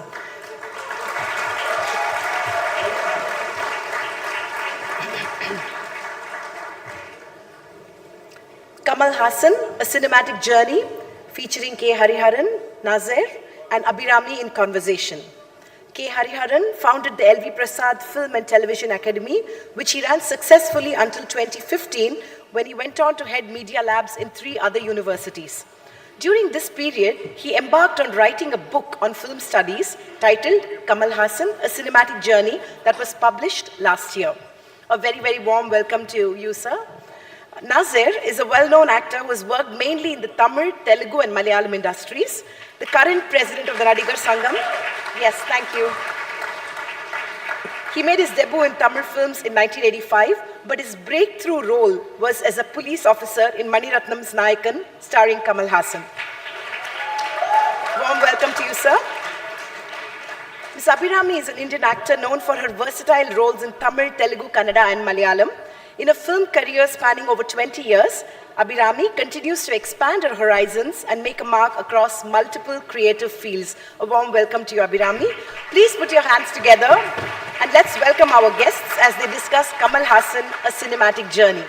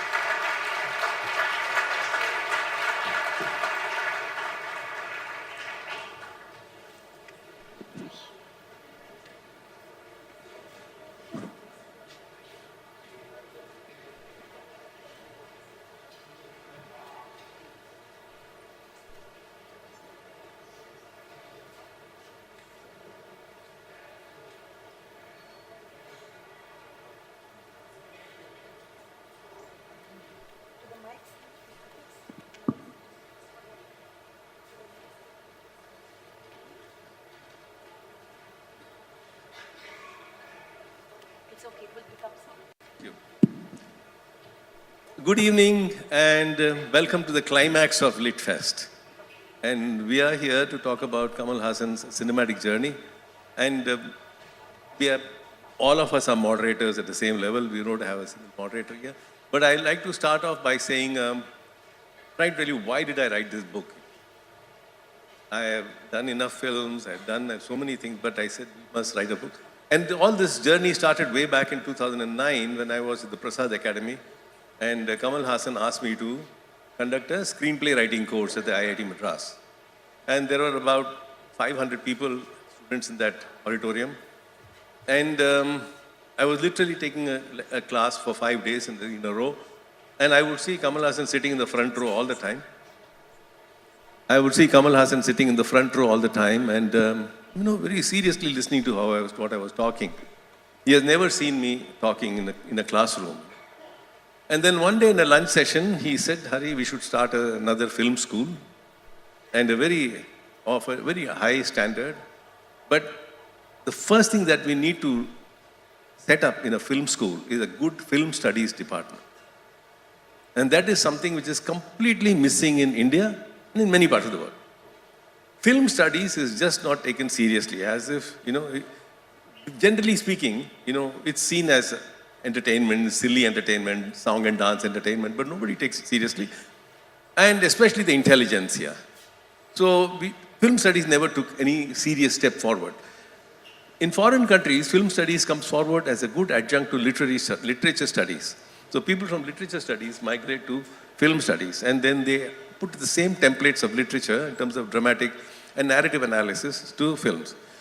So we said, yes, we should start it, and that's how the idea began, that we should write a book on Kamal Haasan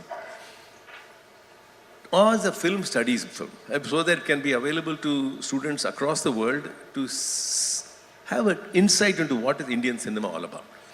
So what is the discourse of Indian cinema all about? Was the main thing.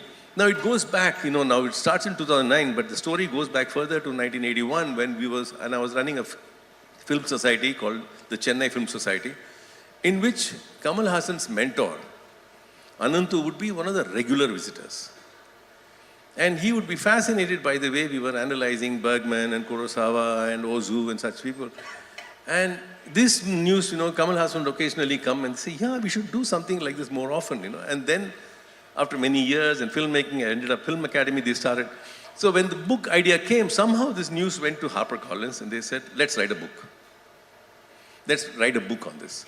So it triggered off in 2012, and once I started it and I saw his large number of works, I concentrated on 40 films, and I told Kamal that I'll be doing 40 out of your 260 films, And his first reaction was, are you kidding me?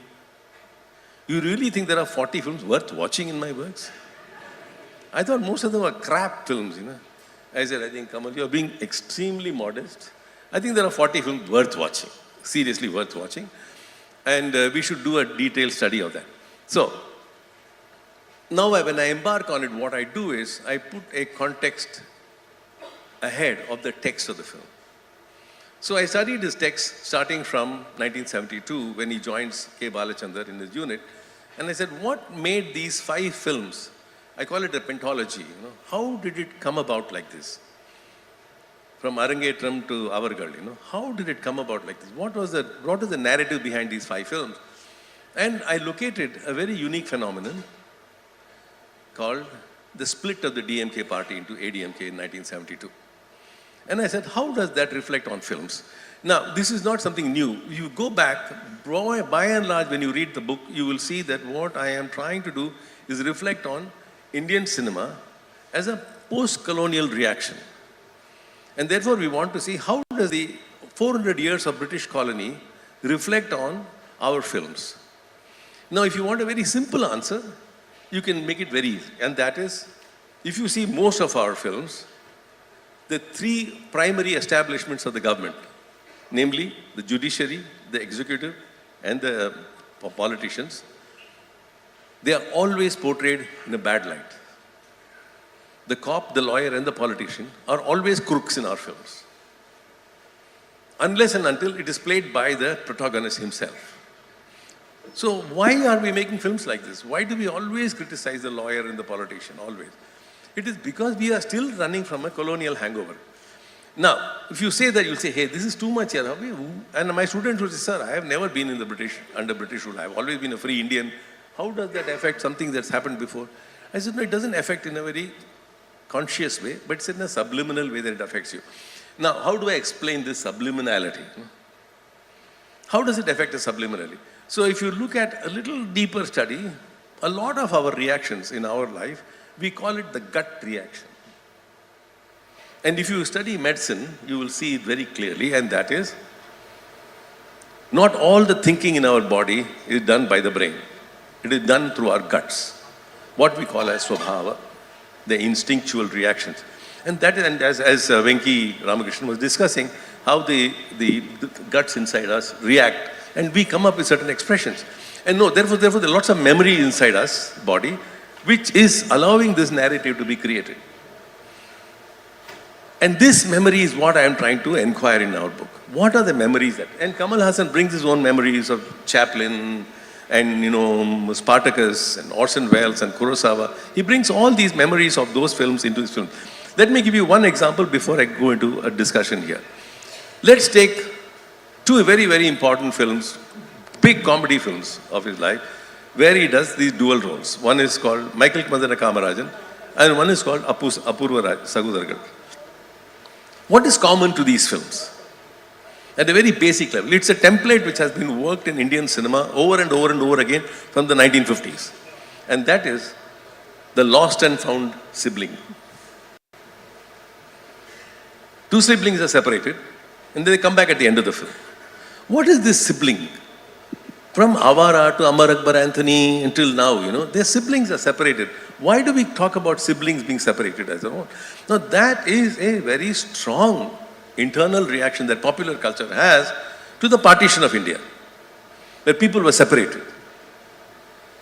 Across the country we were separated, but multiple. And Parashakti shows about separation from Burma to Tamil Nadu. So this separation becomes a huge narrative in many of our films. And therefore, in these two films, when the separation is shown and they're reunited at the end, we feel a sense of relief. Now, what Kamal Hassan and Sangeetam Srinivasa will do, very cleverly, is make that into comedies. So that it doesn't become a serious story on partition and how it has affected our psyche. No, it makes it into a comedy. And as Chaplin has done several times over, that in the comic formula, messages, themes get addressed better. Because this addresses the subliminal mind. It doesn't address the conscious mind. And I think that's what we have been discussing all through while writing the book, is that how did it happen? So many things that we did in our films, and not very consciously. I asked K. Balachandar, that did you really think about this split in the DMK party, working onto your narratives? He said, no, I did not really think it in this manner, but I was definitely a very angry man. I was a very angry man when I made these 5 films, because you can see in the fact that he switches over from very simple dramatic comedies that he was making, like Bama Vijayam and Sarvar Sundaram and Edir Neechal, into a completely different critique of society when he starts Arangetram, That shift has happened in 72.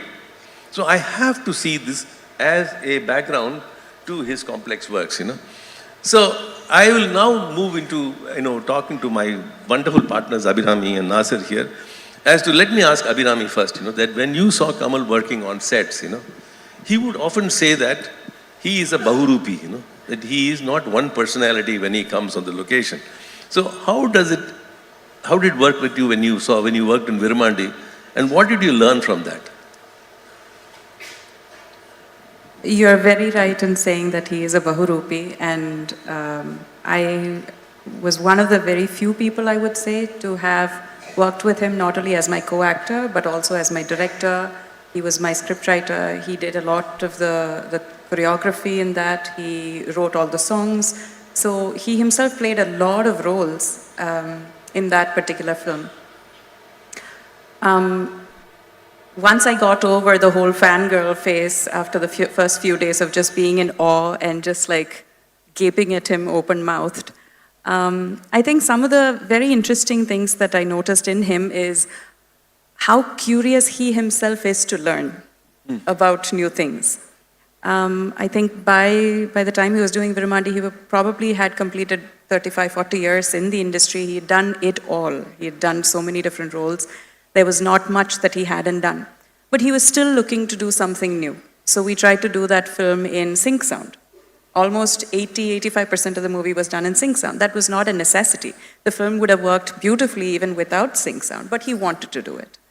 He has always been interested in what else can I do differently. He brings in the latest editing technology. He brings in the newest cameras. I believe he's right now in Chicago trying to learn how AI works with film. Why does he need to do that? Nobody knows, but that's who he is. And even on sets, like I'll give you a small example. I remember one day he had just finished drinking a cup of coffee, Kutti Lota Davara coffee, And for about half an hour straight, he tried to flip that cup and catch it in his hand until it made the 3 or 4 spins and it landed correctly in his hand. While there was some set being erected or lighting was being done, he kept doing that over and over and over and over again. For a person looking at him, he'd look like a madman, sort of like who's a guy who pushes the rock and comes down. It's kind of like that, but that is what makes him who he is. He doesn't let go of even a cup flip until he gets it to be the perfect flip. So those are like small things, examples, but that define who he is. Yeah, yeah. For me, seeing Anna Lakshmi in Birmandi, it was the first time I'm seeing a heroine in a village with dark glasses, What made you wear those dark glasses? Well, Mr. Kamal Hassan made me wear those dark glasses. But interesting story.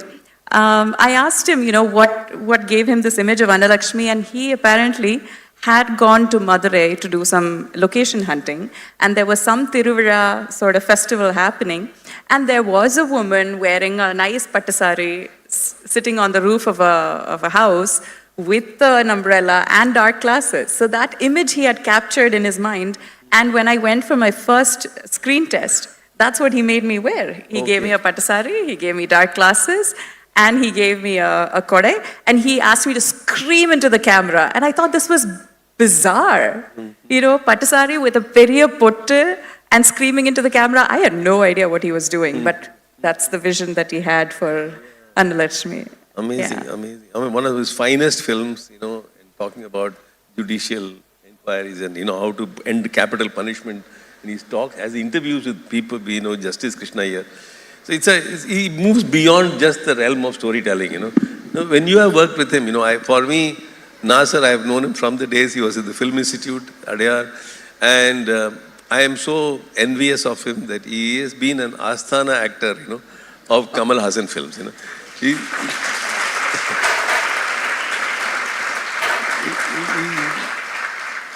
He is there a constant, It's a small role, big role, but he's there as a constant, Now, you have worked so much with him. I'll give you one little glimpse of what Kamal Hassan told me as to what makes him an actor, He made a very interesting comment, is that when I play a role, I am 3 persons. I am Kamal Hassan, I am Abhay Shanmugi, and I am a third Kamal Hassan who's watching Kamal Hassan play Abhay Shanmugi. So there are 3 people. So I am always asking the referee, am I correct? I don't see myself doing it, How did you learn this when you said to this? No, he has, Vanakkam, ellarkum.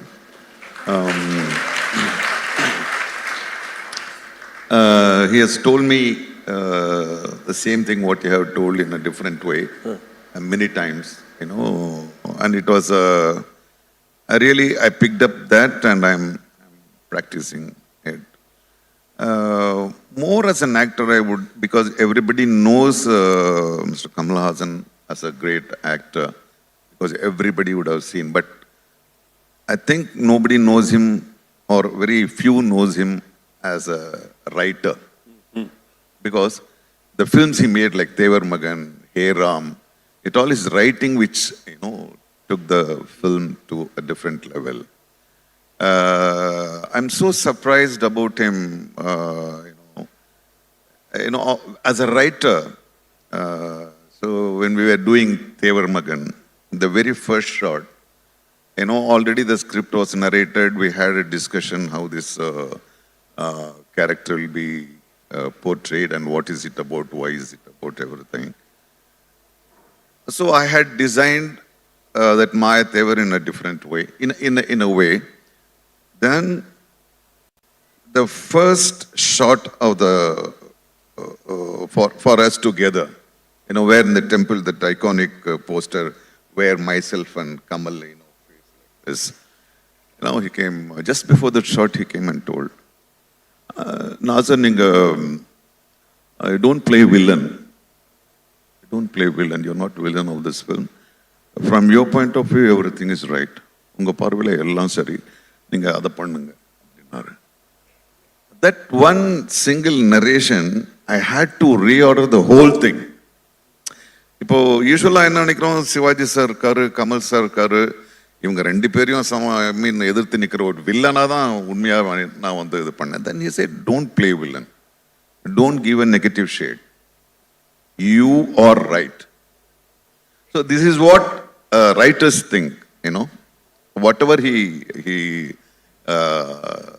அதை எதை வச்சு எழுதினாரோ அது வந்து அவரால் மட்டும்தான் சொல்ல முடியும். So always the same in Tharoor Magan, there is a very great lines, you know. I hope most of you would have seen that film where I'm killed. The Mahadevar character is killed by his own brother, and the mother will cry. My mother will cry. Mother will cry. They shot the shot. We were trying to move to the next location. Suddenly, Kamal sir said, "Illa nambo one more eduthukalam." But sir said, "It is good. Why you want to change?" No. One thing. Then he went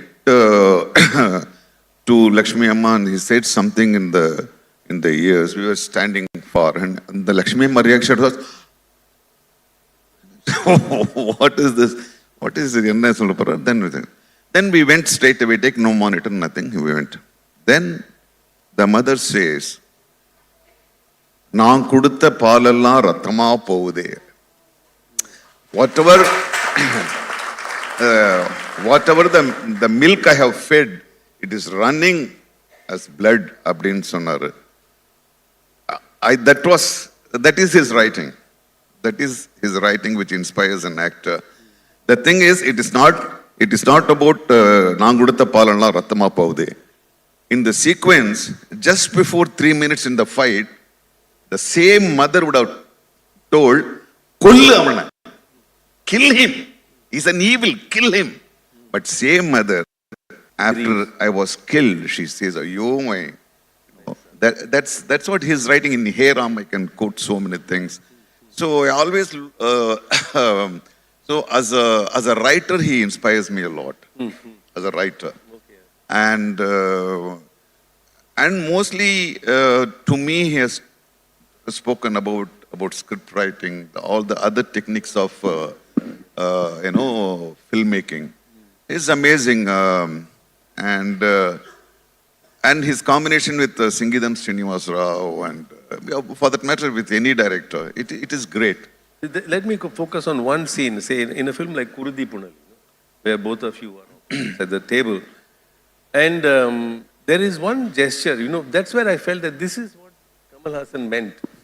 The third Kamal Haasan, watching him play this guy, where he sits very angrily with you, and then you are all both on the table like that. Then he gets up and he does something to his shoulder, Yes, yeah. Which is not, they've not had a fight or anything like that. But he does something to his shoulder which does not look like he is doing it. Yeah. It is that third person instructing him. Yes. It's kind of alienating at that moment. Have you seen anything like this? Yeah, when you sollum bodhu enakku, I'm recollecting what Kamal sir has said.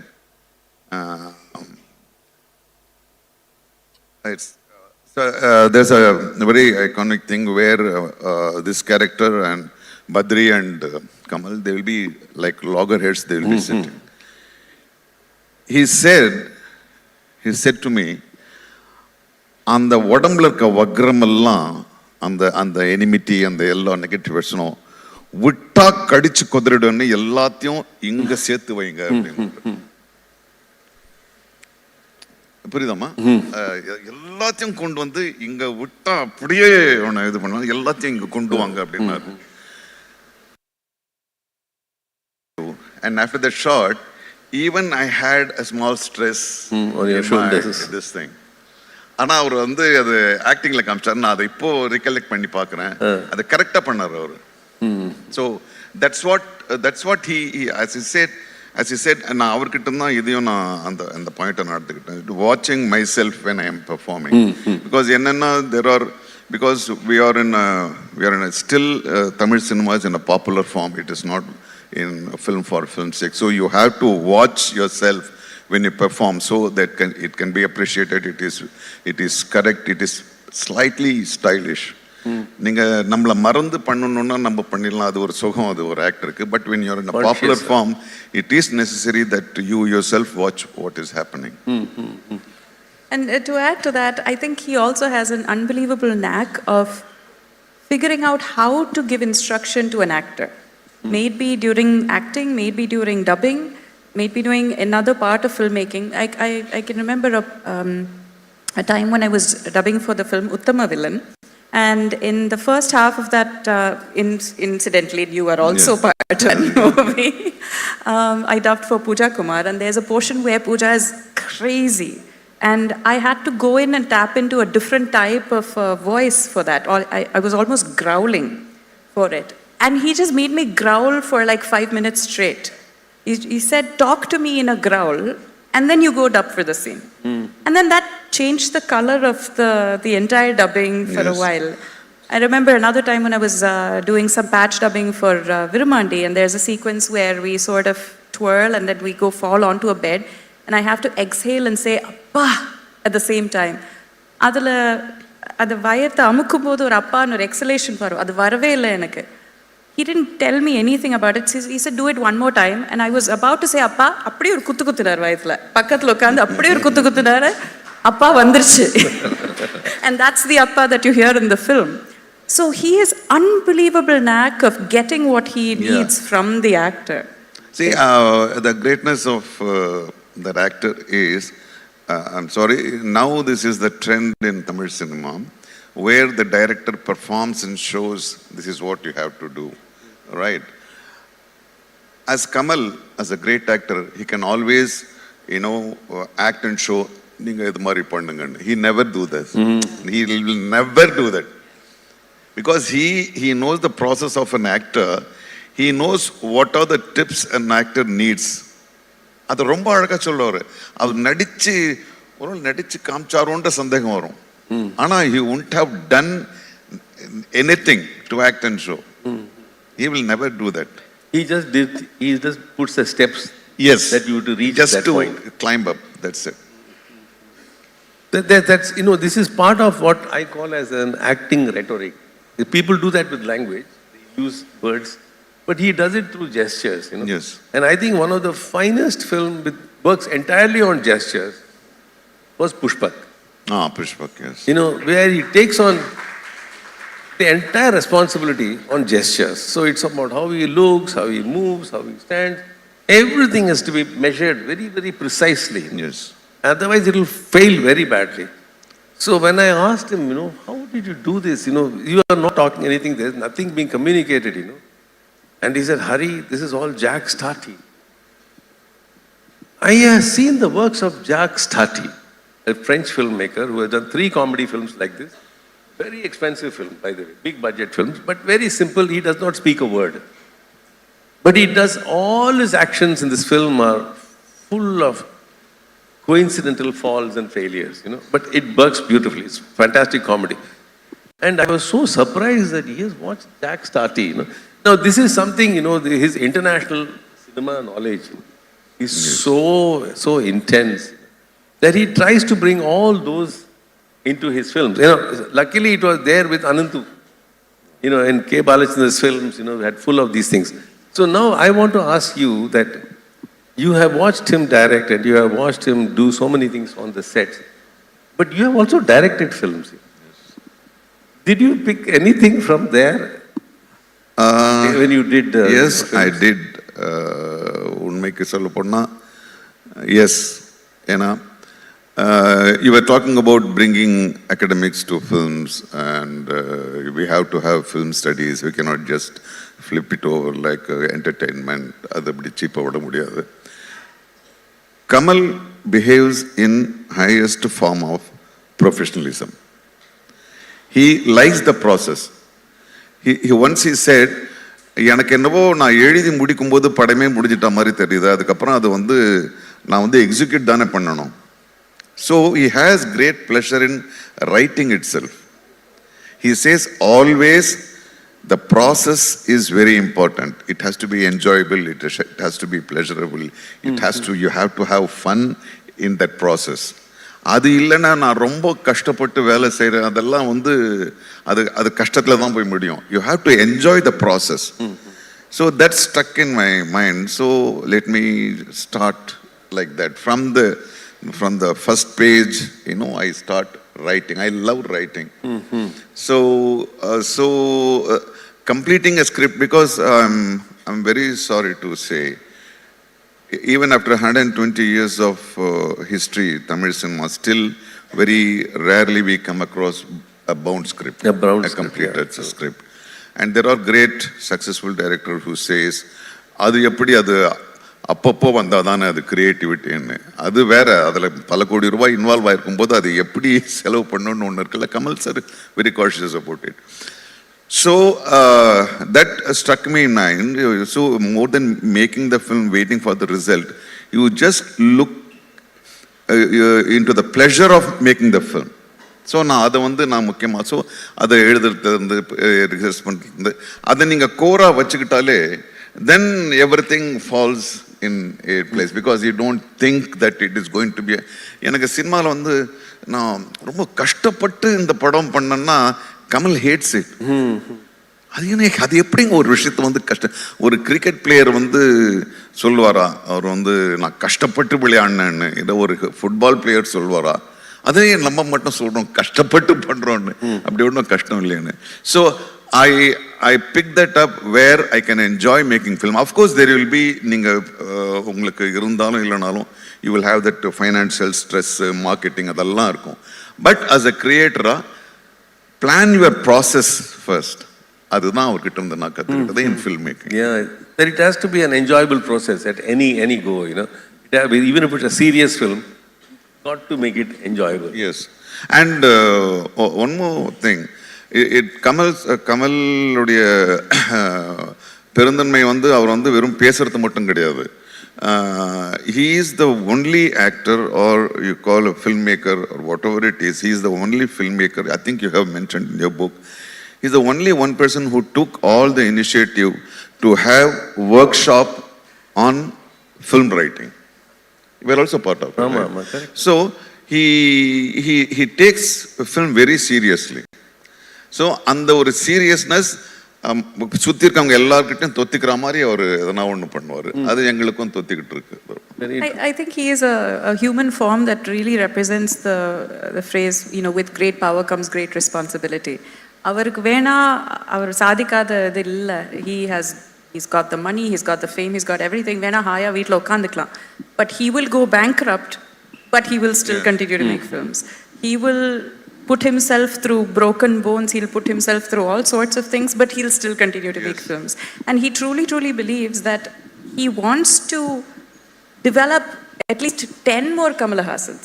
He doesn't want to sit and just bask in his glory. He wants to make sure that there are at least 10 more Kamal Hassans, 10 more, whoever else that will come up. Adula he truly sees joy in that. Yes. And நீங்க சொல்றது அவருடைய பாணியில அவரோட சொல்றாரு. ஹேராம் அப்போ financially we had he had lot of problem நான் சொன்னேன். So I went and sir எப்படி சார் இந்த பிரச்சனையெல்லாம் வச்சுக்கிட்டு நீங்கள் சொன்னதே அதான் சார், வெறும் நடிச்சுட்டு மட்டுமே இருந்துக்கலாமே அப்படின்னு அவர் சொன்னார். அது எப்படி காலங்கத்தால் எழுந்தா சால்வ் பண்ணுறதுக்கு ஒரு ப்ராப்ளம் இருக்கணும்ல, அது இல்லைன்னா என்ன லைஃப் உங்ககிட்ட அப்போ அந்த நாளே வீணாயிடும். அது ப்ராப்ளம் இருந்துகிட்டே இருக்கணும். we have to create our own problem. ஆனா ப்ராப்ளம்னு வந்துட்டா போய் படுத்து தூங்கிடுவாரு.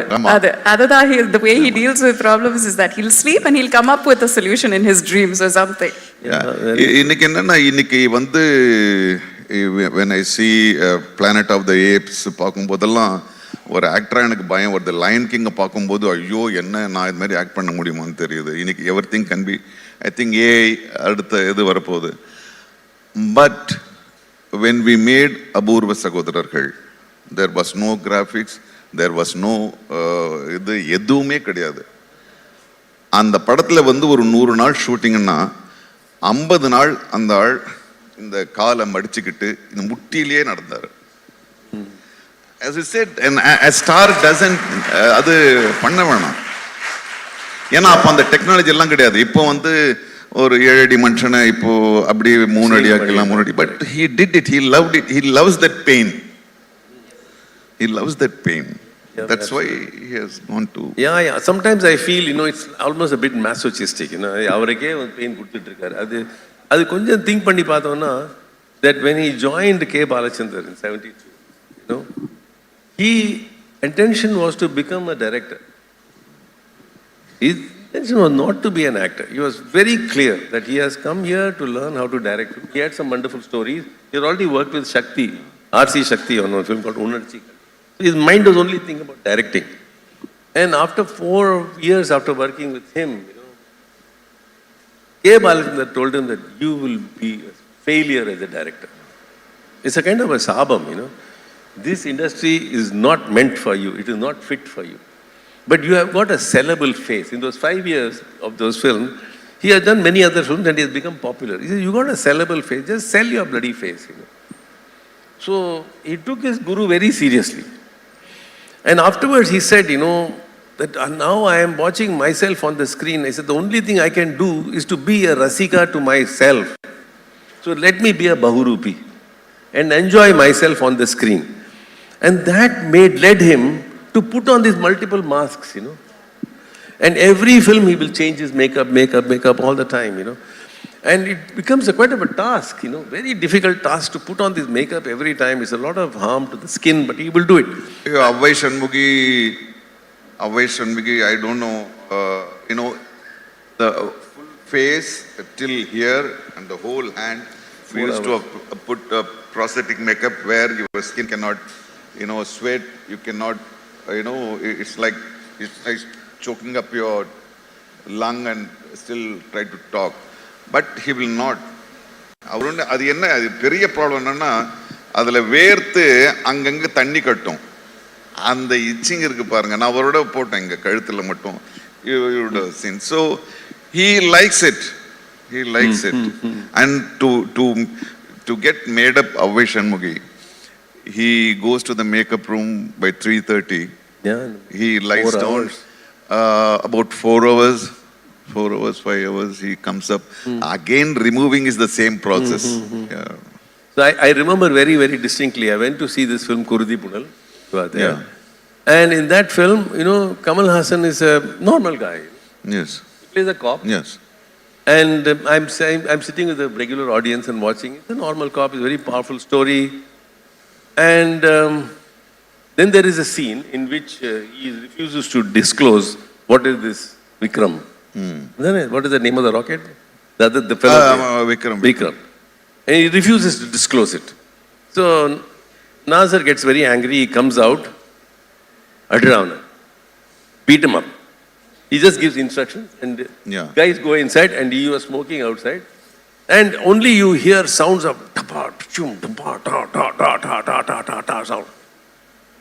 And after about a minute of those sounds, they come open the door, sir, ready now. And then you go inside and you see Kamal Hassan drooped like that on a chair with his head down. And Nazar goes it, picks up his head and yanks it up. And you see his face bloodied, completely out here, his eyes have come here and all that.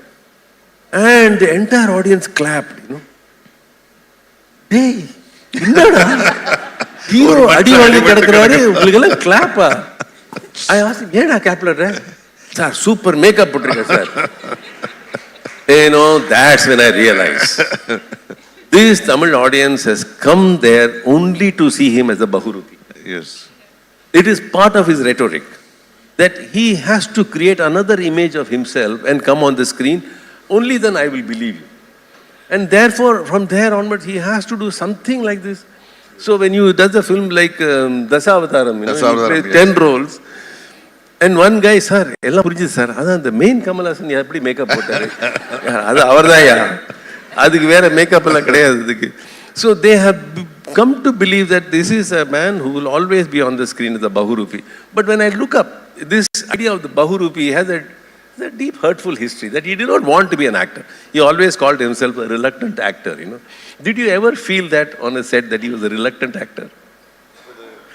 Reluctant, நான் act பண்ண வரல நான் direct தான் பண்ண வந்திருக்கேன், எழுத தான் No, வந்திருக்கேன். he has told that, but he hasn't acting வந்து because that's what given him thing. That's why always he puts that longing in his writing, or whenever he directs, he gives the full.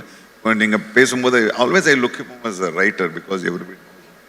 In Kurudippunal, when you recollected the thing, அப்ப நாங்க ரெண்டு பேரும் அந்த டேபிள்ல ஒருத்தர் பார்க்க மீன் அப்படி பார்த்துட்டு போது Kamal's character will say to Badri, me, say, உன் கண்ணில் கலாச்சார பலம் தெரியுது, அப்புறம் ஏன்? One assistant director asked, எப்படி சார் ஒரு ஹீரோ வந்து வில்லனை வந்து பாராட்டலாம் அப்படின்னு. He took 1 hour class. This is not he likes taking class. அது கூட அவர்கிட்ட இருந்து நான் கத்துக்கிட்டேன். So he told, this is not a film about a villain and a hero. He is a hero, I am a hero. So we have to praise each other. We know, we respect each other, we will fight each other. So இது தம்பி, இது வந்து இந்த எண்ணத்தோட நீ வந்து இந்த படத்துல வேலை செய்யணும்னா நீங்க நாளைக்கே போலாம் அப்படின்ட்டாரு. Sorry sir.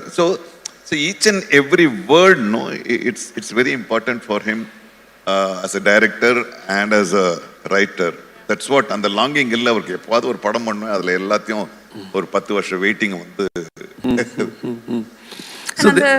Just to add a little thing, and the longing illannu solladhu, I honestly don't believe it. I think he is probably telling himself so that he'll become better at each day.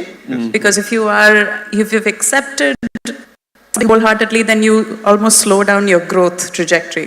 So if you keep telling, oh, edukku அப்படின்னா இன்னும் பெட்டரா பண்ணணுங்கிற அந்த இது இருக்கு. And that also reflects in all of his accompanying actors. May it be the female roles that he writes, may it be the villain roles, may it be the co-comedians that he writes. He will make sure that even if it's a film that he's not directing and just acting in, he will make sure that he will observe everybody else and see if he can give some input to make them better as well. So he's a very giving actor, director, that way. Yeah, இப்போ நீங்க சொன்னதை வச்சு there is a film called Sadililavati. இந்த சின்ன பசங்களாம் நீங்க பார்க்கணும். தெரியல என்ன படம் சொல்றீங்க? ஏதோ ஒரு படம் சொல்றீங்க. இல்ல, சதிலீலாவதி கதையை என்கிட்ட சொன்னாரு.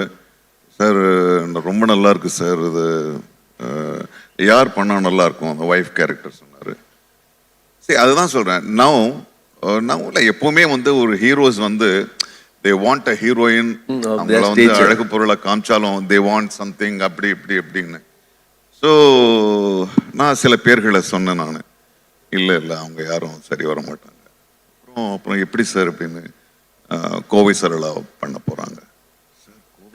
ஏன்னா சட்டுன்னு இந்த மண்டை கேட்டதுன்னா, கோவை சரளா ஒரு காமெடி ஆக்டர் தானே, அது எப்படி ஒரு இவ்வளவு பெரிய ஹீரோக்கு இந்த அவங்க வேற யாருமே பண்ண முடியாது, நீங்க பாருங்க, நீங்க அவங்கள விட்டா வேற யாருமே பண்ண முடியாதுன்னு. ஸோ ஹி இஸ் நாட் பாதர்போஸ். எனக்கு தெரிஞ்சு Kamal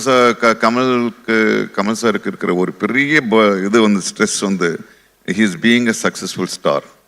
He has to maintain that also. He has to maintain, to be a good filmmaker also. So he is not bothered. Finally, he wants the film to be made.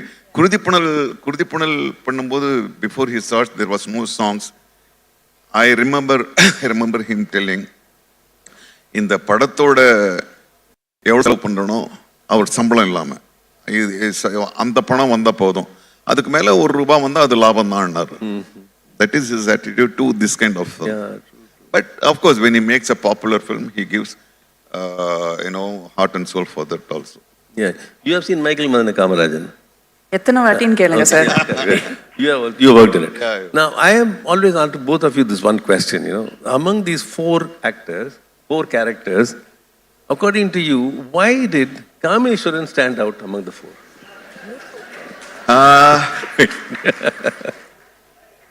You have a badal for it?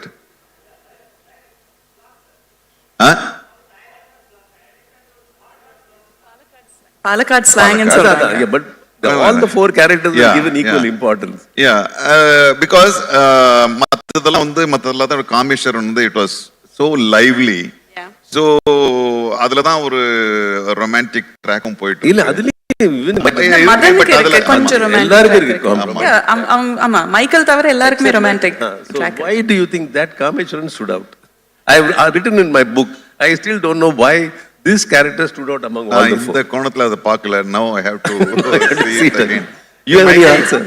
I personally feel that slang definitely, the freshness there was there. But I also feel like Kameshwaran was the most vulnerable of the four. Okay, okay. Because Raju, evlodha vulnerable, he's a firefighter, or gettu irukku. Michael is a thug. And Madan is a billionaire, businessman, intelligent. But Kameshwaran is a common man. And the audience always sympathizes with the underdog. And Kameshwaran is such an adorable common man. And I have to mention Urvashi ma'am here. Without Urvashi ma'am, Kameshwaran wouldn't have worked as much. So the combination of Urvashi, Kamal, Anga, I think that was what clicked. And I think also because he put himself in that particular role with a lot of ensemble cast, You had Delhi Ganesh and you had the fellow scratching his arm all the time. All this ensemble cast and he has to time himself with them, அதுல என்ன ஒரு பெரிய இதுன்னா why already AI was there na அது தேவையான கூட இருக்கு. Michael Madan Kamarajan it was shot only with the simple technique of masking. Simplest technique compared to now what it is. There was no computer graphics, there was no post production, there was no optical, nothing. ஒரு side எடுத்துட்டு இன்னொரு side அடுத்த கமல், அதுக்கப்புறம் அந்த Kamal. That's what excites him. I will tell the climax how it was shot, and it was about 12 feet by 12 feet, ஒரு shed அங்கே அப்படியே போவோம். அதில் 4 கமல்ஹாசனுடைய பேரு, நடுவில் வில்லன்கள் நாங்கள், அதில் ஒரு 12 பேர் இருக்கோம். ஹெவி ஆக்ஷன் நடக்குது. அசிஸ்டன்ட் டைரக்டர்ஸ் திணறாங்க, எது கண்டினியூட்டி, எது என்ன எது அப்படின்னு. ஏன்னா இட்ஸ் லைக் காம்ப்ளெக்ஸ். போகும்போது கொஞ்சம் இருங்க நீங்க எப்படி வர்றீங்க, நான் அங்க வரும்போது 7 நிமிஷத்துல அவர் அதை அப்படியே நரேட் பண்ணிட்டு போயிட்டாரு. அது அப்படியே we did it. It's amazing. So there is a director always in him. So, such a complicated scene, and he's able to do it. Very, very complicated. It happened in a jiffy, and with all perfect timing, without losing the characters of any of them, everything. I somewhere feel that, Kamal Hassan should have been somewhere else, he must have been. No. In the sense that his talent, he's so multi-talented, so capable. And he's very good friends of Richard Gere. He's very good friends of Jean-Claude Carrier. He speaks to Martin Scorsese personal level. He's very close to these people. And yet somehow, as all of you say, no, you can't leave us. You got to be here. And ஒரு விதத்துல பார்த்தா தனக்கு எதிரான ஒரு இயக்கத்தையே அவர் கொண்டு வர பார்த்தாரு. இன்னும் முயற்சி பண்ணிட்டு இருக்காரு. He wanted to have film appreciation courses as much as possible. As being college, he started his own film society. That means to repel his own films, to see a better films. வேற எந்த filmmaker actor பண்ணாங்களான்னு தெரியல. Absolutely, no doubt about it. So we've got another 2 minutes left. I think we'll open it to, I'm sure all of you have lots of questions. Please pass the microphone. Let it start with.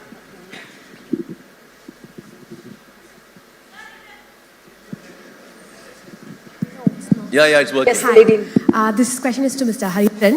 Session starting la neenga sonneenga the critique that we see in Tamil films against the governance structures, judiciary, executive, law, ellame, it's a reaction to coloniality in sonneenga. Is it always that? Because nammaloda Sangam literature la irundhu, folklore la irundhu, governance has always been criticized, one. And the sort of criticisms that we saw was not actually a complex criticism. Onnu buffoon mari kamipanga, illana evil stereotypes la kamipanga. Or complex critiques of governance structures perisa onnu நம்ம தமிழ் இண்டஸ்ட்ரியில பார்த்த மாதிரி எனக்கு இல்ல. And I think it's actually very much required that we critique the structures that we live in. Yeah. Okay, now let me talk about in the format of Tamil cinema and Indian cinema by and large, we call it the melodrama format. In the melodramatic format, they are all categories. They are all archetypes. Okay, so they are not to be seen as real people. Okay, even for example, if you take a film like Mahanadi, okay, and there he comes at the end and he kills these two people, and one fellow drops and he catches his hand, he's hanging off the rock of the building, and next you see he cuts his own hand. Now you cannot do that. You try cutting your hand with one knife, it will not break so easily. Now you don't ask that logic. You ask the logic of what will an angered man do for that role. That's it. So there's an archetype of an extremely angry man, and it works.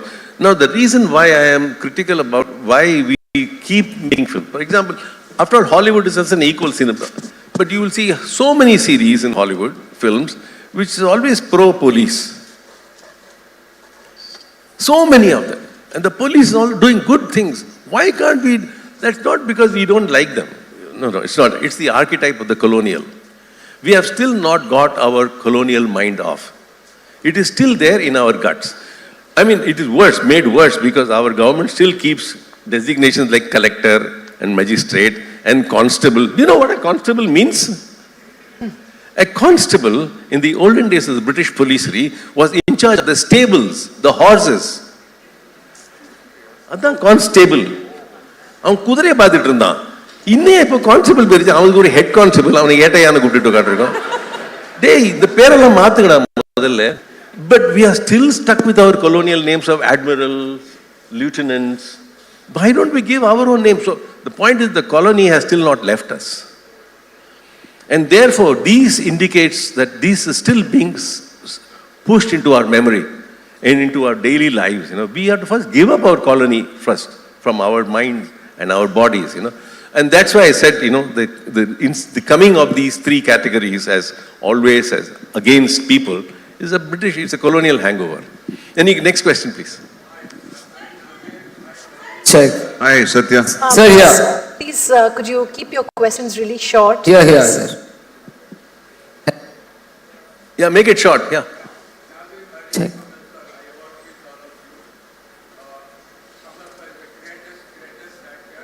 But why is the greatest actor, but why is he acting a low-class film like Indian 2? Yeah, we'll ask him that. When I meet him next, I will ask him, certainly, yes. Check. Next question, Sir, please. here. Yeah. Okay. Yeah. So, of course, the festival is happening in Chennai. I just wanted to ask a question on his love about mastering the Chennai Tamil. Point number one, and his association with Crazy Mohan. Can you little elaborate, because we are quite crazy about understanding that success formula. Just work, again and again and again in films and kind of made us laugh our heart outs forever. Okay. His association with Crazy Mohan and his art of mastering the Chennai Tamil. If you can bit elaborate on that, please. Politics. Chennai Tamil. You please answer that. No, okay.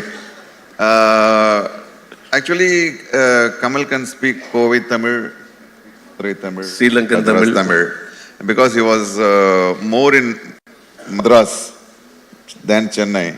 So he likes that. He has really, in person itself, he has told that there is a YouTube where, how each and every, the so-called Madras thing and, it was, and he always believes one important thing, enough, let us not make comedy out of Madras Tamil, it represents one community, it represents one, so we have to honor them in mela comedy lang kadiyadum sonnaru. So he has got that thing.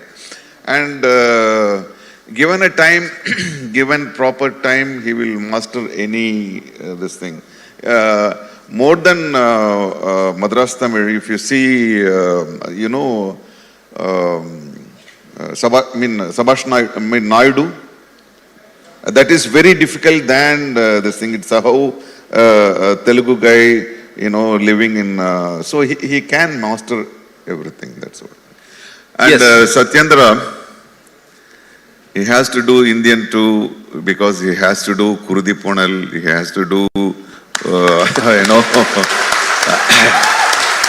no, it's I love your question because one thing he has to, because Indian too illame Kurudi Ponal pandirundarna adula 10 or payi dhaan paapanga. So he has got that, that's what I told you, he has got a big stress of handling two horses, one as a lover of film and as a star.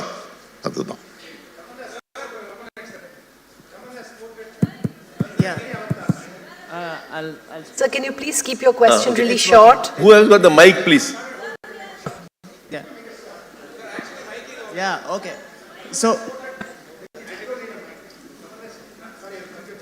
Okay.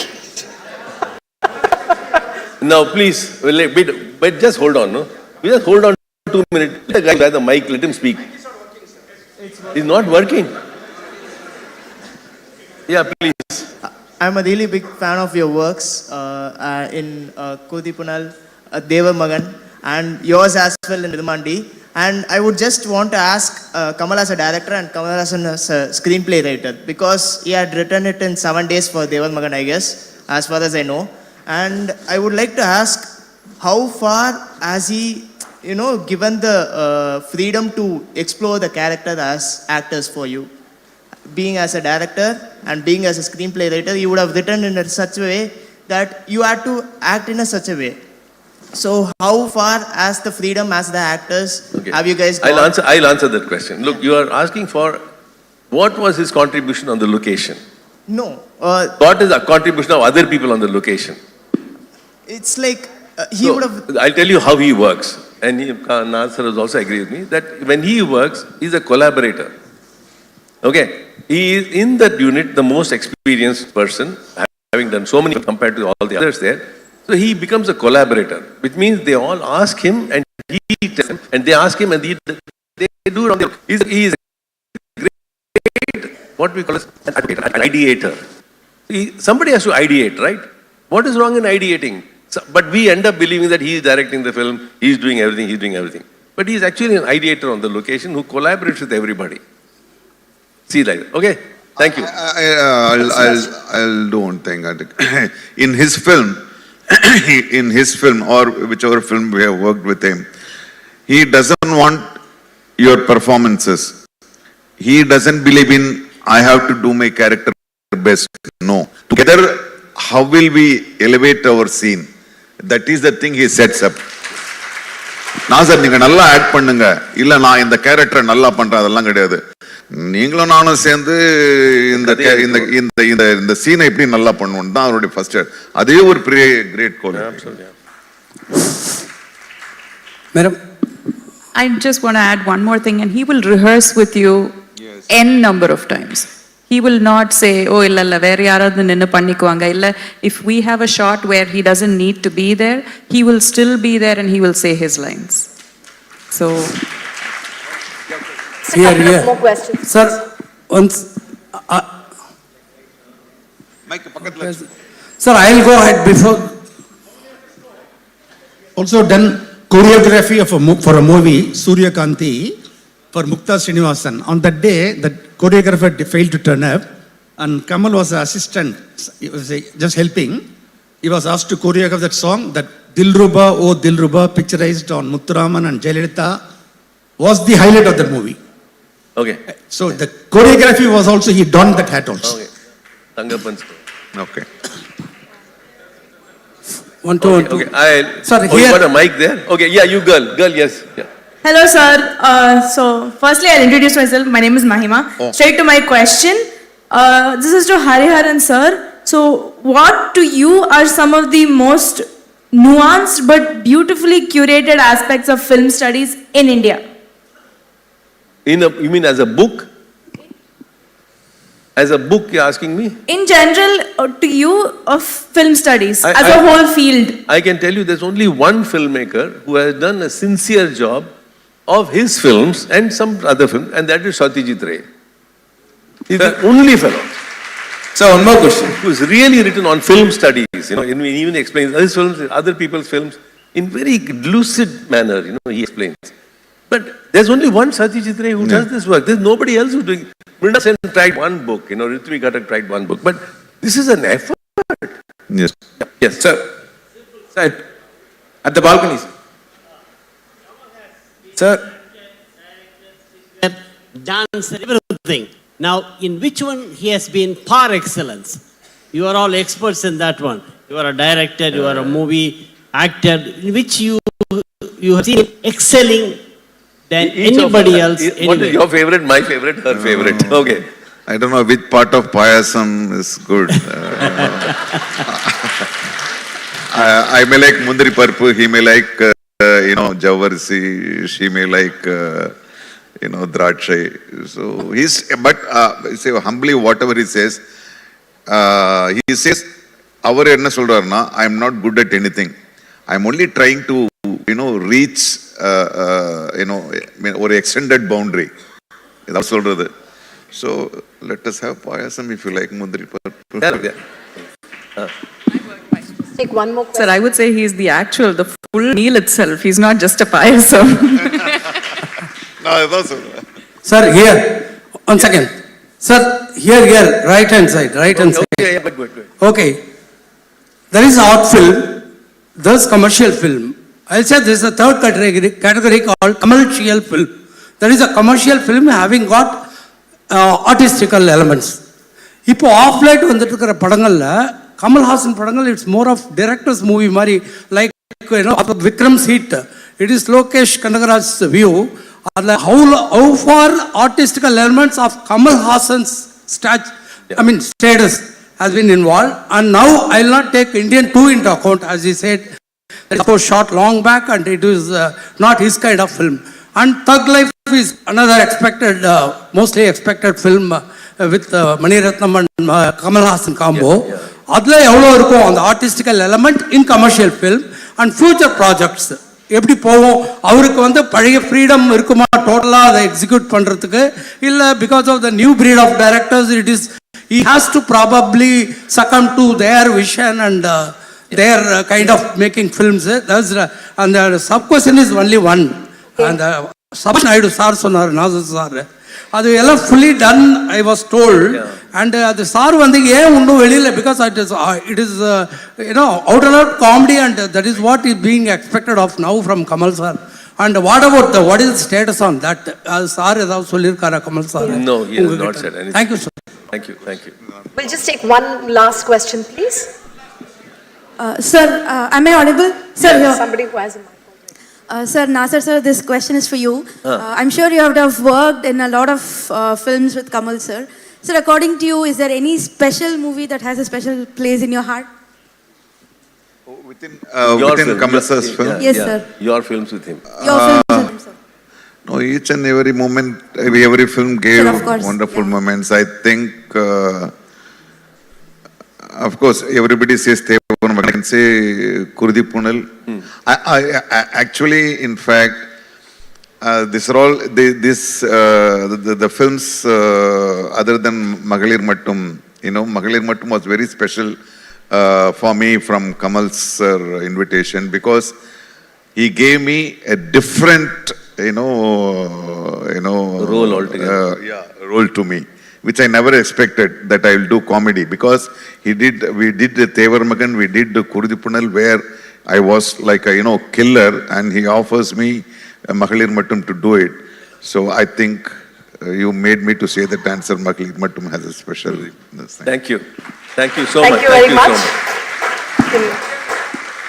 I'm sorry, we've run out of time. Thank you very much, Mr. Hariharan, Mr. Nasir, Ms. Abhirami, for a wonderful session and for raising the perfect toast to actor Kamal Hassan. Thank you so much. This session is brought to you by NITI, deemed to be university. Thank you very much for the support. Please note that Mr. Hariharan will be available for book signing in the book signing area. And if you have any questions, please feel free to ask him over there. Thank you very much.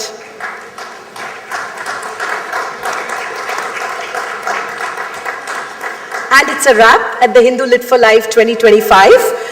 Before we sign off, I'd like to take a moment to acknowledge the sponsors who have supported this festival this year. The Hindu Lit for Life is presented by Kia India and is in association with Christ University.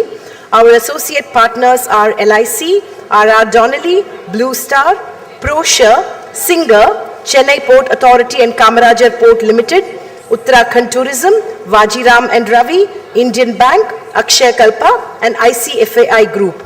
Our food partner is Wow Momo, beverage partner Beachville, radio partner Big FM, TV partner Pudiya Talemurai, gift partner Anand Prakash, supported by US Consulate Chennai, water partner Repute.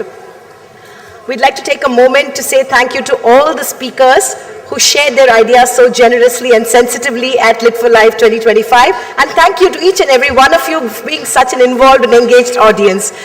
So here's us signing off. See you next year. Bye-bye and have a good night.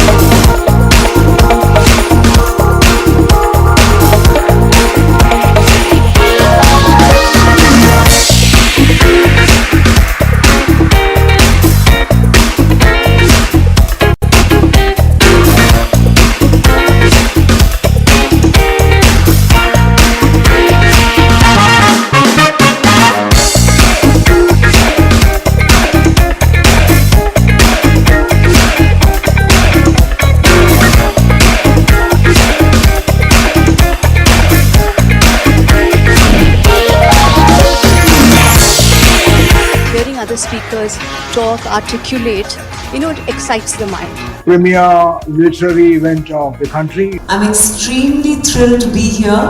It is an amazing collection of wonderful talks, great conversations. Chennai is a city of book lovers. It's one of the biggest markets. It's truly kind of a forum for free expression, which is very much needed in this country. I think Lit for Life is wonderful.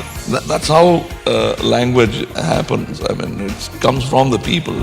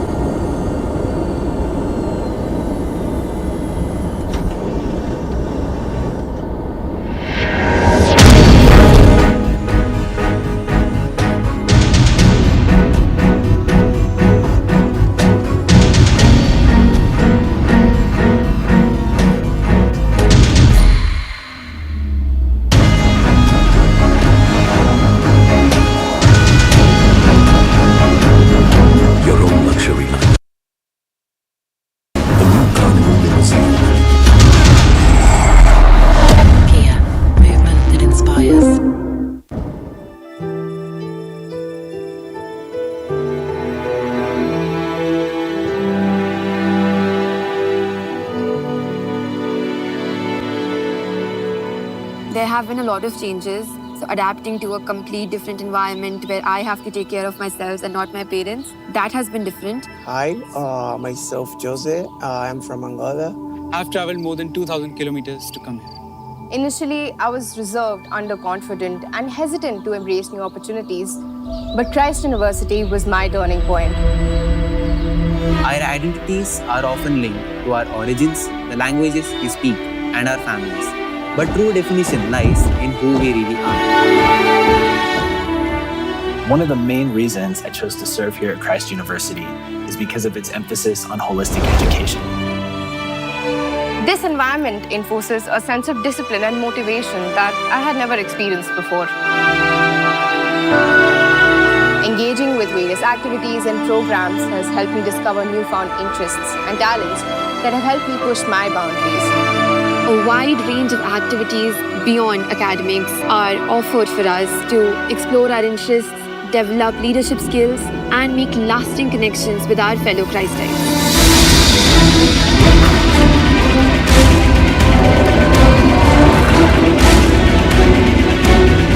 I discovered not only my warmth of friendship, but also a network of support that helped me feel at home in this bustling city. The university's commitment to fostering a well-rounded education extends beyond the classroom, providing us with opportunities for internships and real-world experiences that complement our academic pursuits. Along with training them to have strong foundational knowledge on curriculum, we also train them to have skills on personal, interpersonal, and societal skills.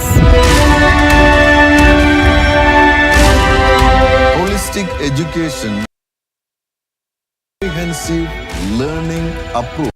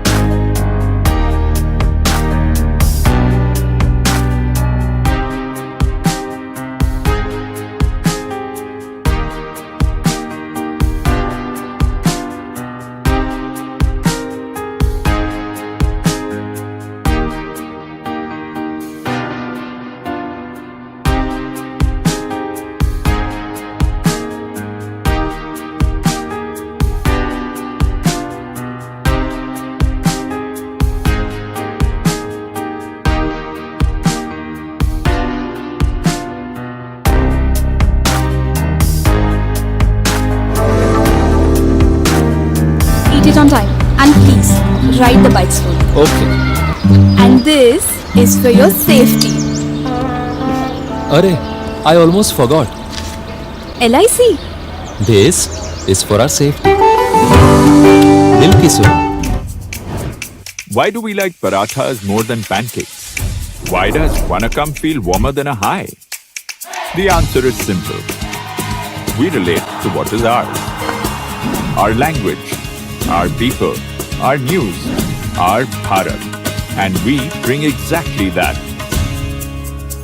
Daily Hunt, India's #1 news and content app.